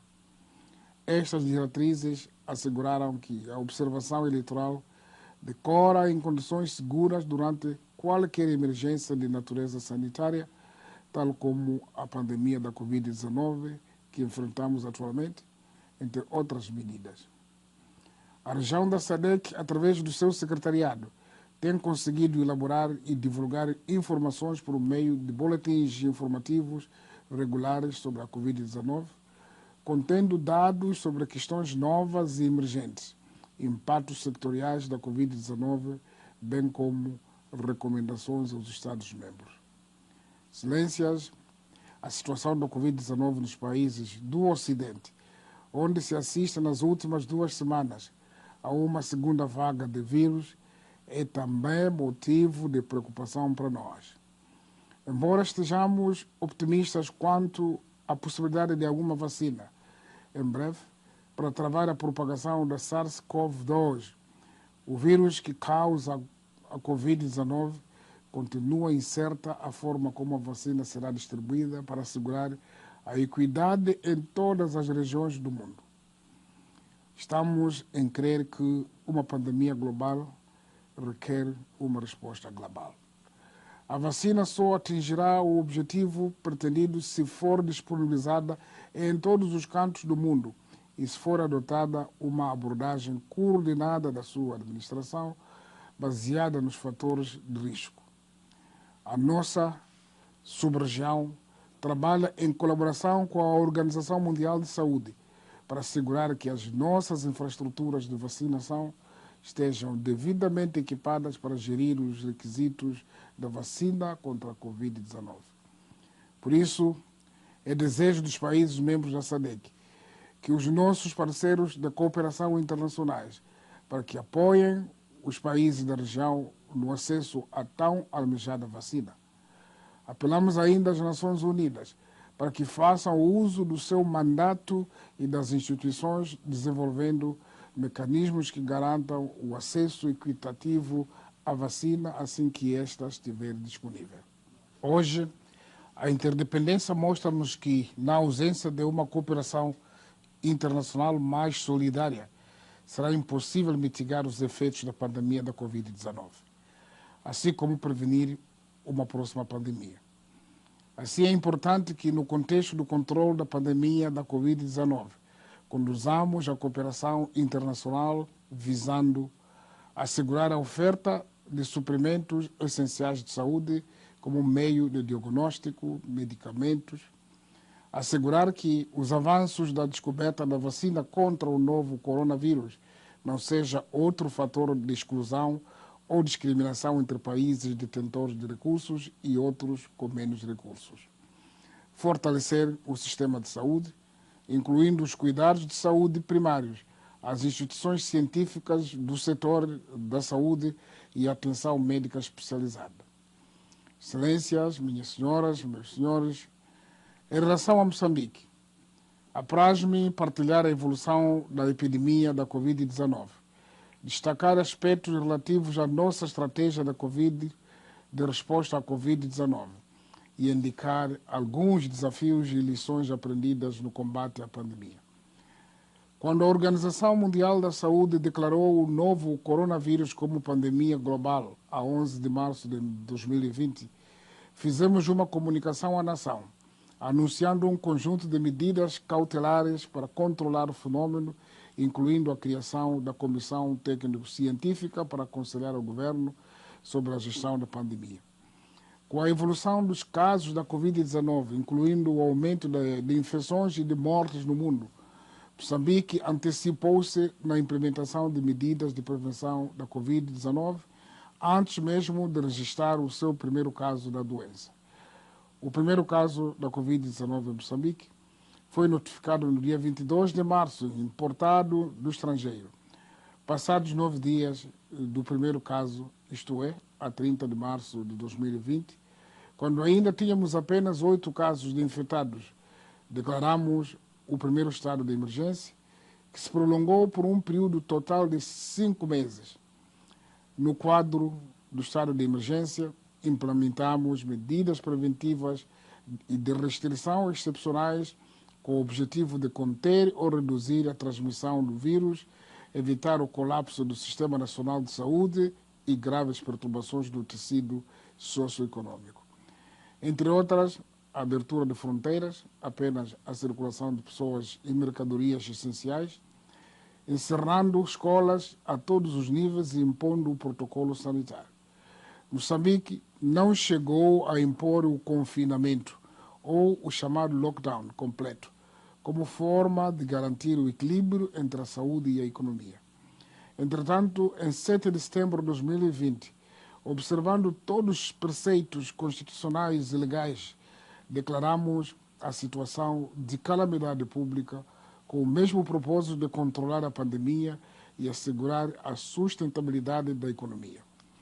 No que diz respeito à situação epidemiológica, até hoje, dia 3 de dezembro, temos notificado cumulativamente no nosso país 15.918 casos, 619 hospitalizações e um total de 132 óbitos por Covid-19. Registramos mais de 14.030 pessoas totalmente recuperadas, sendo que os casos ativos predominam na zona metropolitana de Maputo, capital do país. Nos últimos tempos, temos assistido a uma redução gradual das infecções, aumento de recuperações e uma certa estabilidade no número de óbitos. Mesmo perante este cenário aparentemente promissor, mantemos firme a resposta e as medidas preventivas para evitar o recrudescimento da pandemia. Minhas senhoras e meus senhores, ao atravessarmos este momento difícil de resposta à Covid-19, moçambicanos foram aprendendo algumas lições, entre as quais destacamos o papel decisivo da informação com base em evidências científicas, aconselhado pela Comissão Técnico-Científica Multidisciplinar.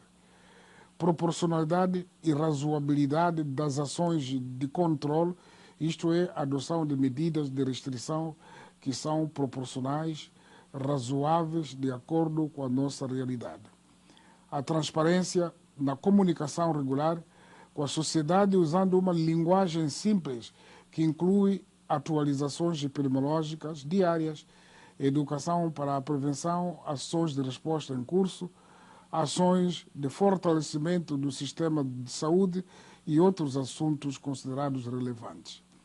Consulta e participação de todos os segmentos da sociedade nos processos de decisão através da sociedade civil, dos líderes religiosos, dos partidos políticos, acadêmicos, líderes comunitários, associações profissionais, incluindo os de comunicação social. Reorganização do sistema de saúde, criando centros de isolamento em todas as províncias para o atendimento e internamento exclusivo de casos da Covid-19. Monitoria contínua da resposta e, neste sentido, estamos a conduzir uma avaliação interação em coordenação com os nossos parceiros técnicos na área da saúde.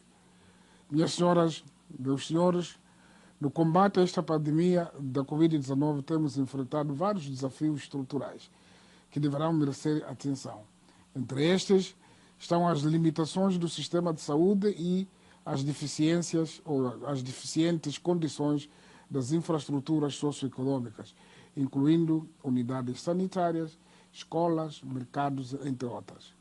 Excelências, aproveito este ensejo para agradecer aos nossos parceiros de cooperação internacionais que vêm apoiando os Estados-membros, permitindo a aquisição de meios e materiais de biossegurança e demais equipamentos e suprimentos médicos essenciais. A outra questão que consideramos urgente é responder à insegurança alimentar e nutricional na sub-região, onde se estima que 12% da população esteja nesta situação.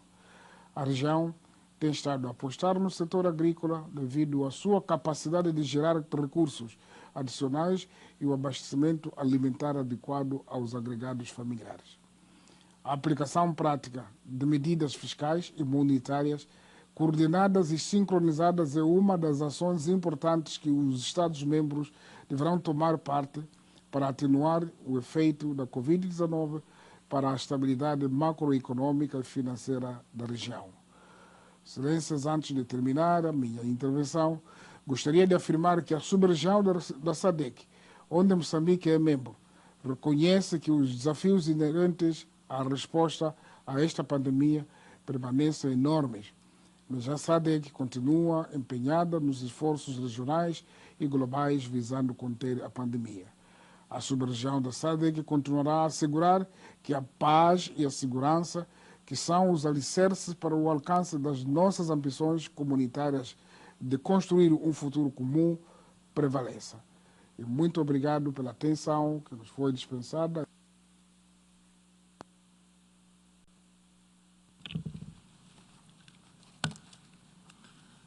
Je tiens à remercier le président de la République du Mozambique de l'allocution qu'il vient de prononcer. Je voudrais à présent donner la parole à la représentante du Brunei Darussalam pour introduire l'allocution du ministre.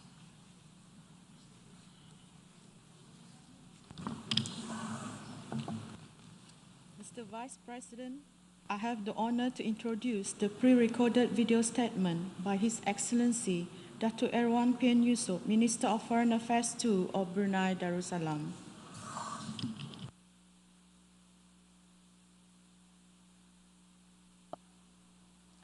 Bismillahirrahmanirrahim. Assalamualaikum warahmatullahi wabarakatuh. Mr. President, Mr. Secretary General, Excellencies. At the outset, I would like to commend the work of the United Nations under the leadership of Secretary General Antonio Guterres and you, Mr. President, in all your work, especially in responding to one of the biggest contemporary crises of our time, the COVID-19 pandemic, which is now seeing a second, third, and even fourth waves in different nations, leaving our world paralyzed. Mr. President, early in March this year, Brunei Darussalam witnessed the spread of COVID-19 cases. We took swift and necessary actions in our initial response, and like many other nations, paid the price of shutting our borders and restricting travel in order to control and mitigate the spread of the virus. As we move along, we were able to rapidly implement a mass testing program, as well as a widespread contact tracing mechanism through the use of an app called BruHealth, effectively identifying clusters of imported as well as locally transmitted cases. To supplement such actions, the Health Minister carried out daily press briefings through national media as well as social media. We opened a 24-hour hotline ensuring that our public remain informed and up to date on the situation, and more crucially, also able to reach out if they had queries and concerns. Communications and interaction between the government and our people was and remains crucial, whereby we place importance on raising public awareness on the importance of physical distancing, self-isolation, as well as carrying out basic hygiene and sanitization. We successfully saw a positive whole-of-nation effort to combat COVID-19 amongst the people of Brunei Darussalam, as they educated themselves on the matter and carried out their civic duty to the country, to the communities, and to themselves. To this end, Brunei Darussalam has maintained zero community spread cases since early May. However, we continue to carry out preventive measures against the virus, and we are mindful of the impact the pandemic has had on other spheres of society as we continue to adapt to a new norm. An example of this is in the sector of education. We aim to avoid a lost generation, ensuring our young people are not deprived despite the dire situation, and providing special support to those underprivileged. We gave them access to learning materials and devices such as laptops and subsidized internet connections as teaching moved from the classroom to online. Furthermore, our government has provided various economic stimulus packages to ensure people's daily lives remain largely unaffected. All of this, Mr. President, is done with an acute awareness that the impact of COVID-19 pandemic is complex and that we will see its long-lasting effects. Comprehensive safety nets must therefore be in place to secure the well-being of our people during these hard times, both physically and mentally. Mr. President, Brunei Darussalam does not stand alone in facing the pandemic, and we, like other nation states, face both joys as well as adversities in our shared world. For ASEAN and our partners, our leaders have responded to the alarming situation and put into effect timely measures to collectively respond to COVID-19, as well as address the profound impacts on our region. In this regard, ASEAN has also taken the very first step to initiate a travel bubble, to encourage a revival in the region and to promote safe travel once again, built upon bilateral Green Lane arrangements. While being cognizant to public health, safety, and well-being of our people, we hope to see business and economic stability and recovery in the region soon. In 2021, Brunei Darussalam, as chairman of ASEAN, will continue to coordinate both national and regional endeavors to respond to the crisis and minimize its consequences, contributing to the overall global effort. Mr. President, for 75 years, the United Nations has continued to assist member states in addressing threats and challenges beyond our control. This year, the United Nations Coordinated Global Response demonstrates that the UN and its agencies remain relevant and essential in guiding member states to shoulder any crisis together. Coordinated efforts from national to regional and international levels have proven essential and necessary in addressing the pandemic and its impact. Mr. President, this is the heart of multilateralism and what is meant by united. In this spirit, it is heartening to see that there are several vaccines currently being tested in clinical human trials. We commend the COVAX initiative along with the Access to COVID-19 Tools Accelerator, which is important to ensure equitable distribution of tests, treatments, and vaccines that are accessible and affordable to everyone. It is also encouraging to witness political will and commitment, such as the recent decision by G20 leaders, whereby major economies expressed their commitment to ensure equal access to the vaccine and treatments, as well as restoring global economic stability. We hope this will translate into action and that the production of a vaccine and the vaccine itself will truly be available to all as a global public good. Mr. President, Brunei Darussalam remains firm and steadfast in our commitment to saving lives, protecting societies, recovering better. We will continue to support the UN to ensure the organization and multilateralism will prevail in the face of current and future challenges in order to maintain peace and progress and continued sustainable development even in the face of this crisis and long after, when our world and our people begin to recover. Finally, we would like to extend our deepest gratitude to Azerbaijan and Canada in organizing this timely special session in reiterating our commitment to address the long-lasting effects of COVID-19. Thank you. Je tiens à remercier le ministre des Affaires étrangères en second du Brunei Darussalam de la déclaration qu'il vient de prononcer. Je donne maintenant la parole à la représentante de la Slovénie pour qu'elle introduise la déclaration du ministre. Mr. Vice President, with regard to yesterday's statement of the President of Serbia, and to avoid any misunderstanding, I would like to remind this General Assembly of the agreement of the succession issues signed in 2001, which states the sovereign equality of the 5 successor states to the former Socialist Federal Republic of Yugoslavia, one of them being the Republic of Slovenia. And now, allow me, Mr. Vice President, President to introduce the pre-recorded statement by the Minister of Foreign Affairs of Slovenia, Mr. Anže Logar. Thank you.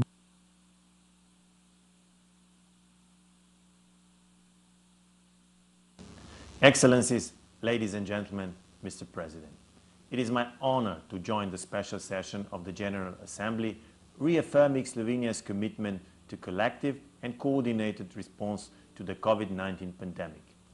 The pandemic has been affecting lives of people all around the world in ways we could have never imagined before. The health, economic and social crisis requires an honest and well-coordinated regional and global approach. This special session is a welcoming step to enhance communication and efficient exchange of best practices among us. We all agree that measures must primarily focus on safeguarding public health. At the same time, the governments all over the world are doing their best to minimize damage to the well-being of our societies and to support and assist our economies. Slovenia will hold the EU Council presidency in the second half of 2021, and in this capacity, we will encourage discussion on how the EU could address challenges relating to availability, accessibility, and affordability of pharmaceuticals. Let me take this opportunity to sincerely commend the scientific community worldwide for their dedication and efforts for development and production of COVID-19 vaccine. We are well aware that the pandemic has additionally aggravated existing problems in the developing countries. Slovenia has already responded by providing humanitarian and development assistance for the battle against COVID-19, with material aid, contribution to international organizations, and through the reprogramming of development and humanitarian projects. Health must be the right for all and not the privilege of the few. We must work hard to secure access to universal health coverage in the implementation of the Sustainable Development Goals. In this, solidarity is not only morally right, but also a matter of interest, for we are only as strong as our weakest link. Slovenia is a part of Team Europe initiative that aims at global sustainable recovery in the spirit of building back better and greener, also through implementing the goals of the Agenda 2030 and the Paris Agreement. Our recovery can only grow from innovation, digital transformation, and green solution. Slovenia is actively engaged in framing the artificial intelligence in the service of humankind, also by hosting the International Research Center on Artificial Intelligence, established under the auspices of UNESCO. The center has already launched the Coronavirus Media Watch that uses global and national news updating to create powerful narratives and visualization.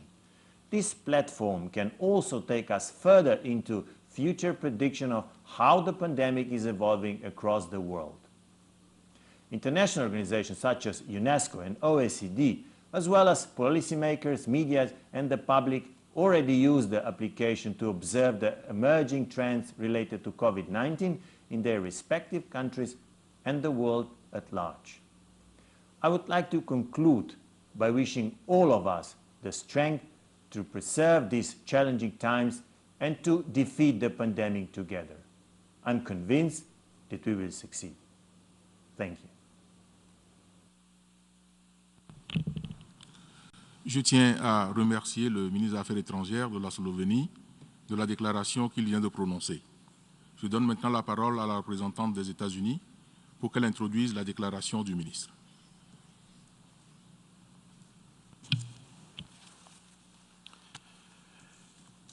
Mr. Vice President, it is my honor to introduce the Secretary of the U.S. Department of Health and Human Services, Alex Azar, who will shortly deliver the U.S. national statement.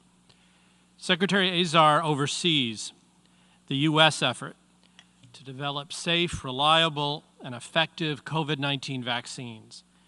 And his remarks to this special session come at a pivotal moment in the global fight against the pandemic.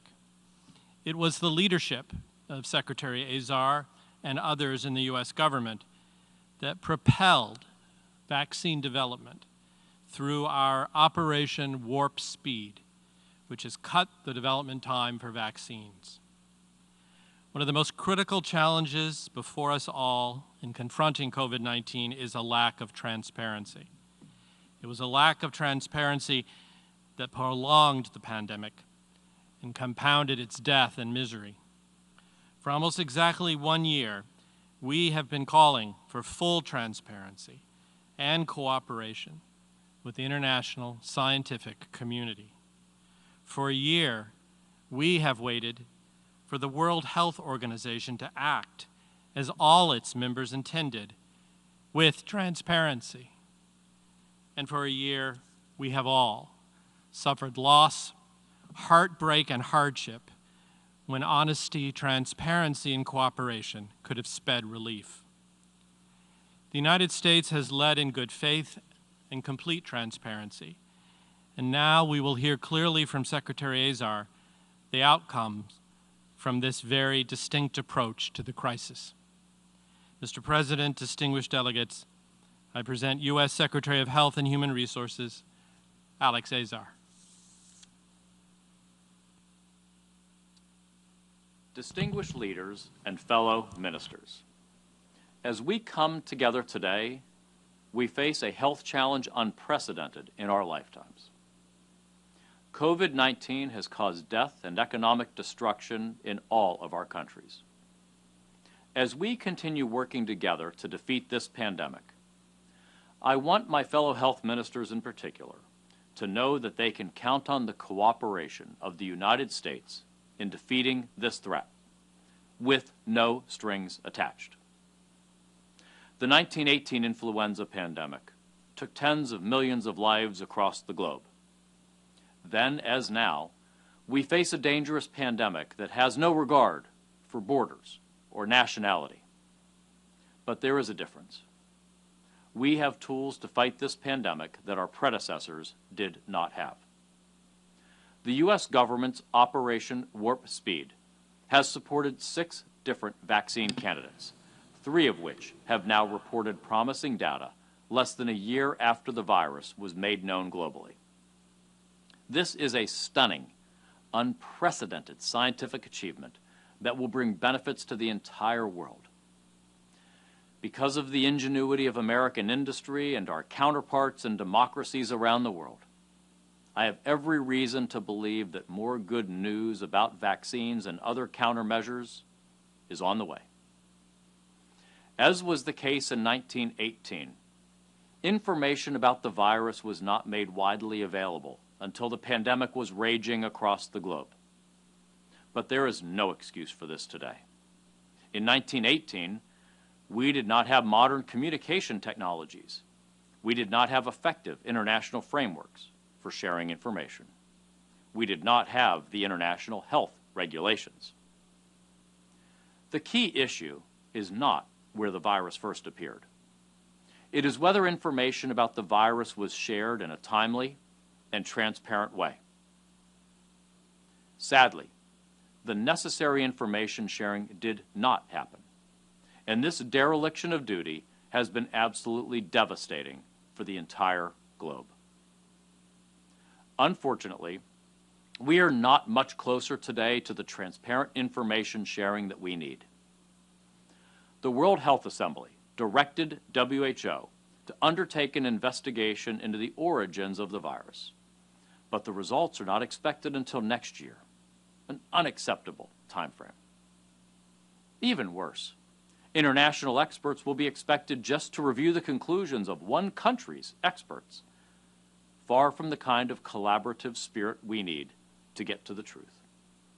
Sadly, some countries have also attempted to take advantage of the pandemic to pursue economic, diplomatic, or security gains with hard-hit countries. The United States has taken a different path. Our work on vaccines for COVID-19 has been fully transparent, and we will follow all the usual stringent American safety and quality protocols to produce countermeasures that the whole world can trust. The United States will make these tools available to our partners and friends once we take care of the American people.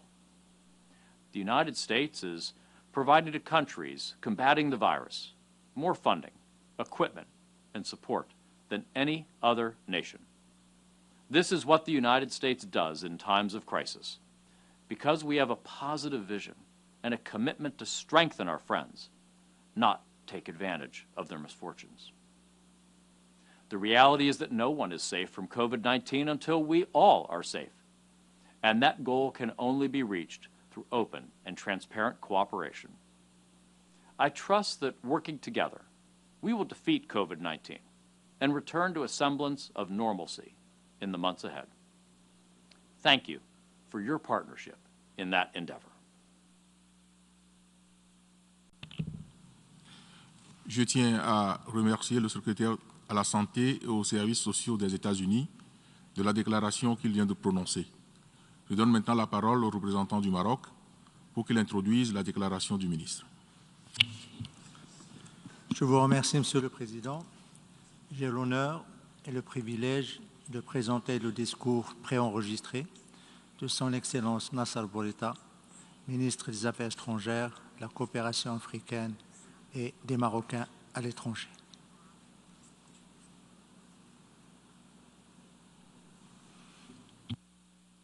Excellences, Mesdames et Messieurs, je souhaite tout d'abord féliciter Son Excellence Volkan Bozkır pour son accession à la présidence de cette session extraordinaire de l'Assemblée générale.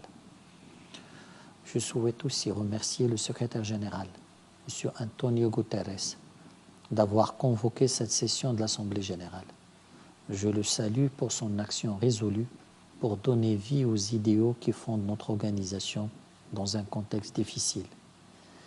Les initiatives qu'il a lancées tout au long de la crise du Covid incarnent le rôle que doit jouer l'ONU en tant que plateforme d'action collective pour la paix, la sécurité et le développement. Nos remerciements vont aussi aux pays frères de la République d'Azerbaïdjan pour l'initiative qu'il a lancée en sa qualité du président du mouvement des non-alignés pour la tenue de cette importante réunion. Excellences, Mesdames et Messieurs, la pandémie a pris de court nos systèmes de santé, nos économies, nos systèmes de protection sociale.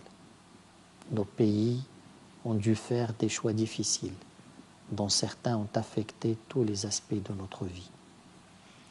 L'urgence de sauver des vies est toujours là, mais elle se conjugue aujourd'hui à celle d'une nécessaire relance économique.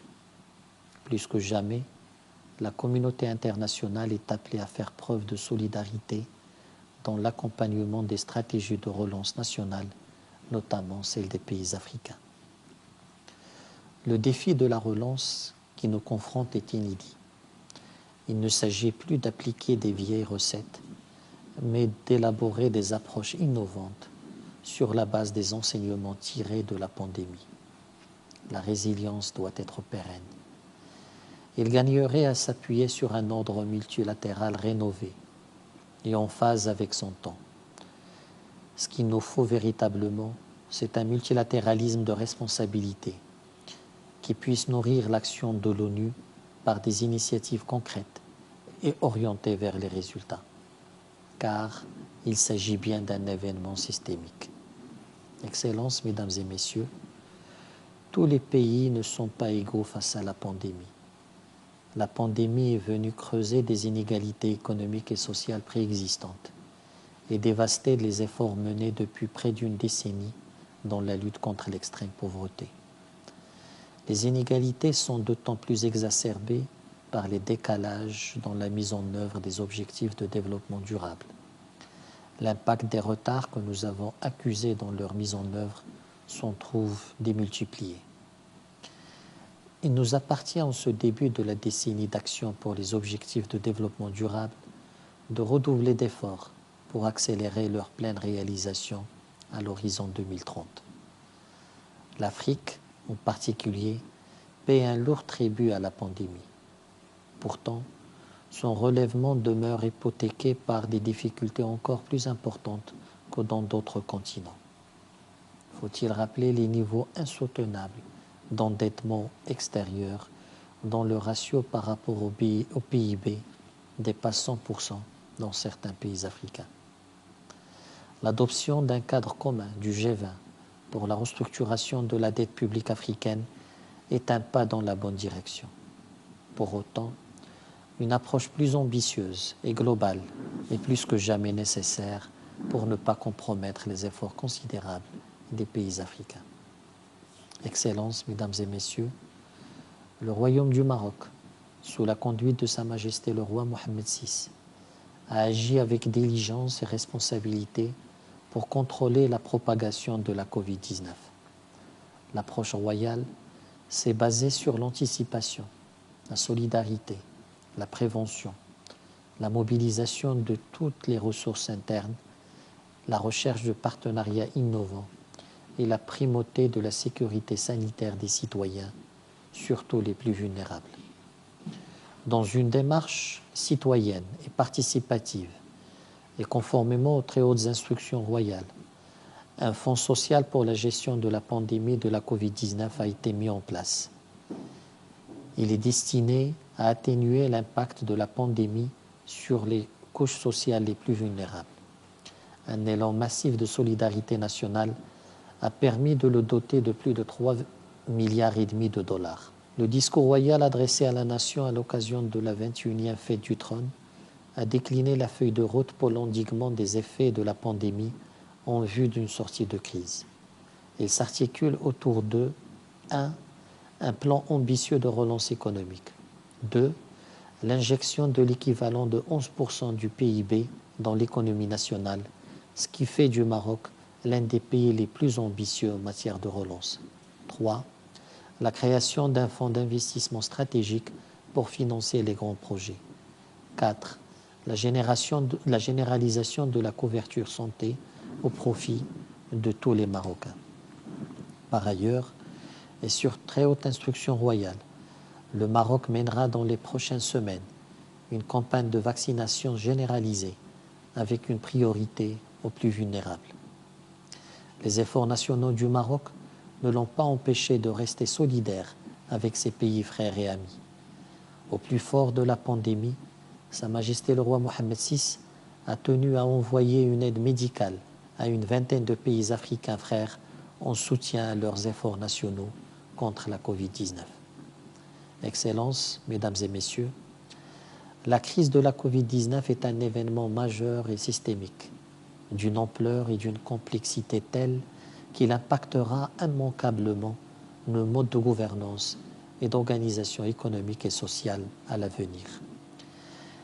Des citoyens aux États, en passant par le système multilatéral, la Covid-19 a révélé une extraordinaire capacité d'adaptation. C'est là une raison d'espérer que cette même capacité puisse inspirer un ordre mondial plus juste et plus solidaire.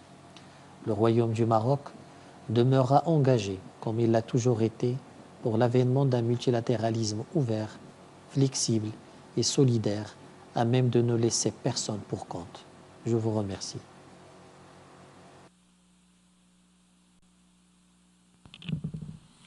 Je tiens à remercier le ministre des Affaires étrangères, de la coopération africaine et des Marocains résidant à l'étranger du Maroc de la déclaration qu'il vient de prononcer. Je donne maintenant la parole au représentant de la Jamaïque pour qu'il introduise la déclaration du ministre.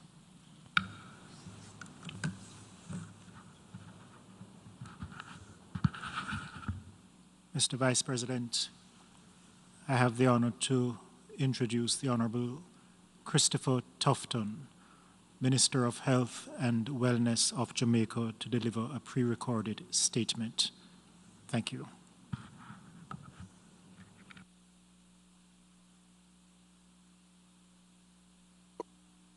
Fellow member states, the world has experienced over the last 10 months a challenge of such magnitude that we have not seen in our recent history.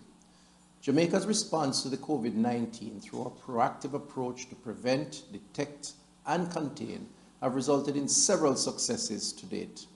Our gains have been grounded in the strengthening of the international health regulations' core capacities, even as we have had to balance economic well-being and the health of the population. This pandemic has been fought with fortitude that has been built from years of efforts that have gone into strengthening the health system. This is a testimony of the value of partnerships that I've had over the years with international partners such as the United Nations, specialized agencies. The strategies that have guided us over the last several months came out of a repurposing of our influenza pandemic preparedness plan. Jamaica's containment strategies have been swift and effective. We enhanced our surveillance measures early at our ports of entry, and after our first case, we scaled up in-country surveillance programs. We have been able to, through well-developed disaster management, public health, and community health programs, to rapidly assess and mobilize for the implementation of containment measures. Our early public education campaign is the foundation on which all other strategies were implemented. This increased awareness led to early detection of cases, and our strong primary healthcare foundation enabled our ability to mobilize our response in communities for case investigation and contact tracing. Our experiences with contact tracing with other diseases such as measles and malaria have resulted in the continued elimination of these diseases from our country. We can say that early implementation of the contact tracing from the start have had positive results. As a country, we have had to take drastic decisions to shut down sections of the island in order to conduct investigations to contain this disease. Without laboratory support, our response would have been misguided. Thanks to the WHO, PAHO, and several partners, we have been able to build capacity for testing such that we can now boast a 24 to 48-hour turnaround time for PCR testing results, as well as the introduction of antigen testing. This has not been without crossing several hurdles, but we have persevered, resulting in a stronger national lab response involving both public and private partners, which augurs well for the future responses to biological agents. COVID-19 highlighted several gaps in our health system. Jamaica has taken the opportunity presented by this pandemic to build capacity. The government of Jamaica has strongly supported the health response, and we have seen the expansion in the health workforce with additional doctors and community health workers employed. We have seen the addition of new high dependency beds, new wards, and new isolation areas. Most importantly, we have seen the dedication of our healthcare workers, who have over the last several months have given selflessness to protecting the population from COVID-19. This has not only been a health sector effort. We have truly seen a multi-sectoral response with the support from the security forces, social security sector, education and tourism sectors, many other ministries, departments, and agencies, and the private sector organizations. COVID-19 has touched everyone, and the successes we have had have been through the contribution of all the sectors to the response. Keeping COVID-19 out had been the focus of our interventions in the first instance. However, Jamaica, having declared entering the community transmission phase in September, made the transition to living with COVID-19. This is centered around the rigorous protocols for slowing transmission, protecting the vulnerable, and ensuring the ability of our health system to respond to predictable and unpredictable surges. The COVID-19 pandemic has brought about a rearrangement in every aspect of our lives, from the provision of health services to the operations of the economy. More and more, we are beginning to feel the effects of this new normal as we adjust to infection prevention and control protocols in every setting. This period is a period of massive learning. The experiences over the last 9 months have been about adapting to the changing operations of social, economic, and cultural living. We are seeing firsthand and in real time a revolution. In the past 9 months, Jamaica has seen a massive drop in our gross domestic product by at least 14% in 1 quarter, over 100,000 jobs lost, and many persons grappling with anxiety and mental challenges. Our community engagement strategies as we move forward are focusing on enhancing the mental health of the entire population, and especially our elderly persons who are increasingly showing the ill effects of social isolation. We have multiple tasks ahead that must balance physical, mental, and economic health. We have to continue to respond to the pandemic while we maintain essential health functions.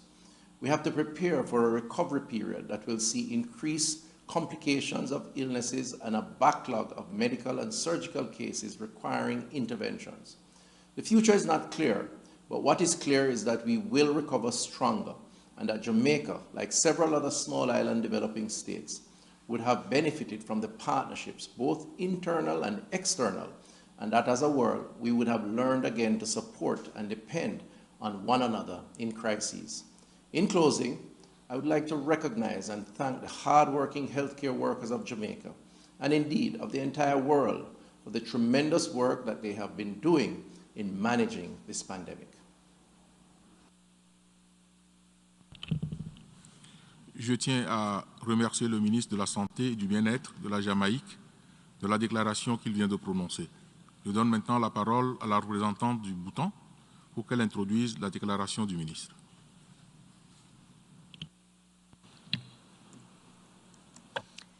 Mr. Vice President, I have the distinct honor to present the pre-recorded video statement of His Excellency Limpo Thandi Dorji, Honorable Foreign Minister of the Kingdom of Bhutan. Mr. President, Excellencies, ladies and gentlemen, greetings from the Kingdom of Bhutan. I thank the President of the General Assembly, His Excellency, Mr. Volkan Bozkir, for convening the 31st special session of the General Assembly in response to the COVID-19 pandemic. I also thank the co-facilitators, Permanent Representative of the Republic of Azerbaijan and the Deputy Permanent Representative of Canada for this special session of the General Assembly. The COVID-19 pandemic is one of the greatest health and humanitarian crises in the United Nations' recent history, which has infected more than 60 million and caused approximately 1.5 million deaths worldwide. The pandemic has resulted in multifaceted social, economic, and financial repercussions and disruptions with devastating impact on the lives and livelihoods of people. It has exposed and exacerbated existing fragilities in our world and within societies with the challenges our people face resulting from high levels of inequality, inadequate health coverage, social protection, and climate change. The economic consequences of the pandemic continue to adversely affect millions, with the poorest and in select sectors hit the hardest. Our hard-earned development gains are under threat of being compromised. In Bhutan, guided by His Majesty the King, the government has taken timely and effective actions to respond to the pandemic. Led by the Ministry of Health, a whole-of-government approach has been instituted which has successfully prevented community transmission and zero death. Complementing scientific-based interventions with universal compassion, we have restricted the number of infections to 410, with 381 recovered, majority of whom were detected while in quarantine. Excellencies, in order to overcome the present economic disruptions and with a view to stabilize the economy and stimulate growth, a number of fiscal relief measures have been introduced, focusing particularly on the most vulnerable segments of society, while also ensuring that our economy continues to be resilient. The National Development Plan is being accelerated with front-loading of projects and investments that revitalize the rural economy and create employment opportunities. Despite the many challenges that have been faced, we have witnessed resilience and solidarity at its best during these difficult times. Under the leadership of His Majesty the King, the people have become more united and cooperated with the government in the larger interest of the country despite major disruptions and severe restrictions. Bhutan is encouraged by significant progress in the development of new tools and strategies in the fight against COVID-19, including vaccine development and in particular international cooperation under the auspices of the UN to make it universally accessible. Similarly, manufacturing and distribution of testing kits and PPEs are urgent requirements that resource-strapped countries must be supported with.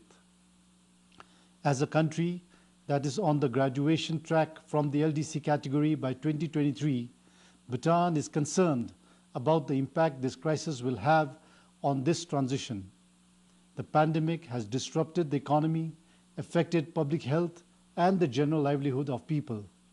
The containment measures, such as travel restrictions, physical distancing, and border closures, have resulted in a severe impact on the economy. Therefore, Bhutan needs enhanced support from the UN development system and development partners for a resilient recovery from the impact of the pandemic to help us remain on track for a smooth transition from the LDC category by 2023, as well as in achieving the Sustainable Development Goals. I thank you and Tashidile. Je tiens à remercier le ministre des Affaires étrangères du Bhoutan de la déclaration qu'il vient de prononcer. Je donne maintenant la parole à la représentante de l'Irlande pour qu'elle introduise la déclaration du ministre. Merci, Monsieur le Vice-Président. Thank you, Mr. Vice President. I have the honour to introduce a pre-recorded statement by His Excellency Mr. Simon Coveney, the Minister for Foreign Affairs and Minister for Defence of Ireland. Thank you.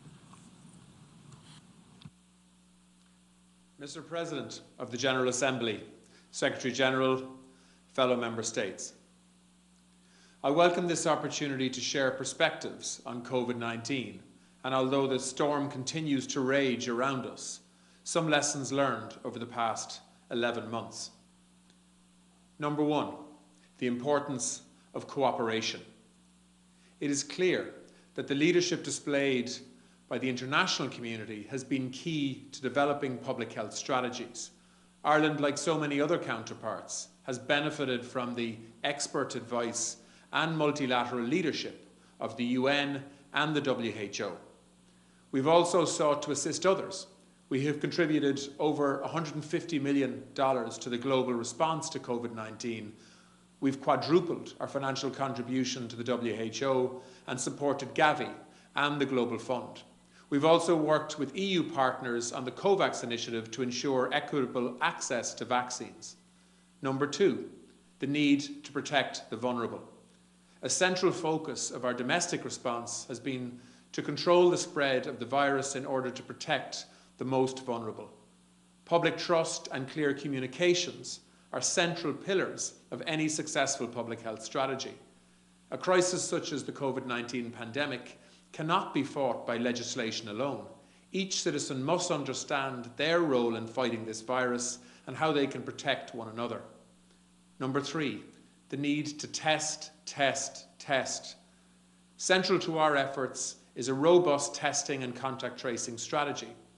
We have worked intensively in Ireland to put in place a comprehensive, reliable and responsive testing and tracing operation. Number four, the primacy of non-pharmaceutical interventions. From the beginning of the pandemic, we have emphasised the many simple measures that can be taken to block the transmission of COVID-19 from person to person. In the absence of a vaccine or an effective treatment, our strongest defence against COVID-19 has been incorporating non-pharmaceutical measures into our daily lives, including the use of face coverings, social distancing, and good respiratory hygiene. Number five, the need for government measures. In Ireland, the government acted swiftly to limit transmission of the virus, to ensure our hospitals and intensive care units were not overrun. There have been difficult choices to make, and government restrictions have had major effects on the economic and social life of our country. But we remain committed to tackling the spread of COVID-19 as a nation and international challenge of unprecedented scale in our lifetime. Mr. President, from the start, we have understood that the interconnectedness of this crisis has required a coherent, effective, and integrated global response, As Dr. Michael Ryan, the Irish Executive Director of WHO Health Emergency Programme, has said, nobody on this planet is safe until everybody is safe. So we will continue to work at home and abroad for responses that will keep all of us safe and find a way through for a brighter future.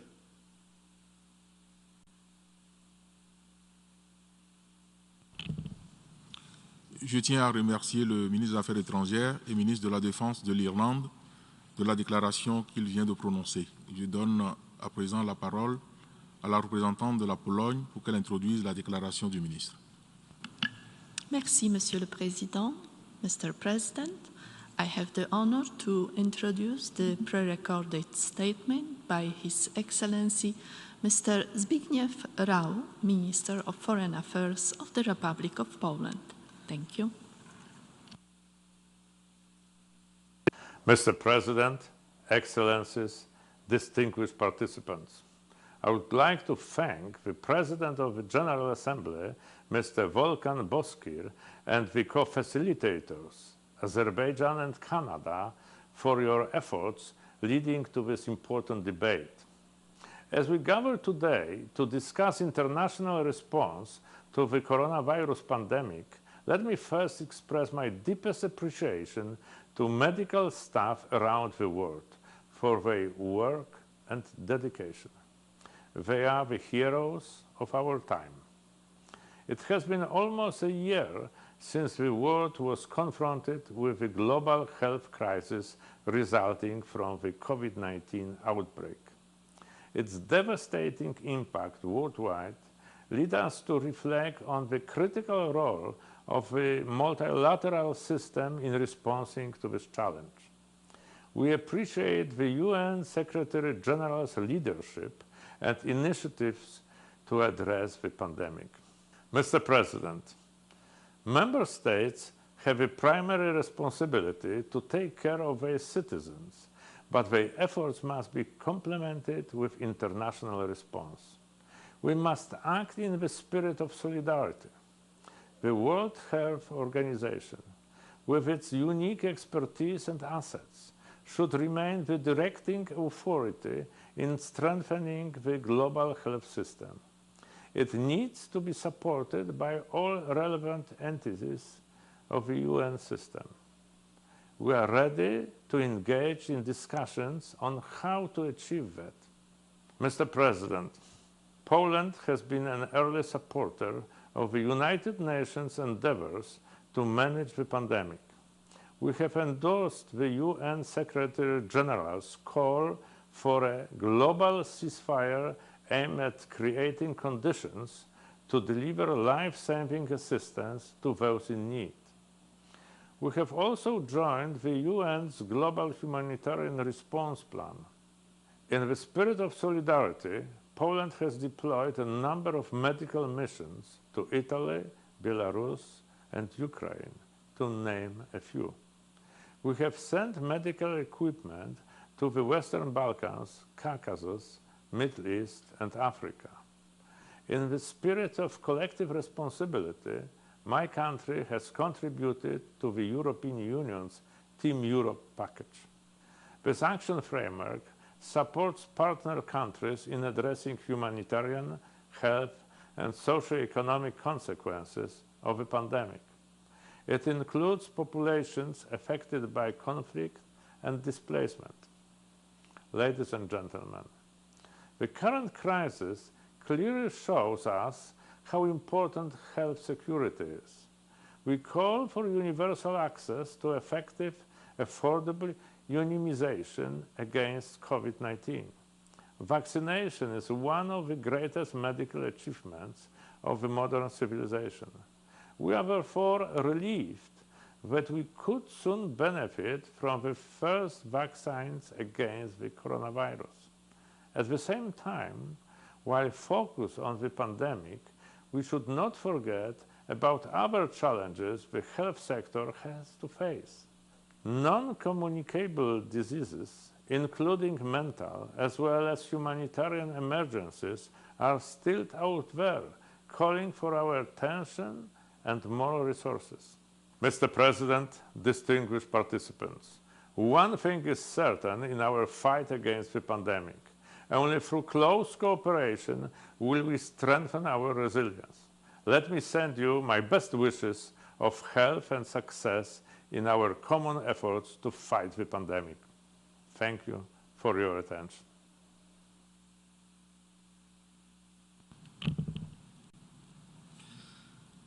Je tiens à remercier le ministre des Affaires étrangères de la Pologne de la déclaration qu'il vient de prononcer. Je donne maintenant la parole au représentant de l'Ukraine pour qu'il introduise la déclaration du ministre.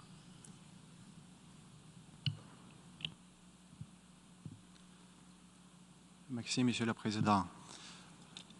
I have the honor to introduce the pre-recorded statement by His Excellency, Mr. Dmytro Kuleba, Minister for Foreign Affairs of Ukraine.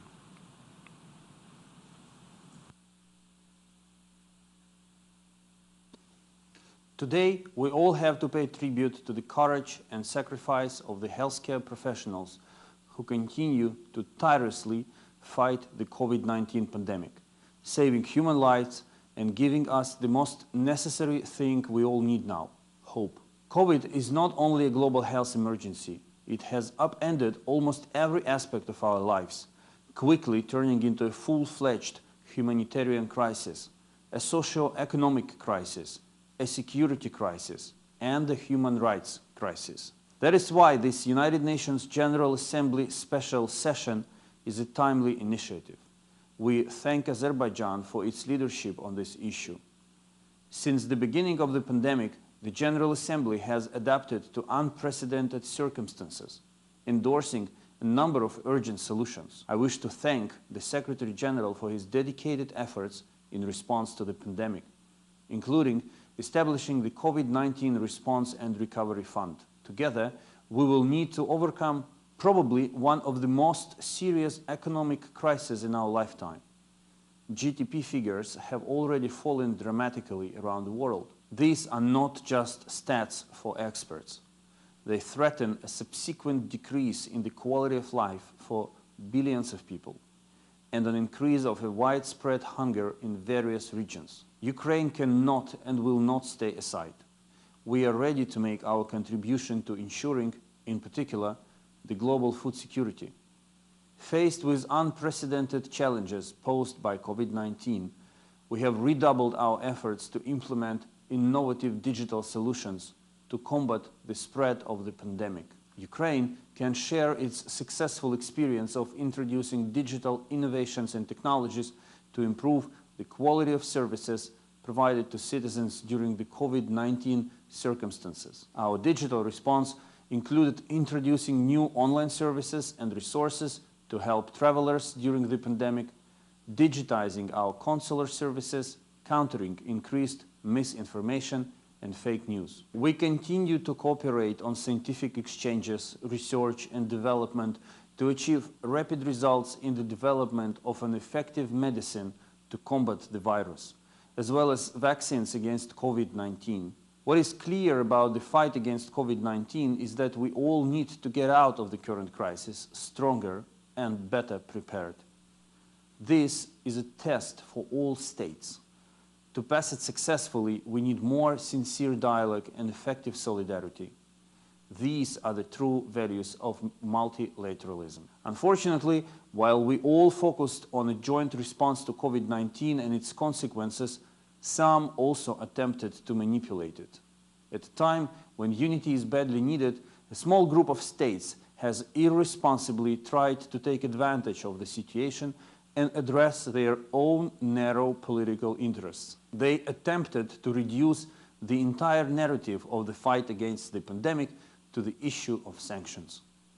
We are convinced that such manipulations can only harm the important work we are doing to strengthen global cooperation in this challenging time. We must demonstrate unity. Ukraine calls on all countries to work together and to effectively overcome the pandemic.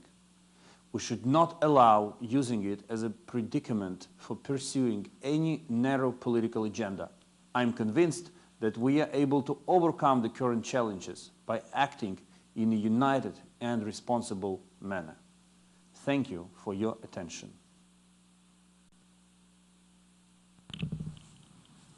Je voudrais remercier le ministre des Affaires étrangères de l'Ukraine de la déclaration qu'il vient de prononcer.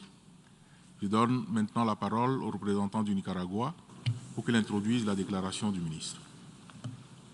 Señor Vicepresidente, tengo el gran honor de presentar mensaje pregrabado de Su Excelencia, compañero Dr. Paul Oquis Kelly, Ministro Secretario Privado para Políticas Nacionales de la Presidencia de la República de Nicaragua. Muchas gracias.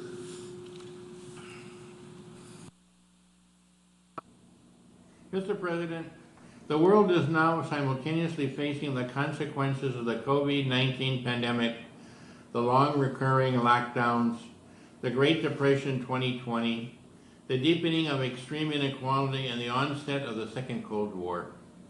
During the Great Depression of 1929, U.S. President Franklin Delano Roosevelt famously said, "All we have to fear is fear itself." In 2020, fear has gone viral, and confidence in the future has turned to despair for billions of people. Recovery will require restoring confidence in the future and hope. We must remember that the Great Depression of 1929 only ended with a major redistribution, Social Security, and World War II. The long depression of 20 years that ended in 1890 with the Great Redistribution, the Sherman Antitrust Act, and the breaking up of the Rockefeller oil monopoly, the Carnegie steel monopoly, and the Harriman railway monopoly, confronted the most powerful economic interests in the country. After the financial crisis of 2007-2009 and the Great Recession that followed, there was no redistributive measures. Dodd-Frank and Basel III were only concerned with minimizing the risk and having to rescue banks again. And so we arrived at the phenomenon of the 1% and the 0.1% controlling most of the world's wealth.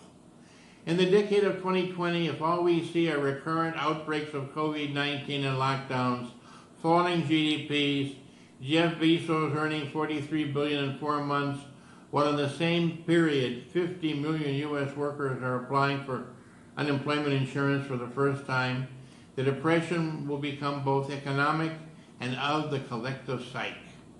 In this double chasm, consumers will spend very little, investors will invest very little, and the economy will recover very slowly.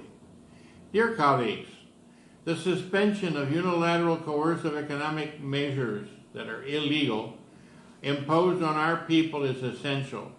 These aggressions are one of the main obstacles to eradicating poverty, advancing towards sustainable development, and confronting the COVID-19 pandemic. The continuation of coercive measures in times of pandemic raises their illegality to the level of a crime against humanity by reducing both preventive health and health service capacity. A total of 39 countries with more than 2 billion people have been victims of these human rights violations by countries that consider themselves morally superior to everyone else, name themselves vigilantes, and impose their totalitarian extraterritorial aggressions on others. A very virulent intrusion into the 21st century of the colonial and neo-colonial mentality. Nicaragua is currently affected by both the COVID-19 pandemic and the onslaught of climate change. In the month of November, in less than 15 days, our country was hit by 2 hurricanes, Eta, Category 4 initially, and Iota, Category 5, both of which affected the northern part of the country's Caribbean coast. If there is not equal access to COVID-19 vaccines, as well as subsidies to ensure access for the population with scarce resources, there will be no inclusive recovery, but rather another step towards a degree of extreme inequality that contains the seeds of its own destruction. Thank you very much, Mr. President.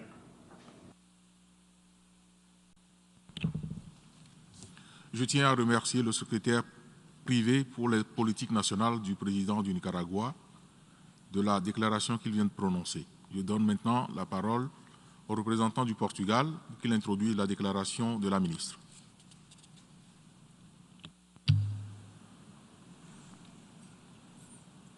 Thank you very much, Mr. President. I have the honor to introduce Her Excellency Marta Temido, Minister of Health of Portugal.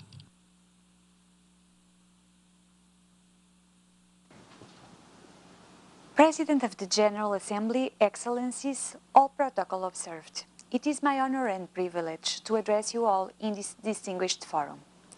The collective threat posed by the COVID-19 pandemic is the reason we are all here today. On that note, as Portuguese Minister of Health, I would like to take this opportunity to reiterate Portugal's full support to the United Nations, especially to the important work that has been persistently carried out by the World Health Organization. Thus, let us be clear, only through a multilateral human rights-based approach will we, as a global community, be equipped to respond to global crises such as the one facing us all today. Among the multiple important lessons to be learned from this devastating pandemic, perhaps none is more valuable than the one which lies at the base of the multilateral approach. Only together and in solidarity can we fight, mitigate the effects, and more importantly, prevent the emergence of a crisis of a similar nature in the future. The current unprecedented effort to find a vaccine illustrates the renewal of the multilateral cooperation paradigm that the international community should strive for and defend. In fact, the Access to COVID-19 Tools Accelerator, which aims to develop, produce and equitably distribute diagnostics, therapies and vaccines for COVID-19 at a pace which has never been seen before in modern science, is an historic example of global collaboration, one that Portugal is proud to support alongside the European Union. Health is a human right. This means that states must take measures to ensure that access of all, without discrimination, to universal health coverage. This is why universal health coverage is at the heart of the 2030 Sustainable Development Agenda. Portugal is fully committed to the realization of the human right to physical and mental health, which we see also as an indispensable means to reducing inequalities and ending poverty. The strong disruption caused by the COVID-19 pandemic in health systems, societies and economies may have compromised in less than a year hard-earned progress made towards universal health coverage. At this point, and this is an appeal I make to all of us, we should look at this crisis as an opportunity to redefine the very foundations of our health systems, from governance to financing, from access to medicines, vaccines and health services to strengthening the health workforce.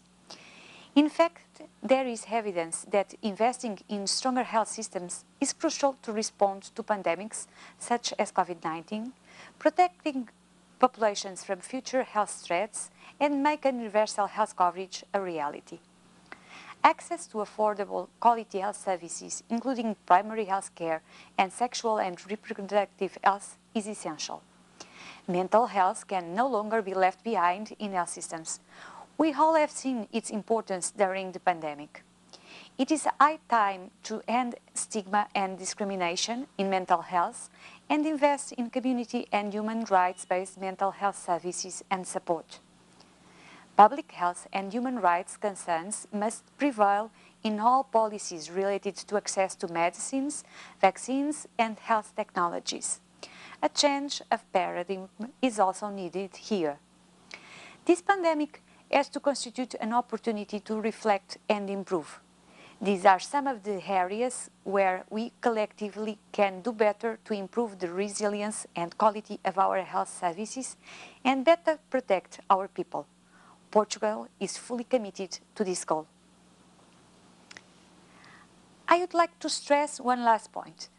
As we know, the COVID-19 pandemic has been the perfect setting for several months now for the spread of all sorts of misinformation. Misinformation campaigns, such as ones we have unfortunately been witnessing over the past months, are harmful to people's physical and mental health. They increase stigmatization, threaten precious health gains, and lead to poor observance of public health measures, thus reducing their effectiveness and endangering countries' ability to stop pandemic. Misinformation costs lives. Without the appropriate trust and spread of correct information, diagnostic tests will go unused, immunization campaigns will not meet their targets, and the virus will continue to thrive. Furthermore, misinformation is polarizing public debate on topics related to COVID-19. It is amplifying hate speech. It is heightening the risk of conflict, violence, and human rights violations, and it is threatening long-term prospects for advancing democracy, human rights, and social cohesion. In that light, and with the coming of a potentially effective vaccine, it is crucial for us to collectively reinforce efforts to combat misinformation, particularly about the safety of potential future COVID-19 vaccines and therapies. Portugal is fully committed to this goal.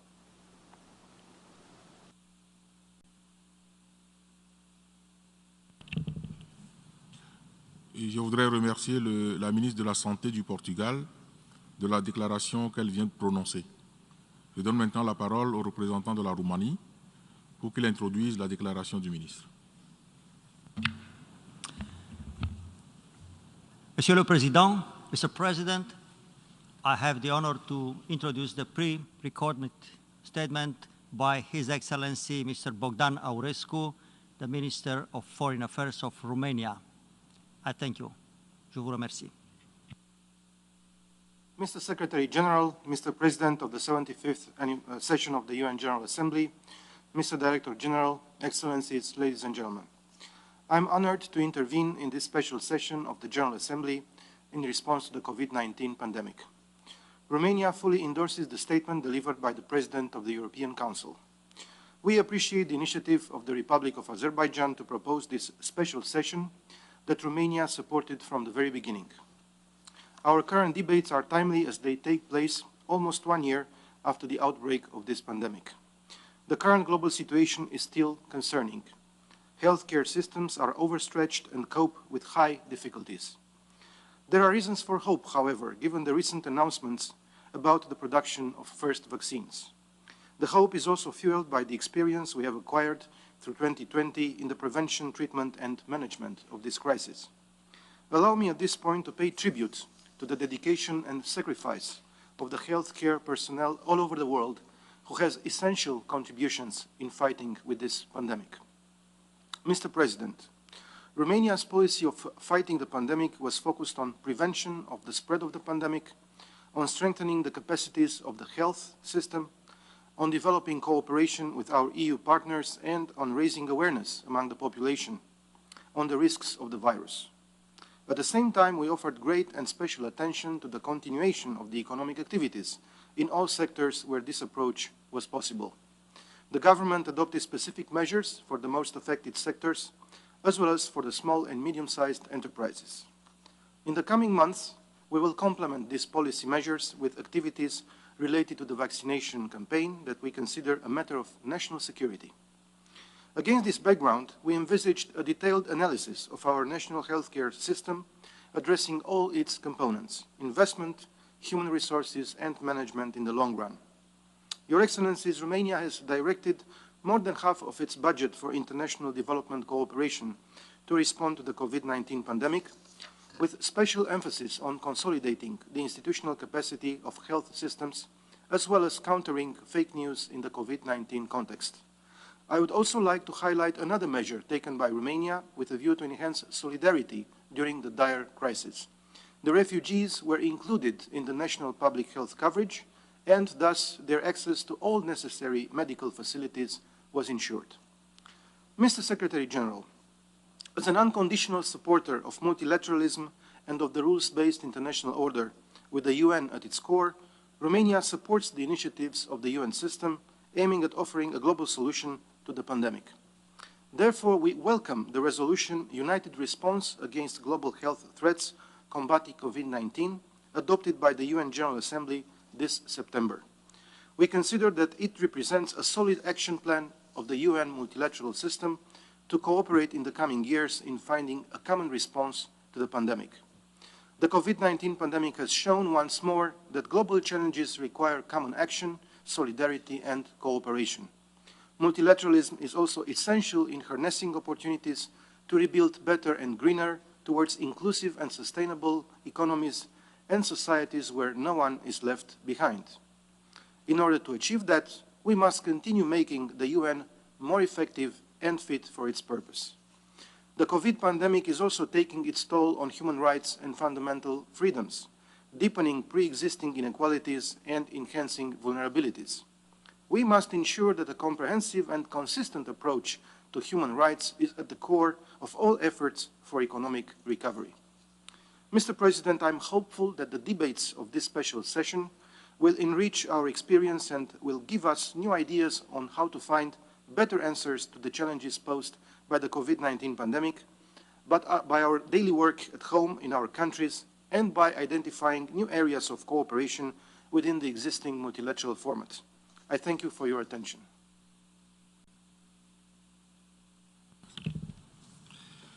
Je tiens à remercier le ministre des Affaires étrangères de la Roumanie de la déclaration qu'il vient de prononcer. Je donne maintenant la parole au représentant de la Libye pour qu'il introduise la déclaration du ministre. السيد نائب الرئيس، السيدات والسادة، يسعدني ويشرفني أن أقدم البيان المسجل مسبقا لمعالي وزير الخارجية المفوض لحكومة الوفاق الوطني السيد محمد الطاهر حمود السيالة أمام الدورة الاستثنائية 31 للجمعية العامة للتصدي لوباء فيروس كورونا، وشكرا.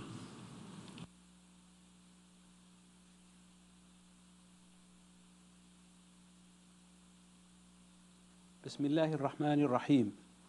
يسرني أن ألقي كلمة فخامة السيد فائز مصطفى السراج رئيس المجلس الرئاسي رئيس مجلس الوزراء لحكومة الوفاق الوطني نيابة عنه نظرا لظروفه التي حالت دون إلقائها شخصيا.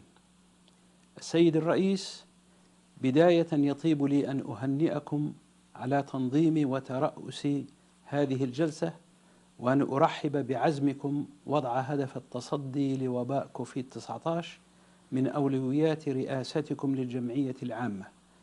والشكر موصول للأمين العام للأمم المتحدة السيد أنطونيو غوتيريس على ما يبذله من جهود متواصلة لتعزيز الدور الريادي لهذه المنظمة في حشد الجهود الدولية وتعزيزها ضد الوباء.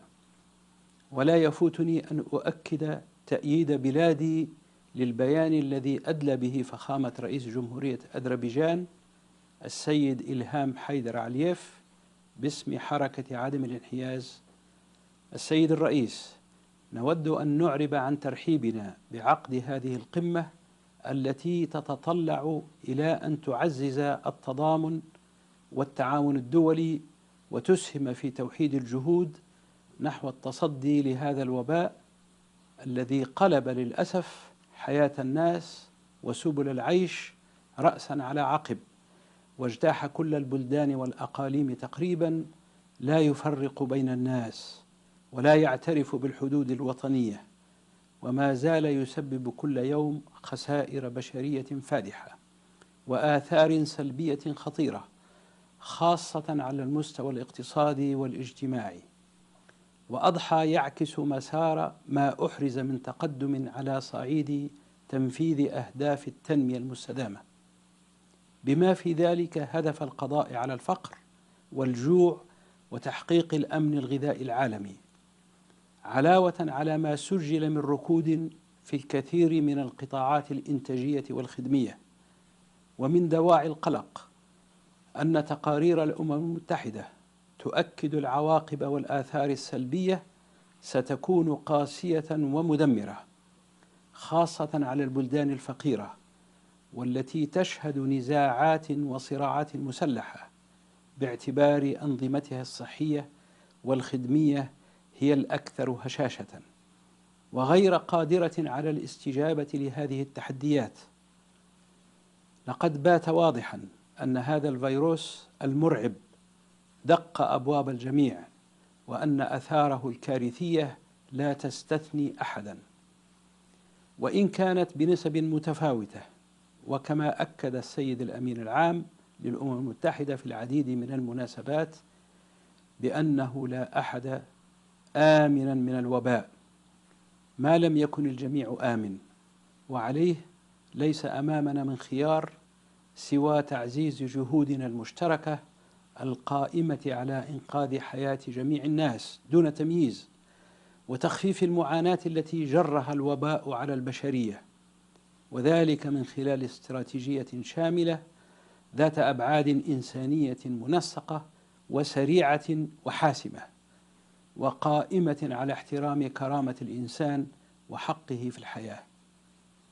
إن أسلحة التصدي للوباء يجب أن تتوفر للجميع، ونرحب في هذا الشأن بالإعلان عن التوصل إلى لقاحات ناجعة ومأمونة، ونتطلع إلى تعزيز الدور الذي تطلع به منظمة الصحة العالمية في تنسيق الجهود بما يضمن توافر لقاحات آمنة وفعالة وميسورة التكلفة حتى يستفيد منها الجميع. السيد الرئيس، نحن في ليبيا كنا ندرك بأننا لسنا خارج دائرة الوباء الذي هدد البلاد، في وقت كانت تتعرض فيه العاصمة طرابلس وضواحيها لعدوان غاشم ضاعف من التحديات والصعوبات التي عرقلت تنفيذ ما وضعناه من خطط وبرامج وطنية للتصدي للجائحة. ولم يكن أمامنا من خيار سوى السير في اتجاهين: صد العدوان وهزيمته، وهو ما تحقق بالفعل بفضل الله، والعمل في نفس الوقت على بذل كل الجهود الممكنة لتوفير سبل الوقاية من الوباء وحماية أرواح المصابين به.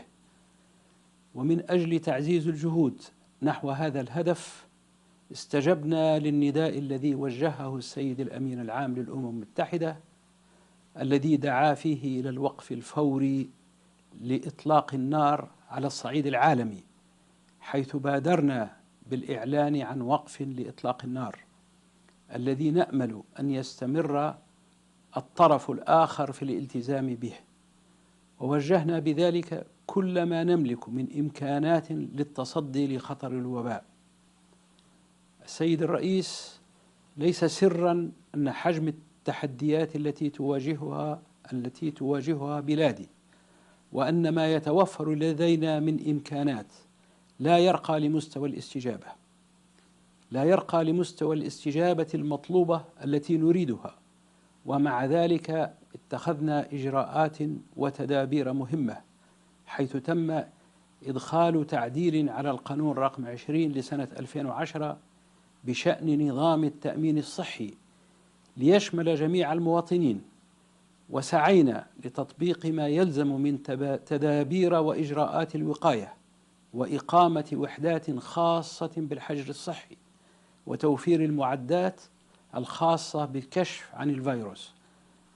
ونود أن نعرب في هذا السياق عن شكرنا وتقديرنا لكل من ساهم في الدفع بهذه الجهود، ونتطلع للمزيد من الدعم الذي يرقى لمستوى ما نحتاجه من معدات ومستلزمات لمواجهة هذا الوباء الذي اتسعت دائرة انتشاره لتشمل المهاجرين غير الشرعيين في مراكز الإيواء، مما زاد من الأعباء التي تتحملها حكومة الوفاق الوطني، الأمر الذي يتطلب من الجهات المانحة وأجهزة الأمم المتحدة المعنية تحمل المسؤولية وسرعة تقديم المساعدات الطبية والغذائية اللازمة لحمايتهم وإنقاذ أرواحهم من جهة، وتنسيق سبل عودتهم الكريمة لبلدانهم من جهة أخرى. نؤكد أيضا على أن حشد الموارد المحلية أصبح ضرورة لا غنى عنها، وندعو في هذا الشأن الدول التي هربت إليها أموال ليبية للتعاون وتقديم كل التسهيلات التي تكفل استعادة هذه الأموال حتى نتمكن من توجيهها نحو التصدي للوباء. وأود أن أشدد أيضا على أن حكومة الوفاق ظلت تؤمن دائما بأن تحقيق السلام والأمن هو الضامن لنجاح جهود التغلب على كافة الأزمات ومنها وباء كوفيد-19. وسنبقى على هذا المبدأ حتى يتحقق الاستقرار والأمن والرخاء لبلادنا. ختاما نؤكد سيد الرئيس على أن عزيمة الإرادة السياسية الدولية والدور المناط بالأمم المتحدة على المحك، فإما الانتصار للجهود الدولية المتضامنة وهزيمة هذا الوباء، أو الفشل والتراجع وترك الملايين وراء الركب إن ظل هناك ركب. شكرا سيد الرئيس.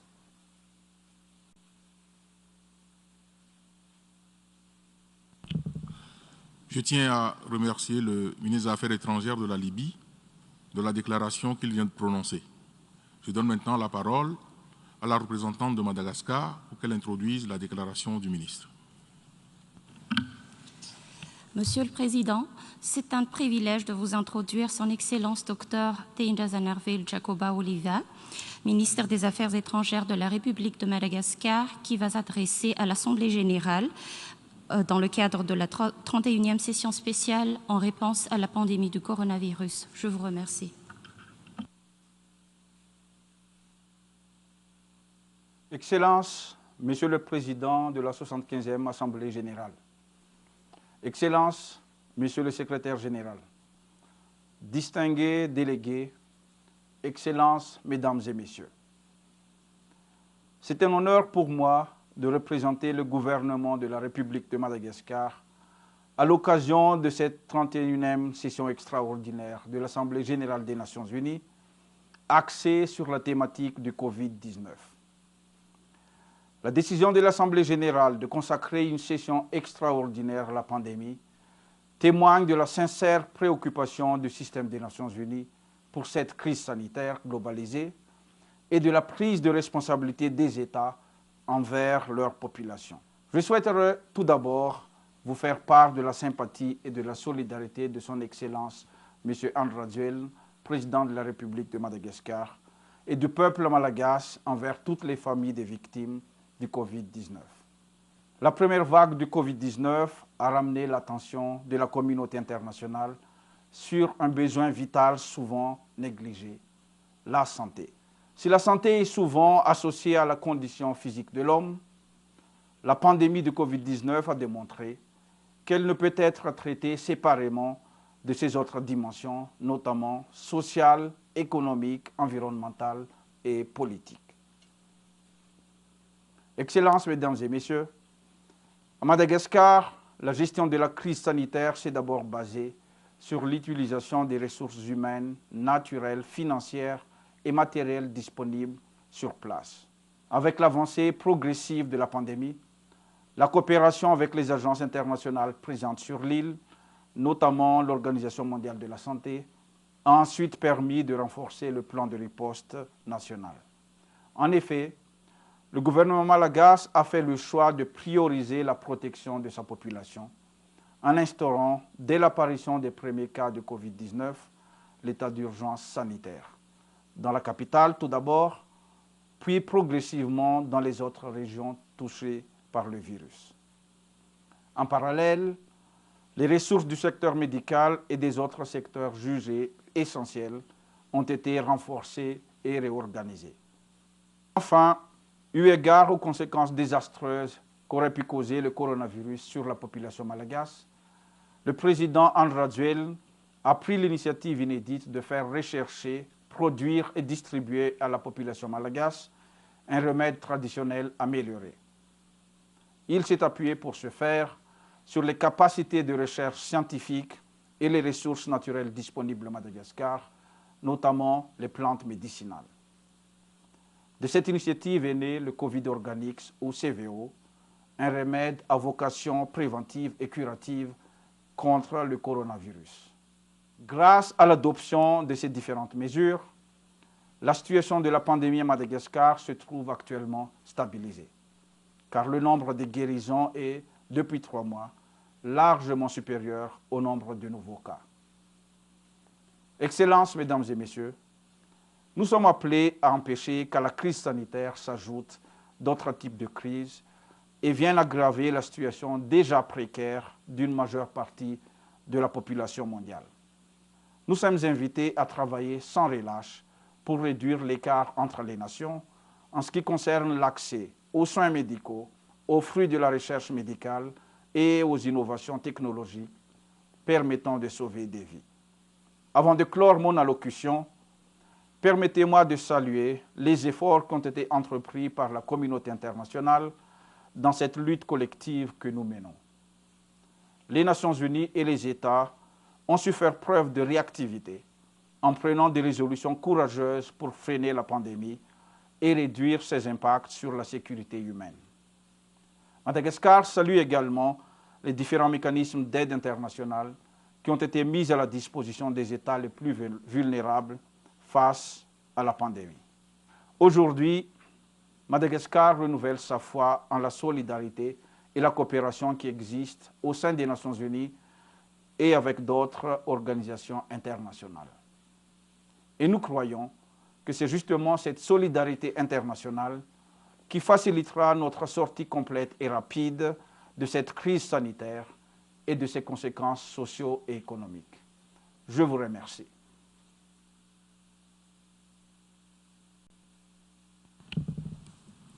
Je tiens à remercier le ministre des Affaires étrangères de Madagascar de la déclaration qu'il vient de prononcer. Je donne maintenant la parole à la représentante de Sri Lanka pour qu'elle introduise la déclaration du ministre.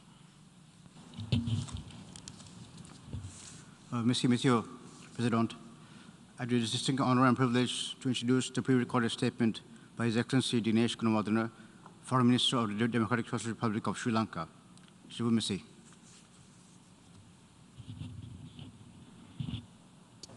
Mr. President, Mr. Secretary General, Your Majesties, Your Excellencies, distinguished delegates, ladies and gentlemen, at the outset I thank His Excellency Volkan Bozkır, President of the General Assembly, for convening the special session in response to the COVID-19 pandemic, as proposed by the Non-Aligned Movement and Azerbaijan, Chair of NAM. I convey my deepest condolences to all those who have lost loved ones due to the COVID-19 pandemic, the greatest global health crisis to face humanity, and express appreciation to the frontline healthcare and essential services workers in Sri Lankan and worldwide for their dedication and commitment. Under the leadership of His Excellency President Gotabaya Rajapaksa, Sri Lanka has been managing the spread of COVID-19 through the strict adherence to the universal health precautions and with whole of government approach targeting zero transmission. A National Operations Center for the prevention of COVID-19 outbreak was established to carry out operations to combat the pandemic. A digital platform, Stay Safe, facilitates public engagement for contact tracing. The Presidential Task Force on COVID-19 prevention effectively coordinates these measures. The free universal healthcare facility that Sri Lanka provides to its people has also lessened the spread of the virus. Sri Lanka focuses on eliminating COVID-19 from the country in the year 2021. The mechanism and strategic plan the government has currently deployed to respond to the pandemic while maintaining normalcy in the daily life consists of 10 pillars: national level coordination, planning and review as the first pillar, raising awareness among the public about the risk and active participation for the society in the mitigation process as the second, supervision, rapid response and detection as the third, monitoring at the ports of entry and inland transportation routes as the fourth, strengthening the laboratory system as the fifth, control and prevention of the spread of the virus as the sixth, adequate handling of patients as the seventh, expediting facilities to all the healthcare services as the eighth, continuation of the essential health services as the ninth, and ensuring social security and continuation of the economic activities as the 10th. In addressing the socio-economic impact caused by the pandemic, the government has granted financial relief, dry rations to over 6 million families and vulnerable groups, established a COVID-19 healthcare and social security fund, and provides financial facilities to local businessmen. Sri Lanka has a long history of successful vaccination programs. When introducing the COVID-19 vaccination program, the government ensures that public confidence is maintained. Sri Lanka is already included in the COVAX facility for COVID-19 vaccination. For the implementation of a more safe vaccine program, in liaison with the WHO, a coordination committee consisted of highest level experts at the Ministry of Health has been appointed. Following the discussions with the WHO, UNICEF, ADB and the World Bank, the government has been able to secure funds for improvement and procurement of the equipment for the maintenance of vaccine cold chains. As the virus transcends all national boundaries, the role of the United Nations is pivotally felt today. Sri Lanka reiterates the call for the UN Secretary General to make COVID-19 a vaccine global public good, free and accessible to all. The United Nations need to mobilize all resources and partners to this end without any exception. Sri Lanka reiterates its support to the extensive work carried out by the World Health Organization, WHO, since many countries are facing repeated waves of virus. The WHO's access to COVID-19 tools, accelerators should be facilitated by all stakeholders. Sri Lanka notes with concern that increased international financing and moratorium on debt are required for developing countries at this time of crisis. Sri Lanka reiterates that the middle-income countries be given special attention and join Secretary General's call to broaden the eligibility for G20 debt service suspension initiative, DSSI, and to include the MICs.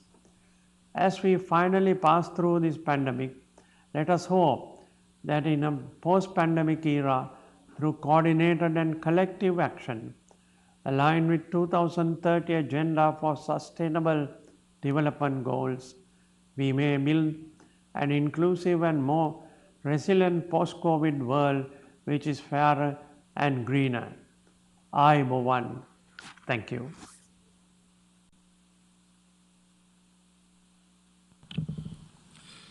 Je tiens à remercier le ministre des Relations extérieures, du Développement, des compétences, de l'emploi et des relations de travail de Sri Lanka de l'allocution qu'il vient de prononcer. Je voudrais à présent donner la parole au représentant du Paraguay pour qu'il introduise la déclaration du ministre. Señor presidente, tengo el alto honor de presentar el mensaje pregrabado de Su Excelencia Embajador Federico Alberto González Franco, Ministro de Relaciones Exteriores de la República del Paraguay. Muchas gracias.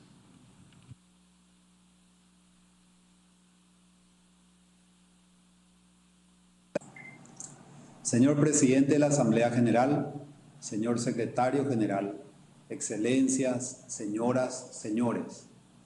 La pandemia del COVID-19 es una crisis sanitaria, humanitaria, socioeconómica, de seguridad y también de derechos humanos, que necesita una respuesta solidaria, coordinada y global.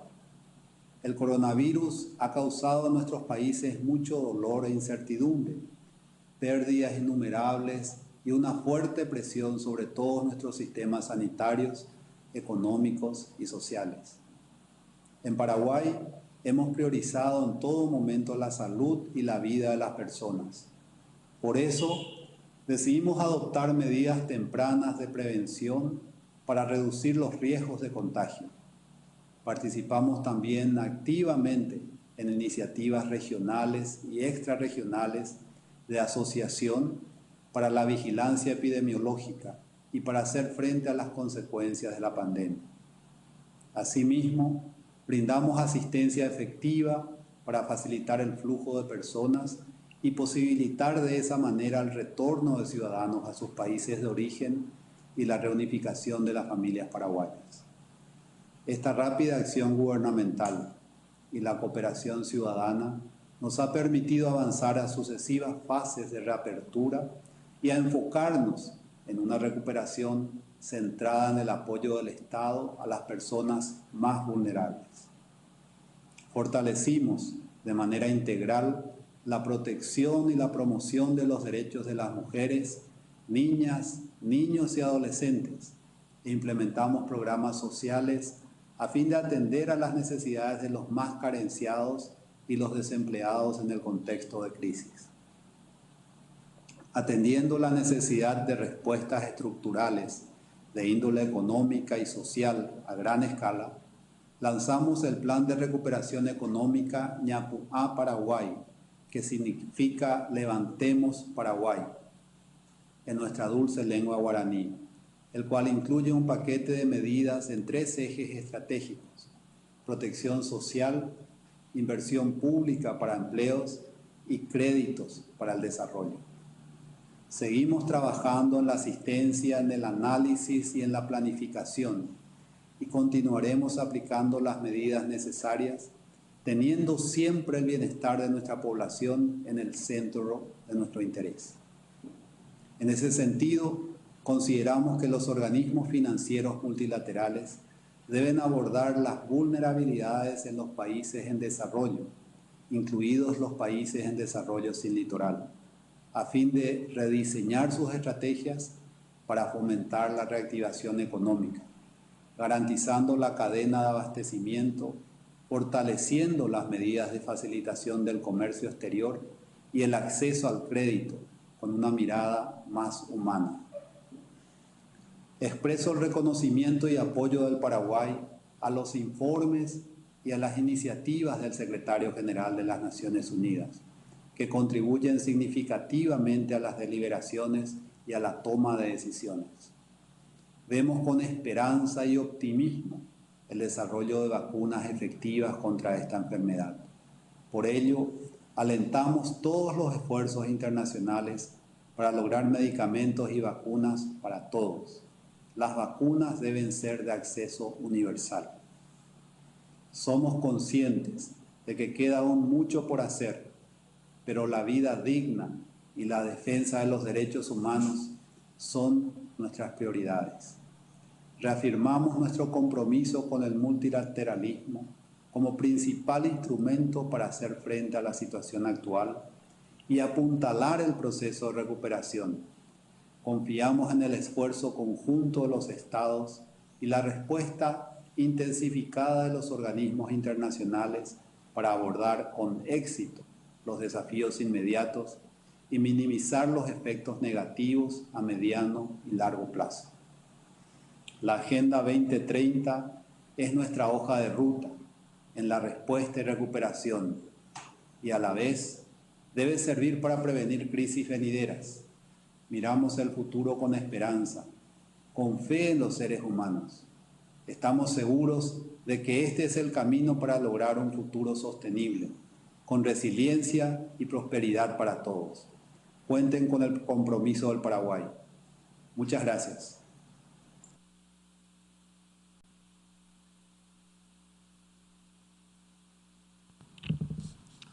Je tiens à remercier le ministre des Affaires étrangères de la République du Paraguay de la déclaration qu'il vient de prononcer.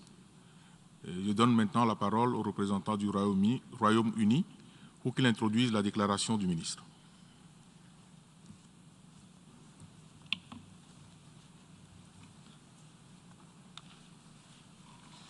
Monsieur le Vice-Président, merci beaucoup.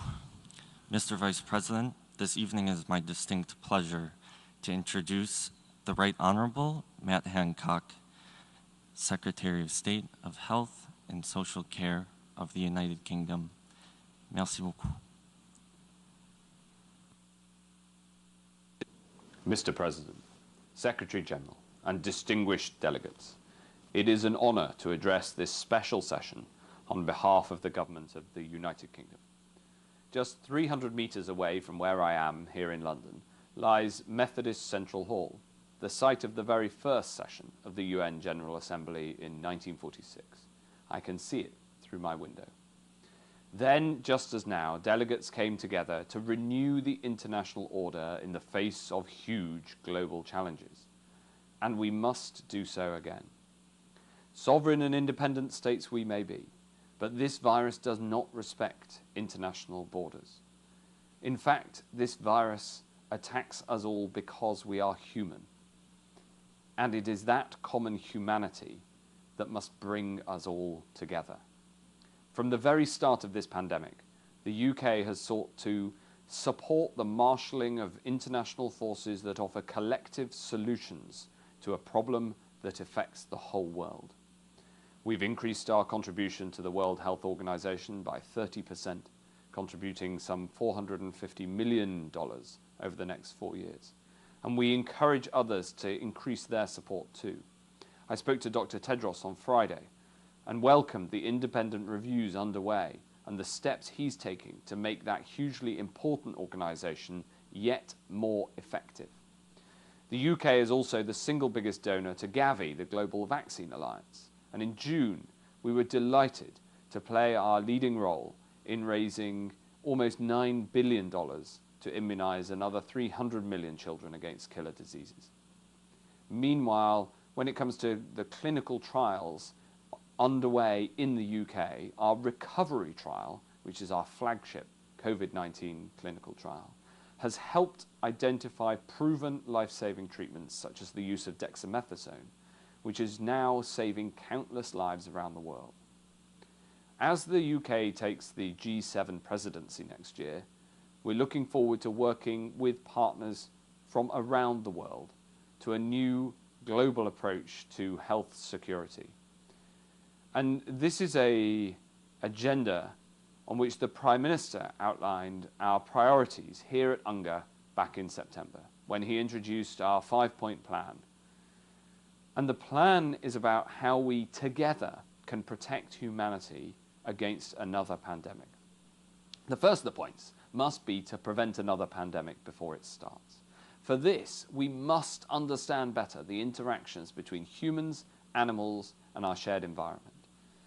The second is to boost the R&D and manufacturing capacity of vaccines and therapeutics and diagnostics. And in that spirit, we must also continue our vital work together to contain, control, and mitigate antimicrobial resistance, which some describe as the slow-building pandemic. And if we've learned anything, we've learned that we have to act early to tackle pandemics. Third, we need to build up our early warning systems.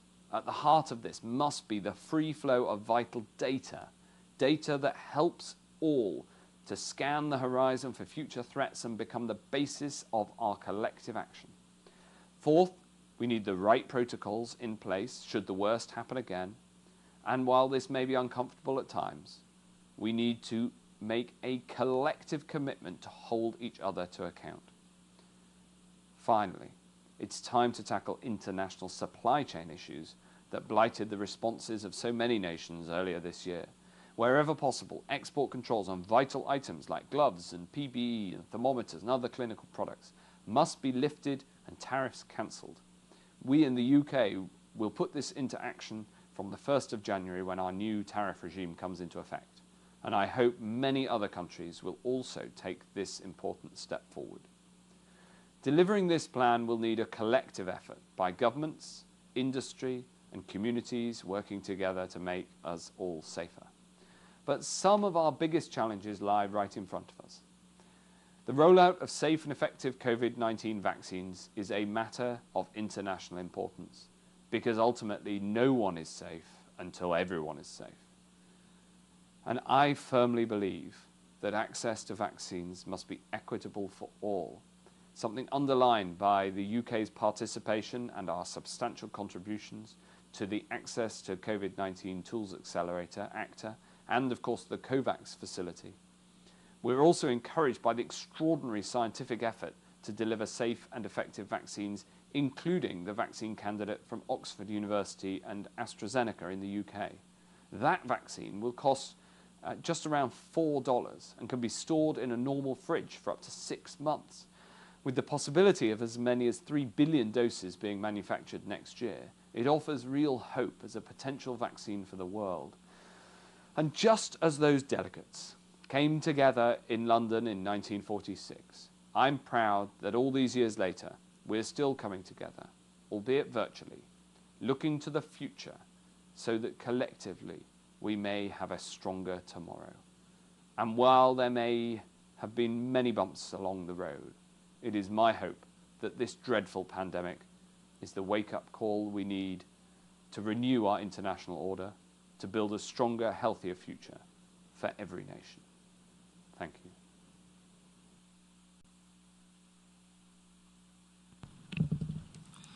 Je tiens à remercier le ministre de la Santé et des Affaires sociales du Royaume-Uni de la déclaration qu'il vient de prononcer. Je voudrais à présent donner la parole à la représentante de l'Argentine pour qu'elle introduise la déclaration du ministre. Muchas gracias, señor presidente. Tengo el honor de presentar la locución del señor ministro de Salud de la República Argentina, doctor Ginés González García.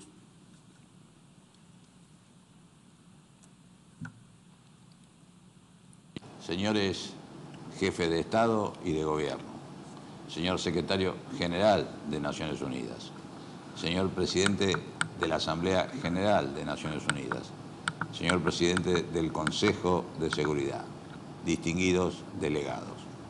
La pandemia del COVID-19 es más que una crisis sanitaria, es una crisis humana que nos afecta a todos y a todas. Todas las economías del mundo se han visto afectadas y en ese sentido ha puesto de manifiesto como nunca antes la vulnerabilidad de los sistemas sanitarios y de protección social de todos los países. Sin embargo, y al mismo tiempo, la pandemia representó una oportunidad única para resignificar el valor de la solidaridad como elemento central y necesario en el camino de la recuperación que dé lugar a que economías y sociedades sean más equitativas, inclusivas y sostenibles.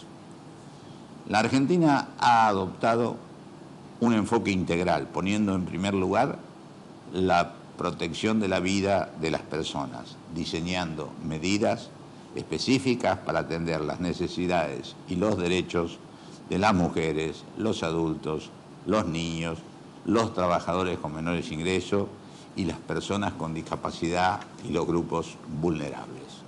La implementación temprana de medidas sanitarias, sociales y económicas nos ha permitido fortalecer las capacidades de los sistemas de salud en todas las provincias, fortalecer la producción nacional de insumos críticos, logrando duplicar la capacidad de producción de respiradores mecánicos y reconvirtiendo una parte de nuestra industria textil para producir equipos de protección personal. Hemos construido también 12 hospitales modulares en tiempo récord y creamos un Fondo Nacional para la Equidad que asegure la cobertura integral a toda la población.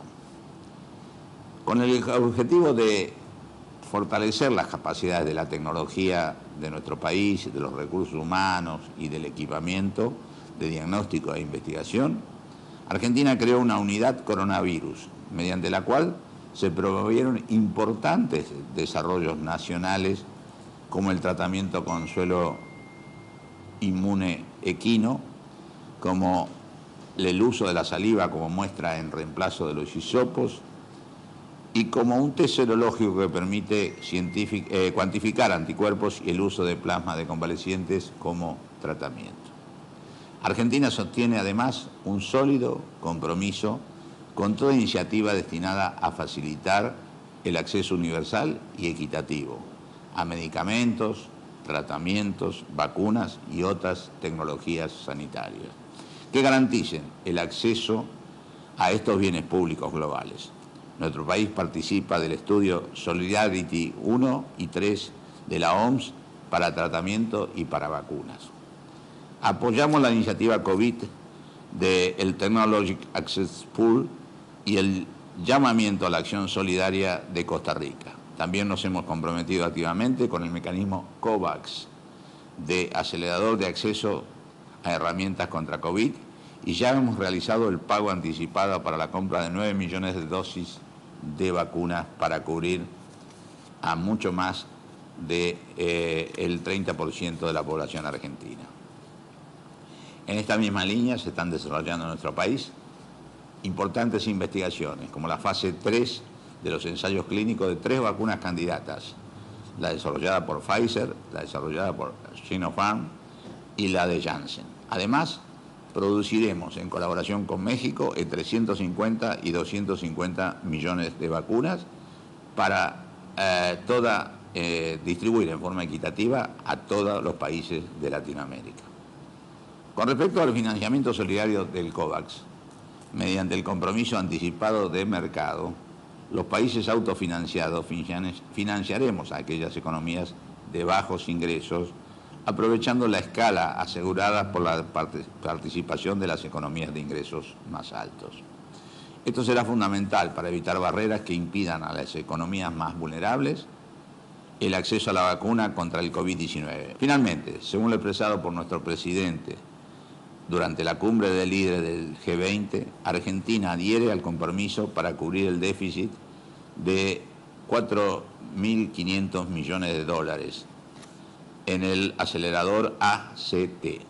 Entendemos que con nuestra contribución y con compromiso conjunto de todos los países se construirán los cimientos para garantizar que la capacidad de pago de los países no se convierta en una barrera para acceder a la vacuna del COVID-19.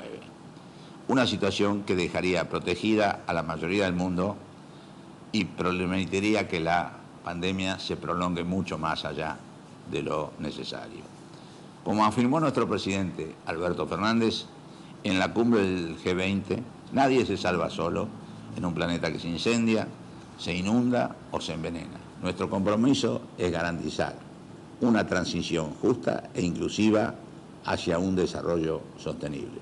Muchísimas gracias.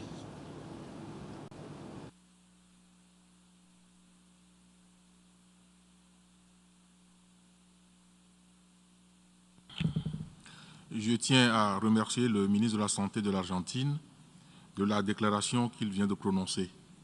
Je voudrais maintenant donner la parole à la représentante des Pays-Bas pour qu'elle introduise la déclaration du ministre.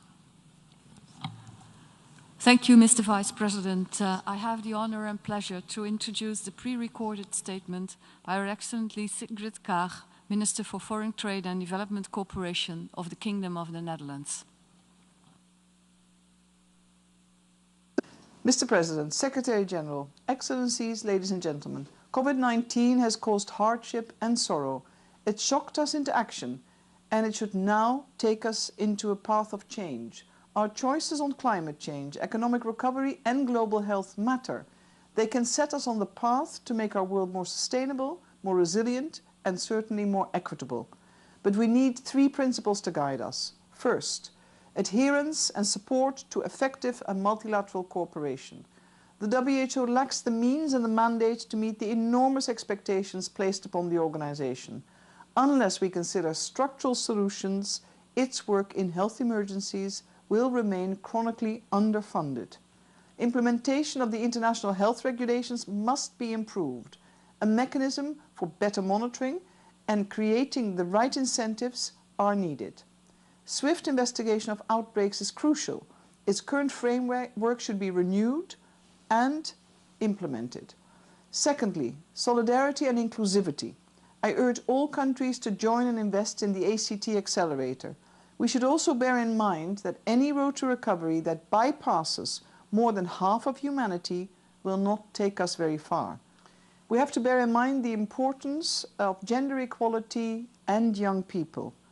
Equally so, any road to recovery needs to be built on the rule of law and free civic space. The pandemic cannot be a pretext for restricting these disproportionately or beyond the time frame of this health emergency. In the coming months, we must monitor progress and remain vigilant. There is a clear path ahead of us, and we must take it. Thank you.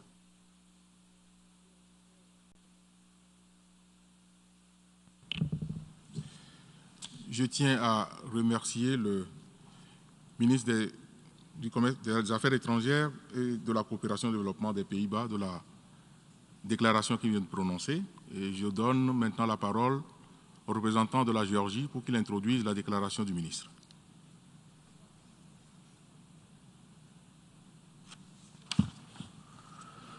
Merci, Monsieur le Vice-Président. I have the honor to introduce a pre-recorded statement by His Excellency David Salkaliani, Minister of Foreign Affairs of Georgia. Je vous remercie. Mr. President, Mr. Secretary General, honorable colleagues, I represent Georgia, the country with the history of more than 30 centuries.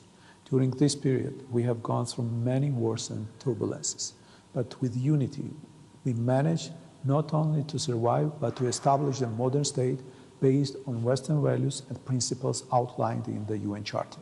I do hope that in the modern era, we'll jointly manage to overcome the unprecedented challenge posed by the global pandemic and direct our efforts towards sustainable and inclusive development. 2020 has been an extraordinary year for the whole world.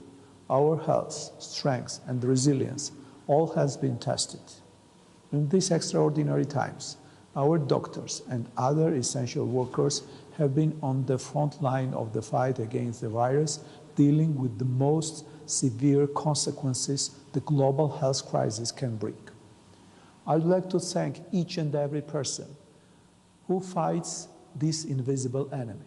Seizing the opportunity, I want to express our gratitude to the World Health Organization's Europe's regional office for the valuable support provided to Georgia in its response to COVID-19 pandemics. Global pandemic has once again demonstrated how important it is for the world to be united, to stand together and overcome the differences for once. In this context, it is promising to see the unprecedented global cooperation directed to the rapid development of the COVID-19 vaccine. Once the vaccine is finally approved, we have to ensure that it is fairly distributed and universally accessible. To this end, the United Nations has a crucial role to play. Founded 75 years ago, the UN's primary postulate was peace, stability, and cooperation. While we were fighting against the spread of COVID-19 within the country, Georgia's sovereignty and territorial integrity is continuously targeted by one of the UN Security Council permanent members. We are facing the illegal occupation of our sovereign regions of Abkhazia and Skin Valley region, South Ossetia, by the Russian Federation, and the conflict-affected people continue to suffer in the grave security and humanitarian situation on the ground. Russia constantly violates the EU-mediated 12 August 2008 ceasefire agreement. Ignoring the UN Secretary General's call on global ceasefire, the Russian Federation continues its aggressive media propaganda against the Richard Lugar Center for Public Health Research, which has been critical in Georgia's effective response to the spread of coronavirus. In parallel, the occupation regimes are further restricting the medical support on the ground of ethnicity, and people are dying simply because they cannot cross the occupation line and receive proper health care in the Georgian-controlled territory. Our response to these challenges is Georgia's consolidation of democracy, peace, economic strengthening, and move towards European and Euro-Atlantic integration. I reiterate Georgia's commitment to help our citizens living in occupied territories and start immediate actions to save lives. Before the COVID-19 pandemic, our economy grew by 5% on average, which was one of the highest growth rates in wider region. Our tourism industry was showing the record high numbers and foreign direct investments were dynamic. Furthermore, we had one of the most ambitious human capital development reforms in the pipeline. Our infrastructural projects were going in full scale, etc. Currently, Georgia is already preparing the strategy on economic recovery in the post-COVID era. In these efforts, we are continuing to mobilize support and resources from our international friends and partners. We are convinced that through the international assistance, we will be able to ensure resilient, long-term economic recovery and Georgia's new positioning in the new global order. But before we need to end this global pandemic, this is a joint challenge requiring joint efforts. Let me once again reiterate that we hope effective vaccine will be equally accessible for everyone. To this end, we are ready to share vaccine with our citizens living in the occupied territories. Finally, we all know that our children are vulnerable in this pandemic. Every strategy that is being developed and action that is being made by the governments worldwide shall be based on the best interests of younger generation, which is our future. In these challenging times, when negative socio-economic effects of the pandemic create risks to the development of our children, we have to prioritize child's interest and increase our efforts in this direction. Thank you for your attention. Je tiens à remercier le ministre des Affaires étrangères de la Géorgie de la déclaration qu'il vient de prononcer. Je donne maintenant la parole à la représentante du Ghana pour qu'elle introduise la déclaration de la ministre.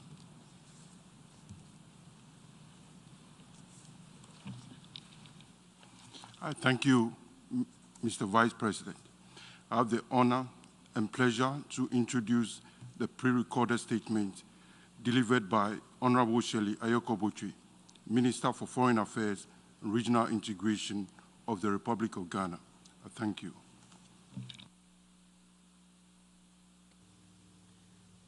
The President of the 75th session of the UN General Assembly, Secretary General of the United Nations, distinguished ladies and gentlemen, on behalf of the President of the Republic of Ghana, His Excellency Nana Addo Dankwa Akufo-Addo, I wish to congratulate the President of the 75th session of the United Nations General Assembly for convening this important meeting on the response to the COVID-19 pandemic.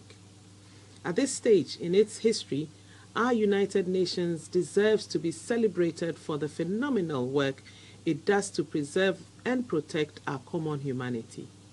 We are, however, minded by the COVID-19 pandemic, which has shaken our world and altered our way of life. That notwithstanding, multilateralism, underpinned by international cooperation, will enable us to address the challenges posed by the pandemic, including the disruptions to our economies, global trade, and travel.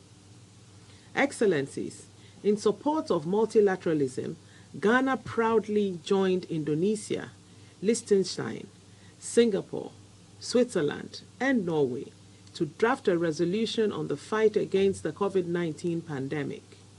Ghana's role in the issuance of the first draft resolution on the pandemic signaled our commitment to global efforts to address the pandemic at the very early stage.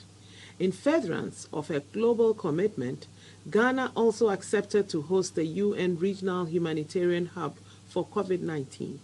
This facility enables the World Health Organization and the World Food Programme to undertake medical evacuation services and aviation operations in support of the United Nations Global Humanitarian Response to the COVID-19 pandemic in West and Central Africa.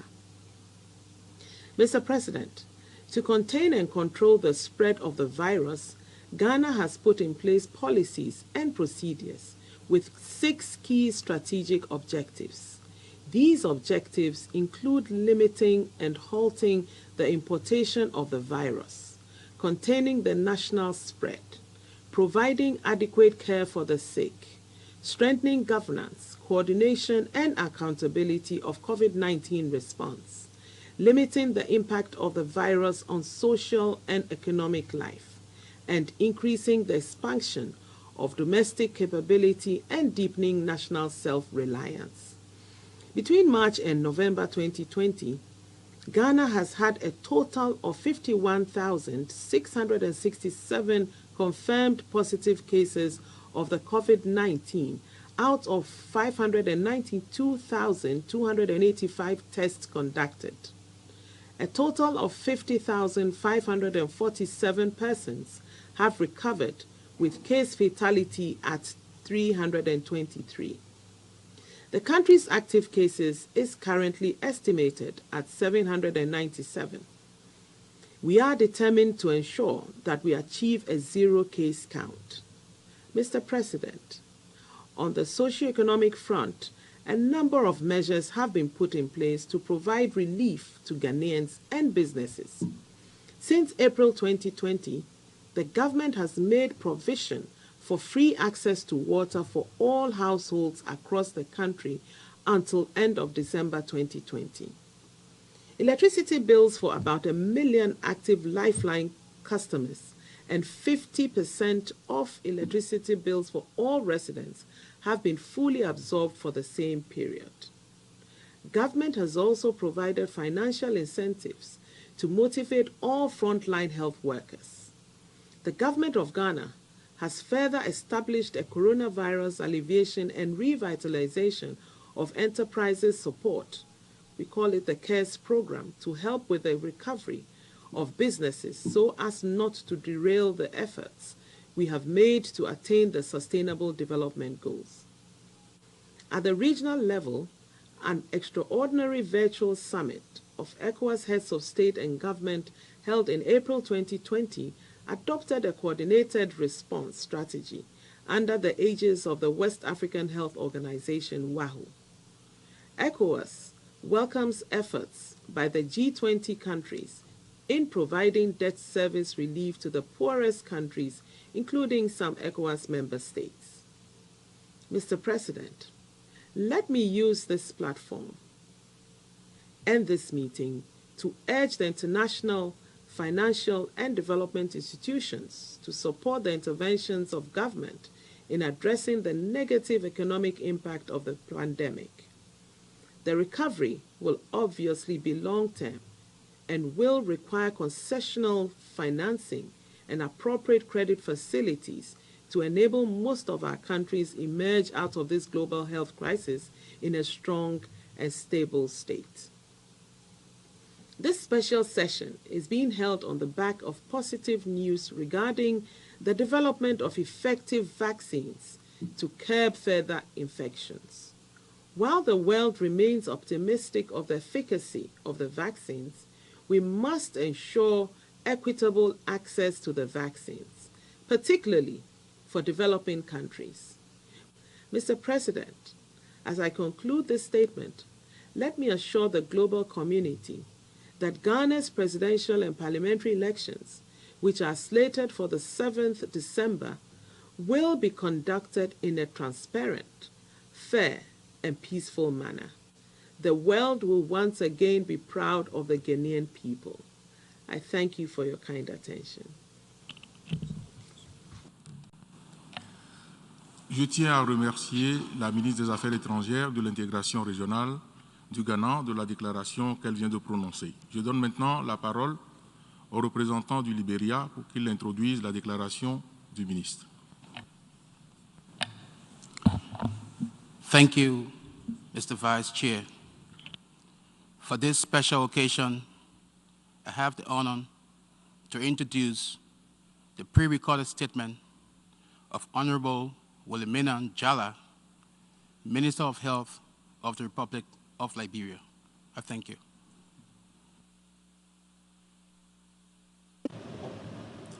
Statement by His Excellency Dr. George Manewia, President of the Republic of Liberia, during a special session of the United Nations General Assembly on the response to COVID-19 pandemic, December 3rd to 4th, 2020. Read by Your Honorable Dr. Wilhelmina Njala, Minister of Health, Republic of Liberia. His Excellency Mr. Volker Busky, President of the United Nations General Assembly, His Excellency Mr. Antonio Guterres, Secretary General of the United Nations, Excellencies, distinguished ladies and gentlemen. Let me begin by thanking the President of the United Nations General Assembly for convening this special session in response to the COVID-19 pandemic. COVID-19, as we are aware, is becoming increasingly dreadful in every region of the world. Many continue to succumb to the virus. Even those who recover from the virus go on to experience post-COVID-19 trauma and other health-related complications. This virus has triggered dire health and psychosocial despair, as well as increased stagnation to the global economy. It is also posing immense challenges to the manufacturing of essential goods and causes several setbacks to the supply chain of products. Consequently, revenue growth for many countries remain negligible. Moreover, many have lost their source of income as business houses are being shut down.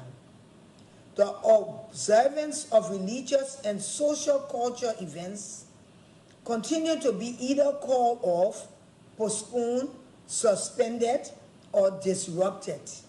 Many schools continue to operate remotely. In essence, COVID-19 has altered our way of life, and this is a wake-up call for all of us to formulate an equal and robust response to summon this virus, which I would term a nightmare. We hail the efforts of the United Nations aimed at saving lives, promoting social, especially the vulnerable, and helping the world recover better. To this end, I thank the Secretary General for launching the United Nations Comprehensive Response to COVID-19. In the same token, we are acknowledging the initiative of the international community, especially the endeavor by the World Health Organization that is at the forefront providing needed assistance. Mr. President, Excellency, like many nations, Liberia is still combating the COVID-19 pandemic. Nonetheless, working in solidarity with the United Nations and the international partners, and having built on experience 6 years ago when we were plagued with the Ebola epidemic, we have apparently avoided the worst of the COVID-19 virus. At present, Liberia has recorded 1,637 cases, of which 1,354 individuals have recovered, with 83 deaths, of which only 13 have occurred in our treatment facilities. Excellency, having witnessed a spiral in rape cases as we struggle with COVID-19 in Liberia, and to guarantee the continuing protection for our women and girls, I, President George Manneh Weah, have declared rape a national emergency. I appointed a special prosecutor for rape and have established a national sex offender registrar and a national security task force on sexual and gender-based violence. Additionally, to address concerns of people living with disability, my government have instituted some measures, setting up a secretariat for acting on issues concerning disabled people, involving them in discussions of national concerns, and involving our youth and adolescents in pushing their issues as it relates to the POPO agenda. In spite of these, we look forward to your continuing support for the strengthening of our capacity to prevent, identify, respond to COVID-19 cases as they evolve, and to be able to act rapidly to avoid a wide and quick transmission, while ensuring protection of everyone, including the most vulnerable. We anticipate that such capacity assistance will target our health workers to ensure that they are better prepared to provide the assistance needed.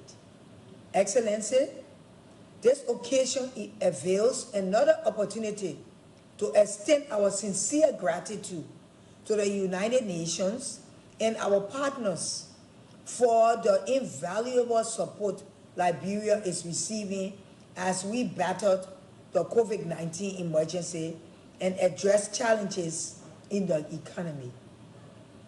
Our national efforts is responding to COVID-19 results in the development of a post-COVID-19 economic recovery plan that prioritizes short-term actions and investment in significant sectors such as agriculture and tourism to assist in alleviating the impact of COVID-19, which also provides the source of economy for our recovery.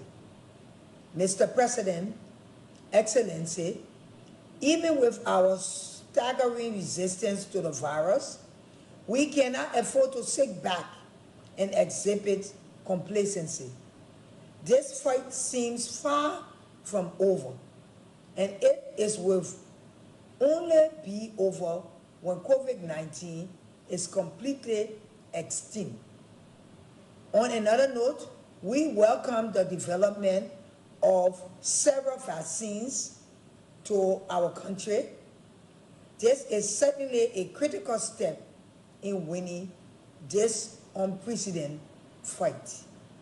Excellency, distinguished ladies and gentlemen, in closing, let me once again convey on behalf of my government and the people of Liberia our deepest appreciation for the convening of this meeting and expressing the hope that it will inspire strategic approaches to dealing with the COVID-19 pandemic, thus addressing the difficulties caused by the virus, particularly to global health and economy.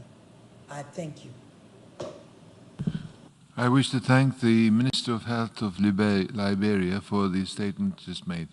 I now give the floor to the distinguished representative of Nigeria to introduce a statement by the Minister. Thank you, Mr. President.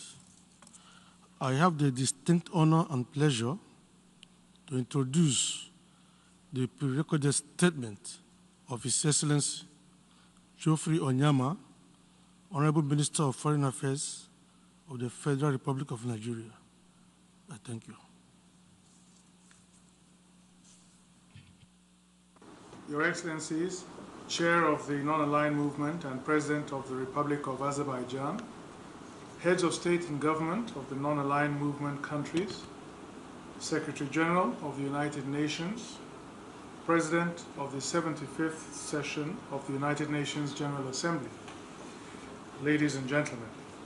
Let me commence by expressing gratitude to the Chair, His Excellency Ilham Aliyev, President of Azerbaijan, for initiating, on behalf of the Non-Aligned Movement, the convening of the 31st Special Session of the United Nations General Assembly on COVID-19 pandemic.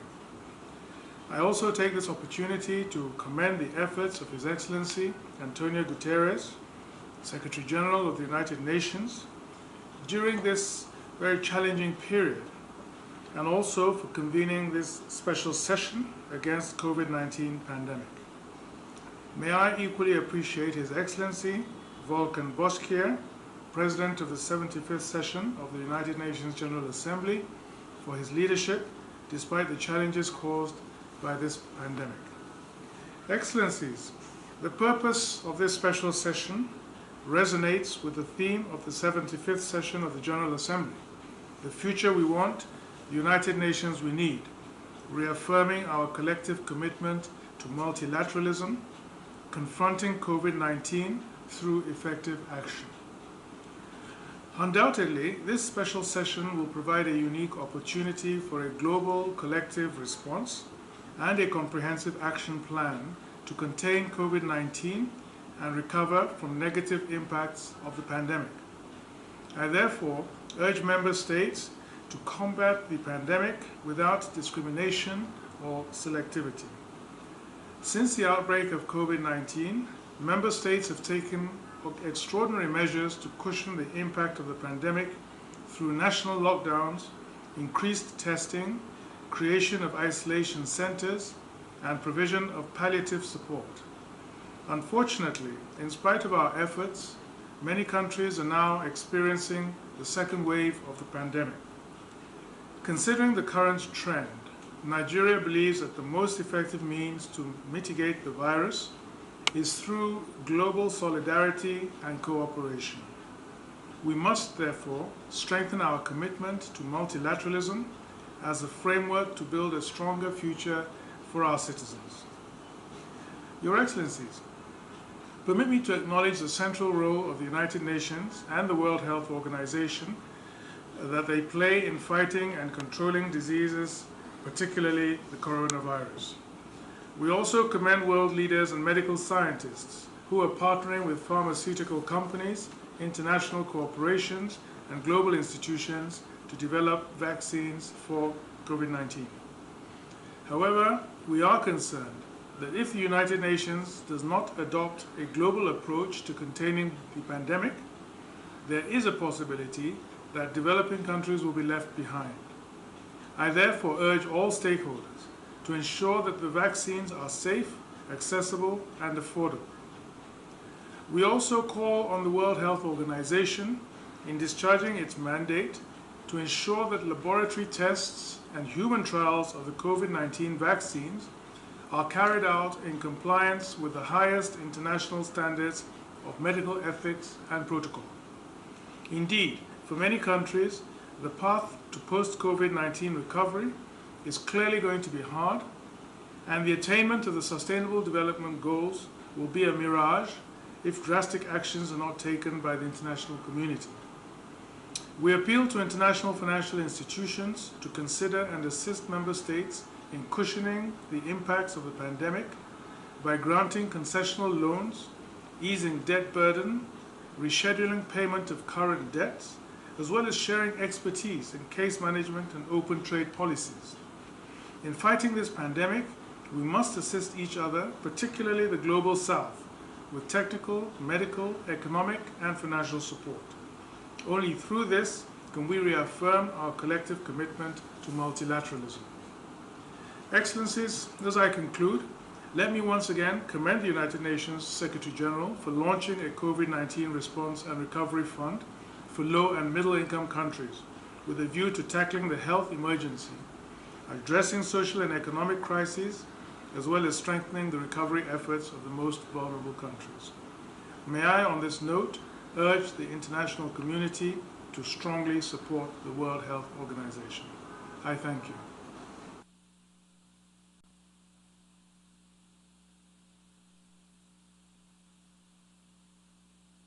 I wish to thank the Minister of Foreign Affairs of Nigeria for the statement just made. We have heard the last speaker in the debate for this evening. Due to the lateness of the hour, we will not be able to hear the remaining speakers today. Therefore, I suggest that we continue with the list of speakers at a later date to be announced. If I hear no objection, may I take it that it is the wish of the Assembly to continue the general debate at a later date to be announced. It is so decided. The General Assembly has thus concluded this stage of its consideration of Agenda Item 7. Next, I would now like to draw the attention of members to the matter of the credentials of representatives to the 31st Special Session. As proposed in my letter dated 11th of November 2020, in the light of the challenges posed by COVID-19, the short duration of the special session and the concurrence of the members of the Credential Committee having been obtained, it would be advisable that the Assembly decide on an exceptional basis to accept the credentials approved for the 75th regular session for purposes of the 31st special session. In this regard, I recall that the Credentials Committee of the 75th regular session accepted the credentials of representatives of all member states at its meeting held on 23rd of November 2020, and the General Assembly approved the report of the Credentials Committee by its Resolution 75/19 adopted on 1st of December 2020. This would be without prejudice to the right of member states to submit separate credentials with respect to the 31st special session and would not set a precedent for future sessions.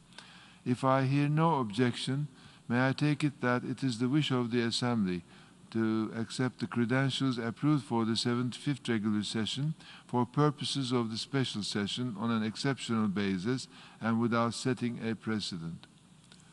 It is so decided. We will now proceed to the closing segment. Pursuant to the decision taken yesterday evening, I now give the floor to His Excellency Jerry Matthews Matila, Permanent Representative of South Africa to the United Nations and President of the Security Council for the month of December.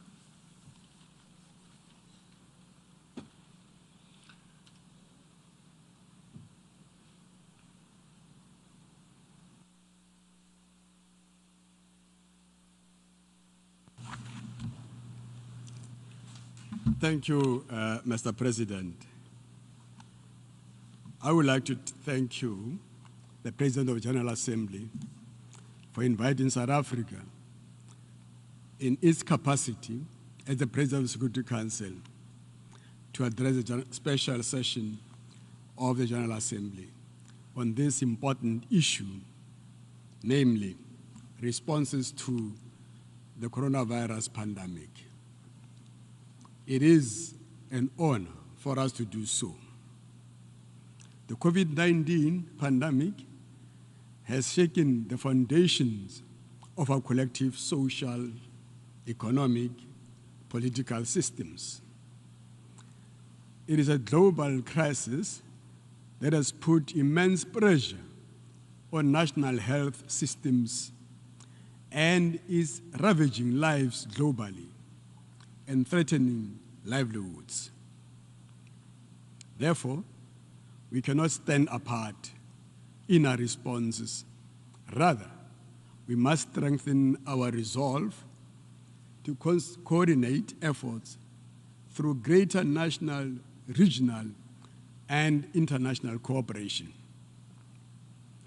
There are no better means of defeating the pandemic than by enhancing and strengthening the multilateral system's capacity to address global health emergencies.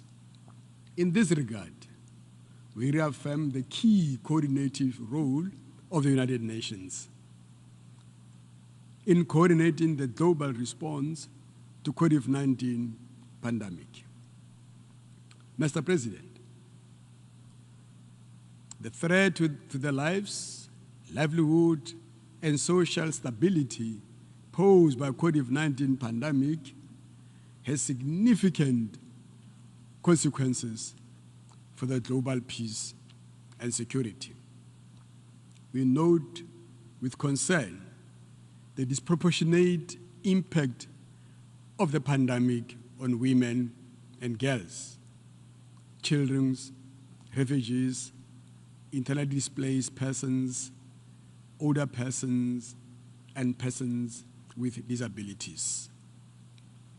The Security Council has recognized that the peace building and development gains made by countries in transition and post-conflict countries could be reversed in light of COVID-19 outbreak. While COVID-19 poses challenge to the maintenance of international peace and security, it also provides the opportunity to decisively end violence and hostilities. In July this year, the Security Council unanimously adopted Resolution 2532, which expressed grave concern about the devastating impact of COVID-19 across the world, supported the Secretary General's call for global ceasefire, and acknowledged the launch of the Global Humanitarian Response Plan for COVID-19 by the United Nations, which puts the people at the center of the response. The solution demands a general and immediate cessation of hostilities in all situations on the agenda of the United Nations Security Council. With this resolution, it was hoped that the pandemic will be utilized as an opportunity to end conflicts. We are encouraged by some countries that had heeded the Secretary General's call for a global ceasefire. However, we regret that some parties to the conflict did not seize this opportunity. We call all parties to intensify efforts to fully implement Resolution 2532. The Security Council held 3 public meetings on the impact of the COVID-19 pandemic on peace and security in April, July, and September, respectively. The meetings in September considered progress on the implementation of Resolution 2532. Mr. President, this pandemic has reminded us and confirmed the extent of our interdependentness. In this context, we need to continue to collaborate and to act in the best traditions of international cooperation, solidarity, in order to fight this pandemic and ensure that no one is left behind. I thank you, Mr. President. I thank the President of the Security Council for his statement.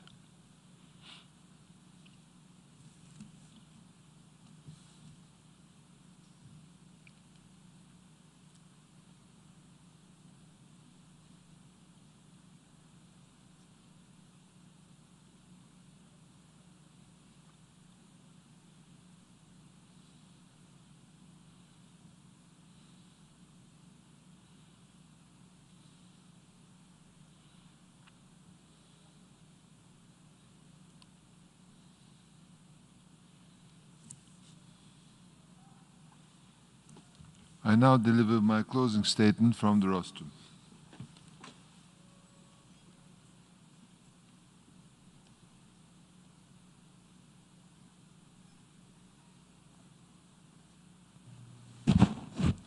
Excellencies, distinguished delegates, I thank you for your participation in the United Nations General Assembly Special Session on Coronavirus.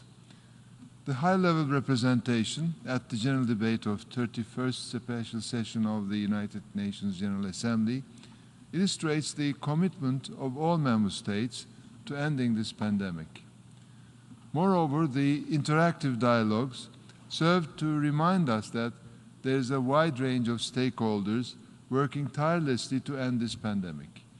We have heard from the pioneers in the field of medical research, global health experts, and advocates from civil society.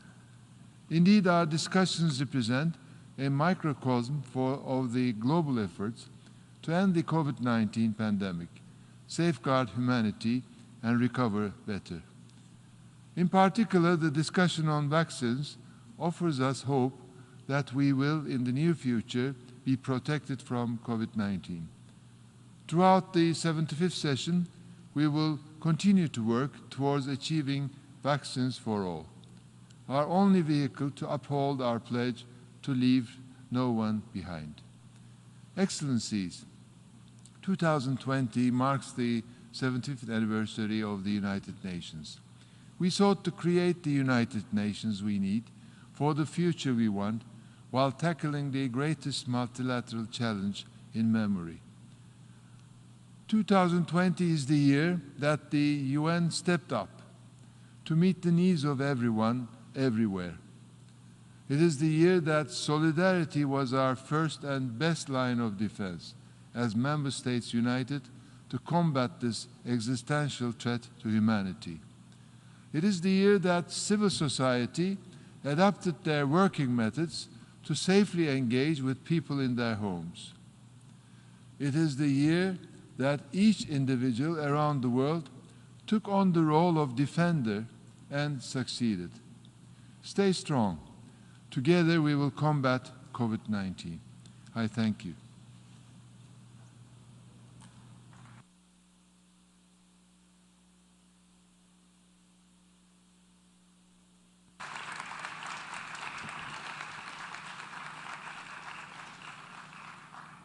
Thank you very much.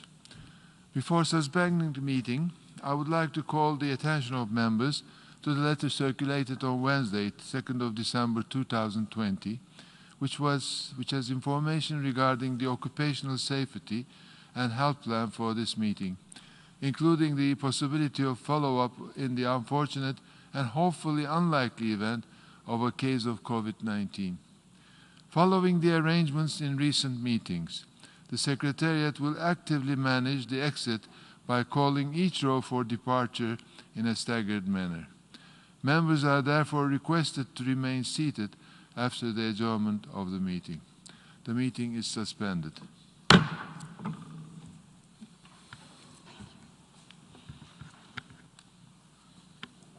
Distinguished delegates, I would now like to kindly request that you leave the hall in the following staggered manner. First, I call on the delegates seated in the last row from the State of Palestine and the European Union.